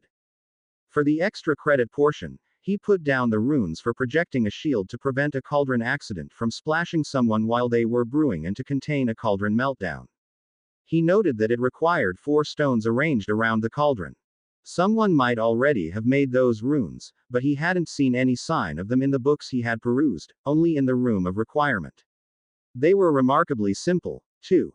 He also added the runes he had used on their rings to detect poison, prank, sleeping, and mind-altering potions such as confusion, love, loyalty, and so forth. While he suspected there were rings to detect poisons, he hadn't noticed any runes that looked for the others. Maybe his combination of them would be of interest. He was mentally exhausted by the time he left the ministry that afternoon. He just wandered around in London for the evening, eating at one of the local McDonald's. It was an unusual and nice experience of something from home for him. That night, in his trunk, and Thursday, he started prepping for the arithmancy exam on Friday. Harry, Hermione, Ron, Neville and the twins would be taking the Muggle Studies OWLs that day.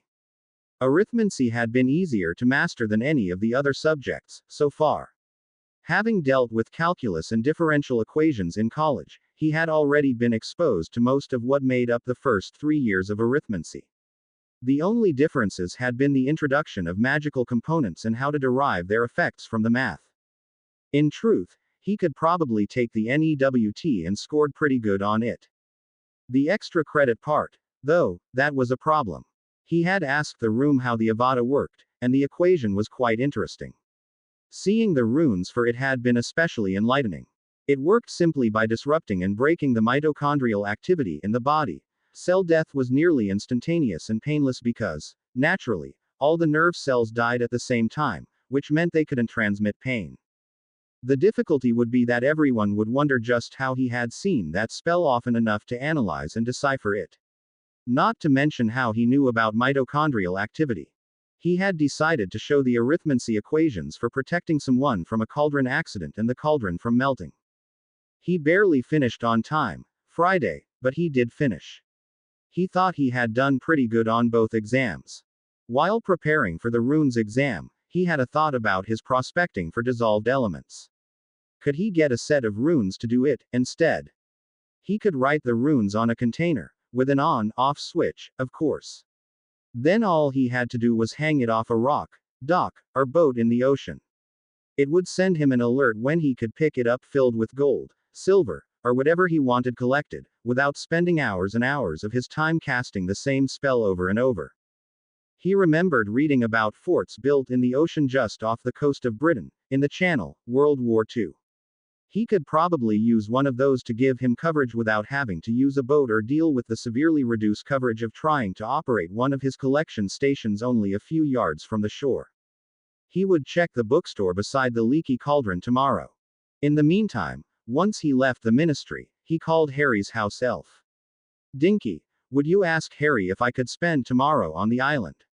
I need a day to recover from all this studying. Dinky quickly disappeared, then returned. Harry sir said yes, he didn't mind. Wonderful, Tim said. I'll call you tomorrow. He sighed. I plan to spend most of the day just soaking up the sun on the beach and vegetating.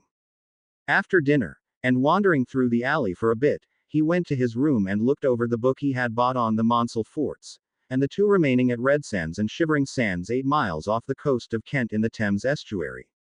The micronation Principality of Sealand, he read, occupied a nearby navy fort of a different design known as the Ruff's Tower. They could be seen on a clear day from Whitstable and Shoeburyness East Beach. The forts were in terrible condition, but a few impervious and unbreakable runes carved on one would make it safe enough for his needs. On the other hand, they were mainly in the outflow from the Thames, and he wondered just how much gold he could collect, not to mention being in especially shallow tidal waters.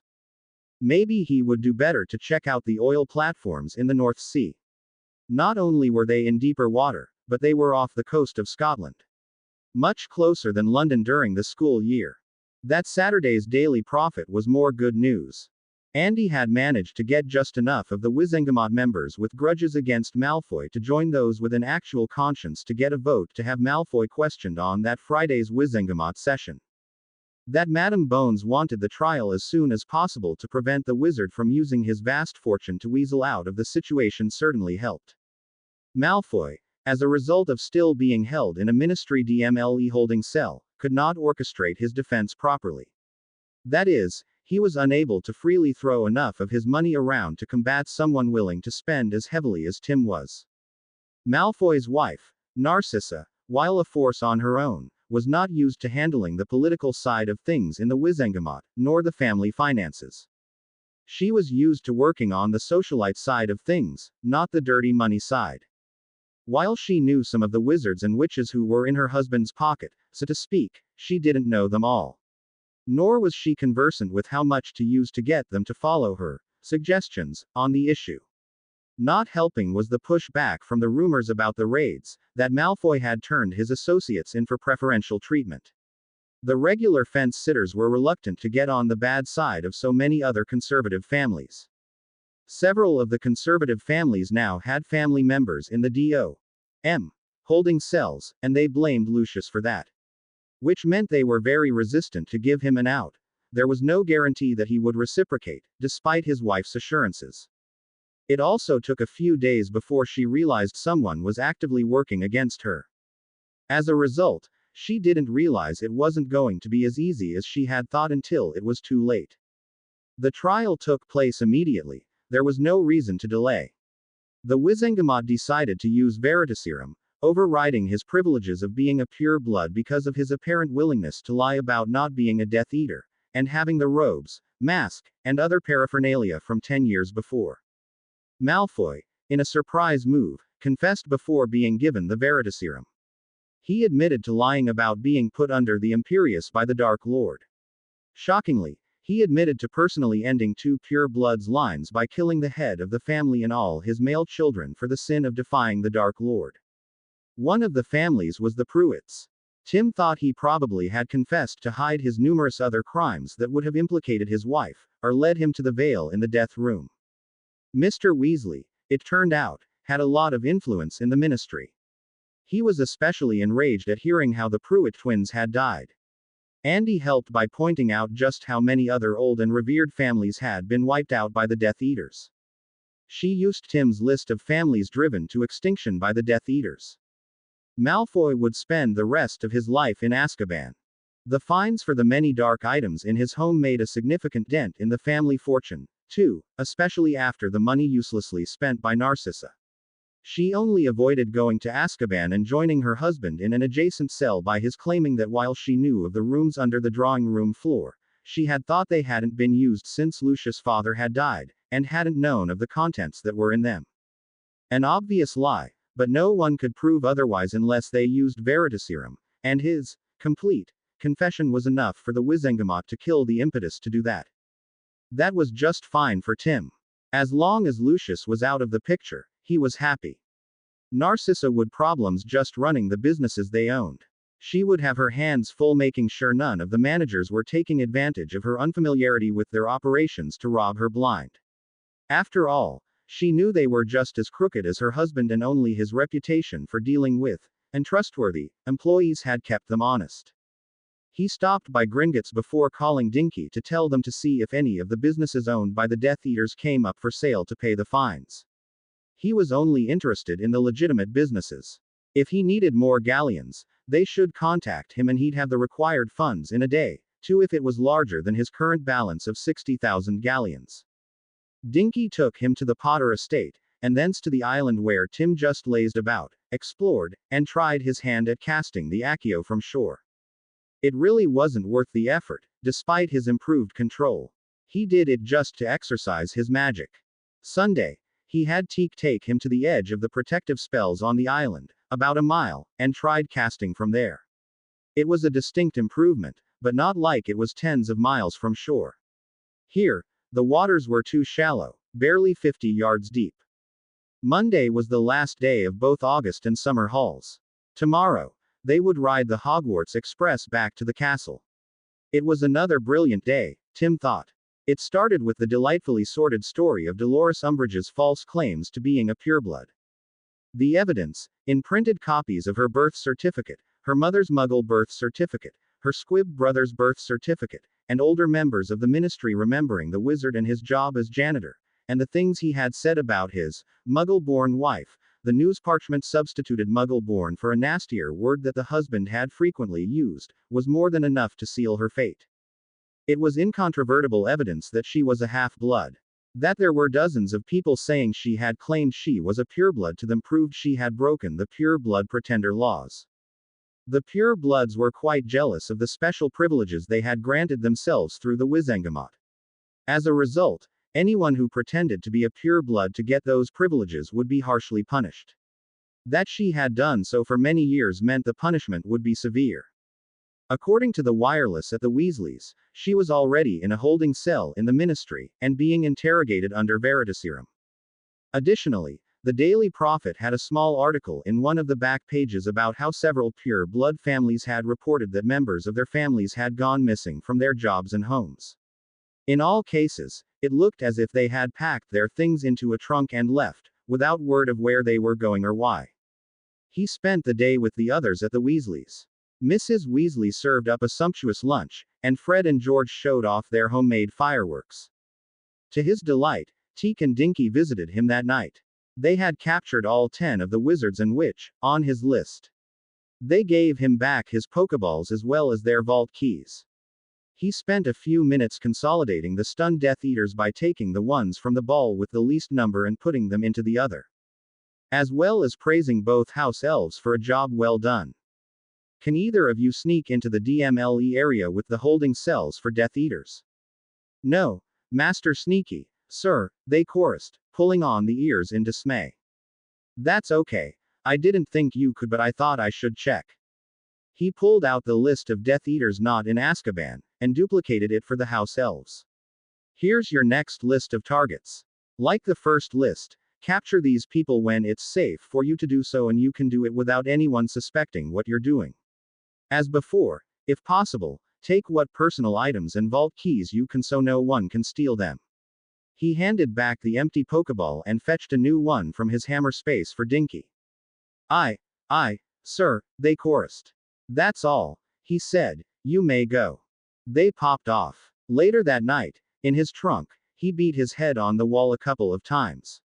He didn't need to master complicated spells to make maps of Hogwarts, and worry about them wearing off. He could use runes. Tuesday went almost as it did in the second book. Dinky could have taken them both directly to platform 9 3/4, but they decided it would be best to keep it quiet that they had a house elf on call. So, they told the Weasleys they would meet them outside the portal to the Express. Naturally, the Weasleys were late. Just as naturally, when Harry started to go through, he couldn't. The three of them were now trapped on the wrong side of the portal.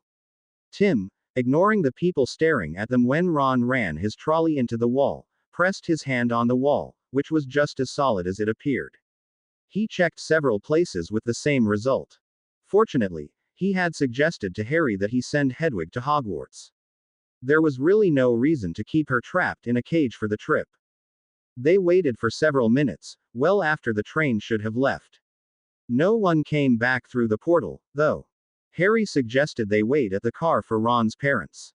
Ron was anxious about catching up with the train. He, of course, was all for hijacking the car. We should wait for your parents to come through, Ron, Tim counseled. Ron's parents would come back to the car. It was just a matter of when. So, Tim insisted they should wait for his parents, there. And you think your parents won't ground you all next summer for taking the car? Tim had argued. Why are you in a hurry? The express won't arrive in Hogsmeade until this evening. We have plenty of time for your father to come up with a better solution than using his car to fly there. He glanced at Harry. Heck, we can walk to the leaky cauldron, take the flow, and be there by noon. He chuckled. We can't be the first students to ever miss the express since they started using it. Grumbling unhappily, but somewhat mollified by his reasoning, they made their way to the parked car. Harry's and Tim's shrunken trunks were still in their pockets. Ron and Harry used Ron's trunk as a seat while Tim just leaned against the car. Which was how Arthur and Molly found them when they came walking up. Ron, Harry, Tim, the man said in surprise. What are you doing here? Molly declared angrily. Harry was right behind you, Mrs. Weasley, Tim said, straightening, but for some reason the portal to platform 9 3/4 was closed. He gave them an incredulous look. It felt just like a regular wall when I tried to push through it. The two adults exchanged glances. You're saying it was closed before the express left? The boys nodded, and said different versions of, that's right. Musingly, looking at his wife, he said, because it was after the express left when we couldn't use the portal to leave, I thought the ministry had decided to close the portal for security reasons. He looked at the three boys. We decided to flow to the leaky cauldron for lunch, then apparated back here. He glanced around the parking garage. He sighed deeply. Well, I suppose we should go home and flow call Albus, he said, shaking his head. 20 minutes later, the three boys were standing in the professor's office explaining what had happened. Mr. Weasley was there, too. Very peculiar, the old wizard said when they finished. He sighed. I'll notify the ministry of your difficulties. No need, Albus, Mr. Weasley said. I'm going there now. I'll drop by the Department of Magical Transportation and tell Charles.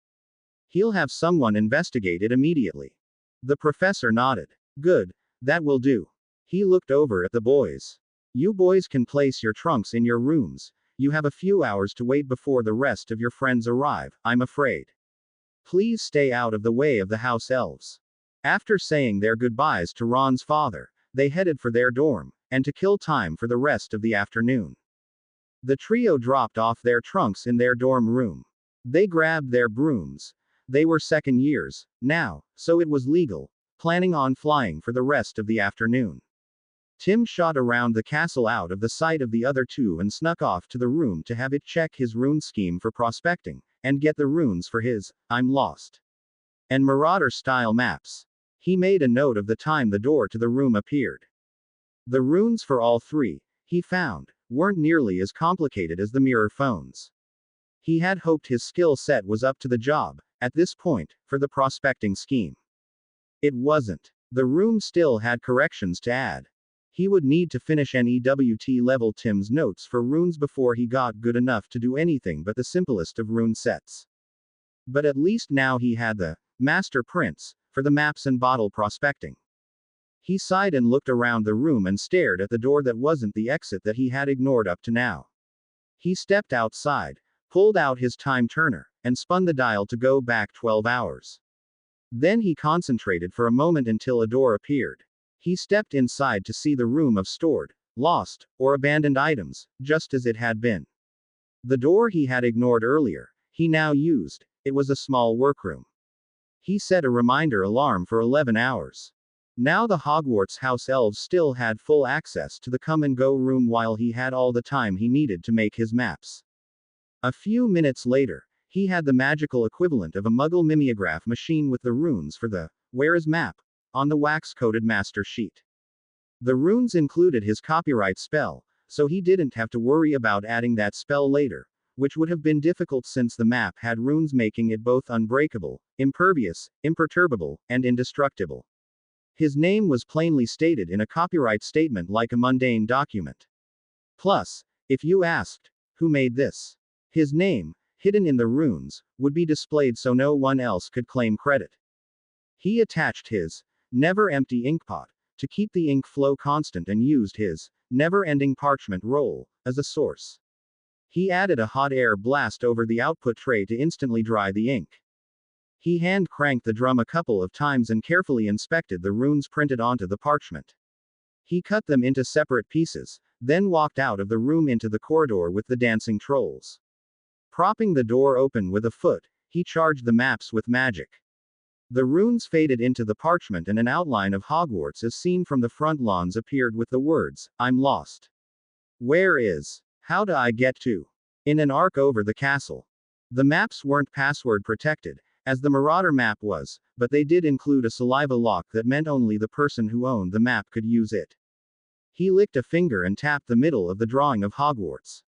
A map of the area around him quickly appeared, with the instructions on how to open the room of requirement. Unfortunately, he couldn't test the runes that only showed secret passages and rooms to people who already knew of them, because he knew them all, as he had for the room. However, the rest of the runes working correctly gave him faith the other runes would, too. He quickly located Professors McGonagall, Flitwick, and Dumbledore, asleep in their chambers because it was now past midnight the night before the express ran. Querying it on the statue of Gunhilda of Gorsmore centered her statue on the map, and the hidden passage to Honeydukes. Finally, it showed a path to any location he named from his current location. Success. No more duplication charms needed. While the equipment was made with ROR magic and couldn't be removed from the room, the parchments and inks were from his supplies. The actual imprinting of the runes on the parchment was strictly mechanical as the memograph drum pressed the ink from the drum through the runes on the master parchment, and printed it on the parchment. The same logic as why wands that were put together with magic would still cast magic. He went back inside, added a cutting charm to separate the maps, and spun the drum until he had 300 maps. That took only about 5 minutes. He made another 300. That would be more than enough for the entire school. Whatever didn't sell this year, would next year, and the years after until he graduated, then Flourish and Blots could flog off the remainder. He powered up the batch with a bit of magic. Much easier and faster than his Tim's notes had been. Then he did a run of school maps, for the professors, prefects, and Argus Filch.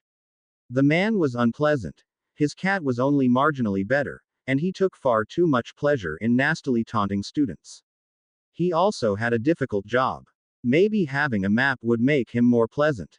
The second run maps were much simpler than the other two, and didn't have saliva locks, plus they displayed all the secret rooms and passages with their passwords. They also had runes to portkey them to the headmaster's office in Hogwarts if they were taken from the castle. He inked a number on each completed parchment for a total of 50 before he powered them up with magic. However, the school maps had an extra line of runes that prevented them from showing users of the last run of maps, the private maps, if any of their owners were out after curfew, in forbidden areas, cast the hide me or hide me in exception, or were at Hogwarts during summer halls. None of the maps showed the room of requirement. A simple change for his master map would make the room visible on that. The private maps were for his friends, of course. He only made a dozen copies of the private maps. Additional runes made anyone else think the parchment wasn't of interest to them and to ignore it. If it accidentally got left somewhere, the person who found the parchment would feel it had to be returned to the owner. Depending on the person, it would seem to be class notes, an assignment, or something else that seemed like it would be important to the owner. If they didn't know the owner, magic would guide them to him or her. If they did, they would give it to someone they thought might know the owner, who would then pass it on. Hermione's parents might like a copy to see where she was in the castle or on the grounds whenever they wanted. It would give them peace of mind. Plus, they could check she wasn't in any classes before calling her on one of the mirror phones when he finished them and gave them out to his friends. He carefully removed the saliva lock from theirs and included a line that always centered their map on Hermione unless they asked about someone or something else. That took far less time than he had expected. He had, of course, made a master copy of each of the 3 maps with the copy protection and impervious turned off, so he could make changes in the future without having to use the ROR, just regular transfiguration to make the inking drum. He would manually remove the off runes to activate those 2 charms, a simple enough procedure. Well, now that he had his maps and their master parchments, and the gold prospecting rune device appeared to be possible, he decided to make it, too. But what should he put it in? His plastic container would not do well in seawater. Plus, most of the other containers were either too large, trunk-sized, or too small, vials, jewelry boxes, and so forth. There were, however, a large number of wine bottles, and most of those looked to be about the standard 750 milliliter size. Probably a shade more, as the bottles were never filled all the way up the neck of the bottle to the cork itself, which also took up room in the bottle. On the other hand, maybe the bottles would work. He could write the runes on a piece of parchment and put it inside the bottle with a sticking and waterproof charm. The on would be that the bottle was in seawater. The off would be when the gold reached the lip of the bottle or the bottle wasn't in seawater anymore. There also needed to be an alert to tell him when the bottle needed to be picked up because the gold, or silver, filled the bottle and had stopped collecting. Parchment was too light, he decided. After a few minutes' thought, he had the room provide a properly sized iron disc with the runes in reverse on it. That is, the runes stuck out of the metal instead of carved into it, with a long column sticking out on the other side. He took some silver powder out of his stock in the trunk and poured it into the bottle. He shrank the iron piece to fit through the neck of the bottle, then enlarged it. He cast the charm that heated the silver powder until it melted. The melting point of silver is almost half that of glass. Then he gently pressed the iron disc into the silver and cast a cooling charm on the bottle and silver disc.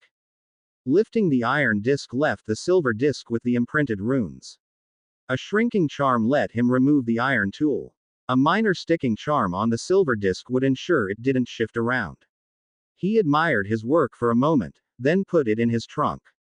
Then he made a second and third bottle, for exchanging when the first was full or if he decided on a second location. Getting to one of the Monsal forts would have to be a weekend project. If his calculations were right, the bottle could hold a bit more than 32 pounds of gold, or about 14 kilograms, roughly 76,000 pounds sterling, or 15,000 galleons. Not bad for a few hours' work placing and retrieving the bottles from one of the forts. The total would probably be less because the gold powder, extremely fine though it might be, would still have tiny gaps between the pieces. Not to mention the silver disc at the bottom of the bottle slightly reduced its capacity. The forts weren't in that deep of water, but the non-stop ocean currents and collecting would balance that nicely. Not to mention the wider range the runes would exert considering how slowly the currents moved. Still, when he checked the time, it was almost time for his past self to enter the room. Tim had already had one meal in the room, so he pulled another meal and butterbeer out of his trunk. The other trunk was a decoy, and had another leisurely meal as he waited. He wondered how hard it would be to make a music player like he had had in high school and college. The turntable was nice, but that wasn't exactly portable. He could go with wireless earphones, and make them so that if they were further apart than a yard from each other or the player, they would portkey back to the player. Those would be the easy part, he thought. The player, though, how would people get music on it? For that matter, where did wizards and witches buy their records, anyway? He started jotting down notes on what a music player actually did, and features people wanted beyond play, pause, stop, song forward, song reverse, repeat song, repeat all, and random play. He jumped when his alarm went off to let him know his past self would be arriving soon. He checked his map and it showed him flying his broom. He quickly stuffed everything into his hammer space. He left the room and went down a floor to avoid meeting himself. As soon as he saw himself entering the room on his map, he left to join the other two boys outside.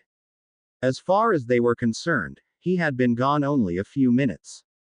They spent the rest of the afternoon flying their brooms. To say their friends were surprised to see them already in the Great Hall when they arrived was an understatement. As expected, Ginny was sorted into Gryffindor. Gratifyingly, the hat loudly called out, "Gryffindor," almost as soon as it touched Luna Lovegood's head.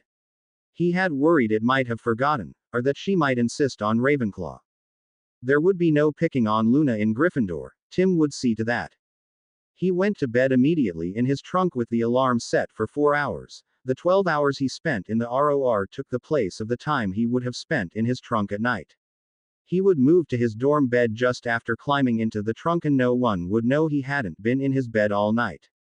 Wednesday morning, he started off by placing a sign at the base of all 4 tables in the Great Hall. Never get lost in Hogwarts. The I'm Lost map is now available.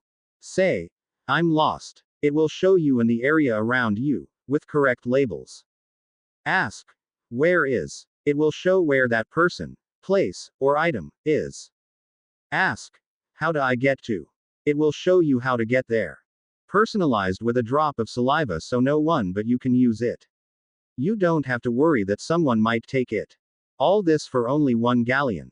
See Tim Cranston in Gryffindor for your copy, today. Money back guarantee. If it doesn't do as advertised, return it in 1 week to get your galleon back. The map does not show secret passages, rooms, or passwords unless you already know them. He sold 9 before breakfast started. He waited until just before the professors got up to hand out the class schedules to everyone. Unfortunately, the ministry results for his OWLs in runes and arithmancy wouldn't be out for another week, and then went up to the head table at the front of the room. Excuse me, Professor McGonagall, he said softly, but I think I've found an animagus hiding as a pet with a student. She gave him a sharp look, and Flitwick leaned closer. Snape noticed their actions and watched with narrowed eyes. He probably used a hearing charm to listen in, Tim thought. You see, over the summer, I studied runes and how to use them with magic, like I did with history of magic and Muggle studies, then I made these. He showed her one of the folded school maps he had made, and then opened it. The maps defaulted to showing the area around them when first opened. Notice how your name is in blue. That means you have the animagus ability. If you were in animagus form, then your name would be in red. My word, McGonagall said, staring at the map, and then at him. This is amazing. He smiled. Yes, it is amazing, but that's not important right now. He put his finger on the map and said, show me Ronald Weasley.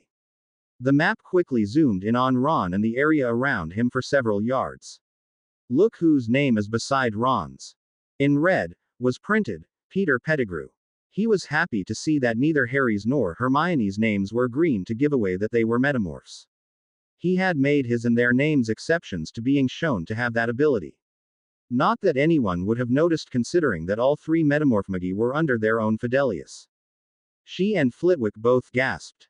I saw Ron put his rat scabbers in his pocket before we came to breakfast. He sighed. And I remember reading that Peter Pettigrew was supposed to have died over 10 years ago. The 2 professors looked over at Ron.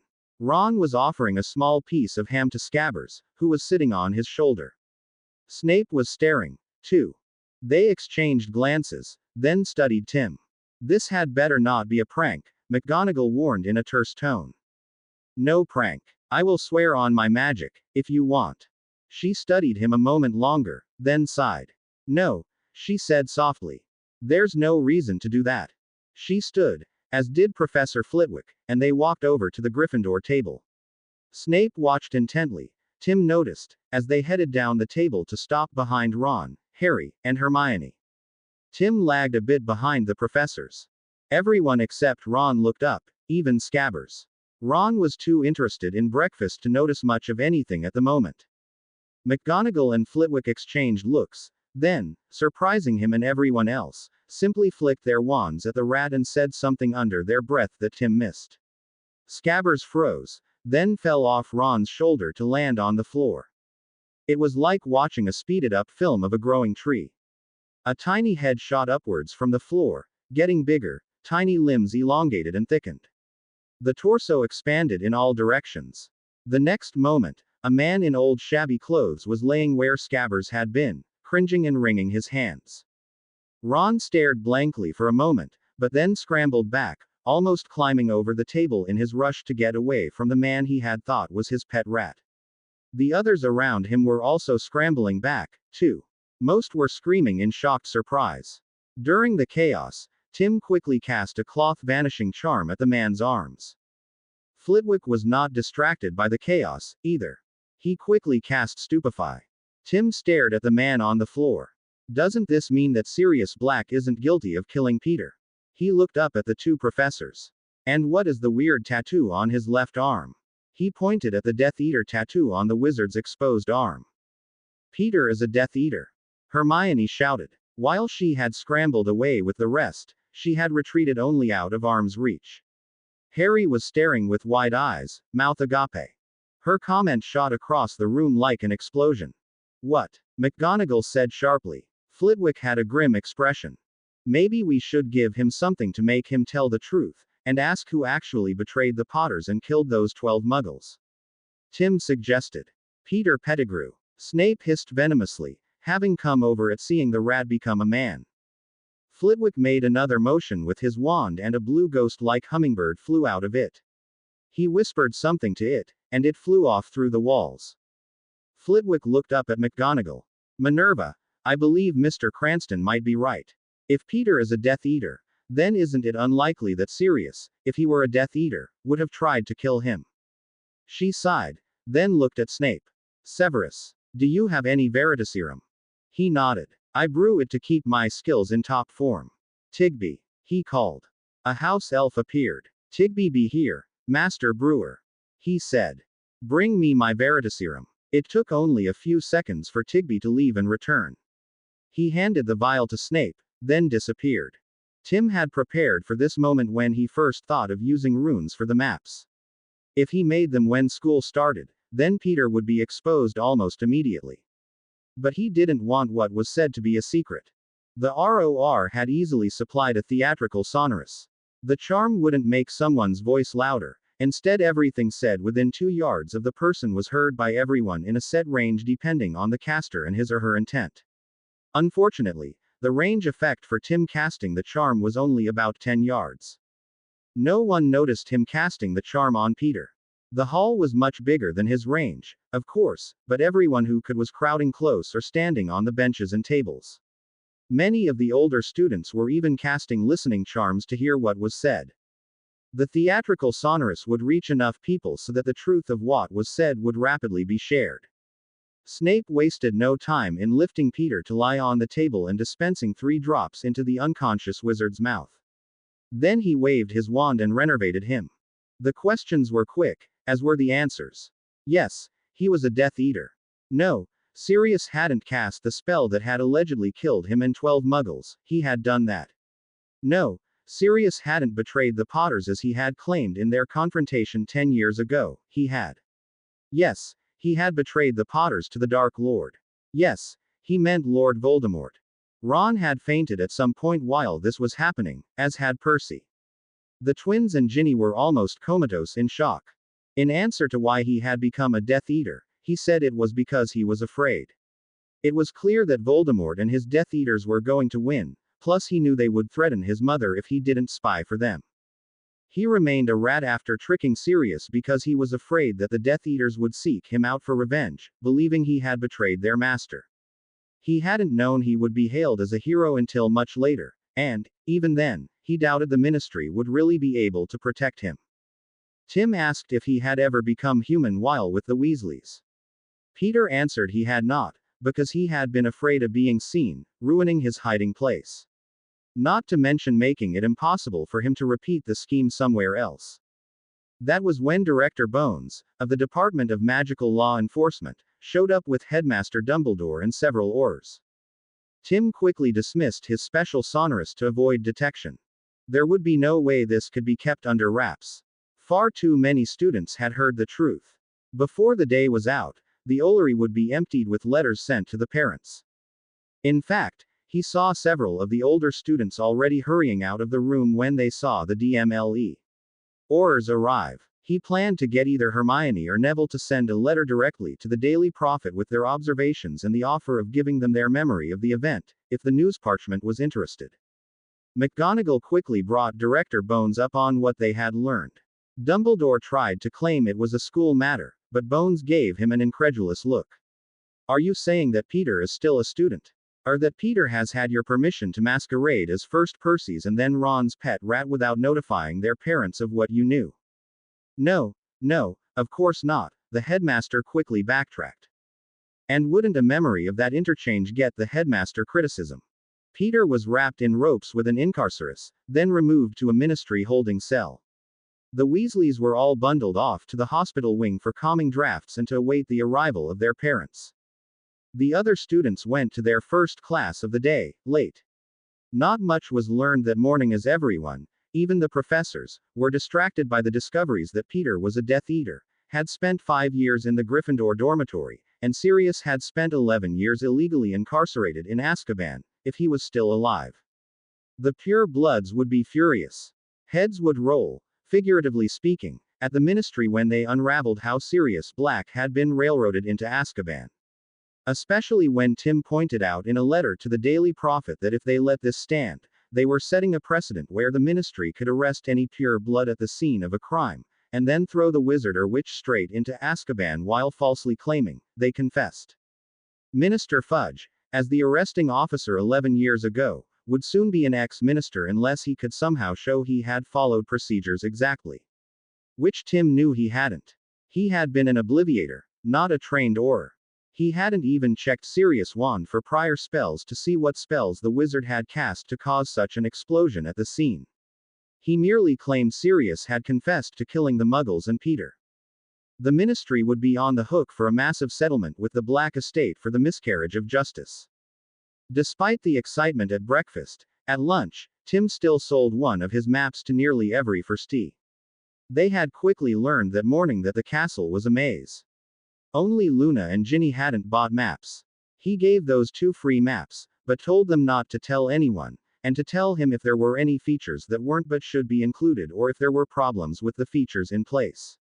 Over the next couple of weeks, he expected to sell another bundle of maps to upper years who wanted to be able to find their friends or mislaid items. Especially after the firsties told their dorm mates about how well the maps worked. After lunch, before classes resumed, he and many others enjoyed the pleasant sun-lit courtyard where the main topic was Peter, Sirius, and what the ministry was going to do. Colin, as in the books, came over and asked Harry if he could take a photo, and then asked if Harry would sign it. Malfoy, naturally, had to make a big deal of it to embarrass Harry. Before it got out of hand, though, Tim spoke up. "That's an excellent idea, Creevy. I bet there are a lot of students who would love to have a picture of themselves in front of the castle to send home to their parents. They might even want a few pictures of them and their friends to show off, too." Creevy looked stunned at the idea. He looked around the courtyard they were in.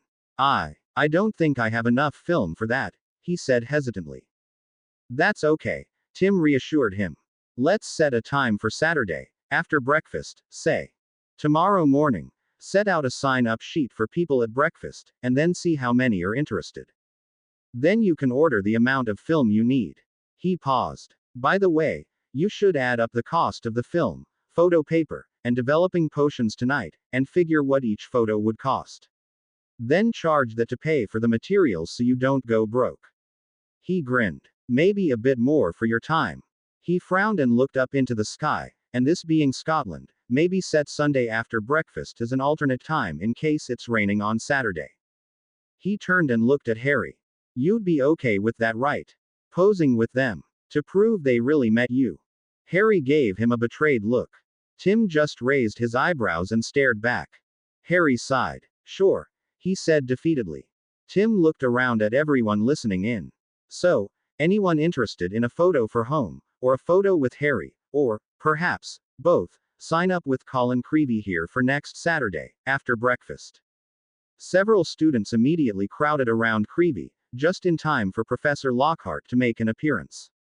Malfoy had the most outraged expression at how he had helped Colin Creevy, a Muggle-born, become popular across all four houses. Tim was not going to advertise that he had a camera, too. Unfortunately for Harry, the rest of the scene followed the book almost to the letter. It was with great difficulty that Tim managed not to burst out laughing at Harry's disgusted expression as Lockhart led him, and the rest of the DADA students in the courtyard, to his class while lecturing Harry on why he was trying to cash in on his popularity too soon. The class went as JKR had described. Tim just sat back and put up a shield spell and let Harry, Ron, Neville, and Hermione chase down and catch all the pixies. Neville, after their practice during the summer, wasn't caught off guard as in the book, and managed not to become a chandelier ornament. DADA was the last class of the day, and they headed back to the dorm to change clothes and go back outside to enjoy the sun while they could. Tim took the opportunity to tell Harry, "Look, I know you don't want the attention, but doing this will prevent people from bothering you all year. If someone wants a picture, tell them to see Colin. It's better to get it over with all at once. Plus, This way you can get across that you're a nice guy helping out a firstie. You aren't getting anything out of this. Plus, if someone tries to badmouth you, later, there will be lots of people who say, well, he seemed like a nice enough bloke when I met him. You can even tell people you didn't want to do this. Too much attention, but your friends convinced you that it would help out Colin, and now he won't try to sneak pictures of you, either. By the time they finished talking, Harry was mostly agreeable. Maybe resigned would be a better word. Then Tim hunted down Creevy. The firsties had also finished their last class of the day. Look, Colin, I know this is a bit overwhelming, but tell me how much film you need for Saturday, tomorrow. Harry has agreed to front you the money. Double however much you think it might be, just in case. Harry'll make sure you get the film you need before Saturday morning. See if you can get a price on the potions, and you can factor that in, too. Okay. He paused. Oh, put what you think it costs per picture on the sign-up sheet so people don't think it's free. The rest of the pep talk seemed to help him relax, especially as Tim pointed out the many connections he would make in the wizarding world. With a bit of luck, he could parlay this into a job when he left Gryffindor in 7 years, either as a photographic portrait maker or a photographer for the Daily Prophet or another of the Wizarding News parchments. If he was interested in that. Creevy said he would tell Harry by Thursday evening how many people had signed up. Tim would have Dinky go to Tom for the film, and then to the potions shop for the potions on Friday afternoon. Not that he told Colin that. He just said Harry had connections and would take care of it. Then he handed out the private maps to Hermione, Harry, Ron, Neville, and the twins. He kept 5 back for the future. The twins were astonished at the features in the maps, and that their new map was even better than their old map. Everyone especially liked the feature that if they lost theirs, whomever found it would unconsciously seek to return it to them. Hermione considered the gift of a map for her parents to be a wonderful idea, and thanked him profusely. Then, after dinner, Tim went to Lockhart's office. With the diary out of the picture, no one was possessed by Tom, so the basilisk wouldn't make an appearance. With the basilisk not terrifying the students and professors, it would be a very calm year, almost boringly calm. In fact, Harry would be ecstatic. That, in turn, meant Ginny wouldn't be forced into the Chamber of Secrets at the end of the year. Lockhart would not be asked to hunt down the basilisk, he wouldn't try to flee, be persuaded by Ron and Harry to rescue Ginny, and so forth. So, Tim decided that Lockhart needed a bit of help in how to teach. He had to be careful, though. He didn't want the wizard to panic and try to obliviate him. He knocked on the door, and entered when Lockhart said to. What can I do for you, mister? He frowned for a moment, then smiled. Cranston. Tim stopped in front of the man's desk. I'll be blunt, Professor Lockhart. When I first heard you would be RDADA. Professor, I thought that despite your books and your clear command of magic, you wouldn't know how to teach. How could you? You've never taught before. However, now I think you could be one of the best DADA professors we've ever had if you plan to follow the rules professional teachers use. He paused a second as Lockhart frowned, then continued before the man could interrupt. My mother was a non-magical teacher and still has friends that visit. I've listened in when they talked with Mum about new teachers and the common mistakes they made and what experienced teachers do instead.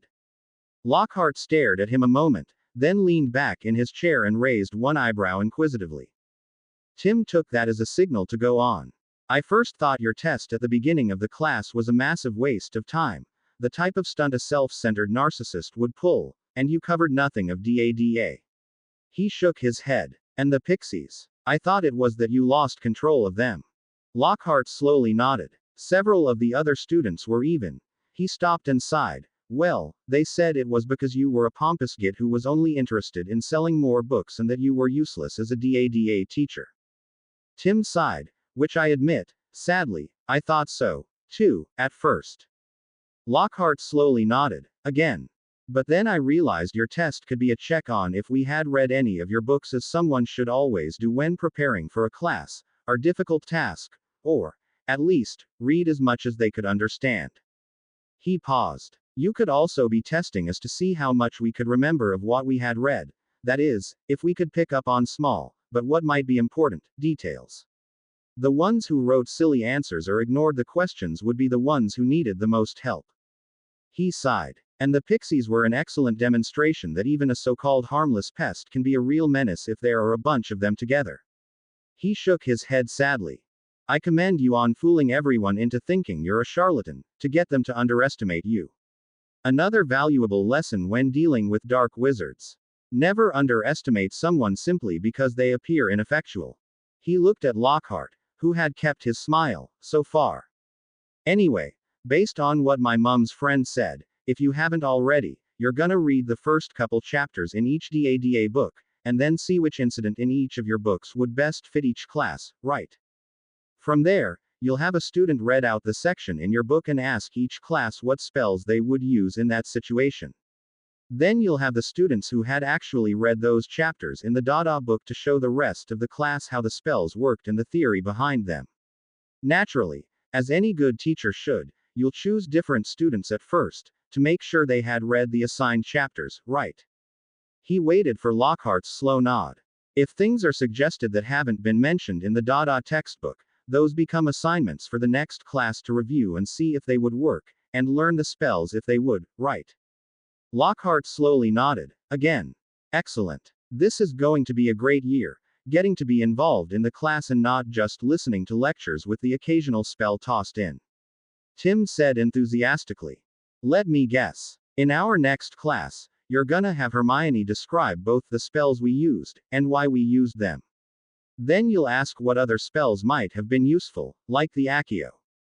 Lockhart nodded. It's always a pleasure to see young people listening to their parents and understanding what they hear. I'm sure your mother will be proud to hear that you figured out my plans, despite what looked like a failed start. They talked a bit more, and then Tim left. He counted himself lucky to get out of the office without being obliviated. When he got back to the common room, it was to find that Percy waiting for him. Professor McGonagall would like to see you in her office, as soon as possible. He sighed, went back out to the corridor, and headed for McGonagall's office. He had no sooner opened the door in answer to her, enter, than she stood up said, Mr. Cranston.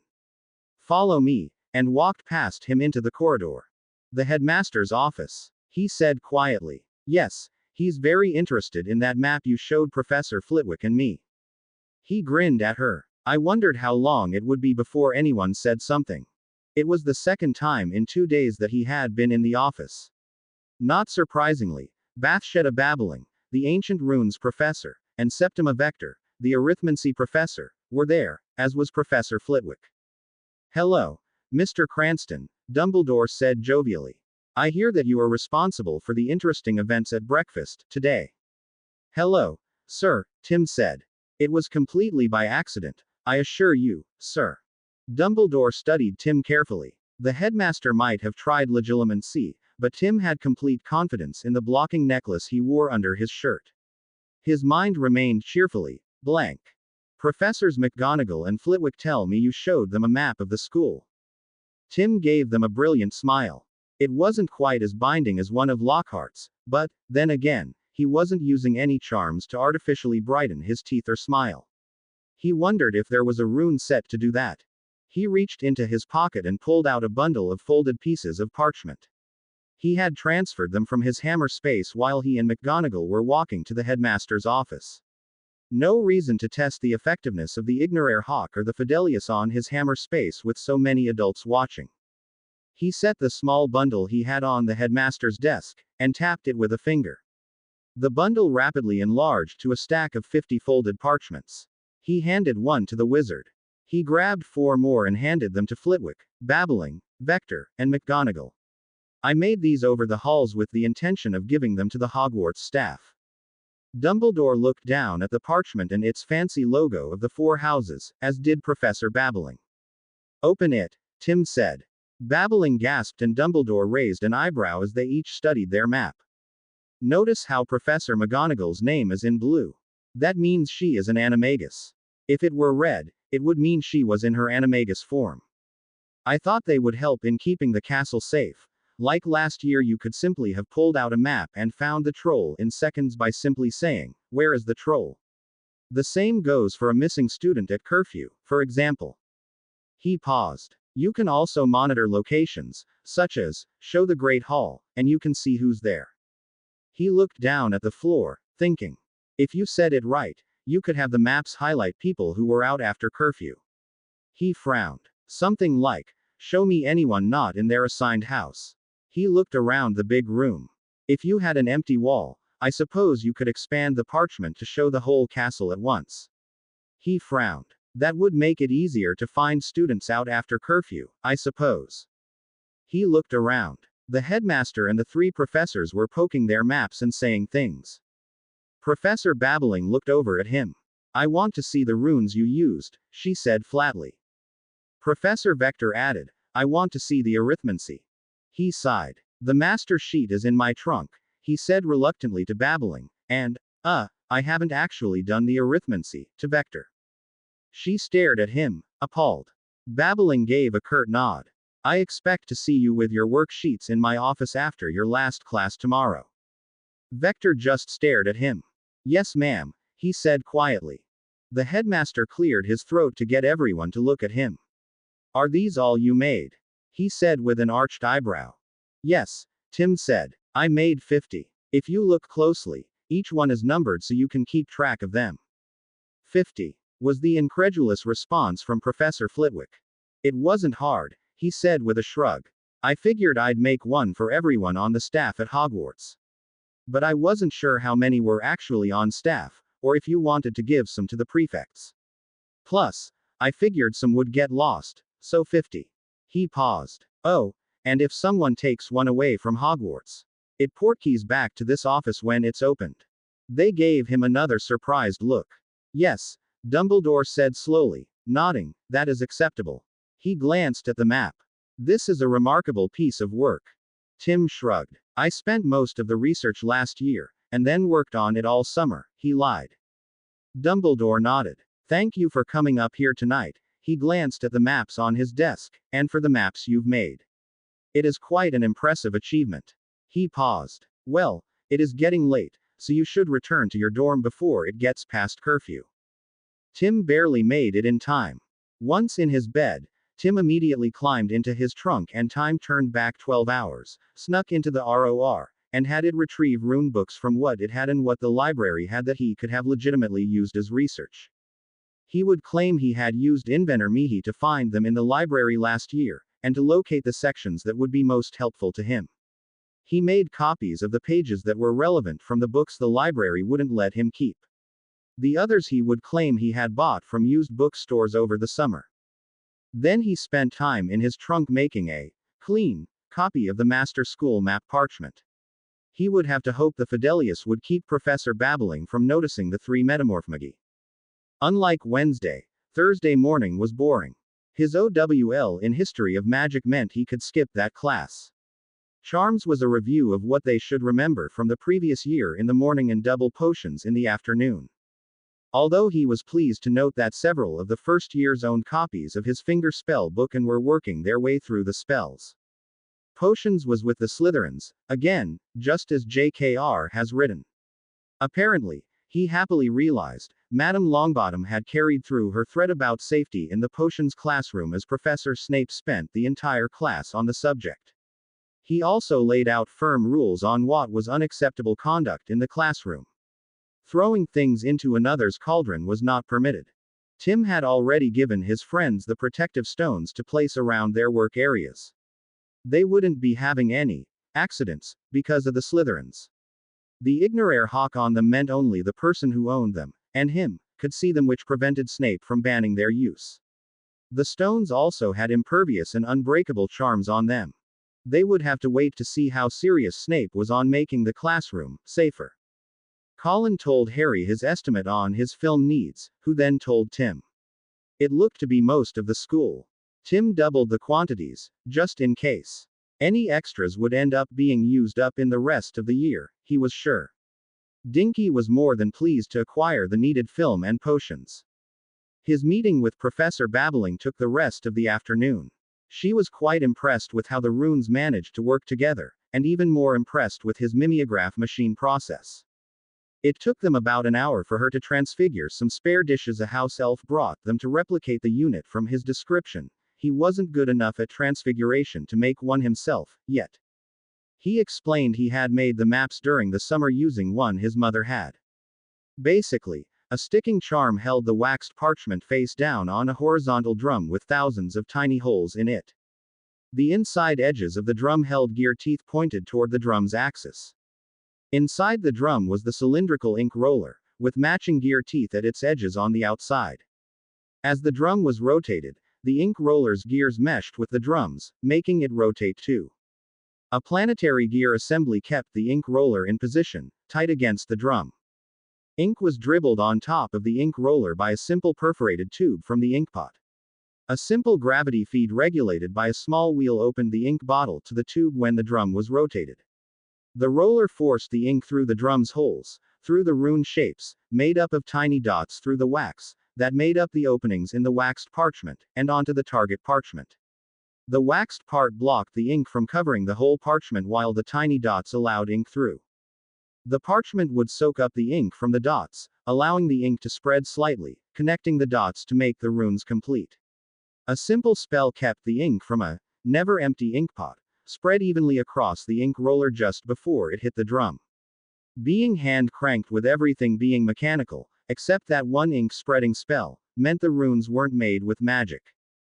Putting a roll of never-ending parchment as the feed with a simple support, and a cutting rune on the drum, meant you could make as many parchments as you wanted with minimal effort. It was difficult to tell which impressed her more, the mimeograph machine or the actual runes on the parchments. She was amazed to hear that the Muggles had invented the machine over 100 years before. His nonchalant description of a photocopier made her sit down in shock. She asked him if he would like to take her runes class, and was stunned to hear he had taken his OWL in it already, and was waiting for the results. After several moments' speechless silence, she asked if he wanted to take her 6th year NEWT class. He quickly agreed. While he could get the current 7th years to give him their 6th year notes, getting the 7th year notes would take all year. Unless the ROR could get him the names of graduates who had exceptionally good notes. On the other hand, he would be getting instruction in her class, and real-time answers to his questions that the ROR couldn't tell him, especially as they got out of the strict memorization and into actually making rune sets. The ROR only supplied the complete rune sets, not how it calculated them. The notes, too, wouldn't necessarily cover those topics, either, unless someone happened to ask the right question. As he had already learned over the halls, making rune sets that worked required more than just memorizing a complete spell set. It took understanding how they worked together, and how the secondary and tertiary meanings could add to or subtract from the finished goal. Or change the rune set such that it wouldn't do what was wanted. He would still collect the 6th year and 7th year Tim's notes (TM) for runes and arithmancy. If he could find 7 graduates for each, they would still provide more information than he would get from the textbook. Besides, the runes NEWT class would take the time block he had had for history of magic. The arithmancy class was a bit more particular. He would have to wait until he got his OWL scores in 2 weeks, then see if she would record each class for him to watch in the evening. It should be fairly easy for him get the room to make him a sheet of glass that was a simple video recorder player with record, play, pause, fast forward, fast reverse, and start over. That evening, his private map showed him where the vanishing cabinet was. His first thought was to go to the ROR and retrieve the large cupboard with the acid-blistered surface. Then he could pay a 7th year to transfigure the cupboard into a duplicate of the cabinet. That way, nearly headless Nick would still be able to persuade Peeves to drop and break the duplicate later in October to get Argus to forget about writing up Harry for tracking Mud into the castle, and thus invite him to his Death Day party. Didn't want to run the future too far off the rails, too soon. Now that he knew where it was, and had the funds, tomorrow he would ask Professor Flitwick if he could buy the vanishing cabinet to study the spells on it. No one except Tim knew where the mate to the cabinet was, and therefore, it had a limited value. Flitwick would, naturally, tell him that there weren't spells on the cabinet, it was all down with rune work. Tim knew it had to be rune work because in Order of the Prince, Draco had spent the year trying to repair the broken cabinet with a spell and finally succeeded, and a spell can't repair a spell. which meant it was both a property of putting magic into the repaired magical wood, as well as any runes that had been damaged. Speaking of Peeves, though, he had already retrieved the box of pranks he had promised Peeves last year. He would have to look up the poltergeist tomorrow, too. In the meantime, he composed and wrote a letter to Spikehand telling him that he wanted to buy the vanishing cabinet from Borgin and Burke's, but that he had nowhere to put it. Would it be possible for Gringotts to buy the cabinet for him, and store it in his vault if they wrapped it in rope or chains, or otherwise temporarily sealed it from the outside, so that it couldn't be used as an access to Gringotts? If they couldn't store it in his vault without compromising the security, then could they deliver the cabinet to him in shrunken form? He would owl the letter first thing in the morning. Then Tim worked on what he wanted his music player to do. He also started work on astronomy. Tim's notes, TM. That was another subject that was just all memorization and calculations. He should easily be able to cover the next 4 years for the OWL at the end of this year. Friday morning, he pulled out his map and looked for Peeves. The exchange took only a few minutes, and Peeves was especially happy. Usually, he had to make do with whatever he could steal. Having a box full of stuff, plus what he had left over from last year, was pure ecstasy for him. The Daily Prophet brought a bit of excitement as it reported Peter Pettigrew's capture. While the ministry had confirmed he was in custody, they had provided no other details. However, a number of parents had come forward with letters from the children at Hogwarts detailing exactly what had happened. The news parchment had even included a quote from the headmaster that Peter had, indeed, been captured during breakfast on Wednesday, and that he had been questioned under the authority of his depute headmistress, Professor McGonagall, witnessed by Professors Flitwick and Snape. As he, himself, was not present, he could not address the accuracy of the letters the parents had said they had received. Professor McGonagall had confirmed for the news parchment that Peter had confessed to being the secret keeper for the Potters, that he had given that secret to he who must not be named, and that he had been responsible for killing those Muggles when Sirius had confronted him a day later. Then came the speculation about how Sirius had ended up in Azkaban, and what it meant that the ministry had clearly ignored their obligations to follow the law. They had denied the wizard a trial when every other accused Death Eater had been given one, even the ones who were caught in the act of a crime. They hadn't even checked Sirius' wand to see what curses he had cast to blow up the street with all the Muggles on it. Dumbledore, especially, came under attack for asking for leniency for all the Death Eaters and ignoring one of his friends with the flimsy excuse that Sirius had confessed. So had several of the Death Eaters, but he still insisted they get a trial. Where was that famous second chance that he was always blathering about with convicted killers? Why didn't one of his loyal friends deserve a second chance? Was there a reason why he didn't demand a trial for Sirius? The Daily Prophet was not kind to him. That was followed with an article on what compensation would be adequate for illegally holding a pure blood in Azkaban, especially the heir to, and now head of, the Black family. After classes, Tim sent a letter to the Daily Prophet pointing out that if the ministry was allowed to arrest and throw anyone they found at the scene of a crime, no one was safe. They didn't even have to check the arrestee's wand, citing Sirius Black's case as precedent. No Muggle-born, half-blood, or pure blood was safe. They were all at risk of ending up in Azkaban without a trial, or even being charged with a crime, with absolutely no recourse. There was precedence. After all, Black hadn't been charged, either. It didn't even matter if you were the heir to a powerful family, you could still end up in that vile prison. Everyone involved should be trialed and if found guilty of aiding and abetting this travesty of justice, sent to Azkaban for the same amount of time Sirius had served. Anything less would encourage the ministry to do it again. He concluded by suggesting that an independent panel of citizens should be appointed to investigate all the cases of wizards and witches in Azkaban to see whom else had been railroaded into the prison. And that each department head should be forced to make a vow that they would do their best to execute their duties as quickly and honestly as possible, and to not bear false witness against anyone. Yeah, like that was gonna ever happen. Dinky was more than happy to hand-deliver his letter to the editors. That he still hadn't heard from the Flamels was concerning. Perhaps they were screening their mail. Saturday, Oliver rousted Harry before dawn for a Quidditch practice. Hermione, Ron, and Tim, after they had breakfast, went to the Quidditch pitch to watch the team practice.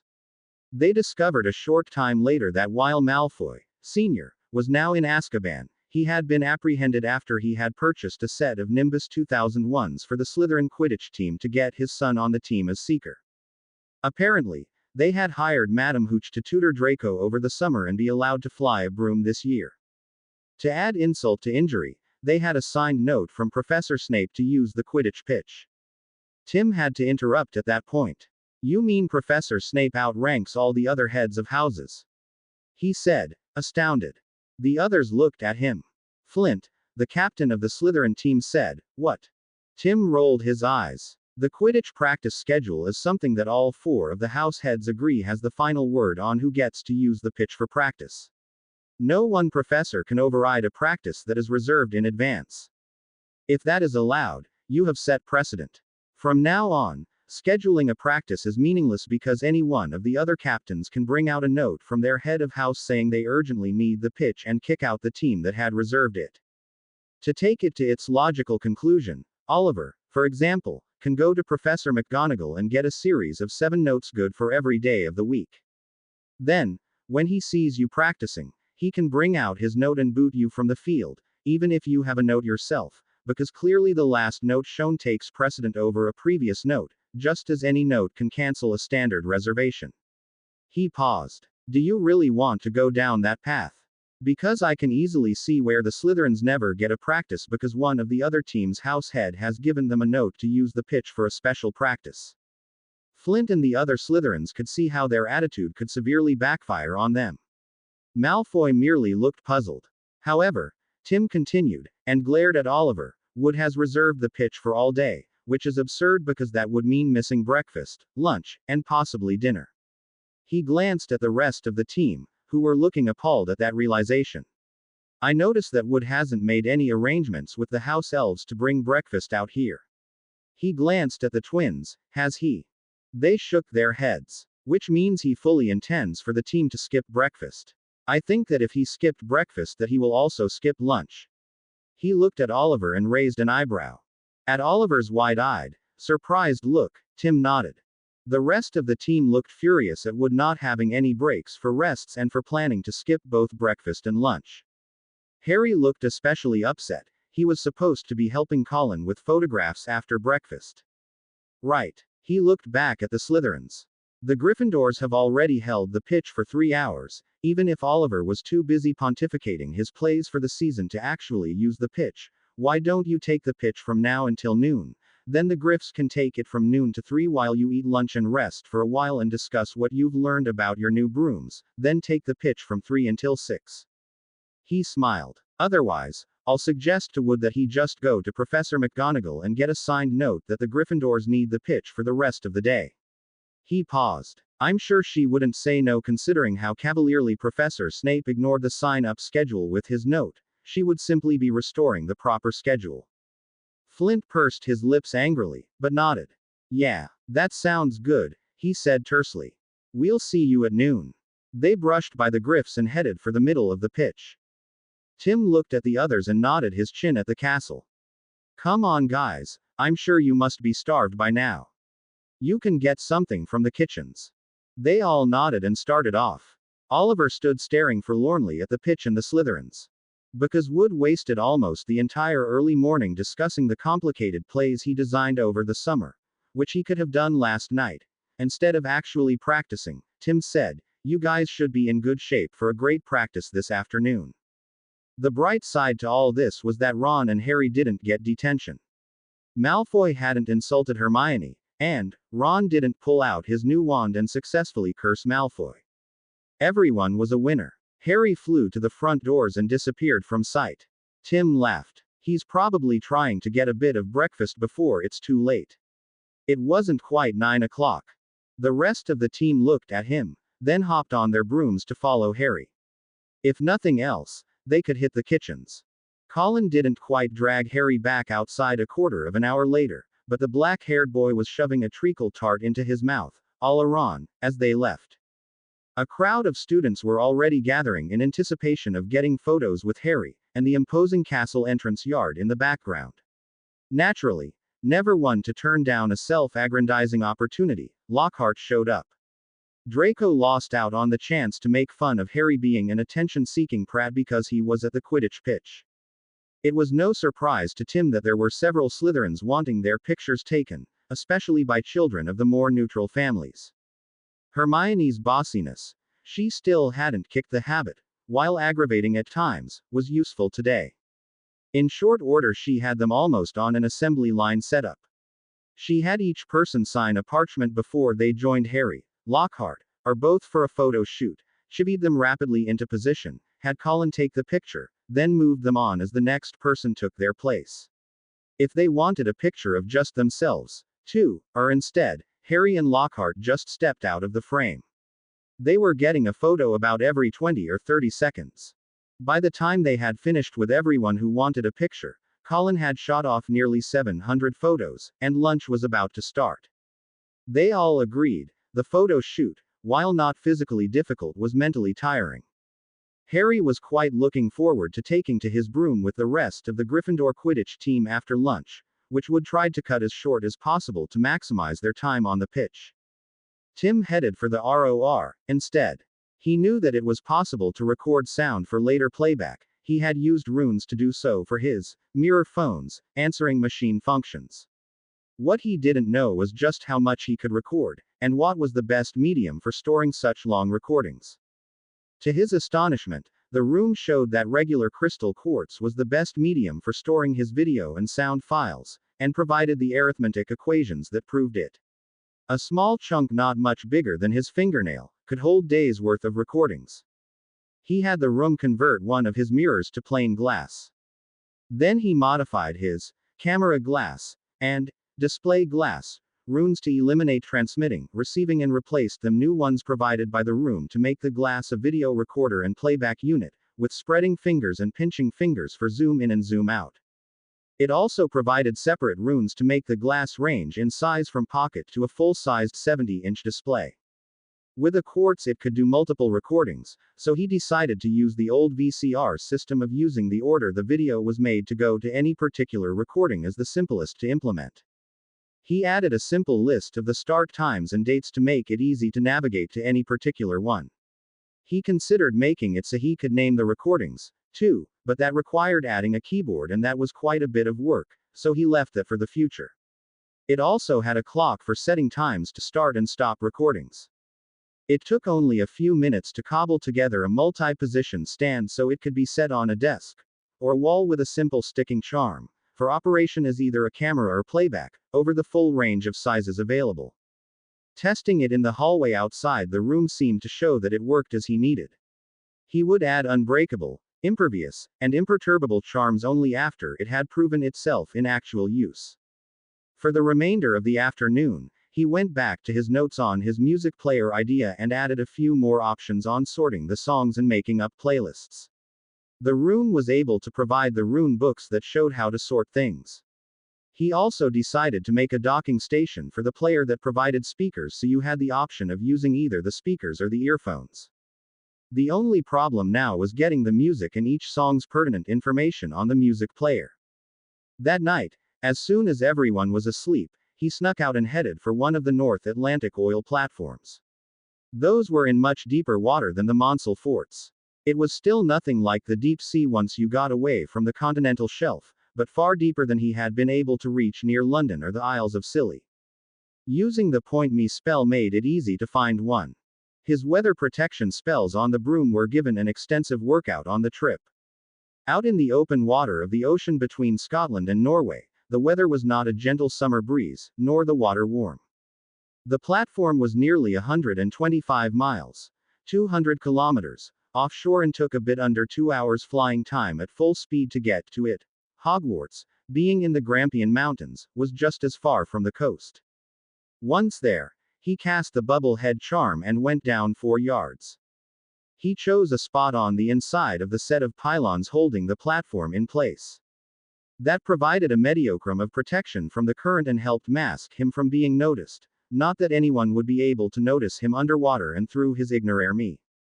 He used a room spell to scour a spot clean on one of the iron pylons, and another spell welded a silver cup to the pylon. The cup, which was 3/4 as tall as the wine bottle, would hold the bottle securely in place. That way he could easily summon the bottle from above with Accio and not have to go underwater. Placing an empty bottle back would be a simple banishing charm. The unbreakable, imperturbable, ignorare hawk, and sterilizing runes on both the bottle and cup would keep them from being damaged, noticed, or dislodged from the pylon, and prevented any barnacles or similar sea life from attaching themselves to the cup or bottle and interfering with him retrieving or replacing it. He took a moment to give the runes their initial charge. Ambient magic would suffice to power the runes after that. He surfaced and took a brief look around the pylons he could see, and spotted what had to be an inspection platform at the bottom of a long ladder that led up to the main floor of the oil rig. Being the middle of the night, he didn't have to worry about being spotted, so he took a closer look. After looking it over, he cast a temporary ignorare hawk on the metal platform and called Dinky. Dinky, be here, the house elf declared, then shivered as he registered the cold ocean around them. I just wanted you to know this location, Dinky. I will ask you to bring me here in the future. Yes, sir, Dinky understands. Excellent. Then, can you take me to Hogsmeade? Dinky can do, the elf said proudly. Then off we go, Tim said as he held out his hand for Dinky to grab. All told, it had taken him around 2 or so boring hours of flying, and 20 minutes fighting currents and getting everything set. Dinky being able to take him back to Hogsmeade made this whole thing well worth the time and effort. Getting about 32 or so pounds of gold, over a 72,000 pounds sterling, or 14,000 galleons for that little time. Well worth it. And the next time he came here, the wild trip would take less than 5 minutes. Sneak outside the protective spells on Hogwarts in one of the tunnels, call Dinky, get the bottle, put another in its place, and return. The only unknown was how long it would take to fill a 780 milliliter bottle with gold. Well, time would tell, wouldn't it? It didn't really matter how long it took. It was collecting gold while he did other things. As Warren Buffett, one of the richest stock market investors in the world, had said, if you don't find a way to make money while you sleep, you will work until you die. And this certainly qualified as making money while he slept. Monday's The Daily Prophet was a positive firebrand. They had apparently taken his letter to heart. There was one article that took a close look at everything that had happened that Halloween night in 1981 and the next day, giving a chronology of events. The door had been blown in by a blasting curse of some type. The exact one was unknown because the AK curses cast that night had covered up any spells that had been used at the house that day. James's body had been found in the sitting room, dead from the AK curse. Lily's body had been found in the nursery upstairs, also dead from the AK curse. Harry had not been in the house at all, and it was later discovered that Hagrid had been sent by Dumbledore to retrieve the boy. From Hagrid, it was known that there was a Z-shaped scar on Harry's forehead, above his right eyebrow. Both of the parents' wands showed they had cast no defensive spells. Neither he who must not be named's body or wand had been found, only his robes. The Potters had been hiding from the Dark Wizard. It had been assumed that Sirius was the traitor, because of what Peter had yelled at their confrontation the next day. Plus, Sirius had been seen at the Potter house, by Hagrid, after it was blown up. And that was all that was known, then, by the public. However, to a few, it was known that the Potters were using a Fidelius charm to hide, which the article explained. The Fidelius meant that only the secret keeper could disclose their location. Those few had assumed that Sirius was that secret keeper, for reasons that were strictly circumstantial. Now, they knew that Peter had been the secret keeper, that he had been the traitor. Sirius couldn't have given up the Potters to he who must not be named. Peter Pettigrew had betrayed the Potters. Sirius Black was innocent. He wasn't innocent of the charges, because no charges had ever been leveled against him. He had just been picked up and thrown into Azkaban with nary a pause between. Which, by the way, ignored law that went all the way back to the Magna Carta. They questioned why Dumbledore, the chief warlock of the Wizengamot, had insisted that every accused Death Eater be given a fair trial while completely ignoring that Sirius had been thrown into Azkaban without even being charged with a crime, never mind getting a trial. Where was his, we must give him a second chance? Wasn't Sirius worthy of a second chance? Death Eaters with much worse records had been trialed, with Dumbledore advocating light sentences. Why had Sirius been ignored? The excuse that, he confessed, ran thin when Death Eaters caught in the act had been given trials. Did Dumbledore have ulterior motives to having the heir to the Black family in Azkaban? Did he secretly support he who must not be named? Naturally, there was an article speculating on where Harry had spent his years before Hogwarts. Just as naturally, there was an article wondering how Peter, as an animagus, had managed to get in and out of Hogwarts for the last 5 years without the protective wards detecting him. Had Dumbledore allowed the wards to decay to the point where they couldn't detect animagi sneaking into the castle? If he hadn't, then why hadn't he captured Peter the very first day Percy Weasley brought him to Hogwarts 5 years ago? Both possibilities cast doubts on the headmaster's competence, and his actual loyalty to the light. Which tied into an article that mentioned that a troll had managed to sneak into the castle last year. How had that happened without setting off the wards protecting the castle? On being questioned, all Dumbledore had said was that the situation had been handled without any injuries or permanent damage to the castle. Plus, there were rumors that several times, also the previous year, something in the Forbidden Forest had hunted and killed unicorns at night. Did the wards need overhauling? This was all from people who were mostly either neutral or definitely in the light camp, as the Death Eaters were all a non-issue now.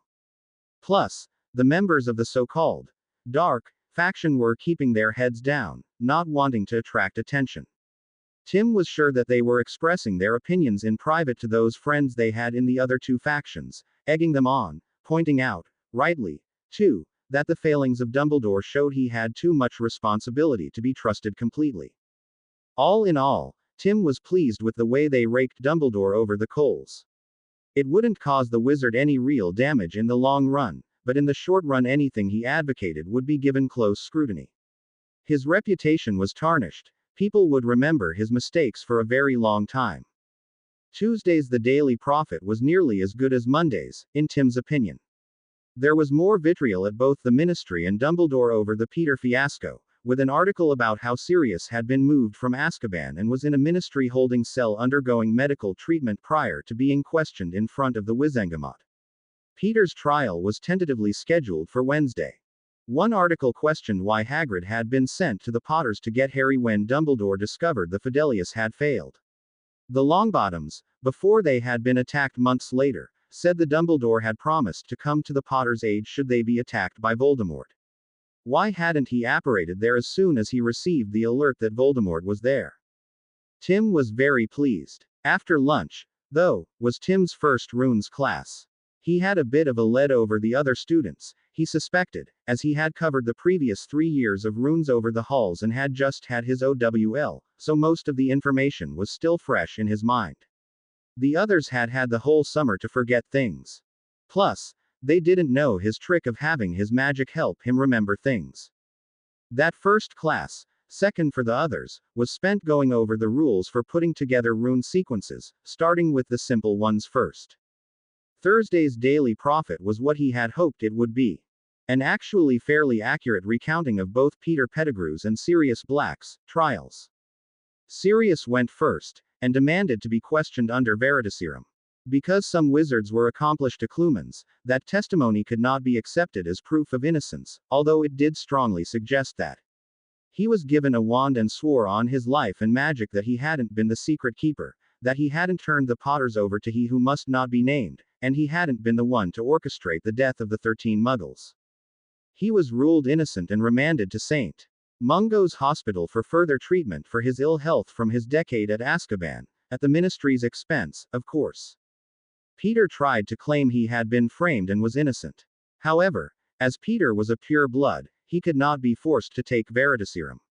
They asked that Peter simply give the same magical vows on his life and magic that Sirius had, and an additional one that he hadn't tried to frame Sirius. His refusal for all four meant they accepted Sirius' testimony as the truth, which, in turn, meant Peter was judged guilty as charged. He was sent to Azkaban to serve life in prison, wearing hand and leg cuffs that prevented him from changing to a rat and escaping. With Madame Bones having put so many Death Eaters in Azkaban recently, There was far less opposition in the Wizengamot to the verdicts than there would have been just a year ago.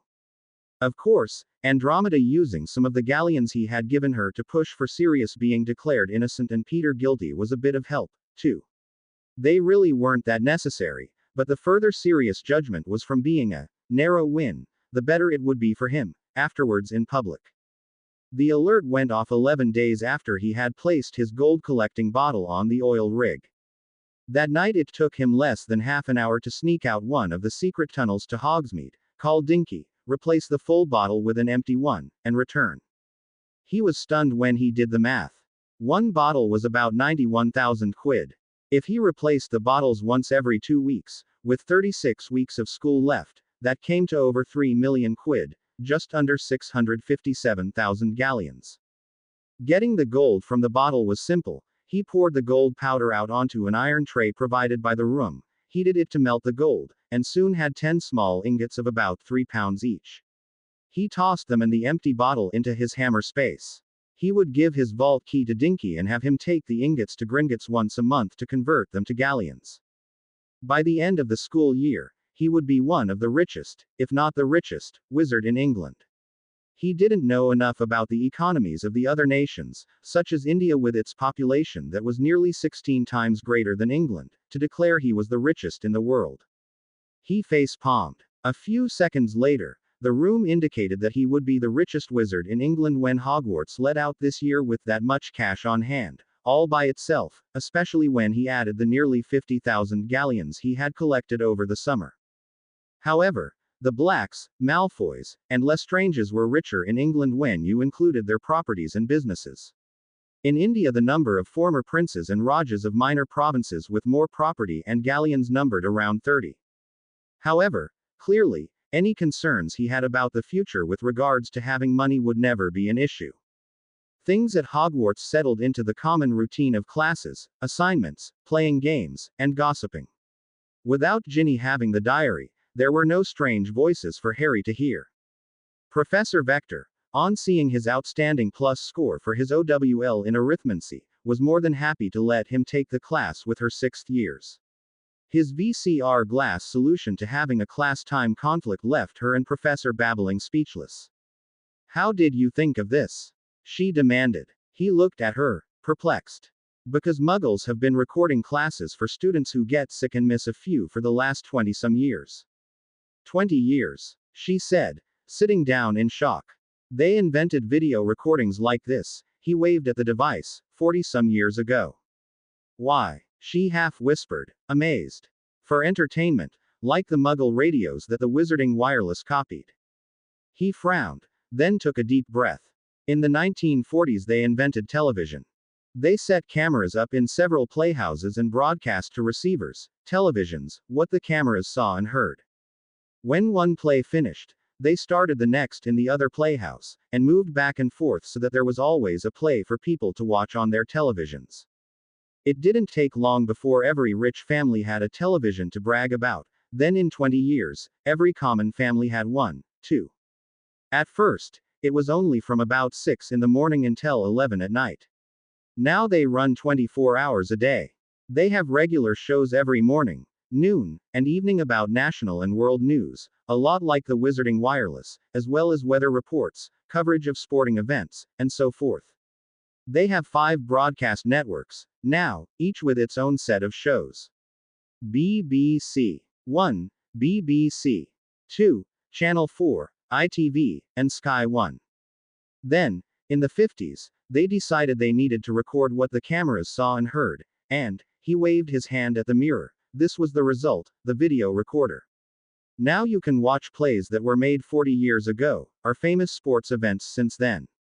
Or almost anything else that they recorded, like new ministers being sworn in, and important ministerial announcements and speeches. The video cassette recorders, a simpler, cheaper version, were introduced to the general public in the early 70s, so they could easily record their favorite shows. Now, there are retail stores that rent and sell pre-recorded videos for you to watch at your leisure, especially shows that aren't being broadcast anymore. In short, you can watch any play anytime you want as long as it has a recording. Her expression of astonishment slowly changed to a frown. These cameras and Televisians are like that. She pointed at the display glass. He shrugged. Close enough. I mean, all I need to do is add runes to send the video to a broadcaster that could send out a signal for the receivers to pick up, exactly how the Wizarding wireless works except with video. She shook her head in Riley. Amazing. Will you show me the runes you used? He thought a moment. Only if you swear you won't use them to go into competition with me. I plan to set up a Wizarding television network when I graduate. Maybe you can help me find people for that. Deal. Hermione's birthday brought a bit of excitement to Gryffindor, but nothing special. They had finally figured out how to use their hammer spaces to store excess mass when they metamorphed. They could make themselves almost as small as they wanted. But they hadn't tried anything smaller than a cat, so far. He made sure to share with her his notes on runes and arithmancy, promising that if she studied each of them at least 3 times a week for half an hour, plus read the textbook, she would easily pass her OWLs for them by the time June rolled around. With some effort over the summer with his 6th year notes, she could join him next year in the 7th year classes for both. She was extremely interested in both offers. He also made sure to remind Ron and Neville that they could easily get their OWLs in runes or arithmancy, if they wanted, with his notes. Whichever they decided, study would have to be during a free period, perhaps use some of the history of magic class time because they now no longer needed to attend it. He reminded Ginny and Luna that they could use their history of magic class time to study for both a Muggle Studies OWL and a History of Magic NEWT, if they wanted. He also offered the twins and Harry his notes on arithmancy and runes, with the comment that they were primarily memorization and nothing more. A few hours a week would be more than sufficient, especially with the practice exams he had included. Ron, surprisingly, had managed to maintain his focus and was keeping up with his assignments, and getting good scores, too. He still played chess, and other games, but he no longer goofed off as much as he had the previous year. Nor did he ask to crib off of Hermione's parchments, although she did proofread and critique his assignments, which were requiring less and less corrections or additions on her part. Their work with potions over the summer stood them in good stead. All 4 of them were doing well. Hermione nearly always took the top spot, and those times she didn't it was because a Slytherin had done nearly as well and Snape could say that in his opinion, the Slytherins was better. Tim, Ron and Neville placed near the top, only scoring lower because of Snape's bias.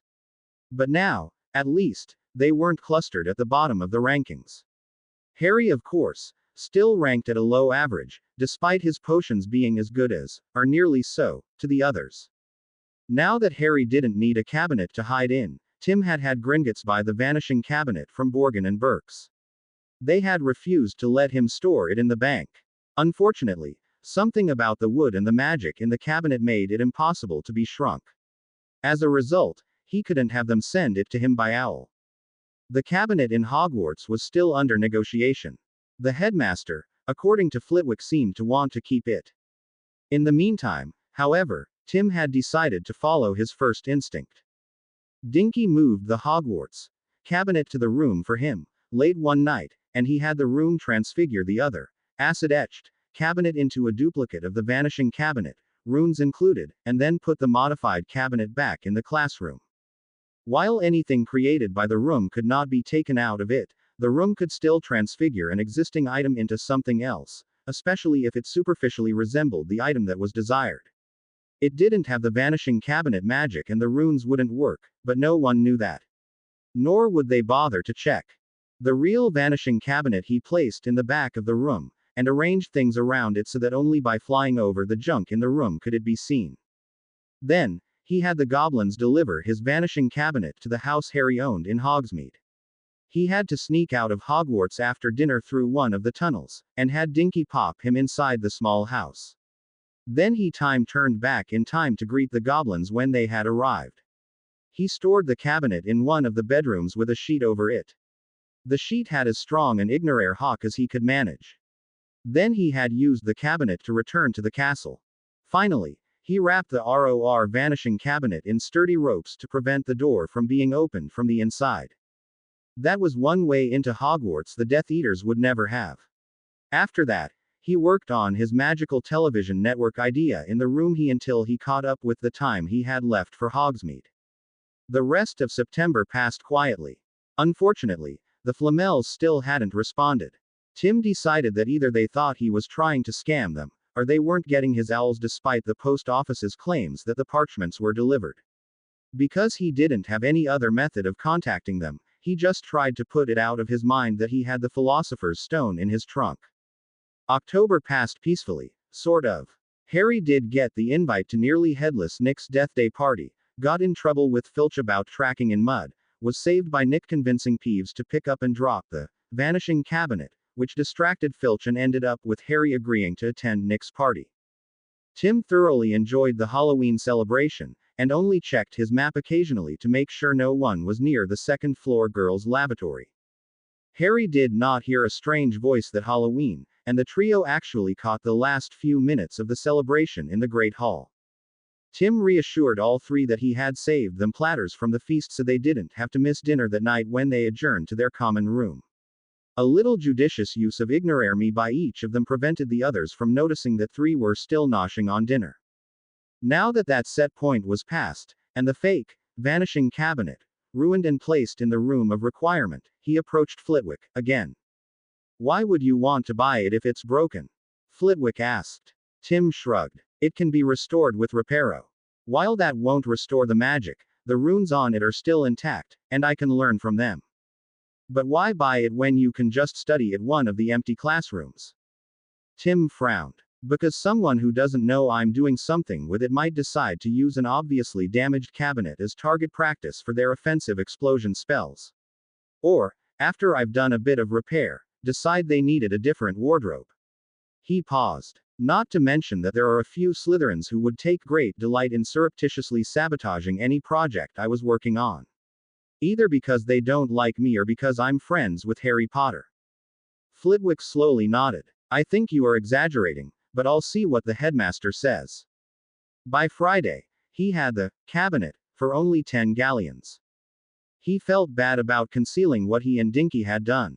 He queried the ROR for the best source of beginner brooms, then sent a letter to Gringotts to purchase 50.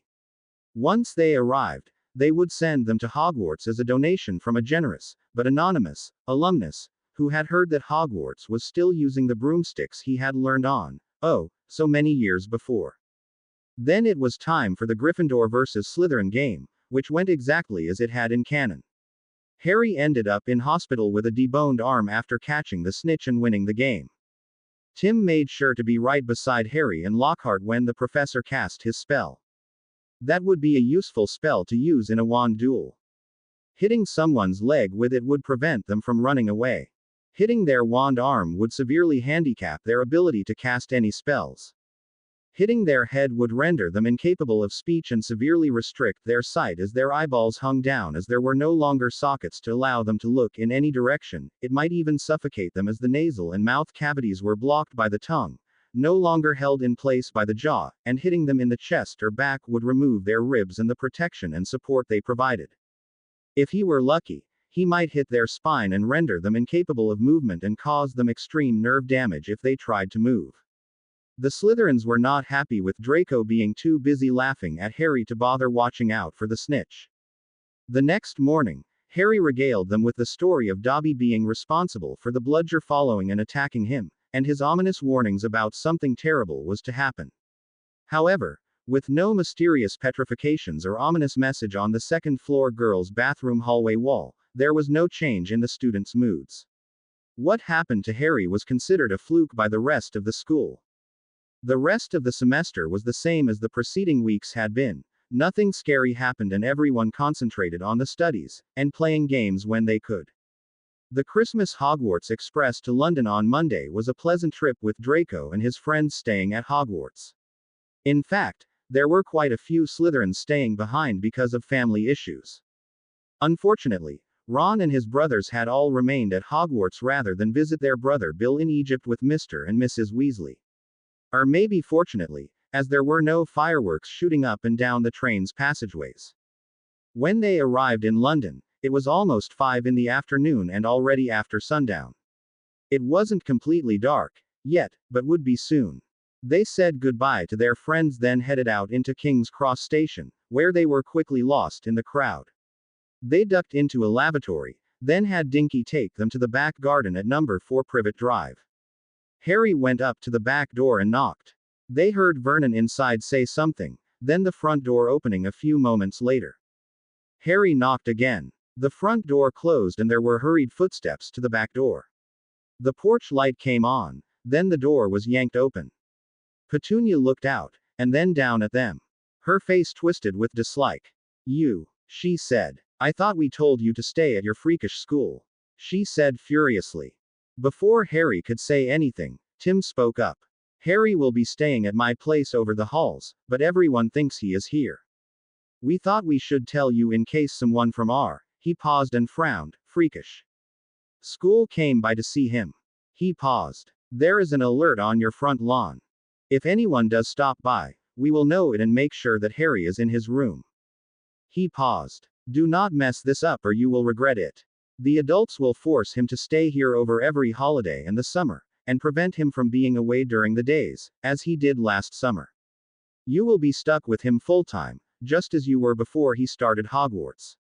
They will also monitor him, and you, closely. Your neighbors would, no doubt, notice the odd people in dresses regularly dropping by your house, wouldn't they? It is in your best interest to cooperate." Petunia stared at him, wide-eyed.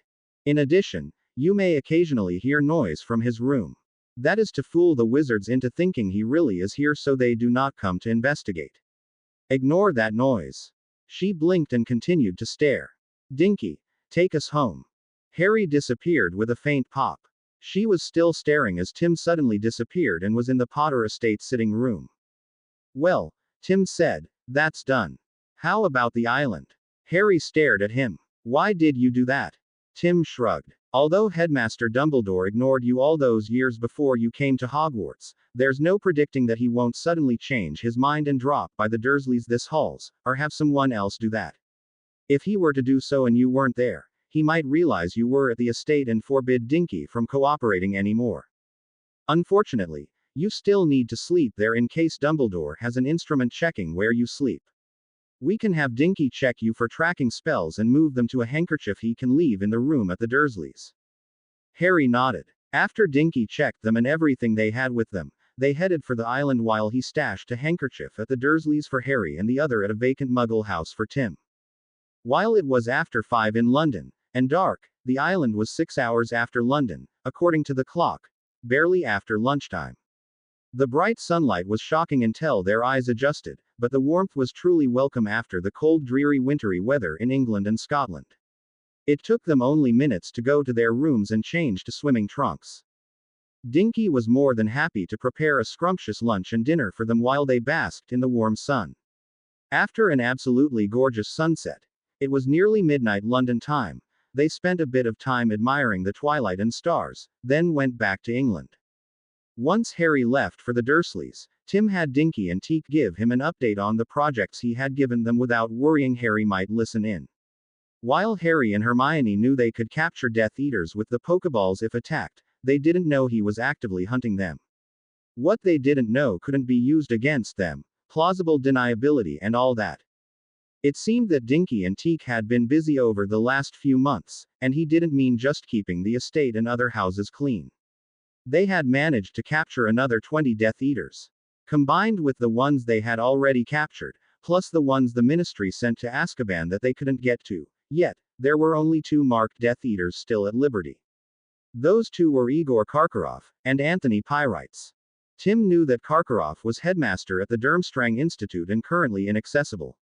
He apparently never left the grounds for fear of reprisals from the other Death Eaters for betraying so many of their brethren. He had been given a reduced sentence in exchange for those Death Eaters he had revealed. He had fled to the continent shortly after serving only a short sentence in Azkaban. Tim had no idea where Anthony Pyrites had gotten off to. On the other hand, maybe the room could find him. That was a problem for later, though. He was well pleased with the House Elves' accomplishments. The wizarding world was a better place for the absence of those Death Eaters. With the last 2 Death Eaters sequestered far away from England, Tim doubted they would be a concern. However, He would still try to neutralize them when the opportunities arose. All he had to do now was keep an eye out for their accomplices, or anyone who might want to follow in their footsteps. If they became a problem, well, the Pokeball with the Death Eaters had plenty of room left. In addition, the two house elves had managed to get hold of vault keys for 10 of those Death Eaters. Combined with the keys from the previously captured Death Eaters, he had added a considerable number of galleons to his vault, almost doubling what he had before he started his gold auto collecting routine. He would be the richest wizard in the United Kingdom come next June, hands down. For the bachelors, as they had acquired each key, they had emptied its vault of any coinage and uncursed loose gems. Then they gave the goblins a duplicate of his letter stating that, as the current possessor of this vault's key, I authorize the goblins to remove any goblin-made items from this vault. The goblins, regardless of any doubts they might have had that he was using the key with the owner's permission, were more than happy to comply. They said, after all, that anyone who presented the key had full access to the key's vault. Once the goblins were through, Dinky and Teak separated the cursed items from the non-cursed and stored both groups in clearly marked expanded bags from his vault.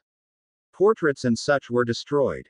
Furniture was temporarily stored at the Potter estate in one of the guest houses, as were any uncursed books, scrolls, and records of any kind. Stock certificates showing ownership in businesses were moved to Tim's vault. The nice thing about the magical business stock certificates was that any monies owed someone who had a partial or full ownership of business had their part of the profits sent to the vault which contained the certificates. He would have to take a day of the Christmas hauls to inspect just what businesses he was involved in, now. Any that were questionable in their practices, he would see if he had a high enough percentage to make changes. If not, maybe the Department of Magical Law Enforcement might be interested in the businesses. Mundungus Fletcher had been hired to take the clothing to a second-hand store. Once the vault was empty, the key was left with the goblins to do with as they chose. The goblins were quite pleased at the number of goblin-made items they were able to recover, according to Dinky and Teak. Only 5 of the Death Eaters had been bachelors, unfortunately, so he had only acquired 3 houses. The others had rented apartments. The deeds had been in the vaults, of course. The other Death Eater families he had only robbed them of their coinage. Their families might be complicit, but the children certainly weren't, so no reason to make them destitute and homeless. None of the estates he now had were very large, and the homes would not be considered mansions, just large houses. The contents of the houses were dealt with the same as the vaults, except the furniture was left in place. Dinky and Teak had thoroughly examined the houses for hidden rooms, cubbies, or safes. He would hunt up a real estate agent to rent the properties over the halls. Maybe it was time to see about destroying the diary and acquiring the gaunt ring. He wrote up a query to the goblins. Spikehand. Tim Cranston and I have determined that there is likely a soul container at the former Gaunt family home in Little Hangleton. What would it cost to buy the property, secure the item with the soul container, which Tim says might be a ring, and destroy the soul fragment in it? The property is located by the Muggle Riddle estate, which has a caretaker, Frank Bryce. The Gaunt property is probably protected by curses. Harry Potter. Student. Hogwarts School of Witchcraft and Wizardry. Timothy Lamont Cranston. Student. Hogwarts School of Witchcraft and Wizardry. He used a spell the room had provided to lift Harry's signature from one of several assignment parchments he had filched from Harry when the boy wasn't paying attention. An extremely useful spell, he thought, not to mention dangerous. The potential for misuse was astronomical. He would have to recast his Fidelius to include that spell, too. From his reading, the Fidelius really wasn't limited to a single secret per person. That is, while you couldn't repeatedly cast the spell on one person, there was nothing that said you couldn't do something like, I am a metamorphagus. I have the Philosopher's Stone. You can store things in alternate dimensions that can be called hammer spaces or pocket dimensions. You can summon dissolved substances, materials, elements and chemicals from water. Tom Marvolo Riddle, also known as Lord Voldemort and the Dark Lord, is a spirit and not permanently dead. He and those known as Death Eaters, as well as some of those who sympathize with their ideology, are in my trap balls, and you can magically transfer a magical signature from one place to another. At least, he thought it might be possible. If not, then he would have to come with another solution. House elves were long-lived. Maybe he could get the room to give him a spell to obliviate a house elf, then make the house elf the secret keeper and obliviate him of knowing he was the secret keeper, thus hiding the secret even from him. You can't reveal a secret when you can't remember it. According to canon, obliviation didn't really erase the knowledge because it could be broken under torture, as Voldemort did to Bertha Jerkins to discover what Barty Crouch SNR had obliviated from her memory. Thus, the memory charm just obscures the memory to the point where the person consciously forgets what she knew. Thus, obliviating a house elf or person would make them forget they were the secret keeper, but not truly forget the secret itself. However, his recasting his Fidelius with the more complex form did work.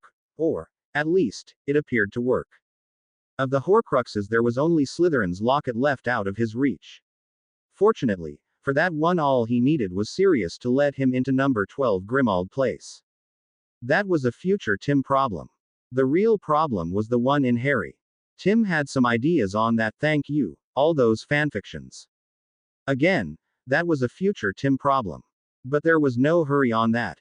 Voldemort was not going anywhere. The Fidelius meant that no one could even think he could be returned to life. Tim had been ignoring the basilisk, so far, as a non-issue given that he had the diary secured and Tom couldn't sneak out to control anyone.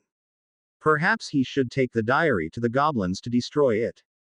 He would have Dinky deliver the letter tomorrow morning before time turning back and returning to the island. He would have the elf check with Spikehand in 2 days for a response, and Dinky could bring it to him at the island. When he received the goblin's reply to his letter, he would send a letter asking about bringing in the diary. Speaking of getting rid of Horcruxes, should he consider taking care of the basilisk, and having the goblins harvest the corpse to get the venom, just in case? With the venom, he might be able to get Creature to destroy the locket by putting a couple of drops on it, and fulfilling his good master's last command, without waiting for Sirius to let him into the house to do so, himself. But to do that he needed Harry's assistance. According to canon, Sirius made Harry his heir sometime after he escaped Azkaban. But Peter's Veritaserum confession in this world had released him, legally. Tim figured it was odds-on even that Sirius had already done that while he was in St. Mungo's, but there was no way to tell for sure. If he had, then Harry calling for Creature should get a response. If not, well, that scuttled that plan. Another future Tim problem. But for now, alright, first, Dinky, Teak, you've done a wonderful job with the Death Eaters. Thank you. You've helped keep Harry alive by preventing the Death Eaters from being able to hurt him. They both looked teary-eyed at the praise. Second, Dinky, I'll want you to fetch me all the books you've acquired, so far, but only the ones without curses. But not right yet. Dinky nodded, saluted, and said, Aye, sir. Next, I want you both to go through the 3 houses we now have and remove anything that might identify the previous owners. No emblems, initials, things like that. If you have to, replace them with something else, something innocuous that is not related to Harry, myself, or the former owners. Once you've gone over the houses and restored them to pristine condition, I plan to rent them. I don't want the tenants to even suspect the houses might have belonged to Death Eaters. Aye, sir. They chorused while saluting. Finally, go over the grounds looking for any hidden caches, outbuildings, signs of the former owner, anything that might not be natural, and do the same to them. Make a list of what you find and give it me when you finish. Anything valuable you find, put in my vault with an appropriate description. Anything that might need my attention, tell me as soon as practical. They nodded again, saluted, and said, Aye, sir. Excellent. Tim said, Teak, make sure to get plenty of rest and eat well. Now off you go to whatever you were doing before I called you. She popped away while Dinky looked at him curiously.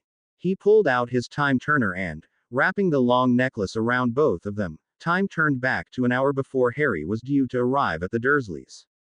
Dinky, please take me to Harry's room at number 4 so we can prepare the room for him. Seconds later, he was looking around the room. Okay, Dinky, seal the door so that only Harry can open it. One finger snap later, it was done. Next, I want you to shrink everything in the closet and store it in a spare box, then expand and convert the closet into a bathroom in case Harry needs the facility at night. Also make the bed as comfortable, if not more so, as the beds at Hogwarts. It was fascinating watching the house elf work, doing things that would have taken him hours of research to find, and then even more time to actually master doing them. One advantage to having Harry sleep at number 4 while spending the days on the island was that every morning, should Dumbledore check his instruments, would show Harry fast asleep until nearly noon. Now then, let's go back to Potter Estate and you can go about getting me those books. Seconds later they were in the library at the Potter Estate. A few minutes after that, Dinky returned with an expanded bag full of books, then happily took off for his assigned duties at the 3 houses Tim now owned. He spent the next few hours working on the idea of an amulet that would let the wearer understand Parseltongue. He took most of the runes from the books on translating languages in the expanded bag in the libraries here at the Potter Manse. He would have the room provide the, no doubt, needed corrections and revisions. If it would even be possible that it would work as intended. Then he started sorting the books in the expanded bag into his trunk. There were quite a few more titles than he could fit on the bookshelves. On the other hand, many were duplicates of textbooks at Hogwarts that he already had, or were duplicates of what the 2 guest houses also had. He kept the ones that were in the best condition. Plus, eliminating the books on fiction and dark curses brought them down to a manageable level. The books on dark curses he decided to keep in his vault. The fictions would go there, too, temporarily. The duplicates of books he already had, except the dark curses books, he would have Mundungus flogged to the second-hand bookstores. After getting 4 hours sleep in one bedroom, he turned back 8 hours and went to sleep in another of the bedrooms. All he had to do in the morning was wait for Harry to show up via House Elf Express. Harry would never even realize he had been gone. Dressing the next day they discovered, to their dismay, that they had both developed sunburns. Fortunately, Dinky was able to get them a magical sunburn lotion that was easy to apply with a simple wand wave and covered their entire bodies, which took care of the painful burns and red skin. They wouldn't be left with peeling skin for rest of their hauls. It did leave them with a bit of a tan, though. Dinky then came through again with a sunblock lotion that was just as easy to apply so they wouldn't have a repeat of the sunburn. It would also keep their skin from getting darker and provoking questions about how they got tans in the middle of winter. They still would have to remember to use their metamorph ability to make their skin match the paleness of everyone who hadn't gone to a tropical climb over the halls. Then, just as they were finishing breakfast on Wednesday, Dinky portkeyed into the beach house. He was frantic, wringing his hands and pulling on his ears. A wizard be coming up the street towards number 4 Privet Road, Master Harry. He said worriedly. Tim looked at him a moment, then said, "Okay, Dinky, can you show us an image of who that wizard is?" A small image of Dumbledore appeared, walking up the pavement. "Quick, take us both to England, dress Harry in his old Dudley clothes, me in my Muggle clothes, then take us to his room at number 4. Dinky popped them both to the study where they grabbed the rope used as the portkey to England. As soon as they arrived, he snapped his fingers twice, dressing the 2 boys appropriately, then popped them to Harry's room at his relative's house. Looking out the window at the shadows on the house next door, it was clearly around noon. "Is anyone home?" Dinky paused, looked around, then said, "No, Master Tim." They both relaxed. That made it much easier. Tim nodded. "Excellent. We wait until he knocks, then you answer it, Harry. I'll be behind you. Then we'll see what he wants." There was a sudden boom of someone banging very loudly on the front door, as if someone were using a large hammer. They exchanged glances, and Harry hurried out the door of his room and down the stairs. Tim followed a bit more slowly, but he was visible to anyone looking inside when Harry opened the door wide. "Professor Dumbledore," Harry said, in a fair simulation of some surprise at his guest. Come in, come in. I won't take but a few minutes of your time," the wizard said as he came in, clearly noticing Tim still standing on the stairs so as not to block the entryway.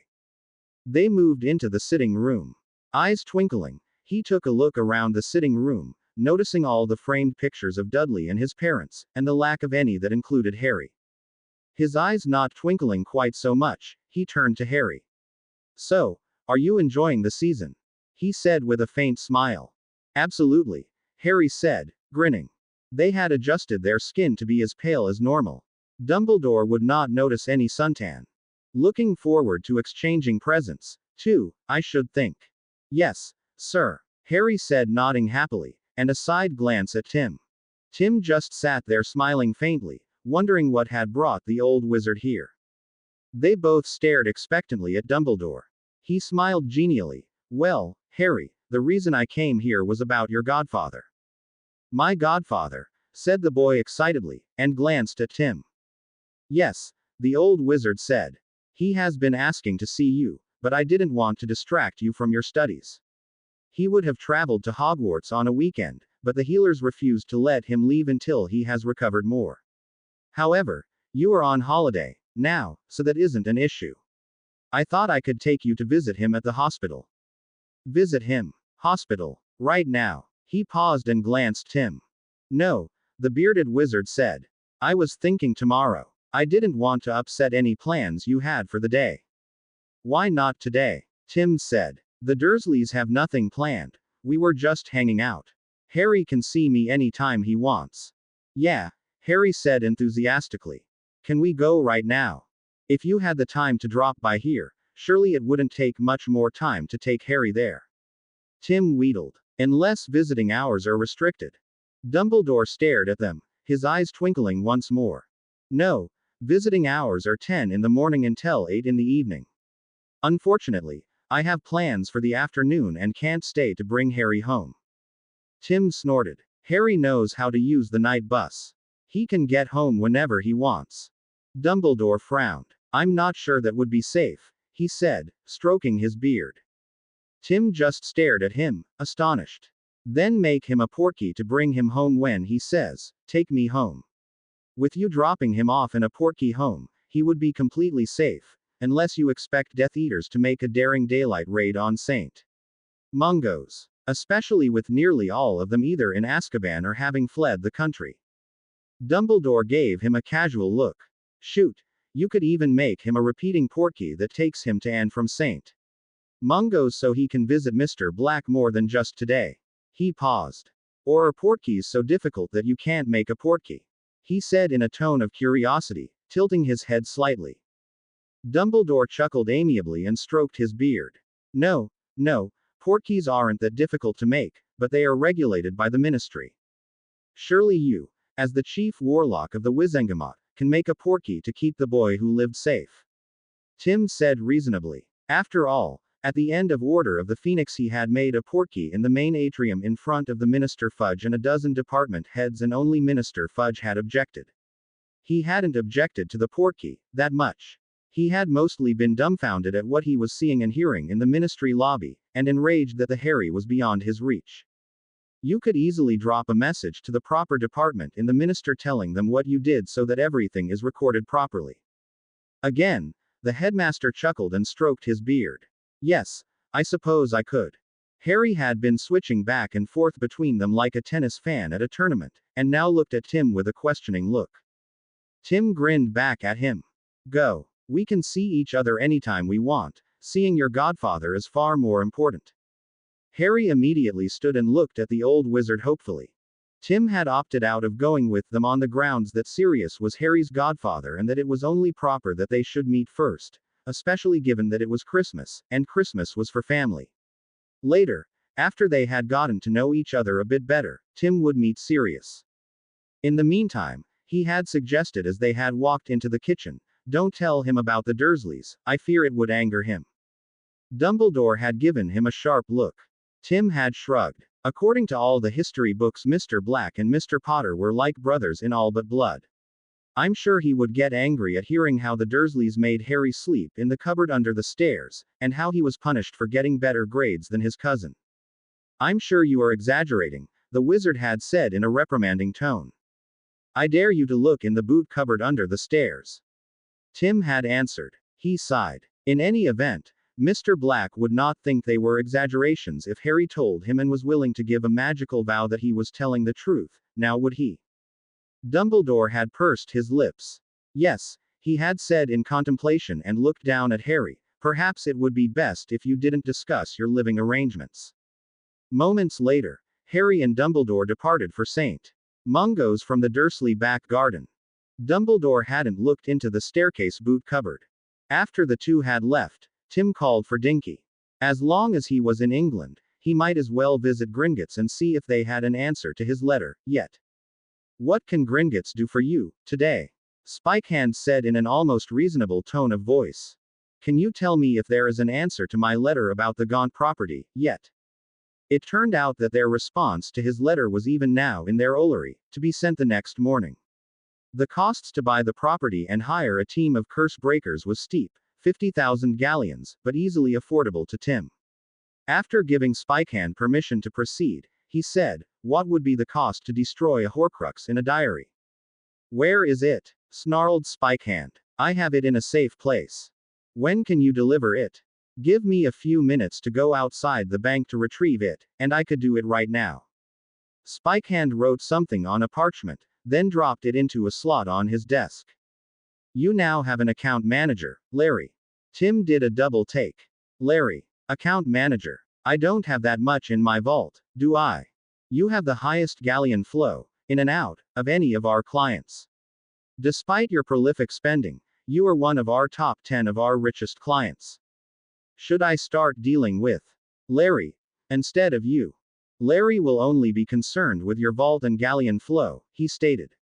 Anything not dealing strictly with your purchases or deposits will be done with me, he said in an or else tone. There was a thump from his desk. He opened a drawer and read the parchment he took out. It will cost 1,000 galleons, he said, looking up. Payment must be made up front. No guarantees on the condition of the item, it might be destroyed or not. 3,000 galleons will preserve the item as best as possible. Tim nodded his head. That wasn't that bad at all. The destruction of the item is of no concern, although I would like the return of anything that is salvageable. He authorized the payment from his vault. With the now automatic bottle collecting, he would replace the spent galleons in not even a day. Be here on Gringotts front steps tomorrow precisely at 8 in the morning. Be prompt, guards will be waiting for you. On that note, he headed out into Barclays to do a bit of fanfic reading on his e-reader. He wanted to see what ideas he could swipe for future rune projects. He left a message with Dinky to come for him when Harry showed up. When the bank closed, he had a nice leisurely dinner in London, then went back to Gringotts to make an appointment with Larry. He wondered how that goblin had ended up with such a pedestrian name. Larry was, naturally, unavailable, having already finished his day's work. Tim told the clerk at the counter to send a message to Larry that he had an early morning appointment with Spikehand and would like to meet with Larry after that concluded. He didn't expect it to be a long meeting with either Spikehand or Larry. For Larry, he was just looking to buy some land beside the Potter estate and wanted to know what he needed to know to do something like that. Then he headed back to the Potter estate to wait for Harry. Not surprisingly, Harry arrived only a few minutes after 8, and he was ecstatic about meeting his godfather. He planned to go back tomorrow, and then in the afternoon after Christmas morning. And he had a repeating portkey that would take him from his room at number 4 to St. Mungo's and back. Of course, them spending their days at Doria's Island required a bit of time juggling for them. Harry sleeping at the Dursleys meant he could easily be up at 10, which would be 5 in island time. However, leaving the hospital at 8 meant he had only from mid to late afternoon to dinner time at the island, and he had to return to the Dursleys by 6 in the afternoon island time to get a decent amount of sleep. Dinky was tasked with making sure Harry got enough sleep. They arrived back at the island at a bit after 4, and caught about an hour or two of sunlight. Harry regaled him with the stories Sirius had told him of his parents, then Harry headed off to the Dursleys for an early sleep. He also said that Sirius would be in St. Mungo's for another 2 months recovering. He was still in therapy, both physical and mental. 10 years of no activity and lone confinement among Death Eaters had taken quite a toll on both his body and mind. For Tim, to meet that 8 a.m. appointment in London after a sufficient night's sleep, himself, he'd have to use his time turner a bit more than normal to get up at 3 in the morning on the island. So, he immediately went to the Potter estate and turned back 4 hours. After puttering around there to get in the extra wake time he had every day, he went into his trunk and followed his normal procedures to time turn back 12 hours for the extra sleep he normally needed. The next day went off like clockwork. Very nerve-wracking clockwork. After a wonderful Dinky made breakfast and some time spent physically and mentally preparing, Dinky took him directly to the steps of the bank at 1 minute before 8. There was a small group of 6 guards waiting. He started up the steps and they quickly surrounded him, 2 in front, 1 on either side, and 2 behind, all with drawn swords. They marched him straight to the back of the bank. Spikehand was waiting for him outside his office. No words were exchanged. He didn't even demand Tim prove himself to be Tim. They just went straight to the vault cart terminal room. Another goblin, a very old one, was already there, waiting.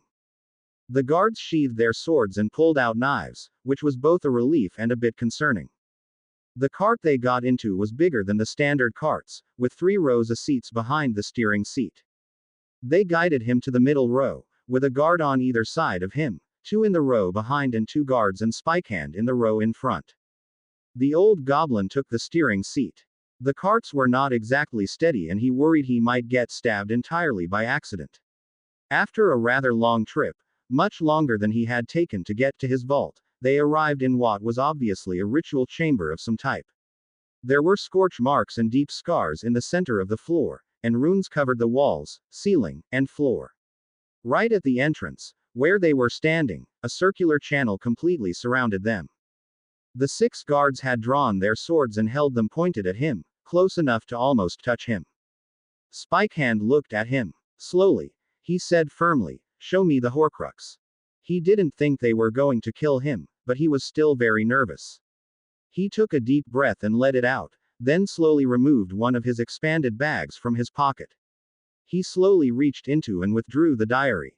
He held it up by 2 fingers for Spikehand and the other goblin to examine.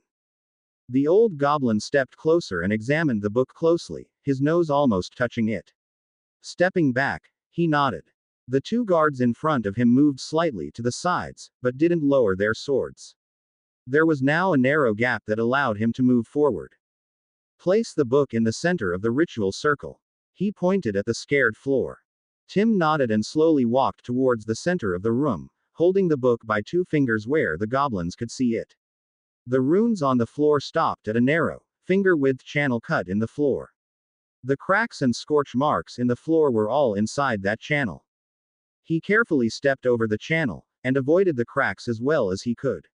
He slowly bent down and placed the diary on the floor while making sure that the goblins could see the diary at all times.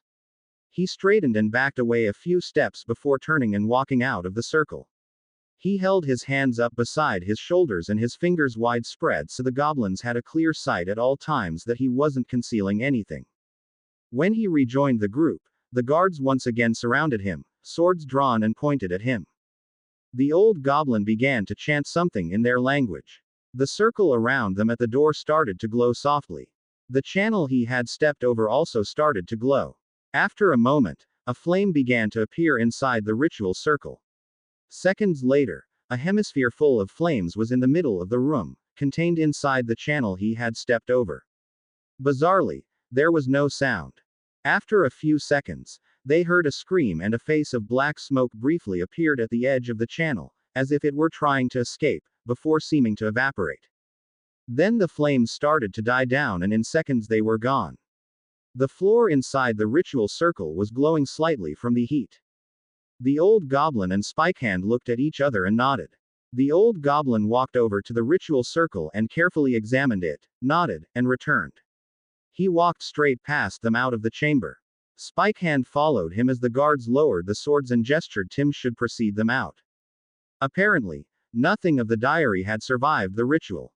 The ride to the surface was made in silence. At the cart terminal, the old goblin got out and walked away, as did 5 of the guards. Tim followed Spikehand, with the last guard following them. Spikehand walked up to his office door, opened it and gestured Tim to follow him. The guard closed the door behind them, remaining in the hallway. Spikehand sat behind his desk and stared at Tim. "We have destroyed 4 Horcruxes that all belong to the same wizard."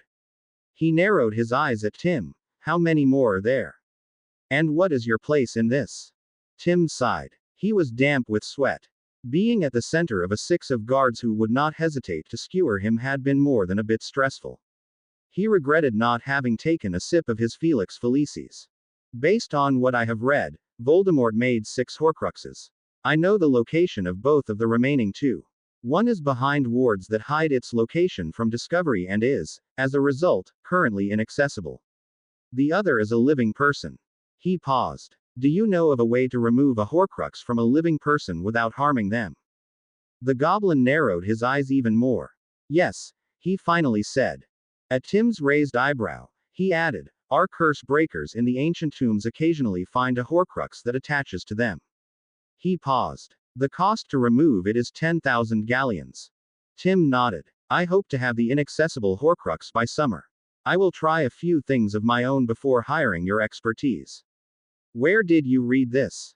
You wouldn't believe me if I told you. Try me. The end. I hope you enjoyed this story. Also remember to subscribe and like this video. See you in the next video.